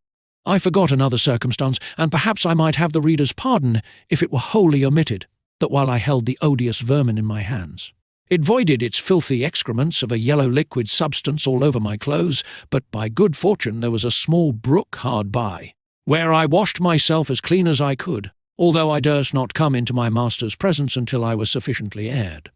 By what I could discover, the Yahoos appear to be the most unteachable of all animals, their capacity never reaching higher than to draw or carry burdens. Yet I am of opinion this defect arises chiefly from a perverse, restive disposition, for they are cunning, malicious, treacherous, and revengeful. They are strong and hardy, but of a cowardly spirit, and by consequence insolent, abject, and cruel. It is observed that the red-haired of both sexes are more libidinous and mischievous than the rest, whom yet they much exceed in strength and activity. The Houyhnhnms keep the Yahoos for present use in huts not far from the house, but the rest are sent abroad to certain fields, where they dig up roots, eat several kinds of herbs, and search about for carrion, or sometimes catch weasels and Houyhnhnms, a sort of wild rat, which they greedily devour. Nature has taught them to dig deep holes with their nails on the side of a rising ground, wherein they lie by themselves. Only the kennels of the females are larger, sufficient to hold 2 or 3 cubs. They swim from their infancy like frogs, and are able to continue long under water, where they often take fish which the females carry home to their young. And upon this occasion I hope the reader will pardon my relating an odd adventure, being one day abroad with my protector the sorrel nag, and the weather exceeding hot. I entreated him to let me bathe in a river that was near, He consented, and I immediately stripped myself stark naked and went down softly into the stream. It happened that a young female Yahoo, standing behind a bank, saw the whole proceeding and, inflamed by desire, as the nag and I conjectured, came running with all speed and leaped into the water within 5 yards of the place where I bathed. I was never in my life so terribly frightened. The nag was grazing at some distance, not suspecting any harm. She embraced me after a most fulsome manner. I roared as loud as I could, and the nag came galloping towards me, whereupon she quitted her grasp with the utmost reluctancy and leaped upon the opposite bank, where she stood gazing and howling all the time I was putting on my clothes. This was a matter of diversion to my master and his family, as well as of mortification to myself, for now I could no longer deny that I was a real Yahoo in every limb and feature, since the females had a natural propensity to me as one of their own species. Neither was the hair of this brute of a red colour, which might have been some excuse for an appetite a little irregular, but black as a sloe, and her countenance did not make an appearance altogether so hideous as the rest of her kind, for I think she could not be above 11 years old.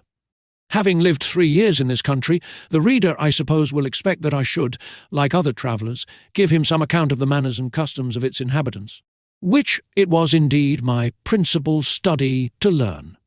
As these noble Houyhnhnms are endowed by nature with a general disposition to all virtues, and have no conceptions or ideas of what is evil in a rational creature, so their grand maxim is to cultivate reason, and to be wholly governed by it.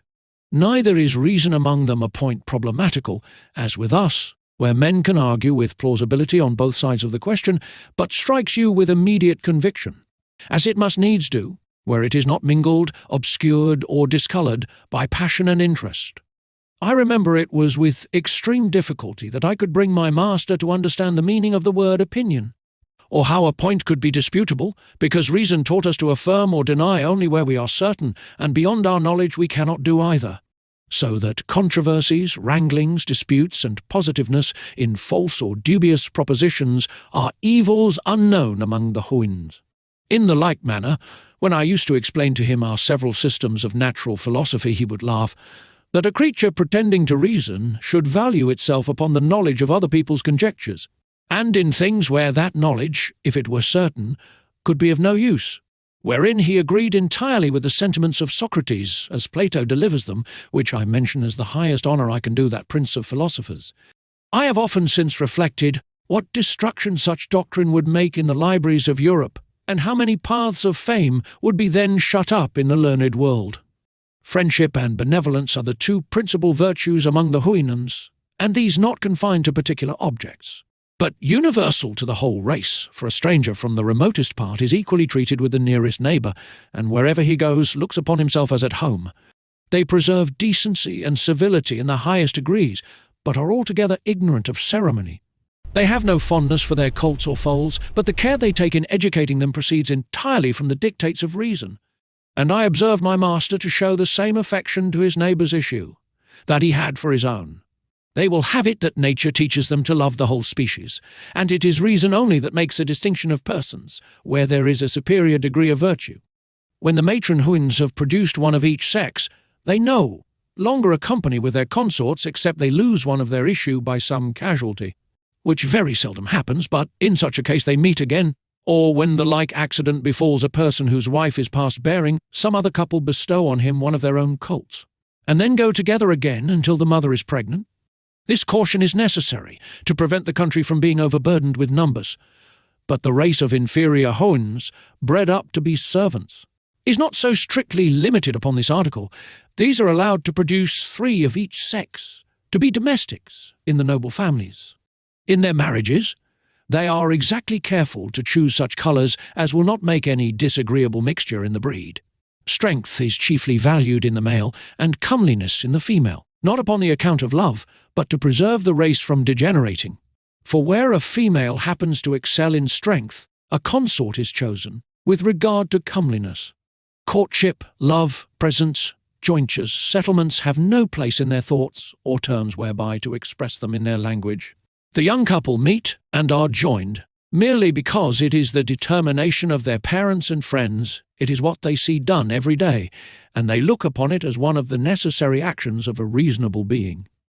But the violation of marriage, or any other unchastity, was never heard of, and the married pair pass their lives with the same friendship and mutual benevolence that they bear to all others of the same species who come in their way, without jealousy, fondness, quarrelling, or discontent. In educating the youth of both sexes, their method is admirable and highly deserves our imitation. These are not suffered to taste a grain of oats, except upon certain days, till 18 years old, nor milk, but very rarely. And in summer they graze 2 hours in the morning, and as many in the evening, which their parents likewise observe. But the servants are not allowed above half that time, and a great part of their grass is brought home, which they eat at the most convenient hours, when they can be best spared from work. Temperance, industry, exercise, and cleanliness are the lessons equally enjoined to the young ones of both sexes. And my master thought it monstrous in us to give the females a different kind of education from the males, except in some articles of domestic management, whereby, as he truly observed, 1/2 of our natives were good for nothing but bringing children into the world and to trust the care of. Our children to such useless animals, he said, was yet a greater instance of brutality, but the Houyhnhnms train up their youth to strength, speed, and hardiness, by exercising them in running races up and down steep hills, and over hard stony grounds, and when they are all in a sweat, they are ordered to leap over head and ears into a pond or river. 4 times a year the youth of a certain district meet to show their proficiency in running and leaping and other feats of strength and agility, where the victor is rewarded with a song in his or her praise. On this festival the servants drive a herd of yahoos into the field, laden with hay and oats and milk for a repast to the Houyhnhnms, after which these brutes are immediately driven back again, for fear of being noisome to the assembly. Every 4th year, at the vernal equinox, there is a representative council of the whole nation, which meets in a plain about 20 miles from our house, and continues about 5 or 6 days. Here they inquire into the state and condition of the several districts, whether they abound or be deficient in hay or oats or cows or yahoos, and wherever there is any want, which is but seldom, it is immediately supplied by unanimous consent and contribution. Here likewise the regulation of children is settled, as for instance, if a Houyhnhnm has 2 males, he changes one of them with another that has 2 females. And when a child has been lost by any casualty, where the mother is past breeding, it is determined what family in the district shall breed another to supply the loss. Chapter 9. A grand debate at the General Assembly of the Houyhnhnms, and how it was determined. The learning of the Houyhnhnms, their buildings, their manner of burials, the defectiveness of their language. One of these grand assemblies was held in my time, about 3 months before my departure, whither my master went as the representative of our district. In this council was resumed their old debate, and indeed the only debate that ever happened in their country, whereof my master, after his return, gave me a very particular account. The question to be debated was, whether the yahoos should be exterminated from the face of the earth. One of the members for the affirmative offered several arguments of great strength and weight, alleging that as the yahoos were the most filthy, noisome, and deformed animals which nature ever produced, so they were the most restive and indocible, mischievous and malicious. They would privately suck the teats of the Houyhnhnms' cows, kill and devour their cats, trample down their oats and grass, if they were not continually watched, and commit 1,000 other extravagancies. He took notice of a general tradition, that yahoos had not been always in their country, but that many ages ago 2 of these brutes appeared together upon a mountain, whether produced by the heat of the sun upon corrupted mud and slime, or from the ooze and froth of the sea, was never known. That these yahoos engendered, and their brood in a short time grew so numerous as to overrun and infest the whole nation. That the Houyhnhnms, to get rid of this evil, made a general hunting, and at last enclosed the whole herd. And destroying the elder, every Houyhnhnm kept 2 young ones in a kennel, and brought them to such a degree of tameness as an animal, so savage by nature, can be capable of acquiring, using them for draught and carriage, that there seemed to be much truth in this tradition, and that those creatures could not be Houyhnhnms or aborigines of the land, because of the violent hatred the Houyhnhnms, as well as all other animals, bore them. which, although their evil disposition sufficiently deserved, could never have arrived at so high a degree if they had been aborigines. Or else they would have long since been rooted out, that the inhabitants, taking a fancy to use the service of the Yahoos, had, very imprudently, neglected to cultivate the breed of asses, which are a comely animal, easily kept, more tame and orderly, without any offensive smell, strong enough for labour, although they yield to the other in agility of body, and if their braying be no agreeable sound. It is far preferable to the horrible howlings of the Yahoos. Several others declared their sentiments to the same purpose, when my master proposed an expedient to the assembly, whereof he had indeed borrowed the hint from me. He approved of the tradition mentioned by the honourable member who spoke before, and affirmed that the 2 Yahoos said to be seen first among them had been driven thither over the sea, that coming to land and being forsaken by their companions, they retired to the mountains and, degenerating by degrees, became in process of time much more savage than those of their own species in the country whence these 2 originals came. The reason of this assertion was that he had now in his possession a certain wonderful Yahoo, meaning myself, which most of them had heard of, and many of them had seen. He then related to them how he first found me, that my body was all covered with an artificial composure of the skins and hairs of other animals, that I spoke in a language of my own, and had thoroughly learned theirs, that I had related to him the accidents which brought me thither, that when he saw me without my covering I was an exact Yahoo in every part, only of a whiter colour, less hairy, and with shorter claws. He added how I had endeavoured to persuade him that in my own and other countries the Yahoos acted as the governing rational animal, and held the Houyhnhnms in servitude, that he observed in me all the qualities of a Yahoo, only a little more civilized by some tincture of reason, which, however, was in a degree as far inferior to the Houyhnhnm race, as the Yahoos of their country were to me, that, among other things, I mentioned a custom we had of castrating Houyhnhnms when they were young, in order to render them tame, that the operation was easy and safe, that it was no shame to learn wisdom from brutes, as industry is taught by the ant, and building by the swallow, for so I translate the word lihan, although it be a much larger fowl, that this invention might be practised upon the younger Yahoos here, which, besides rendering them tractable and fitter for use, would in an age put an end to the whole species, without destroying life, that in the meantime the Houyhnhnms should be exhorted to cultivate the breed of asses, which, as they are in all respects more valuable brutes, so they have this advantage, to be fit for service at 5 years old, which the others are not till 12. This was all my master thought fit to tell me at that time of what passed in the Grand Council, but he was pleased to conceal one particular, which related personally to myself, whereof I soon felt the unhappy effect, as the reader will know in its proper place, and whence I date all the succeeding misfortunes of my life. The Houyhnhnms have no letters, and consequently their knowledge is all traditional, but there happening few events of any moment among a people so well united, naturally disposed to every virtue, wholly governed by reason, and cut off from all commerce with other nations, the historical part is easily preserved without burdening their memories. I have already observed that they are subject to no diseases, and therefore can have no need of physicians. However, they have excellent medicines, composed of herbs, to cure accidental bruises and cuts in the pastern or frog of the foot, by sharp stones, as well as other maims and hurts in the several parts of the body. They calculate the year by the revolution of the sun and moon, but use no subdivisions into weeks. They are well enough acquainted with the motions of those 2 luminaries, and understand the nature of eclipses. And this is the utmost progress of their astronomy. In poetry they must be allowed to excel all other mortals, wherein the justness of their similes, and the minuteness as well as exactness of their descriptions, are indeed inimitable.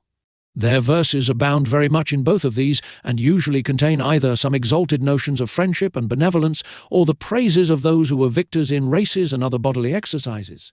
Their buildings, although very rude and simple, are not inconvenient, but well contrived to defend them from all injuries of cold and heat. They have a kind of tree, which at 40 years old loosens in the root, and falls with the first storm. It grows very straight, and being pointed like stakes with a sharp stone, for the Houyhnhnms know not the use of iron, they stick them erect in the ground about 10 inches asunder, and then weave in oat straw, or sometimes wattles, between them. The roof is made after the same manner, and so are the doors. The Houyhnhnms use the hollow part between the pastern and the hoof of their forefoot, as we do our hands, and this with greater dexterity than I could at first imagine.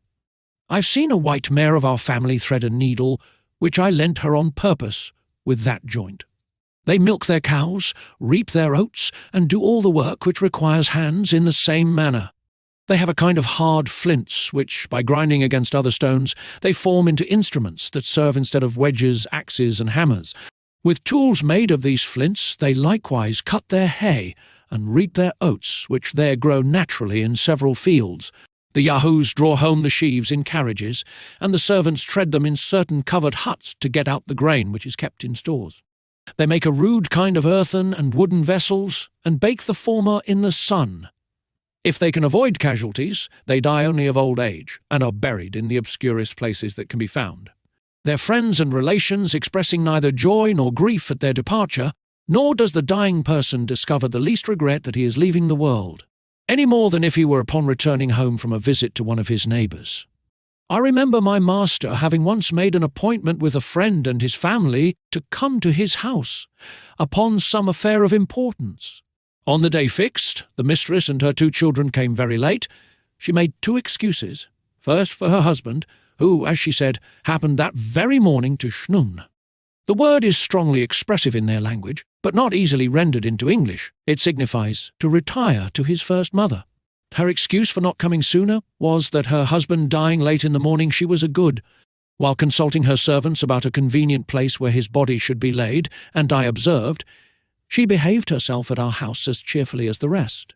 She died about 3 months after. They live generally to 70 or 75 years, very seldom to 80. Some weeks before their death, they feel a gradual decay, but without pain. During this time they are much visited by their friends, because they cannot go abroad with their usual ease and satisfaction. However, about 10 days before their death, which they seldom fail in computing, they return the visits that have been made them by those who are nearest in the neighbourhood, being carried in a convenient sledge drawn by Yahoos, which vehicle they use, not only upon this occasion, but when they grow old, upon long journeys, or when they are lamed by any accident, and therefore when the dying Houyhnhnms return those visits, they take a solemn leave of their friends, as if they were going to some remote part of the country, where they design to pass the rest of their lives. I know not whether it may be worth observing that the Houyhnhnms have no word in their language to express anything that is evil, except what they borrow from the deformities or ill qualities of the Yahoos. Thus they denote the folly of a servant, an omission of a child, a stone that cuts their feet, a continuance of foul or unseasonable weather, and the like, by adding to each the epithet of Yahoo. For instance, HHN Yahoo, WHN Yahoo, Houyhnhnmland Yahoo, and an ill-contrived house in Houyhnhnmland W Yahoo. I could, with great pleasure, enlarge further upon the manners and virtues of this excellent people, but intending in a short time to publish a volume by itself, expressly upon that subject, I refer the reader thither, and in the meantime proceed to relate my own sad catastrophe. Chapter 10.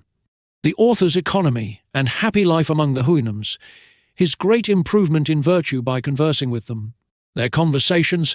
The author has notice given him by his master that he must depart from the country. He falls into a swoon for grief, but submits. He contrives and finishes a canoe by the help of a fellow servant, and puts to sea at a venture. I had settled my little economy to my own heart's content. My master had ordered a room to be made for me, after their manner, about 6 yards from the house, the sides and floors of which I plastered with clay and covered with rush mats of my own contriving. I had beaten hemp, which there grows wild, and made of it a sort of ticking. This I filled with the feathers of several birds I had taken with springes made of Yahoo's hairs, and were excellent food. I had worked 2 chairs with my knife, the sorrel nag helping me in the grosser and more laborious part. When my clothes were worn to rags, I made myself others with the skins of rabbits, and of a certain beautiful animal, about the same size, called Nuno, the skin of which is covered with a fine down. Of these I also made very tolerable stockings. I soled my shoes with wood, which I cut from a tree, and fitted to the upper leather, and when this was worn out, I supplied it with the skins of Yahoos dried in the sun. I often got honey out of hollow trees, which I mingled with water or ate with my bread. No man could more verify the truth of these two maxims, that nature is very easily satisfied, and that necessity is the mother of invention. I enjoyed perfect health of body and tranquillity of mind. I did not feel the treachery or inconstancy of a friend, nor the injuries of a secret or open enemy. I had no occasion of bribing, flattering, or pimping to procure the favour of any great man or of his minion. I wanted no fence against fraud or oppression. Here was neither physician to destroy my body, nor lawyer to ruin my fortune. No informer to watch my words and actions, or forge accusations against me for hire. Here were no gibers, censurers, backbiters, pickpockets, highwaymen, housebreakers, attorneys, bawds, buffoons, gamesters, politicians, wits, splenetics, tedious talkers, controvertists, ravishers, murderers, robbers, virtuosos, no leaders or followers of party and faction, no encouragers to vice by seducement or examples. No dungeon, axes, gibbets, whipping posts or pillories, no cheating shopkeepers or mechanics, no pride, vanity or affectation, no fops, bullies, drunkards, strolling whores or poxes, no ranting, lewd. Expensive wives, no stupid, proud pedants, no importunate, overbearing, quarrelsome, noisy, roaring, empty, conceited, swearing companions, no scoundrels raised from the dust upon the merit of their vices, or nobility thrown into it on account of their virtues, no lords, fiddlers, judges, or dancing masters. I had the favour of being admitted to several Houyhnhnms, who came to visit or dine with my master, where his honour graciously suffered me to wait in the room and listen to their discourse. Both he and his company would often descend to ask me questions and receive my answers. I had also sometimes the honour of attending my master in his visits to others. I never presumed to speak, except in answer to a question, and then I did it with inward regret, because it was a loss of so much time for improving myself, but I was infinitely delighted with the station of an humble auditor in such conversations, where nothing passed but what was useful, expressed in the fewest and most significant words, where, as I have already said, the greatest decency was observed, without the least degree of ceremony, where no person spoke without being pleased himself, and pleasing his companions, where there was no interruption, tediousness, heat, or difference of sentiments. They have a notion that when people are met together, a short silence does much improve conversation. This I found to be true, for, during those little intermissions of talk, new ideas would arise in their minds which very much enlivened the discourse. Their subjects are generally on friendship and benevolence, on order and economy, sometimes upon the visible operations of nature, or ancient traditions, upon the bounds and limits of virtue, upon the unerring rules of reason, or upon some determinations to be taken at the next great assembly, and often upon the various excellences of poetry. I may add, without vanity, that my presence often gave them sufficient matter for discourse, because it afforded my master an occasion of letting his friends into the history of me and my country, upon which they were all pleased to descant, in a manner not very advantageous to humankind, and for that reason I shall not repeat what they said. Only I may be allowed to observe that his honour, to my great admiration, appeared to understand the nature of Yahoos much better than myself. He went through all our vices and follies, and discovered many, which I had never mentioned to him, by only supposing what qualities a Yahoo of their country, with a small proportion of reason, might be capable of exerting, and concluded with too much probability how vile as well as miserable such a creature must be. I freely confess that all the little knowledge I have of any value was acquired by the lectures I received from my master, and from hearing the discourses of him and his friends, to which I should be prouder to listen than to dictate to the greatest and wisest assembly in Europe. I admired the strength, comeliness, and speed of the inhabitants, and such a constellation of virtues in such amiable persons produced in me the highest veneration. At first, indeed, I did not feel that natural awe which the Yahoos and all other animals bear toward them, but it grew upon me by degrees, much sooner than I imagined, and was mingled with a respectful love and gratitude that they would condescend to distinguish me from the rest of my species. When I thought of my family, my friends, my countrymen, or the human race in general, I considered them, as they really were, Yahoos in shape and disposition, perhaps a little more civilized, and qualified with the gift of speech, but making no other use of reason than to improve and multiply those vices whereof their brethren in this country had only the share that nature allotted them. When I happened to behold the reflection of my own form in a lake or fountain, I turned away my face in horror and detestation of myself, and could better endure the sight of a common Yahoo than of my own person. By conversing with the Houyhnhnms and looking upon them with delight, I fell to imitate their gait and gesture, which is now grown into a habit, and my friends often tell me in a blunt way that I trot like a horse, which, however, I take for a great compliment. Neither shall I disown that in speaking I am apt to fall into the voice and manner of the Houyhnhnms, and hear myself ridiculed on that account, without the least mortification. In the midst of all this happiness, and when I looked upon myself to be fully settled for life, my master sent for me one morning a little earlier than his usual hour. I observed by his countenance that he was in some perplexity, and at a loss how to begin what he had to speak. After a short silence he told me he did not know how I would take what he was going to say, that in the last General Assembly, when the affair of the Yahoos was entered upon, the representatives had taken offence at his keeping a Yahoo, meaning myself, in his family, more like a Houyhnhnm than a brute animal, that he was known frequently to converse with me as if he could receive some advantage or pleasure in my company, that such a practice was not agreeable to reason or nature, or a thing ever heard of before among them. The assembly did therefore exhort him either to employ me like the rest of my species, or command me to swim back to the place whence I came, that the first of these expedients was utterly rejected by all the Houyhnhnms who had ever seen me at his house or their own, for they alleged that because I had some rudiments of reason, added to the natural pravity of those animals, it was to be feared I might be able to seduce them into the woody and mountainous parts of the country, and bring them in troops by night to destroy the Houyhnhnms' cattle, as being naturally of the ravenous kind and averse from labour. My master added that he was daily pressed by the Houyhnhnms of the neighbourhood to have the Assembly's exhortation executed, which he could not put off much longer. He doubted it would be impossible for me to swim to another country, and therefore wished I would contrive some sort of vehicle, resembling those I had described to him, that might carry me on the sea, in which work I should have the assistance of his own servants as well as those of his neighbours. He concluded that for his own part he could have been content to keep me in his service as long as I lived, because he found I had cured myself of some bad habits and dispositions by endeavouring, as far as my inferior nature was capable, to imitate the Houyhnhnms. I should here observe to the reader that a decree of the General Assembly in this country is expressed by the word Houyhnhnmland, which signifies an exhortation, as near as I can render it, for they have no conception how a rational creature can be compelled, but only advised or exhorted, because no person can disobey reason without giving up his claim to be a rational creature. I was struck with the utmost grief and despair at my master's discourse, and being unable to support the agonies I was under, I fell into a swoon at his feet. When I came to myself, he told me that he concluded I had been dead, for these people are subject to no such imbecilities of nature.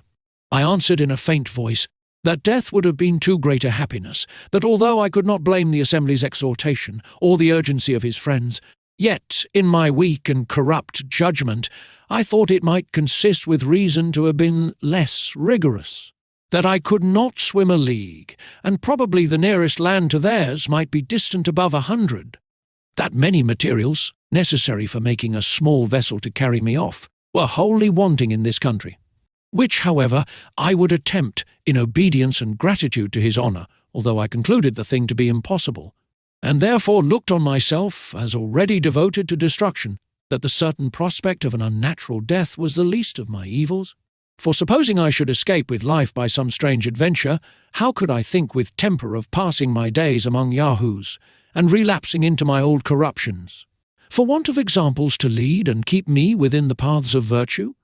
That I knew too well upon what solid reasons all the determinations of the wise Houyhnhnms were founded, not to be shaken by arguments of mine, a miserable Yahoo, and therefore, after presenting him with my humble thanks for the offer of his servant's assistance in making a vessel, and desiring a reasonable time for so difficult a work, I told him I would endeavour to preserve a wretched being, and if ever I returned to England, was not without hopes of being useful to my own species by celebrating the praises of the renowned Houyhnhnms, and proposing their virtues to the imitation of mankind.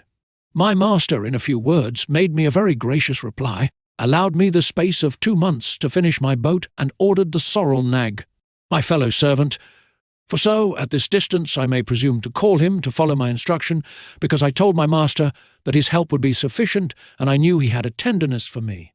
In his company, my first business was to go to that part of the coast where my rebellious crew had ordered me to be set on shore.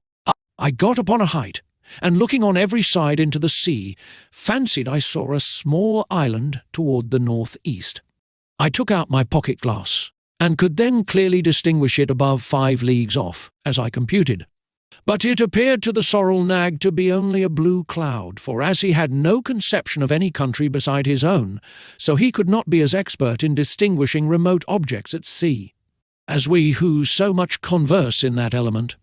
After I had discovered this island, I considered no further, but resolved it should, if possible, be the first place of my banishment, leaving the consequence to fortune.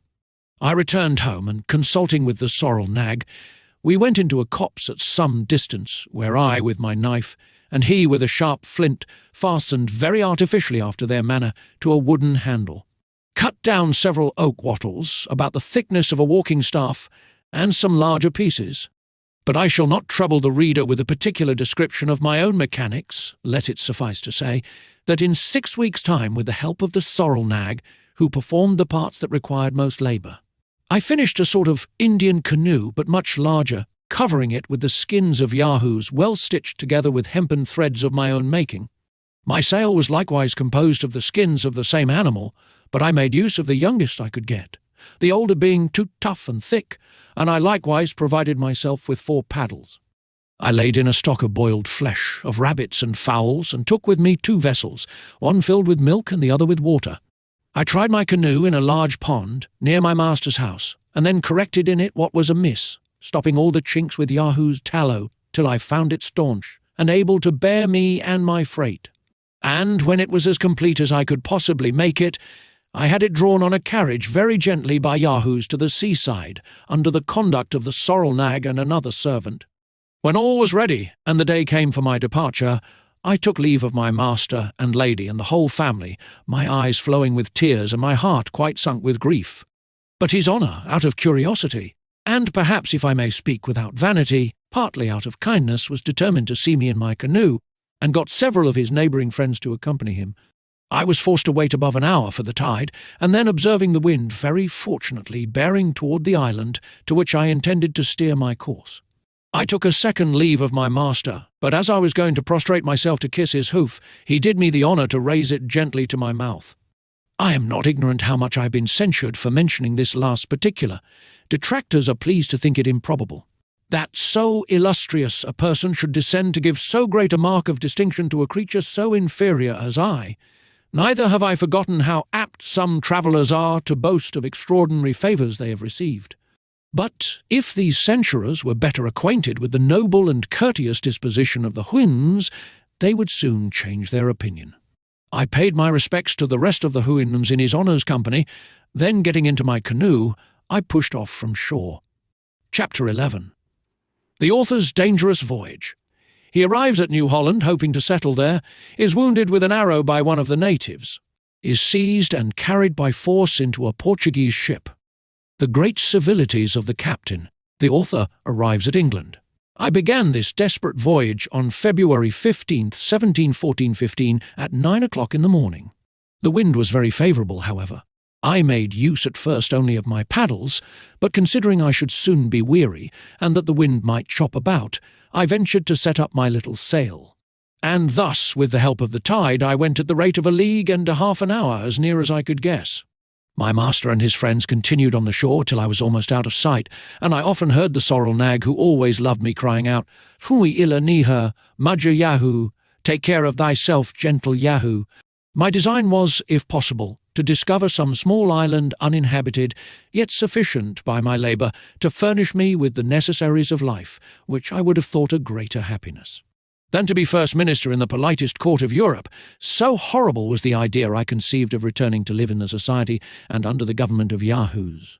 For in such a solitude as I desired, I could at least enjoy my own thoughts and reflect with delight on the virtues of those inimitable Houyhnhnms, without an opportunity of degenerating into the vices and corruptions of my own species. The reader may remember what I related, when my crew conspired against me and confined me to my cabin, how I continued there several weeks without knowing what course we took, And when I was put ashore in the long boat, how the sailors told me, with oaths whether true or false, that they knew not in what part of the world we were. However, I did then believe us to be about 10 degrees southward of the Cape of Good Hope, or about 45 degrees southern latitude, as I gathered from some general words I overheard among them, being, I suppose, to the southeast in their intended voyage to Madagascar. And although this were little better than conjecture, yet I resolved to steer my course eastward, hoping to reach the southwest coast of New Holland, and perhaps some such island as I desired lying westward of it. The wind was full west, and by 6 in the evening I computed I had gone eastward at least 18 leagues, when I spied a very small island about half a league off, which I soon reached. It was nothing but a rock, with one creek naturally arched by the force of tempests. Here I put in my canoe, and climbing a part of the rock, I could plainly discover land to the east, extending from south to north. I lay all night in my canoe, and repeating my voyage early in the morning, I arrived in 7 hours to the southeast point of New Holland. This confirmed me in the opinion I have long entertained, that the maps and charts place this country at least 3 degrees more to the east than it really is, which thought I communicated many years ago to my worthy friend Mr. Herman Mole, and gave him my reasons for it, although he has rather chosen to follow other authors. I saw no inhabitants in the place where I landed, and being unarmed, I was afraid of venturing far into the country. I found some shellfish on the shore, and ate them raw, not daring to kindle a fire, for fear of being discovered by the natives. I continued 3 days feeding on oysters and limpets, to save my own provisions, and I fortunately found a brook of excellent water, which gave me great relief. On the 4th day, venturing out early a little too far, I saw 20 or 30 natives upon a height not above 500 yards from me. They were stark naked, men, women, and children, round a fire, as I could discover by the smoke. One of them spied me and gave notice to the rest. 5 of them advanced toward me, leaving the women and children at the fire. I made what haste I could to the shore, and, getting into my canoe, shoved off, the savages, observing me retreat, ran after me, and before I could get far enough into the sea, discharged an arrow which wounded me deeply on the inside of my left knee. I shall carry the mark to my grave. I apprehended the arrow might be poisoned, and paddling out of the reach of their darts, being a calm day, I made a shift to suck the wound and dress it as well as I could. I was at a loss what to do, for I durst not return to the same landing place, but stood to the north, and was forced to paddle, for the wind, though very gentle, was against me, blowing northwest. As I was looking about for a secure landing place, I saw a sail to the north-northeast, which appearing every minute more visible. I was in some doubt whether I should wait for them or not, but at last my detestation of the Yahoo race prevailed, and turning my canoe, I sailed and paddled together to the south, and got into the same creek whence I set out in the morning, choosing rather to trust myself among these barbarians than live with European Yahoos. I drew up my canoe as close as I could to the shore, and hid myself behind a stone by the little brook, which, as I have already said, was excellent water. The ship came within half a league of this creek, and sent her long boat with vessels to take in fresh water. For the place, it seems, was very well known, but I did not observe it, till the boat was almost on shore, and it was too late to seek another hiding place. The seamen at their landing observed my canoe, and rummaging it all over, easily conjectured that the owner could not be far off. 4 of them, well armed, searched every cranny and lurking hole, till at last they found me flat on my face behind the stone. They gazed a while in admiration at my strange uncouth dress, my coat made of skins, my wooden-soled shoes, and my furred stockings, whence, however, they concluded, I was not a native of the place, who all go naked. One of the seamen, in Portuguese, bid me rise and asked who I was. I understood that language very well, and getting upon my feet, said, I was a poor Yahoo banished from the Houyhnhnms, and desired they would please to let me depart. They admired to hear me answer them in their own tongue, and saw by my complexion I must be a European, but were at a loss to know what I meant by Yahoos and Houyhnhnms, and at the same time fell a-laughing at my strange tone in speaking, which resembled the neighing of a horse. I trembled all the while betwixt fear and hatred. I again desired leave to depart, and was gently moving to my canoe, but they laid hold of me, desiring to know what country I was of, whence I came, with many other questions. I told them I was born in England, whence I came about 5 years ago, and then their country and ours were at peace. I therefore hoped they would not treat me as an enemy, since I meant them no harm, but was a poor Yahoo seeking some desolate place where to pass the remainder of his unfortunate life. When they began to talk, I thought I never heard or saw anything more unnatural, for it appeared to me as monstrous as if a dog or a cow should speak in England or a Yahoo in Houyhnhnmland. The honest Portuguese were equally amazed at my strange dress, and the odd manner of delivering my words, which, however, they understood very well. They spoke to me with great humanity and said they were sure the captain would carry me gratis to Lisbon, whence I might return to my own country. That 2 of the seamen would go back to the ship, inform the captain of what they had seen, and receive his orders. In the meantime, unless I would give my solemn oath not to fly, they would secure me by force. I thought it best to comply with their proposal. They were very curious to know my story, but I gave them very little satisfaction, and they all conjectured that my misfortunes had impaired my reason. In 2 hours the boat, which went laden with vessels of water, returned with the captain's command to fetch me on board. I fell on my knees to preserve my liberty, but all was in vain, and the men, having tied me with cords, heaved me into the boat, whence I was taken into the ship, and thence into the captain's cabin. His name was Pedro de Mendez. He was a very courteous and generous person.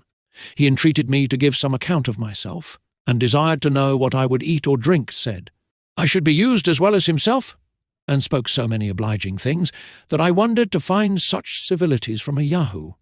However, I remained silent and sullen. I was ready to faint at the very smell of him and his men. At last I desired something to eat out of my own canoe, but he ordered me a chicken and some excellent wine, and then directed that I should be put to bed in a very clean cabin. I would not undress myself, but lay on the bedclothes, and in half an hour stole out, when I thought the crew was at dinner, and getting to the side of the ship, was going to leap into the sea and swim for my life, rather than continue among Yahoos. But one of the seamen prevented me, and having informed the captain, I was chained to my cabin. After dinner, Don Pedro came to me, and desired to know my reason for so desperate an attempt, assured me he only meant to do me all the service he was able, and spoke so very movingly that at last I descended to treat him like an animal which had some little portion of reason. I gave him a very short relation of my voyage, of the conspiracy against me by my own men, of the country where they set me, on shore, and of my 5 years' residence there, all which he looked upon as if it were a dream or a vision, whereat I took great offence, for I had quite forgot the faculty of lying, so peculiar to Yahoos in all countries where they preside, and, consequently, their disposition of suspecting truth in others of their own species. I asked him whether it were the custom in his country to say the thing which was not. I assured him I had almost forgot what he meant by falsehood, and if I had lived 1,000 years in Houyhnhnmland, I should never have heard a lie from the meanest servant, that I was altogether indifferent whether he believed me or not. But, however, in return for his favours, I would give so much allowance to the corruption of his nature as to answer any objection he would please to make, and then he might easily discover the truth.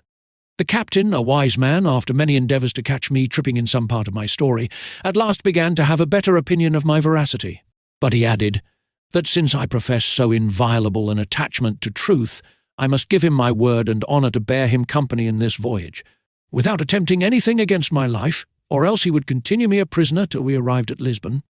I gave him the promise he required, but at the same time protested that I would suffer the greatest hardships rather than return to live among Yahoos. Our voyage passed without any considerable accident. In gratitude to the captain, I sometimes sat with him, at his earnest request, and strove to conceal my antipathy against humankind, although it often broke out, which he suffered to pass without observation. But the greatest part of the day I confined myself to my cabin, to avoid seeing any of the crew. The captain had often entreated me to strip myself of my savage dress, and offered to lend me the best suit of clothes he had. This I would not be prevailed on to accept, abhorring to cover myself with anything that had been on the back of a Yahoo. I only desired he would lend me 2 clean shirts, which, having been washed since he wore them, I believed would not so much defile me. These I changed every second day, and washed them myself. We arrived at Lisbon, November 5th, 1715. At our landing the captain forced me to cover myself with his cloak, to prevent the rabble from crowding about me. I was conveyed to his own house, and at my earnest request, he led me up to the highest room backwards. I conjured him to conceal from all persons what I had told him of the Houyhnhnms, because the least hint of such a story would not only draw numbers of people to see me, but probably put me in danger of being imprisoned, or burnt by the Inquisition. The captain persuaded me to accept a suit of clothes newly made, but I would not suffer the tailor to take my measure, however. Don Pedro being almost of my size, they fitted me well enough. He accoutred me with other necessaries, all new, which I aired for 24 hours before I would use them. The captain had no wife, nor above 3 servants, none of which were suffered to attend at meals, and his whole deportment was so obliging, added to very good human understanding, that I really began to tolerate his company. He gained so far upon me that I ventured to look out of the back window. By degrees I was brought into another room, whence I peeped into the street, but drew my head back in a fright. In a week's time he seduced me down to the door. I found my terror gradually lessened, but my hatred and contempt seemed to increase. I was at last bold enough to walk the street in his company, but kept my nose well stopped with rue or sometimes with tobacco. In 10 days, Don Pedro, to whom I had given some account of my domestic affairs, put it upon me as a matter of honour and conscience that I ought to return to my native country and live at home with my wife and children. He told me there was an English ship in the port just ready to sail, and he would furnish me with all things necessary. It would be tedious to repeat his arguments and my contradictions. He said it was altogether impossible to find such a solitary island as I desired to live in, but I might command in my own house, and pass my time in a manner as recluse as I pleased. I complied at last, finding I could not do better. I left Lisbon the 24th day of November, in an English merchantman, but who was the master I never inquired. Don Pedro accompanied me to the ship, and lent me £20. He took kind leave of me, and embraced me at parting, which I bore as well as I could. During this last voyage I had no commerce with the master or any of his men, but, pretending I was sick, kept close in my cabin. On the 5th of December, we cast anchor in the Downs about 9 in the morning, and at 3 in the afternoon I got safe to my house at Rotherhithe. 546. My wife and family received me with great surprise and joy because they concluded me certainly dead, but I must freely confess the sight of them filled me only with hatred, disgust, and contempt, and the more by reflecting on the near alliance I had to them. For although, since my unfortunate exile from the Houyhnhnm country, I had compelled myself to tolerate the sight of Yahoos, and to converse with Don Pedro de Mendez, yet my memory and imagination were perpetually filled with the virtues and ideas of those exalted Houyhnhnms, and when I began to consider that, by copulating with one of the Yahoo species I had become a parent of more, it struck me with the utmost shame, confusion, and horror. As soon as I entered the house, my wife took me in her arms and kissed me, at which, having not been used to the touch of that odious animal for so many years, I fell into a swoon for almost an hour. At the time I am writing, it is 5 years since my last return to England. During the first year, I could not endure my wife or children in my presence. The very smell of them was intolerable. Much less could I suffer them to eat in the same room. To this hour they dare not presume to touch my bread or drink out of the same cup, neither was I ever able to let one of them take me by the hand. The first money I laid out was to buy 2 young stone horses, which I keep in a good stable, and next to them the groom is my greatest favourite, for I feel my spirits revived by the smell he contracts in the stable. My horses understand me tolerably well. I converse with them at least 4 hours every day. They are strangers to bridle or saddle. They live in great amity with me and friendship to each other. Chapter 12. The author's veracity. His design in publishing this work, his censure of those travellers who swerve from the truth. The author clears himself from any sinister ends in writing. An objection answered. The method of planting colonies, his native country commended. The right of the crown to those countries described by the author is justified. The difficulty of conquering them. The author takes his last leave of the reader, proposes his manner of living for the future, gives good advice, and concludes. Thus, gentle reader, I have given thee a faithful history of my travels for 16 years and above 7 months, wherein I have not been so studious of ornament as of truth. I could, perhaps, like others, have astonished thee with strange, improbable tales, but I rather chose to relate plain matter of fact in the simplest manner and style, because my principal design was to inform and not to amuse thee. It is easy for us who travel into remote countries, which are seldom visited by Englishmen or other Europeans, to form descriptions of wonderful animals both at sea and land. whereas a traveller's chief aim should be to make men wiser and better, and to improve their minds by the bad as well as good example of what they deliver concerning foreign places. I could heartily wish a law was enacted that every traveller, before he were permitted to publish his voyages, should be obliged to make oath before the Lord High Chancellor that all he intended to print was absolutely true to the best of his knowledge, for then the world would no longer be deceived, as it usually is, while some writers, to make their works pass the better upon the public, impose the grossest falsities on the unwary reader. I have perused several books of travels with great delight in my younger days, but having since gone over most parts of the globe and been able to contradict many fabulous accounts from my own observation, it has given me a great disgust against this part of reading, and some indignation to see the credulity of mankind so impudently abused.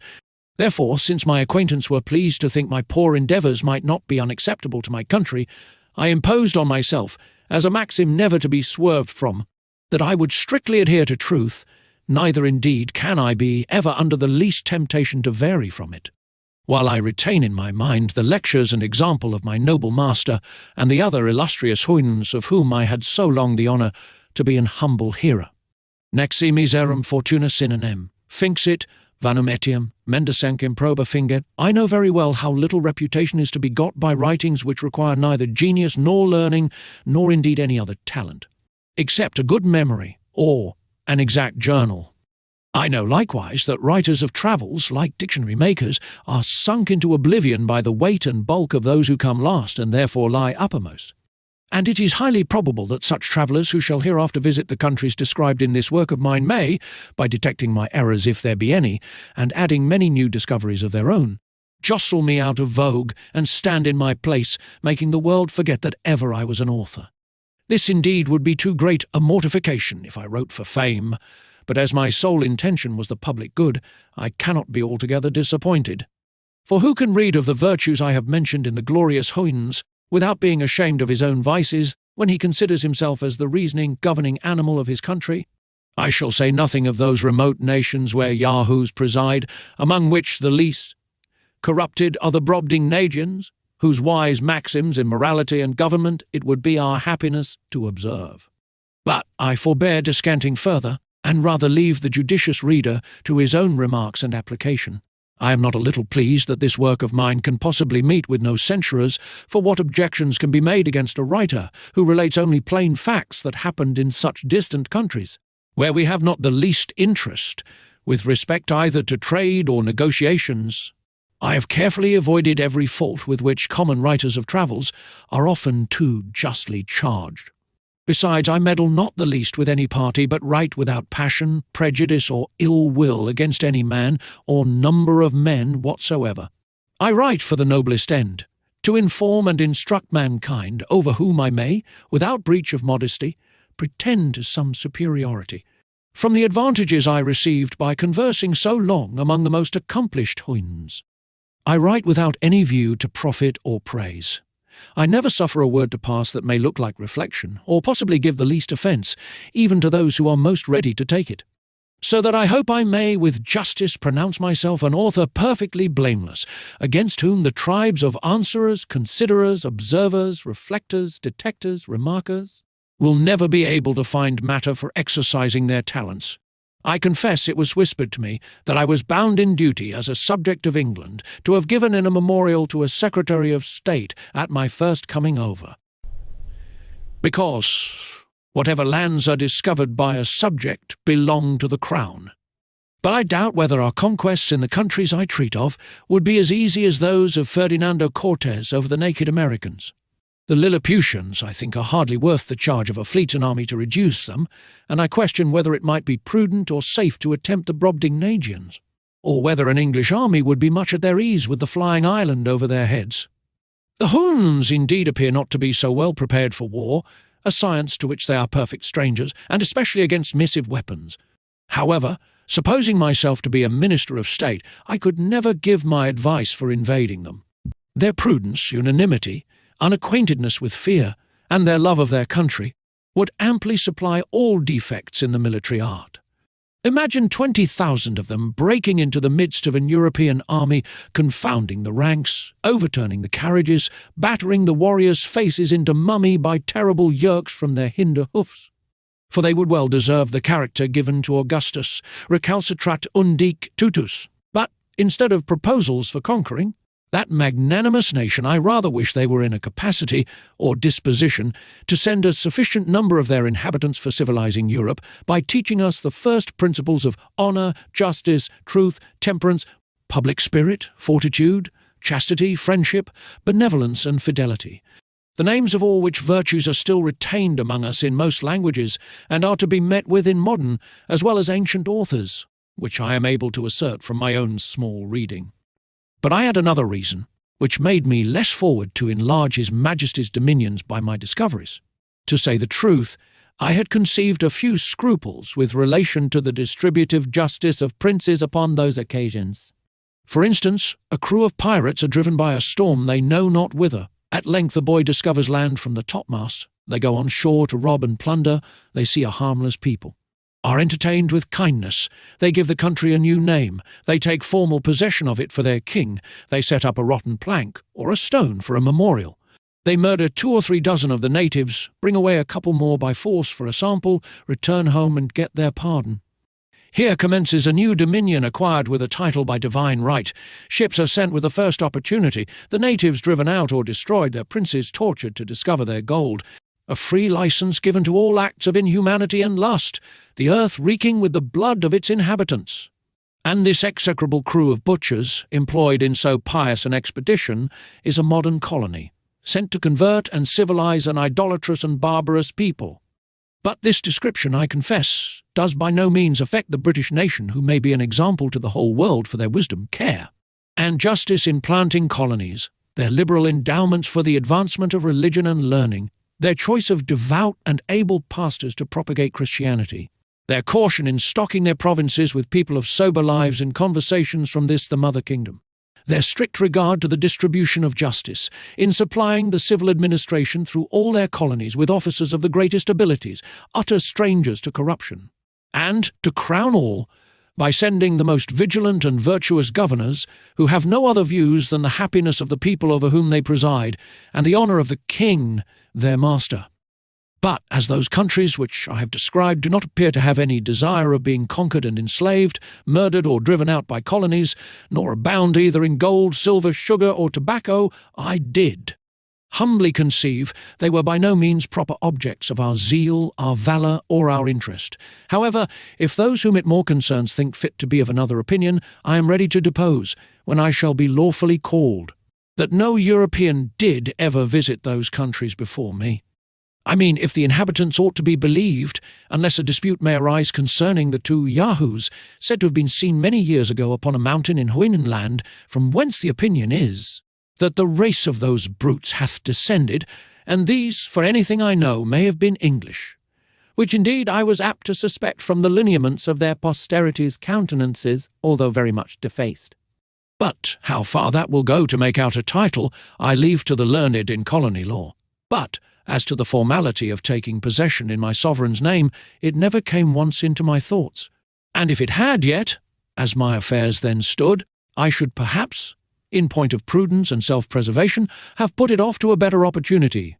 Having thus answered the only objection that can ever be raised against me as a traveller, I here take a final leave of all my courteous readers, and return to enjoy my own speculations in my little garden at Redriff, to apply those excellent lessons of virtue which I learned among the Houyhnhnms, to instruct the Yahoos of my own family, as far as I shall find them docible animals, to behold my figure often in a glass, and thus, if possible, habituate myself by time to tolerate the sight of a human creature, to lament the brutality to Houyhnhnms in my own country, but always treat their persons with respect, for the sake of my noble master his family, his friends, and the whole Houyhnhnm race, whom these of ours have the honour to resemble in all their lineaments, however their intellectuals came to degenerate.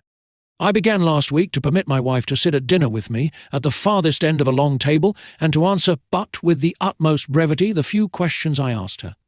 Yet, the smell of a Yahoo continuing very offensive, I always keep my nose well stopped with rue, lavender, or tobacco leaves. And, Although it be hard for a man late in life to remove old habits, I am not altogether out of hopes in some time to suffer a neighbour Yahoo in my company, without the apprehensions I am yet under of his teeth or his claws.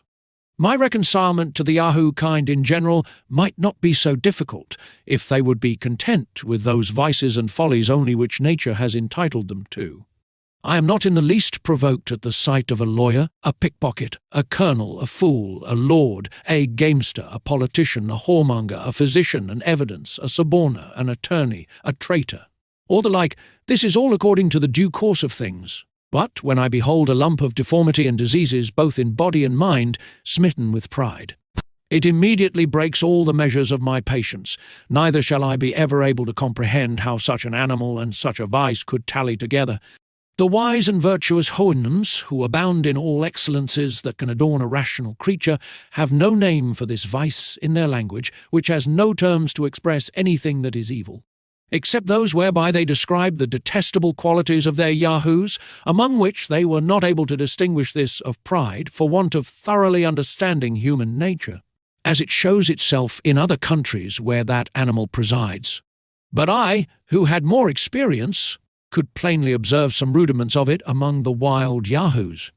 But the Houyhnhnms, who live under the government of reason, are no more proud of the good qualities they possess than I should be for not wanting a leg or an arm, which no man in his wits would boast of, although he must be miserable without them.